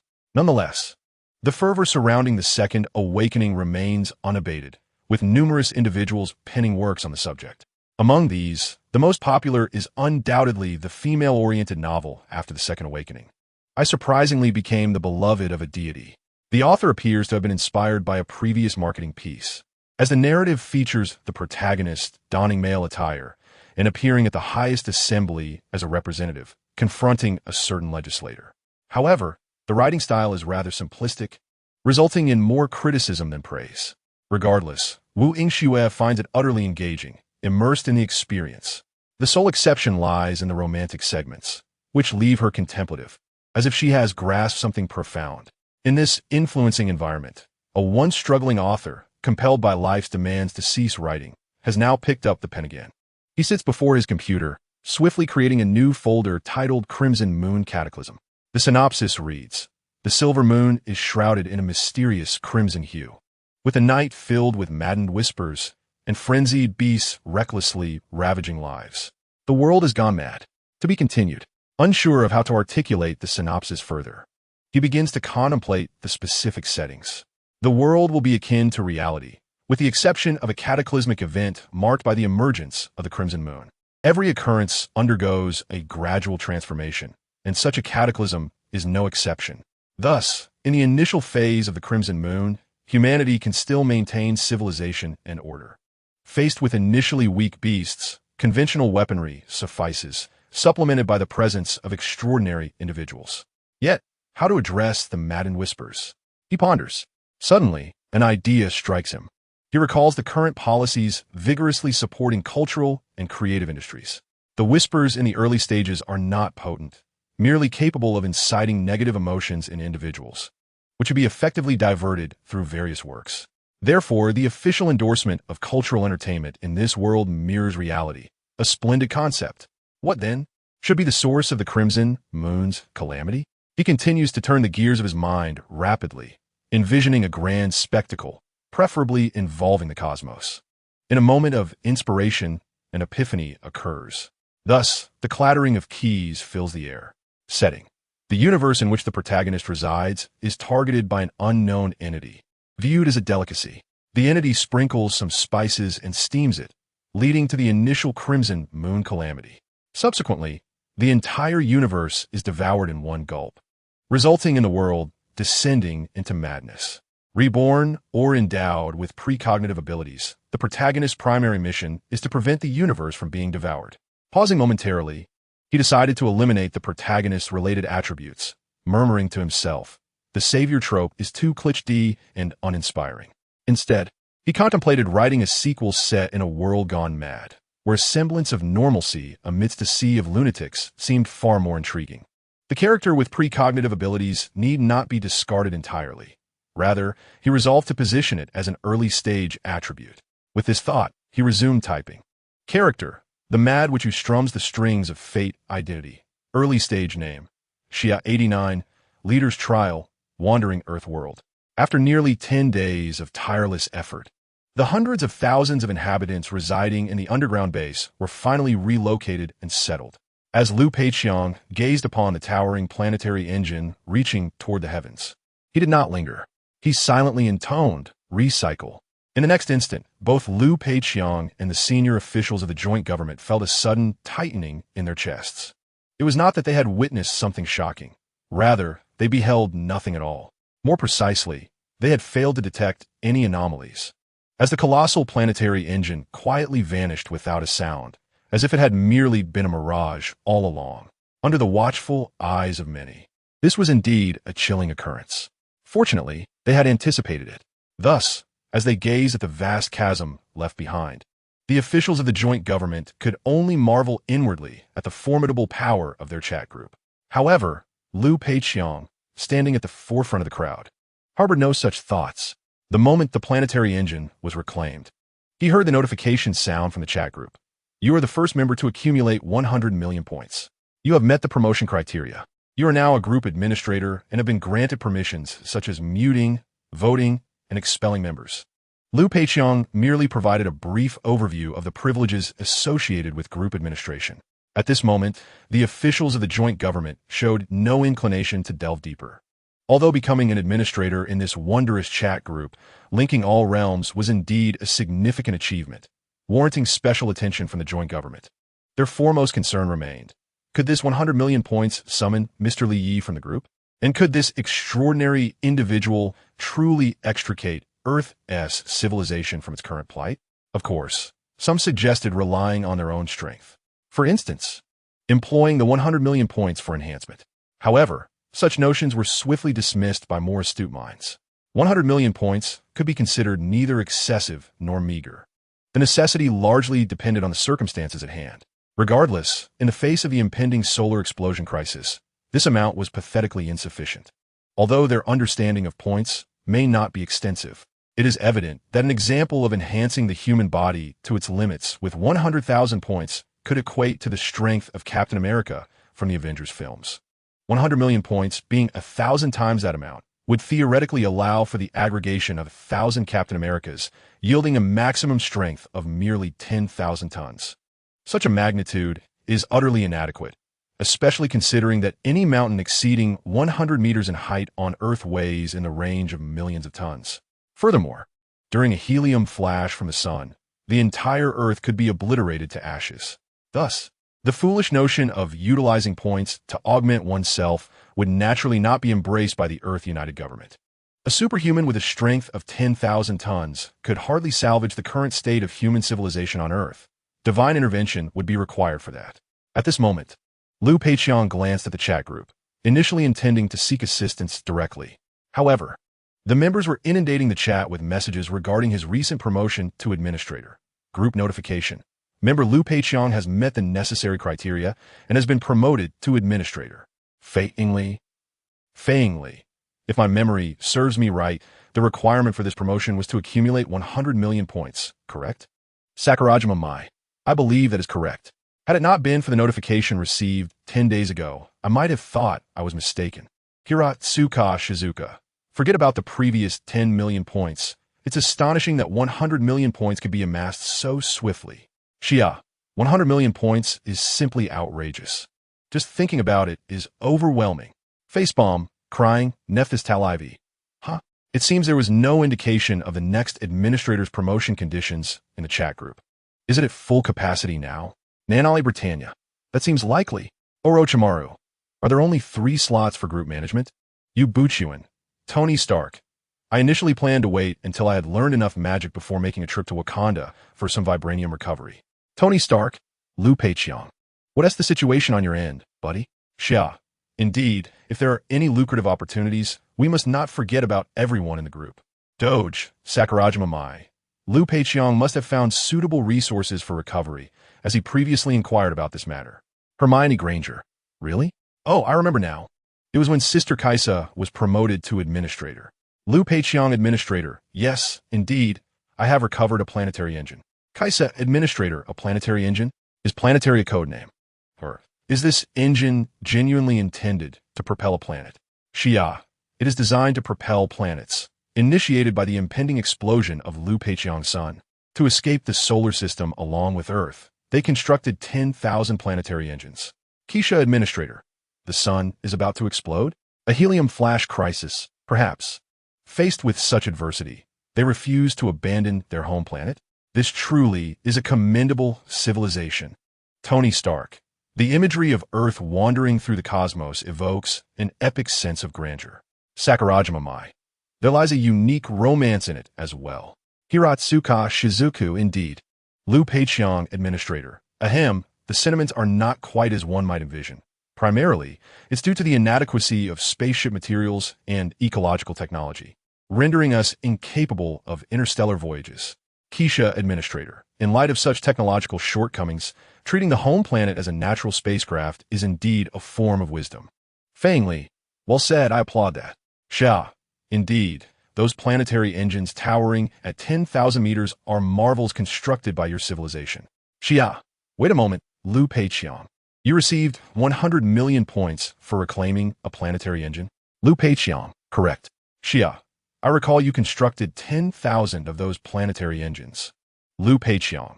They're artificial creations. The chat group only rewards a single recovery. Tony Stark.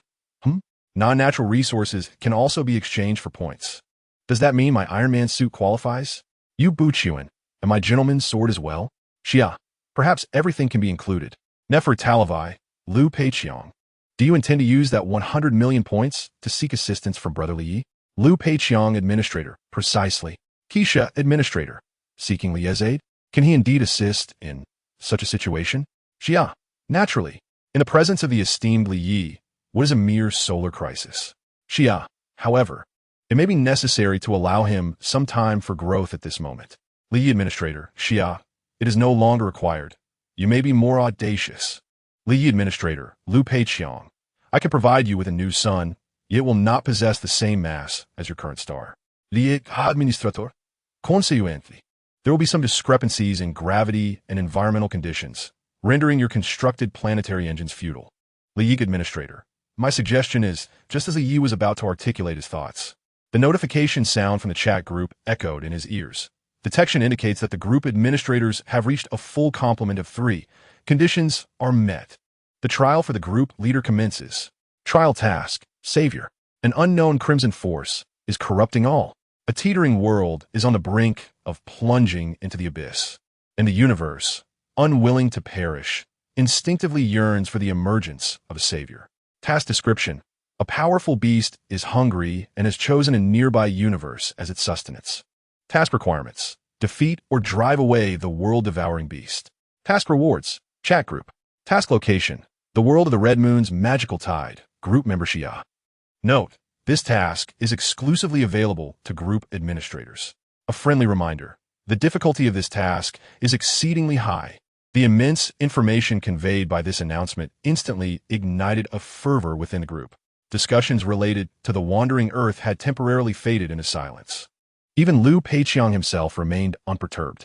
After all, the phenomenon of helium flash in the sun is not expected to occur for at least a century, and it would predominantly affect the solar system. However, this trial mission is a calamity that threatens the entire universe. The ominous terms in the task description suggest that the crisis may be looming ever closer. Hermione Granger, the group leader's trial? Sakura Island Mai. This task, Sakura Island Mai.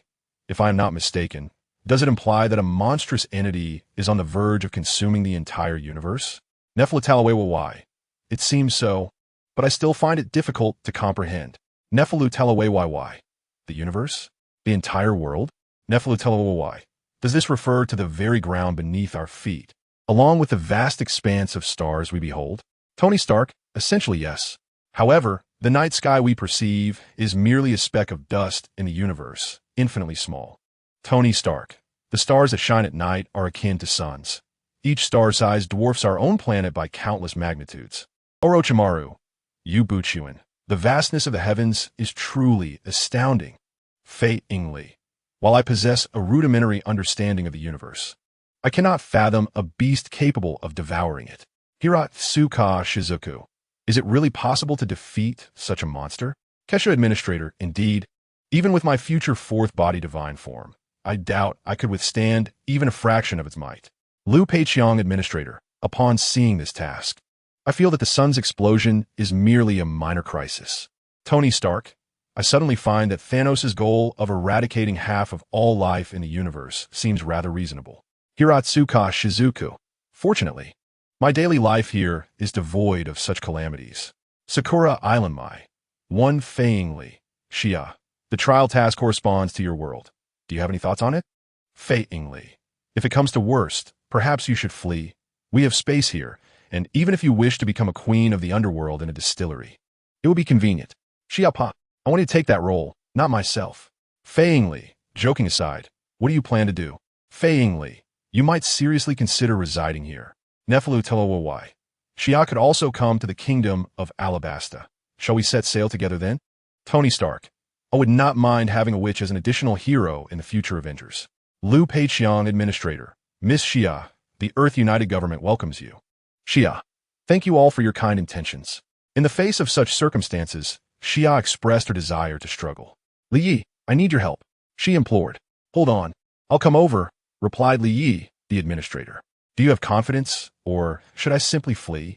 She lamented, tears streaming down her face. Let us give it a try. He encouraged. Was the challenge exceedingly high? Observing the friendly reminder within the trial task, Li Yi felt a surge of exhilaration. According to the task description, the formidable beast was at least a singular entity of cosmic caliber. In contrast, his barely light-speed capabilities seemed utterly insignificant, despite his devastating power, capable of annihilating a galaxy. He remained confined within the cosmos. It could be said that they existed on entirely different planes. Yet, this very disparity fueled Li Ye's excitement. However, he did not rush to accept the task. Instead, he turned his attention to the seed of imagination within his mind. Due to lending the Dream Stone to Bai Qianning, the current seed of imagination was in an incomplete state. In this condition, it could only gather emotional energy, lacking the ability to materialize imagined objects. Nevertheless, with a mere thought, he swiftly retrieved the dream stone from thousands of miles away.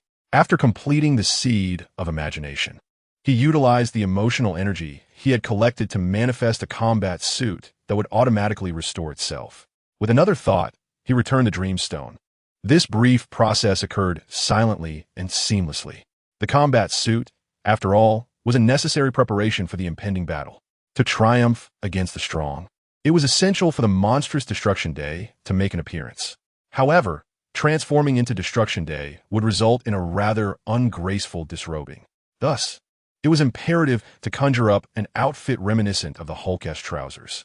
Once prepared, Li directly accepted the trial task. In Rand City, the anxious Xia did not have to wait long. Suddenly, a formidable figure appeared before her. Although it was her first meeting, she recognized him instantly due to her many readings of the Awakening Stone comics. It was indeed Li Yi. Observing the muscular contours accentuated by his black combat suit, his casually tousled hair, and his rugged profile, the image of an invincible warrior instantly calmed Xia's troubled heart. It seemed there was nothing to fear. However, before Xia could utter a word, the world around her transformed into a sea of scarlet. It felt as if she were submerged in a hell of blood.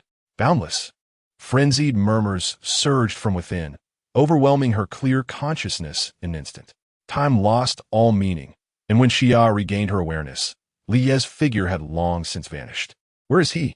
She wondered as the distorted psyche and the emergence of Destruction Day loomed beyond the cosmos in the vast and boundless void. Countless orbs of light hover in the void, scattered across its myriad corners. Each one boasts a unique hue and varies in size.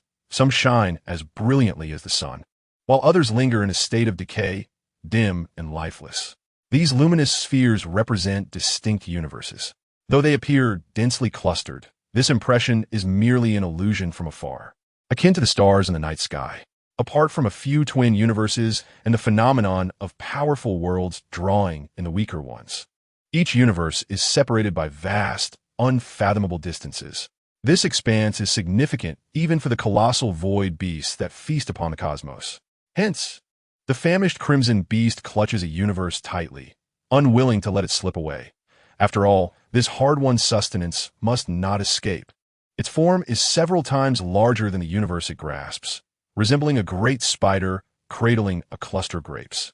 However, despite its formidable size, the beast's mandibles lack the capacity to directly consume an entire universe. Moreover, the outer layer of a complete universe is enveloped in the world crystal wall, an entity known as the hardest material of the void. With this impenetrable defense, the beast cannot simply gnaw through and devour it. Thus, it must devise alternative methods. The tendrils that dangle from its head are designed for this very purpose. At the tip of one such appendage, a bulb glows, radiating a crimson light akin to that of a lantern. Beneath it, the universe begins to undergo a transformation under the influence of this crimson illumination, gradually changing its colors and becoming assimilated. Once this scarlet energy has sufficiently eroded the universe, the beast can effortlessly commence its consumption. However, even when an entire universe is engulfed within its maw and subsequently entirely depleted, this does not imply that the countless beings within that universe perish instantaneously. Some may indeed find themselves fortuitously transformed into extensions of the Crimson Beast, though their status is far from exalted. They exist akin to cells or bacteria within a human body, surviving in a state of insignificance. Yet, in the face of such drastic changes, compounded by the frenzied nature of the crimson energy, these beings are irrevocably altered, both physically and mentally. From a perspective of sentient life, or humanity, this transformation bears no distinction from death. In contrast, the universe that is directly consumed is truly annihilated. The colossal beast, capable of wielding the power of crimson, is indifferent to the thoughts of its food. Its sole desire is to hastily devour this universe, converting it into the nourishment required for its growth, lest unforeseen circumstances arise. At that moment, the tendril hanging from the beast's head trembles suddenly, and in an instant, the scarlet glow intensifies significantly. merely because she sensed an incongruous presence within the universe cradled in her arms. It was akin to discovering a single uncooked grain of rice in a bowl of porridge, strikingly evident to her. Yet, the beast did not seem inclined to investigate further. Rather, it appeared concerned that this grain would not cook thoroughly when mealtime arrived. Thus, she took action to relocate it to a region of elevated temperature. Within the profound depths of the cosmos, a towering silhouette stood resolutely against the void of the starry sky, none other than Li Yi. Previously, he had merely perceived the onslaught of crimson energy before being forcibly transported to this location, experiencing the process with no means of resistance. Such inevitability, of course, could not instill any sense of defeat in Li Yi. He merely surveyed his surroundings. The celestial expanse appeared somewhat peculiar, as if veiled by a layer of scarlet pigment. In addition to the commonplace sights, he discerned an innumerable multitude of crimson particles, smaller even than quarks, fervently attempting to infiltrate his being. Was this an act of corrosive assimilation? Li Yi pondered, frowning slightly as he mused. This energy-s erosion seems to extend beyond the material realm, encroaching upon the dimension of the psyche as well. The former was manageable. His steel-like physique could thwart the majority of the scarlet particles, bolstered by a formidable immune capability. However, the latter posed a more troublesome predicament. Lacking any means to counter this, Li Yi was immediately engulfed by myriad whispers that seemed to arise from the depths of his soul, wild and extreme darkness. Nonetheless, for the moment, this bore little impact on Li Yi, who possessed a superlative intellect. His mental fortitude remained unshaken. What truly caused him to furrow his brow was the presence of an adversary yet to reveal itself. The realization that he had been detected upon his arrival in this universe was within the realm of his expectations. He even contemplated the possibility of a direct confrontation. For according to the descriptions shared within their chat group, the opponent was a beast. Indeed, that was precisely the case. Yet, now that he had been relocated here, it seemed to have abandoned any further engagement. What could this mean? As he gazed into the vast emptiness of the starry sky, Li Yi narrowed his eyes. Did they not regard him as a threat? This was, in fact, entirely reasonable. The disparity in strength among powerful beings can lead to monumental consequences from seemingly minor differences. A slight edge in power can result in variances in strength, speed, and neural response, culminating in an overwhelming victory. Just as the difference between a surface level and a star-destroying entity may appear to be merely one tier, the former would be effortlessly obliterated should they confront the latter. At present, the chasm in strength between Li Yi and a singular universe-level entity was infinitely greater. Thus, it was only natural that he would not be perceived as a threat. This realization was not lost on him. Even in the past, when dealing with those nimble adversaries, Li Yi harbored a similar demeanor. Thus, it is not difficult to comprehend his attitude. However, to cast him into this realm with the intent of employing some form of energy to erode and assimilate him is rather dismissive. Feeling somewhat irked, Li Yi gazed towards the distant star field illuminated by a radiant light. He leaned forward, propelling himself like an arrow released from a bow, swiftly soaring into the void. In an instant, he transformed into a brilliant streak of light, subsequently vanishing entirely from sight, a disappearance imperceptible to observation. As previously mentioned, photons serve as carriers of information. When an object surpasses the speed of light, it ceases to convey any information to the tangible world, achieving a true sense of disappearance. Does such an invisible entity exist within the cosmos? Might there be objects capable of superluminal motion in our vicinity? This question merits profound contemplation. However, it is more likely that the speed of light is the ultimate velocity of the universe, unattainable by any means. Ahem. In summary, as Li Yi traversed at several times the speed of light, he rendered himself imperceptible to reality. Photons could not keep pace with his stride, thus failing to preserve any semblance of information, such as imagery. The velocity of his superluminal flight was astonishingly rapid. Yet, the vastness of the cosmic expanse is truly immense. Even though Li Yi chose a direction toward the nearest stellar location and surged forth at multiples of the speed of light, it still consumed a considerable duration of time. After approximately 10 Earth days, Li Yi finally descended upon a planet that exuded a uniform brown hue. This was an exceedingly desolate terrestrial sphere characterized by sweltering winds. As the dust was swept into the air by the gales, it coalesced into swirling dust storms. From the cosmos, one could observe a vast brown cloud of dust in motion. In such a harsh environment, the emergence of life is exceedingly unlikely. Thus, no signs of biological activity could be found. Upon his initial landing, Lee employed a bioforce field to repel the surrounding dust and sand. Following this, he merely cast a glance at the barren planet beneath his feet before directing his gaze upwards. There, nearly 300 million kilometers away, loomed an enormous red giant star, its size approximately 1 million times that of the sun. Consequently, even from such a distance, this fiery orb occupied 1/3 of the sky. Were an ordinary person to gaze up, they might risk blinding their eyes. However, this colossal red giant is merely the result of a common star's evolutionary phase nearing its end. Much like the dying sun depicted in the world of the wandering Earth, it continually undergoes helium flashes, expanding into such an immense luminescent sphere. As its volume increases, its density and mass diminish correspondingly. Simultaneously, this is merely the final glimmer of the sun. Soon, it shall extinguish all its radiance, transforming into a white dwarf. Presently, the red giant above, which can be described as the crimson sun, casts a light that can influence and diminish Superman as prowess. However, long ago, during the creation of the solar pendant, Lee had harnessed the capabilities of the Day of Destruction to overcome this vulnerability. Yet now, Lee finds himself beset by another dilemma. After enduring 10 days and nights of flight, the crimson energy has been incessantly eroding his essence. What once was a negligible whisper of madness has now escalated into an unrestrained cacophony. Incomprehensible murmurs reverberate within his mind, as if countless voices are incessantly chattering in his ears. A tumult of anxiety, melancholy, and dread seems to be incited by these whispers, proliferating within his heart, far exceeding mere noise in its torment. At this moment, Li Yi is significantly affected. His once clear black eyes have become veiled with a thin film of crimson. The sight of his bloodshot gaze lends him an almost sinister appearance. Coupled with his black combat attire, he resembles an ominous supervillain. Unbeknownst to him, he remains oblivious to this perception.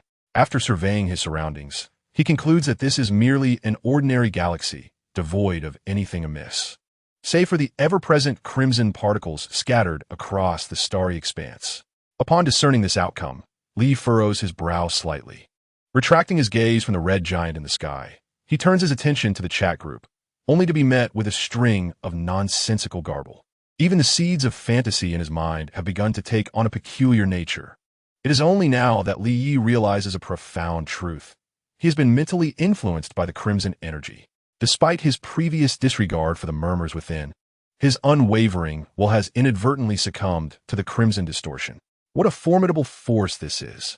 Nevertheless, this is to be expected, as this crimson energy is primarily intended to erode the cosmos. Upon this revelation, Li begins to assess his own condition.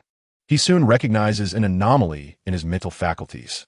His eyes have taken on a bright crimson hue as a surge of immense mental power manifests forth, immobilizing the spinning planet beneath him. Witnessing this result, he muses aloud. To materialize with such ease, has his mental power undergone a mutation?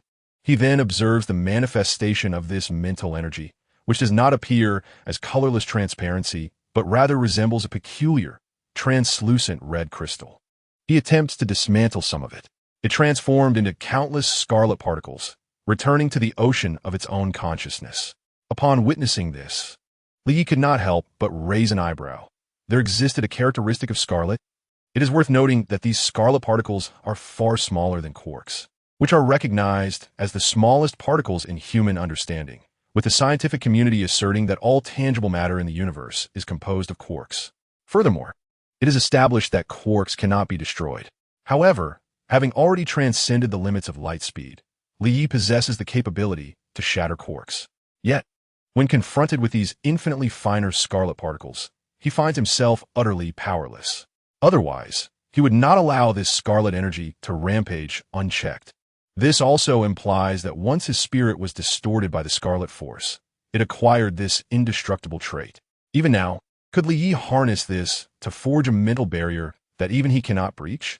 the prerequisite being the seamless assembly of his mental intent, that is, the meticulous joining of the scarlet particles without a single gap.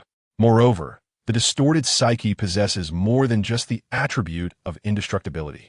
The nature of the scarlet power is far from simplistic. Nevertheless, in the face of the myriad benefits it presents, a slight chill crept into Liez's heart.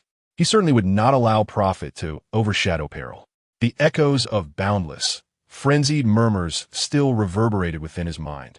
Just as Liez's emotions began to fluctuate, a surge of negative feelings was directly incited. Concerns about losing contact with the chat group, the anxiety of being unable to return, the inexplicable dread of being alone on a desolate planet, as if the entire world had been reduced to just himself. Feelings of loneliness, melancholy, and anger burgeoned wildly within his psyche. However, Lee did not reach out to the chat group, nor did he attempt to see if he could return. In fact, at a time when he should have steadfastly upheld his will, he instead chose to relax his mind. In the face of this surrendering act, the scarlet power, naturally, rampaged unchecked throughout the ocean of consciousness. Yet, as Lee loosened his resolve, a creature within him was thus released from its long-held chains. In an instant, a ferocious will seize control of the entire ocean of consciousness. All anxiety, loneliness, and other negative emotions were swiftly devoured, leaving behind a singular thought: annihilate everything. In reality, Liez's visage gradually morphed into something terrifying, his form swelling as numerous bone spurs erupted from his body at a visible pace, ultimately transforming him into a monster. With a roar, the harbinger of destruction, day of destruction, could hardly contain its urge to unleash its desire for annihilation. It struck the ground with a fist. The terrifying power unleashed from its muscular arm, endowing the blow with an unparalleled force of devastation. No known substance in the universe could withstand the direct collision of such might. Thus, with a single strike, the rock layers stretching across thousands of miles vanished into thin air. The undulating mountains and the earth itself transformed into an ephemeral illusion, dissipating in an instant like a wisp of smoke. Revealed beneath lay the more compact mantle, its rocky substance torn apart, creating countless fissures under the oscillation of the shockwave. The land, already stripped of a layer, now collapsed entirely, akin to being struck by a comet. The entire planet resembled a deflated basketball, sinking significantly under the impact. From this epicenter, a myriad of cracks spread like a spider's web, swiftly extending in all directions. Beneath, the boiling magma churned violently, eager to erupt through the crevices. The core of the planet became exceedingly unstable due to the residual shockwaves. Without further contemplation, it was evident that after a brief moment of gathering force, this celestial body would vanish in an instant, akin to a brilliant firework. However, the architect of this chaos had no intention of granting even that fleeting moment. At the center of the vast pit, the being known as Destruction Day raised its head, its crimson eyes fixated on the distant red giant star. Seemingly annoyed, Destruction Day emitted a growl reminiscent of a lion's roar. With a powerful stomp of its robust foot, it leaped towards the cosmos, its target being the looming red giant star. The already precarious planet was utterly obliterated beneath the force of this tremendous leap. The principle of force is mutual. Thus, Destruction Day's leap swiftly surpassed the speed of light. Mere seconds later, Destruction Day was nearing its target, showing no signs of hesitation. It barreled forward, colliding with a red giant star, and in a brief moment, the colossal sun was pierced through entirely, despite its form being reduced to a mere 3 or 4 meters. Destruction Day was but an insignificant insect in comparison to the massive entity. Yet, the shockwave propelled by its velocity tore the dying red sun asunder. The plasma state gases constituting the star writhed violently, the internal equilibrium of the red giant shattered. In an instant, a spectacle akin to a supernova erupted spectacularly. The explosion, laden with immense thermal energy, radiated a brilliance unmatched. As time progressed, the electromagnetic radiation emanating from this event would illuminate the entire galaxy. Even in the distant reaches of the cosmos, this resplendent display could be observed, provided no unforeseen occurrences intervened. Yet, now an unexpected anomaly had manifested. A singularity materialized, distorting the fabric of space and powerful gravitational waves engulfed everything in proximity. All matter, including photons traveling at light speed, found themselves ensnared in a vortex, disintegrated into quicksand, spiraling rapidly toward the center. In the vast expanse of the star system, not even a single quark of matter remained. Thus, the final glow of this red giant had scarcely begun to radiate before it met such a hasty end. This abrupt emergence of a singularity was, unmistakably, the day of destruction. However, the cause of all this was not due to any power it wielded. The truth lay merely in the withdrawal of the life force field. The cosmos resembles a trampoline. When a stone is placed upon it, the resulting depression forms a gravitational field. While this analogy may not be entirely fitting, the essence is largely accurate. In essence, any object with mass generates corresponding gravitational waves in its vicinity. Humanity is no exception. The reason this phenomenon is not usually manifested is that it is overshadowed by the Earth's magnetic field. After all, in comparison, the magnetic field of an ordinary human is exceedingly feeble. Previously, due to the influence of the solar pendant, Li Ye's power grew exponentially, and his body underwent monumental transformations. The density of his muscle fibers surpassed that of any material in the universe, achieving a mass comparable to that of a small black hole. Such mass was sufficient to distort space, collapsing into a magnetic field akin to that of a black hole, an immense force capable of affecting every aspect of the star system.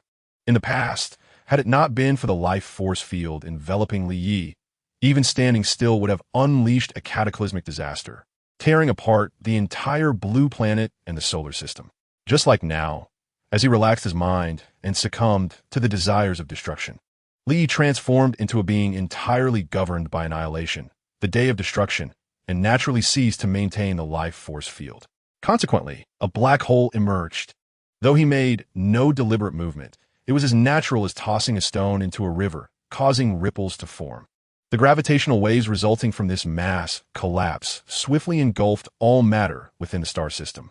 Even countless stars within hundreds of light years were drawn by this force, altering their trajectories to slowly gravitate towards this new center. Should this continue for millions of years, these stars would ultimately become sustenance for the black hole. The matter that had just been instantaneously consumed was compressed to the utmost under the influence of gravity. Thus, even with the absorption of a considerable amount of material, including the red giant and several planets along with the asteroid belt, the result resembled an armor-like shell, firmly adhering to the day of destruction. Its size had diminished to an unfathomable degree compared to its original form. As for the day of destruction, perhaps due to the absence of any targets to annihilate, this monstrous entity gradually calmed. Rationality began to return. With a glimmer of clarity returning to its blood-red eyes, the day of destruction stirred. He emerged from the armor, standing amidst the starry expanse. The dense, menacing bone spikes and his towering figure, nearly 4 meters tall, began to shrink back to their original form. Even his tattered garments gradually restored themselves. In no time, Li returned to his pristine state. Upon the return of his rationality, he furrowed his brow. For this transformation into the harbinger of destruction had not enabled him to achieve his desired objective. He had hoped to exploit the remarkable evolutionary abilities of the harbinger to liberate himself from the invasive grip of the crimson power over his consciousness. However, it turned out that the harbinger was immune to such threats. The absence of danger precluded any possibility of evolution or the construction of a corresponding defensive barrier. Thus, once the overwhelming desire for annihilation receded, the distorted crimson influence began to reclaim dominion over his mind. Or rather, it had never truly departed. The haunting whispers returned, echoing incessantly within his thoughts. Even his superintelligent brain, far more discerning than a quantum computer, became somewhat sluggish. Compared to before, his thoughts felt confined within a limited glass cabinet, moving clumsily and restricted. He felt as though he were an exhibit, subjected to the unsolicited comments and evaluations of a dense crowd. Perhaps vexed by this intrusion, Li found himself growing increasingly irritable. At that moment, a brilliant, searing light illuminated the surroundings, heralding a disturbance in the armor beside him. As soon as Li Yi had restored himself, he enveloped his being with a life force field, causing the profound gravitational waves to dissipate. The equilibrium of the magnetic field was instantaneously disrupted. leading to the expansion of the matter that had just been compressed to its utmost limits. The inherent mass and magnetic field of this matter were insufficient to sustain the density akin to that of a black hole. Consequently, it began to swell. Initially, it erupted with radiant thermal energy, followed by countless explosions reminiscent of helium flashes. Throughout this process, the volume of the matter would enlarge, only to calm once it achieved a certain internal equilibrium. Ultimately, it might evolve into a neutron star the size of town. Yet, such a transformation would require centuries of evolution. Although Li Yi had contemplated whether a neutron star could indeed be the blue sun from the comics that bestows superhuman abilities, he surmised that if he were still around after a millennium, he would hardly need a blue sun. Thus, he paid little heed to the unfolding event beside him. In times past, he would likely have disregarded it completely. However, this moment was different. Perhaps due to his foul mood or the influence of the Crimson Power, the scene appeared somewhat blinding to him. In response, he exhaled a breath of frigid air. A cloud of frost-laden mist swept forth, causing all the microscopic particles within its grasp to coalesce and freeze. In an instant, the blinding brilliance and heat were extinguished. The mass, which was on the verge of a helium flash explosion, was abruptly frozen into colossal ice blocks, interrupting the evolution of the stars. However, for certain advanced civilizations in the cosmos, this ice could be considered an extraordinarily rare mineral resource, potentially to be excavated and utilized in the future. More likely, though, this ice block would quietly stand amidst the starry expanse, gradually accumulating foreign materials through gravitational attraction, its volume swelling until it ultimately resembled a stellar core. Why contemplate such notions? My thoughts have drifted far afield. Realizing this, Li shook his head slightly. Yet, he soon observed that the world before him was engulfed in a crimson haze, reminiscent of the moment he was drawn into this celestial realm. Li's gaze sharpened, but no abnormalities manifested. Unbeknownst to him, the vast majority of the blackness in his eyes had been overlaid by a vivid scarlet. Moreover, at some point, the whispers echoing in his mind had inexplicably grown clearer. Contrary to his previous assumptions, these murmurs were neither the ravings of others nor indescribable murmurs. Rather, they stemmed from the depths of his own soul. Arrogance, hatred, weakness, and other negative emotions, clashing and debating amongst themselves. The chat group has turned bizarre. Could it be that I cannot return? Sooner or later, I too shall pierce the walls of reality. The universe is vast, and what manner being could thrive upon it but the accursed crimson beast? Kill, kill, kill. Have you sensed the disturbance? You cannot. Best to let that beast handle it. You wouldn't want to become a marionette of crimson, would you? Run. These illogical thoughts flashed through his mind countless times per second. For an ordinary person, their brain would likely have imploded by now. Yet Li Yi remained relatively unscathed, merely experiencing a slight dullness in his thoughts. However, as time wore on, an inexplicable sense of desolation welled up within him, prompting an urge to obliterate entire star systems in a dazzling display of fireworks to vent his emotions. Achieving this was quite simple. He merely needed to shed the life force enveloping him and embark on a journey at superluminal speed. Much like a black hole moving at faster-than-light speeds, the shockwaves and energy it generated could, though not tear apart the entire universe, easily destroy several galactic systems. Nevertheless, this destructive impulse was ultimately suppressed by Li Yi. After all, his most pressing concern was not emotional release. Furthermore, this notion felt peculiar, entirely at odds with his usual demeanor. Li Yi grew vigilant, choosing to disregard the whispers festering in the recesses of his mind. As his attitude shifted, so too did the nature of those insidious murmurs.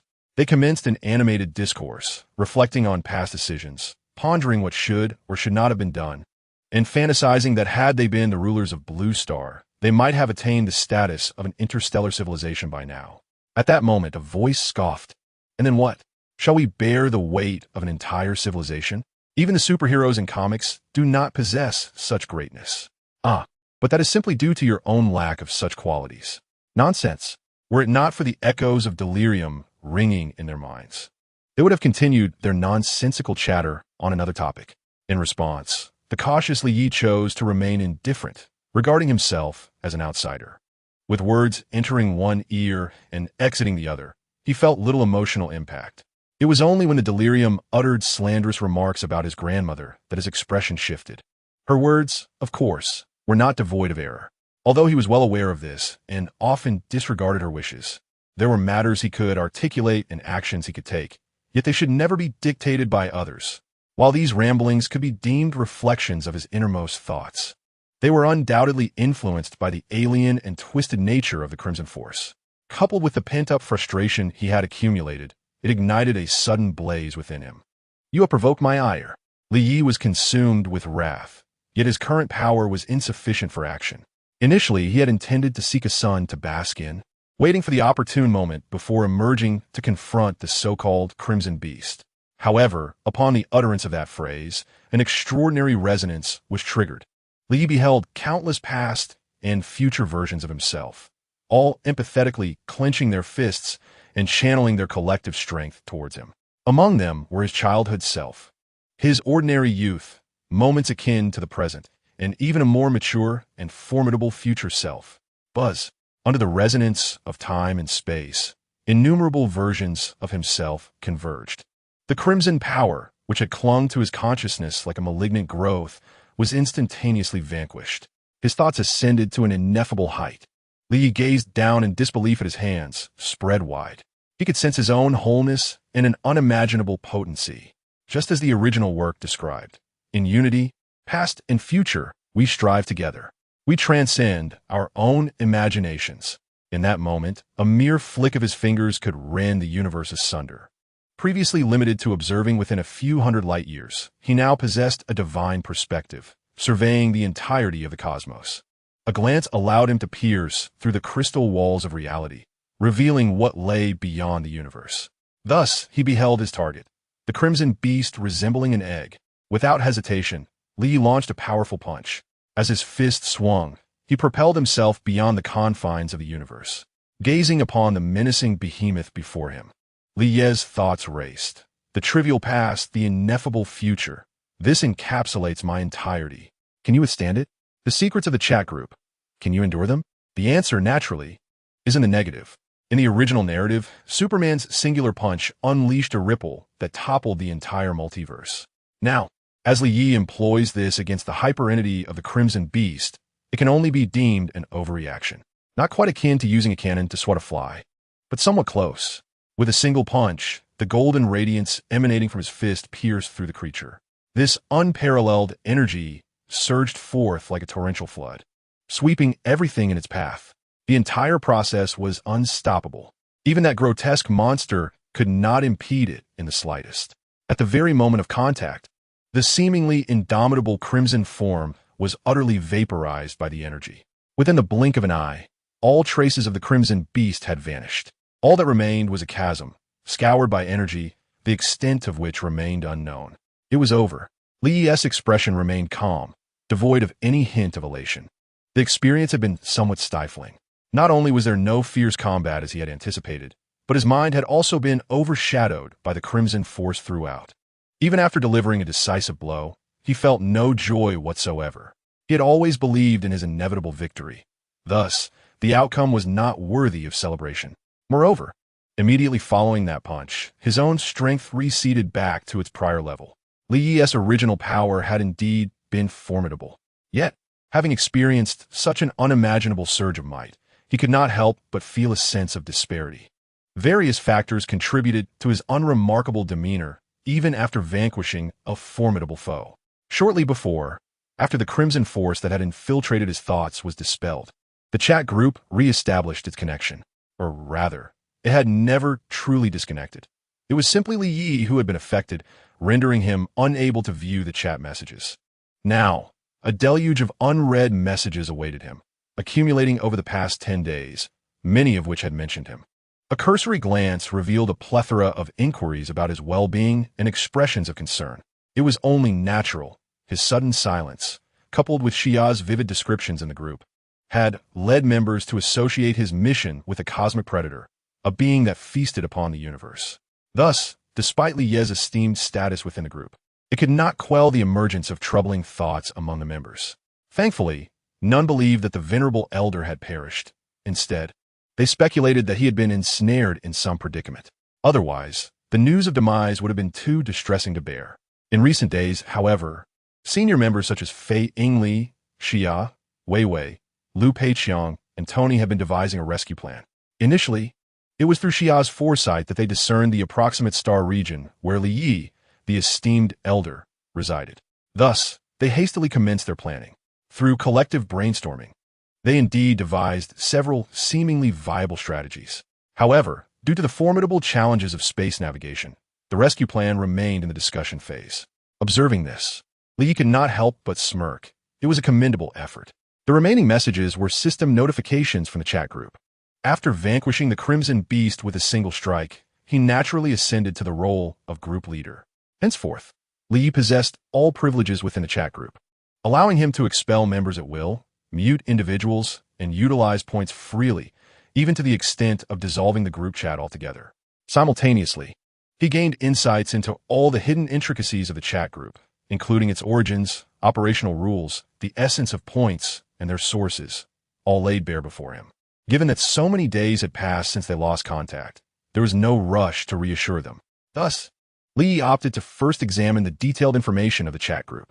After a moment of introspection, he uncovered that the chat group was not a purely natural phenomenon, but rather a miracle born from the collision of multiple dimensions, subsequently matured by the world of the Crimson Moon's magical tide. The world of the Crimson Moon, where Xia resided, had struck a deal with the chat group, offering half of its cosmic essence once it fell under the gaze of the Crimson Beast. It was only after receiving this boon that the group officially initiated. It was no wonder that Xia was the first member, nor was it surprising that the leader's trial task involved expelling or slaying the Crimson Beast. Admittedly, upon first encountering this task, Li found it somewhat peculiar. The chat group had not previously exhibited traits of a savior or benevolence. However, he did not dwell on it then.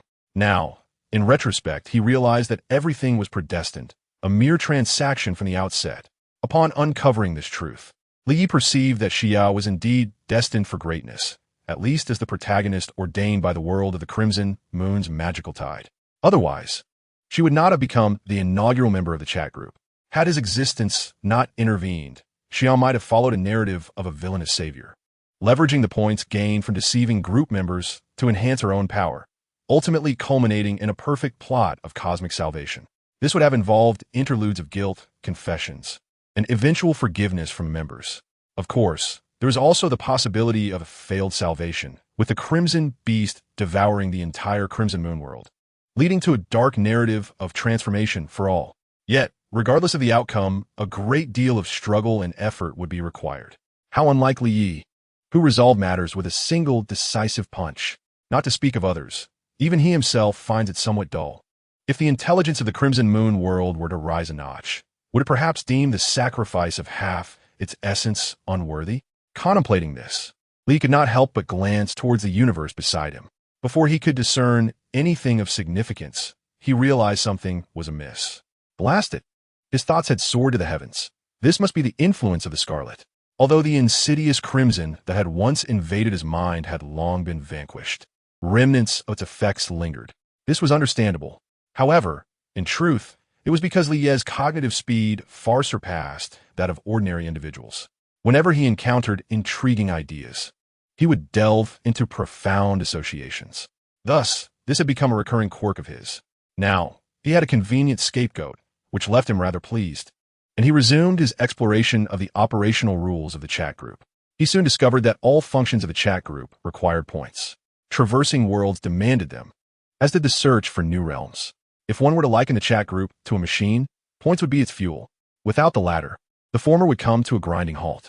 However, points were not a product of the chat group itself. In fact, they were entirely unrelated. The essence of points is the fundamental source that constructs all things in the universe. Anything can be converted into points. The chat group possesses this capability. Yet without the consent of the master, that is, the world in question, such conversions cannot occur. Nevertheless, the half-essence traded in the Crimson Moon world represented an immense quantity of points. The points earned by the chat group primarily stem from the worlds inhabited by its members. By altering the destinies of characters within these narratives, they could accrue distortion values. They could similarly obtain points by collecting unique products from various worlds. Each day, The chat group could extract distortion values equivalent to hundreds of times the points from the corresponding worlds. Lee glanced briefly and noted that the distortion values of several worlds mostly range from hundreds to thousands.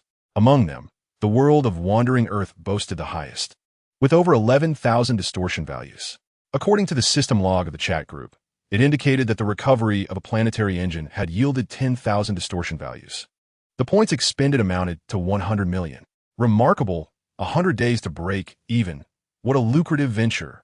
However, Li Yi was astonished that the distortion value of his own world was only a little over 5,000.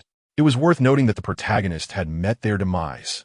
Yet, upon further reflection, he realized, despite the protagonist's downfall, certain elements that were meant to appear still did. For instance, the Supreme Assembly. Thus, it was reasonable for the distortion value to be low. Furthermore, the points accrued by the chat group each day would not impact the worlds of its members. It is essential to remember that the universe itself is in a state of constant expansion. In this regard, the civil scientific community has proposed a hypothesis of white holes, which continuously expel matter to counterbalance the insatiable consumption of matter by black holes. In reality, the latter is likely a celestial body of exceptionally high mass, rather than a conduit that engulfs matter and subsequently expels into another universe. The existence of white holes is highly improbable.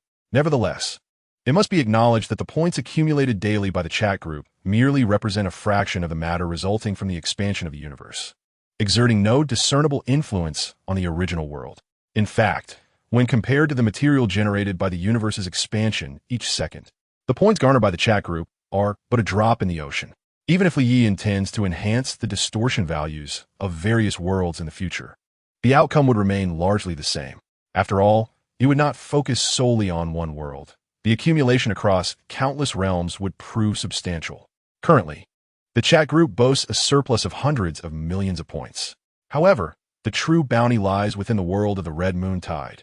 For this particular universe, what is displayed in the chat group is not a distortion value, but rather a degree of control, currently standing at 50%.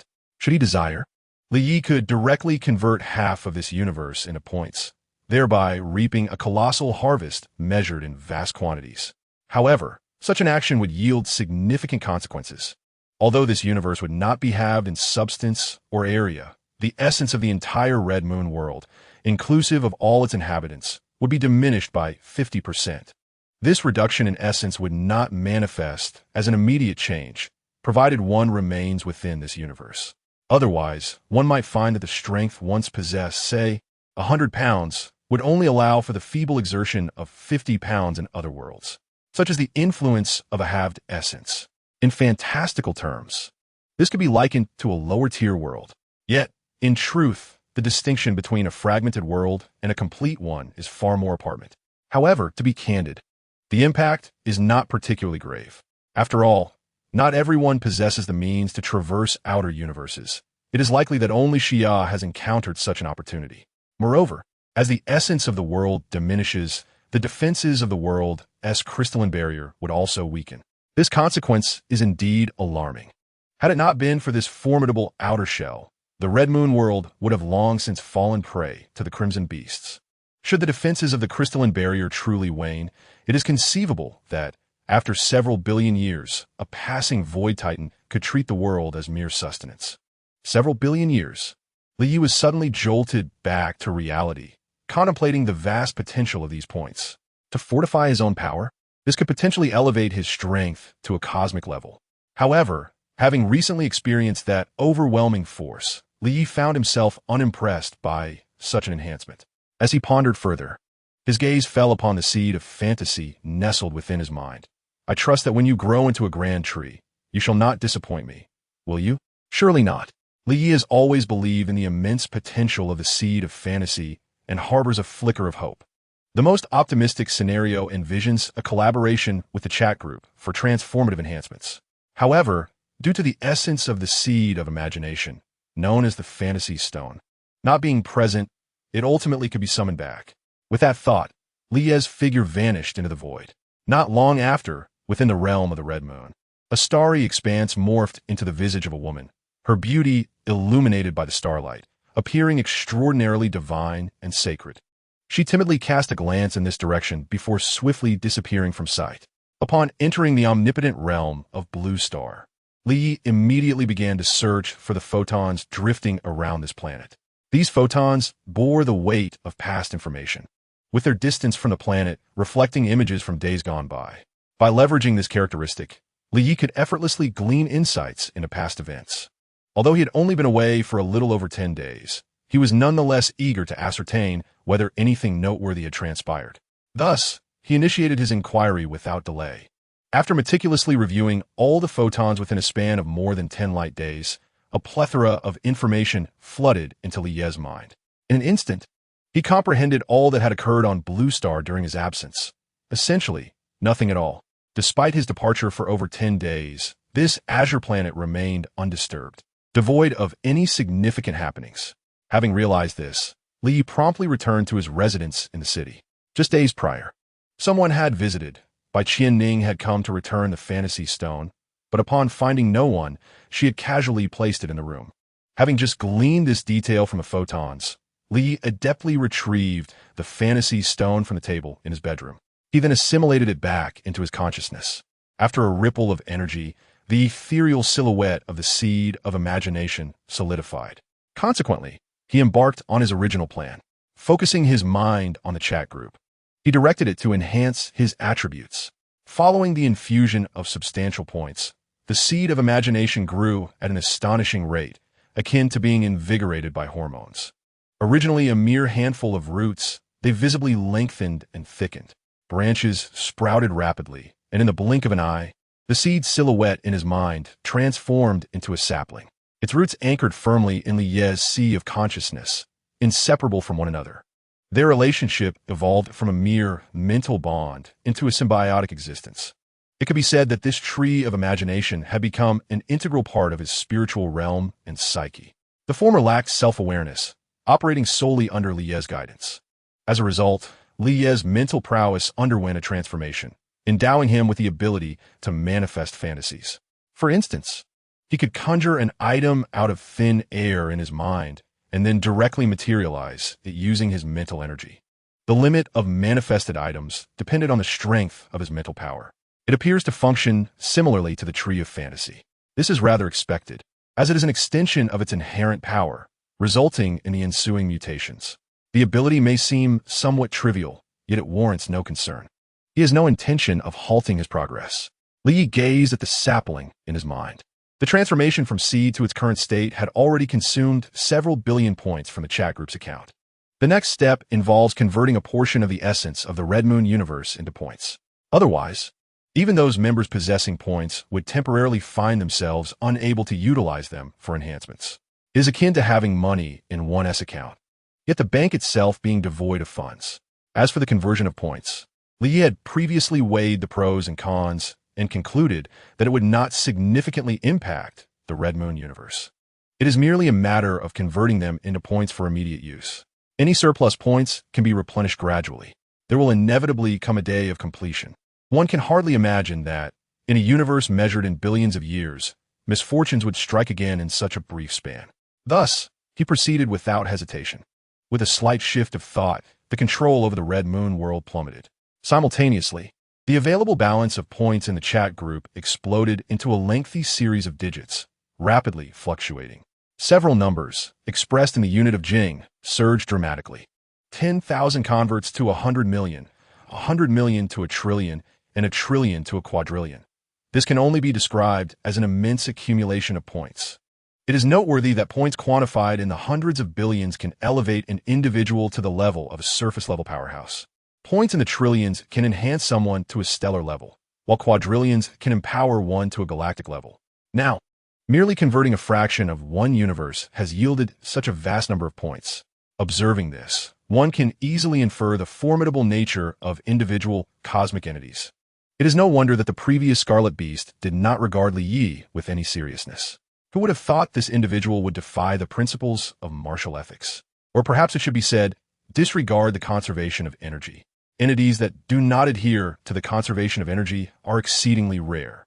The enhancement effect of the chat group's points evidently complies with the laws of this universe. However, the power of the Stone of Fantasy has shattered this paradigm. Otherwise, the manifested templates would undoubtedly possess a limit, and Li Yi would be unable to enter that idealistic state. As for whether this miracle is solely the result of the power of fantasy or a product of the combination of both, Li Yi remains uncertain. He can only express a preference for the latter. While his thoughts meandered slightly, Li Yi did not forget to employ the points derived from this conversion. With the manifestation of his will, the previously fluctuating balance of points began to change even more dramatically. However, this time, it did not merely ascend. It oscillated up and down. With the surge of vast amounts of points, the sapling within the sea of consciousness visibly flourished. It continually sprouted branches and tender leaves. Moreover, Leah's own mental strength was also rapidly increasing, as the two had become one. The points not only fortified the tree of fantasy, but equally strengthened his spiritual power. Thus, this was hardly surprising. The conversion of points continued. After a while, having expended an astronomical sum of points, Li finally ceased this endeavor. His control over the Red Moon world remained at 20. The outcome was the transformation of the sapling-like tree of fantasy into a towering, majestic tree. Its thick branches reached skyward, and at its crown, clusters of golden leaves shimmered with a radiant glow. As it was not a tangible entity, it appeared somewhat nebulous, overall presenting a particularly sacred tree-like apparition that illuminated the sea of consciousness in resplendent gold. Similarly, Lie's mental prowess had been enhanced to a remarkably powerful extent. With but a thought, he could scan every corner of the galaxy, perceiving everything with a divine perspective, as if nothing were hidden. Additionally, due to the growth of the tree of fantasy, his mental power acquired the ability to alter reality. This was quite literal, overlaying the real with the imagined. Within the reach of his spiritual energy, Li Yi could manipulate and reshape at will, akin to an artist painting on a canvas or a writer whimsically altering every narrative. Thus, Li had effectively stepped half a foot into the realm of omnipotence. Why half a foot? Because this omnipotence came with two stipulations. It could only operate within the confines of his mental power and could not involve himself. The latter does not imply that he could not interfere with his own being. If he wished, changing his race or gender was merely a thought away. The notion of not being able to alter himself referred specifically to the limitations of his mental power's ability to modify its own intensity. Otherwise, if he were to step on his left foot with his right, would he not ascend to the heavens? Such an act would undoubtedly be unfeasible. In truth, once the concept of self was dismissed, the realm of omnipotence seemed to become more attainable. This way, the classic dilemma of creating a stone so heavy that one could not lift it would not arise. Just as an author's influence over their work embodies a form of omnipotence, attempting to interfere with oneself poses a challenge. Of course, true omnipotence may exist, yet it remains beyond human comprehension, and Li Yi was no exception. The current form of attainable omnipotence already brought Li Yi a sense of satisfaction, justifying his expenditure of 30 of the Red Moon world. Furthermore, he still had several hundred billion points remaining in the balance of the chat group account. The tree of fantasy itself has given rise to new transformations, endowed with entirely novel functionalities. Li's mind reached towards a golden, tree-like ethereal silhouette. After a cursory exploration, a mischievous smile crept onto his lips. It appears that the card drawing system associated with the chat group has emerged. Unlike the previous templates that could only materialize items, the fantastical tree, enhanced with vast amounts of points, possesses the ability to directly materialize objects and extract templates. Indeed, character templates. Furthermore, there is no longer a necessity to utilize emotional value. Instead, a new element known as the fantasy factor must be expended. The tree of fantasy continuously generates this factor, rarely experiencing any lapse. Even in instances of insufficient fantasy factors, points may be utilized to supplement it. Thus, referring to it as the chat group's card drawing system is entirely justifiable. The reason Li immediately contemplated this concept was not merely due to a constant concern for the group members, but fundamentally for the emotional value. Although the materialization of items and extraction of templates no longer required emotional value, the tree of fantasy itself does necessitate emotional value as nourishment. Li gazed at the sacred tree-like silhouette within his consciousness. This form was not yet its ultimate manifestation. It harbored a core within, the heartwood of the tree of fantasy, a nucleus of Lie's mental power. However, emotional value cannot be replenished with points. Further enhancement would only augment his mental strength, which is already sufficient. Moreover, even when considering unconverted points, no breakthrough transformation could be achieved, rendering it entirely unnecessary. Therefore, Li had previously halted his efforts. As for this core, although it remains but a nascent form, he possesses a profound understanding of what it will become and the capabilities it will hold. It shall manifest as a gem radiant with golden light, possessing the power to alter reality, akin to the characteristics inherent in Li Ye's current mental domain. Coincidence? Certainly not. In truth, it is an inevitable outcome, being an extension of the power that embodies the very essence of this gem's embryonic form. However, there is a distinction. The alterations Li Yi enacts through his mental power are not permanent. They require his continuous exertion of mental strength to sustain. In contrast, the future fantasy gem will differ. Once enveloped in the power of fantasy, it will transmute into the realm of reality. Even the cancellation of gravity and the alteration of rules will become possible, as in that moment of golden luminescence. All things shall yield to a single thought. The future scenario may indeed resemble this. For now, however, it is prudent to first gather emotional value. When discussing emotional value, one cannot overlook the myriad members within the chat group. The emotional resonance generated by these protagonists and supporting characters far surpasses that of ordinary individuals. Li Yi has substantiated this notion. It is not a matter of differing worlds, but rather a reflection of humanity itself. A fleeting thought crossed Li Ye's mind. Is it because the weight they carry transcends that of the average person? Furthermore, it is intriguing to note that the means by which the chat group acquires distortion value is simply by disrupting the predetermined narrative trajectory. While it is also possible to obtain distortion value through resource reclamation, this process relies solely on specific items featured within the works. The distortion value, thus acquired, enables the chat group to extract the materials produced during the expansion of the universe. The disparity between these two methods is nothing short of astronomical. It is as though the vast cosmos is inexplicably tethered to an inconspicuously small group of individuals. How absurd! Yet, it warrants profound contemplation. Both the anomalous emotional values and the methods of acquiring distortion value present intriguing puzzles. Regrettably, even the transcendent Li Yi from before could not unravel this enigma. The chat group only comprehends the fundamental operational rules.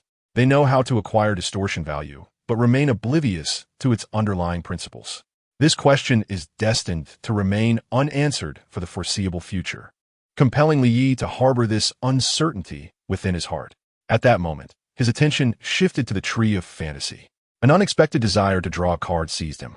As this thought materialized, the sacred, tree-like phantasm within his sea of consciousness burst forth with resplendent golden radiance. The dazzling light coalesced into a golden orb. Due to this transformation, the surrounding aura of the tree of fantasy dimmed slightly, indicating a reduction in its fantasy essence. Clearly, this orb represented the card that Li Yi had drawn. Upon his mind's touch, he gleaned specific information about this luminous sphere. It was a template. Moreover, it was for a remarkably powerful character template. Vegeta, fusion ability period. The combined state of Kakarot and Vegeta, origin, Dragon Ball. How intriguing. Previously, he had drawn the template of a Day of Destruction Superman, and now he has acquired a Scion fusion. Am I somehow fated to encounter fusion warriors? This peculiar conclusion emerged in Li Ye's mind. While somewhat strange, it appears to be undeniably true. Whether it is the initial fantasy stone or the current tree of fantasy, both are generated in conjunction with certain personal traits. Furthermore, there seems to exist a certain weight that restricts individuals to drawing templates of corresponding levels. Li Yi possesses a notably high weight, resulting in his acquisition of templates that can be deemed top-tier characters. In this regard, he is not engaged in any form of deceit. His earlier expression of intent to the tree of fantasy merely sought the manifestation of a character template. Otherwise, the probability of randomly drawing a template would be rather low. Moreover, characters that do not resonate with one's essence cannot be summoned. If Li Yi so desired, he could forcibly extract such characters. However, those templates with a low degree of resonance would significantly diminish the strength of their abilities upon fusion. It cannot be said that it is entirely unworthy, yet it certainly offers no advantages. As for the Beijai template, Li Yi had no intentions of fusion. Even with the augmentation of Psion abilities, it would not enhance his power. In fact, one might argue that Superman's abilities are exceedingly comprehensive. As for being countered by magic, in truth, Superman simply lacks specific defenses against magic, rather than possessing a weakness that amplifies damage. However, compared to the invincible defense of his steel physique, magical and psychic attacks can indeed be considered Superman's vulnerabilities. Nevertheless, the Psions do not possess enhancements in this regard. When juxtaposed with the energy manipulation and robust physique of Kryptonians, the Psions do not exhibit overwhelming superiority, though they are not entirely outmatched either.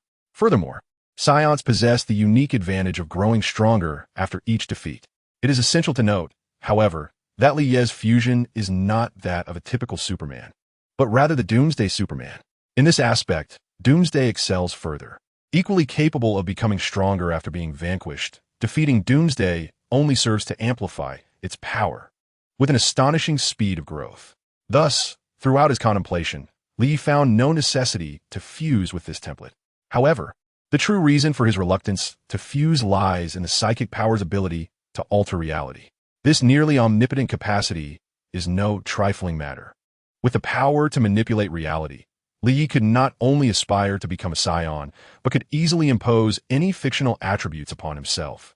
Attributes such as invincibility or the ability to annihilate any being with a single strike are merely limitations defined by the strength of his psychic power. Were it not for this ability, Lie might have been inclined to fuse with the Psion template to experience the transformation into a Super Psion. His motivation, however, was not merely to amplify his combat prowess. After all, if Lie, endowed with the Doomsday ability, were to encounter an insurmountable foe, no amount of power amplification would suffice, much like his previous encounter with the Crimson Beast. The true desire to transform into a Super Psion stemmed primarily from the wish to experience the invigorating sensation of hair standing on end and to see if there were other hair colors available. However, according to the theory that character templates adhere to the conventions of fantasy works, it is likely that there are none. Upon contemplating this, a thought struck Lie, causing the character template before him to disintegrate. The shattering light coalesced into countless golden particles that merged into the leaves of the Tree of Fantasy, reconstituting into the essence of fantasy. As the need arose for the Tree of Fantasy to serve as a gacha system for the chat group, Lie commenced its transformation. He directly molded the luminous orbs of fantasy essence into the shape of cards, inscribing them with pertinent information. Furthermore, he altered the color of the light, categorizing items into 4 tiers represented by white, blue, purple, and gold luminescence. Indeed, it began to resemble a true gacha experience. Henceforth, the Tree of Fantasy would be referred to as the Tree of Wishes.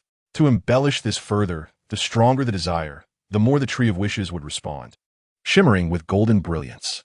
At that moment, the emotional value would surely soar. Lie's mind was abuzz with thoughts. He then contemplated the chat group. It required further modification. Ideally, it should accommodate the consciousness and physical forms of its members, facilitating the collection of emotional value. The current simplistic interface would not suffice. Lie's gaze fell upon the sea of consciousness. Thus, I require a residence. With that thought, a space was instantaneously carved out within the void of the sea of consciousness, which contained only a golden tree-like apparition.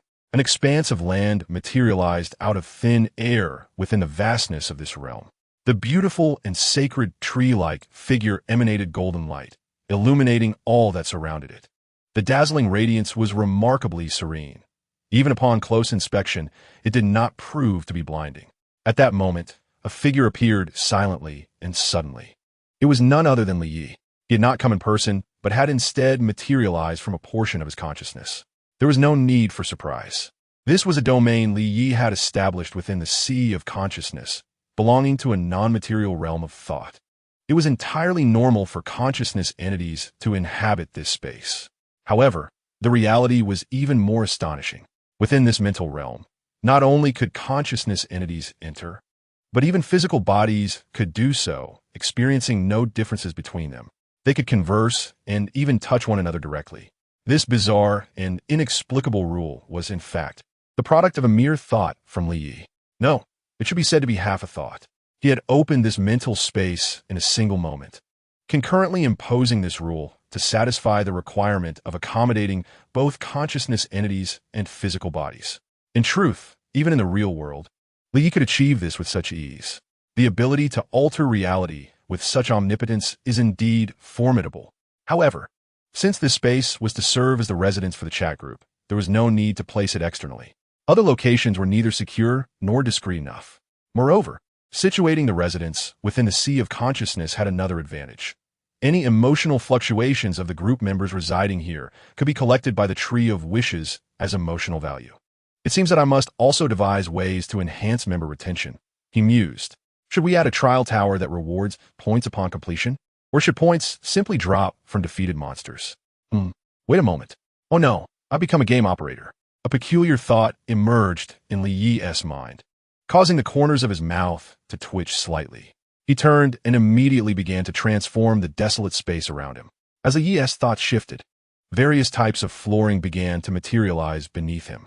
Eventually, the ground solidified into a pristine, immaculate style adorned with elegant patterns. Next, Li conjured a long table accompanied by a corresponding number of chairs. Without any forewarning, he found himself seated at the head of the table, placing his hands upon its surface as he surveyed the empty surroundings. It feels too monotonous. Some decorations are in order. As his thoughts settled, a series of immaculate, robust stone pillars appeared on either side of the long table. These cylindrical pillars, adorned with simplistic lines, towered far above, seemingly stretching into infinity. In the area beneath the white pillars, over a meter high, black torches were installed as decorative elements. Peering deeper along the sides of the pillars, one could discern the faintly ethereal wish tree, radiating a golden glow that illuminated the space with an air of sanctity. Ding ding. Li tapped his left index finger against the table, contemplating what further changes were necessary. Soon, he gazed up into the void above. In an instant, the dome manifested a sky filled with twinkling stars, gentle on the eyes. Under the soft glow of the wish tree, the stars appeared rather unremarkable. However, for those with keen observation, 11 bright stars could still be discerned. They occupied a corner of the dome, directly above Li Yi's seat. Those seated below would easily catch sight of these luminous stars. These bright celestial bodies were not merely for aesthetic appeal. Each star harbored the fate and narrative of a member, as well as an introduction to their respective worlds.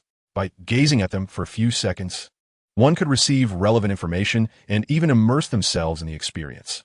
However, individuals had the option to set their fate narratives to private, retaining only the pertinent details about their worlds, characters, and resources. Currently, these 11 bright stars represented all the members of the chat group, excluding Li Yi himself. The only fate star related to Xia was the specific introduction to the Red Moon world. Li Yi remained unaware of the narrative details, relying solely on the information provided by the chat group for introductions. Should new members appear in the future, their corresponding fate stars would illuminate as well, as these narratives were crucial for the increase of distortion values. Li Yi, of course, would not allow Xia to monopolize the situation any longer. He had no intention of profiting from this. Instead, he decided to offer it freely, considering it a benefit for joining the chat group. Moreover, when group members encountered information from other realms, they would generate a substantial amount of emotional value. This dual advantage led him to disregard Xia's intentions entirely. After resolving matters concerning the dome and the fate stars, Li contemplated adding a teleportation space feature to each chair. Members seated on the chairs could choose to be transported to a designated area, essentially their own exclusive space, where the environment could be shaped by their imagination. Would it ultimately transform into a training ground or a laboratory? This speculation flitted through Li Yi's mind, and he began to consider whether there were any other areas in need of modification. Once he felt satisfied that nothing was overlooked, he turned his thoughts to the trial tower he had previously envisioned. Although it seems somewhat peculiar, the necessity of this trial tower cannot be denied. This will enhance retention rates and collect emotional value, while also providing members with an additional means to earn points. A win-win situation. Li had always believed that the methods for acquiring group points were too few, resulting in the members remaining relatively weak. If there are rewards, everyone will be eager to break the narrative. After all, it only yields a day's worth of benefits. Additionally, we could activate a group live streaming feature. While traversing worlds relies on the capabilities of the chat group, It can also construct a transfer station using mental energy. This would not hinder the collection of emotional value. Thus, points could also be obtained through live streaming. A multitude of ideas flashed through Lie's mind. While his thoughts churned, he did not forget about the trial tower. With a flicker of inspiration, a colossal shadow emerged in the empty space to his left, manifesting as a towering structure that pierced the heavens. In Lie's conception, this trial tower resembled a series of game levels, each more challenging than the last. However, he had yet to finalize the content for the first level. Consequently, his thoughts continually shifted, and the first level of the trial tower underwent a constant evolution, introducing a plethora of peculiar figures. Goblins, skeletal warriors, and monstrous creatures, classical game adversaries, appeared but were swiftly dismissed. Subsequently, various monsters flashed in and out, culminating in the emergence of a tall figure within the tower. It was none other than himself. Lie raised an eyebrow. Using oneself as the guardian seems to be quite an intriguing idea. Of course, his current strength would not compare. Rather, it would reflect his capabilities 3 months after awakening the template, during the time he cleansed the blue star. However, after some contemplation, Lie dismissed this notion. The difficulty remained excessively high. This was particularly true for the current members of the group. Observing a crowd being mercilessly defeated by himself seemed amusing, yet became somewhat monotonous and unsuitable. He began to rethink his approach. Suddenly, a brilliant idea struck Lie. Why not directly employ an entire game? As soon as the words left his lips, the ground of the first layer of the trial tower vanished abruptly. The internal space instantaneously transformed into a cosmic realm. A radiant sun, 8 majestic planets, an array of asteroids, and a belt of meteors. This was a complete manifestation of the solar system. Yet that was not the focal point. The significance lay in the phenomena occurring on that azure planet. Countless crimson phantoms roamed freely within human structures. Dense clusters of green zombies staggered aimlessly along the streets. Within the colossal city, the roars of titans echoed, and above the ruins of the once thriving metropolis, the fleeting figure of a seraph could be glimpsed. Indeed, it was a scene reminiscent of the game Crossfire.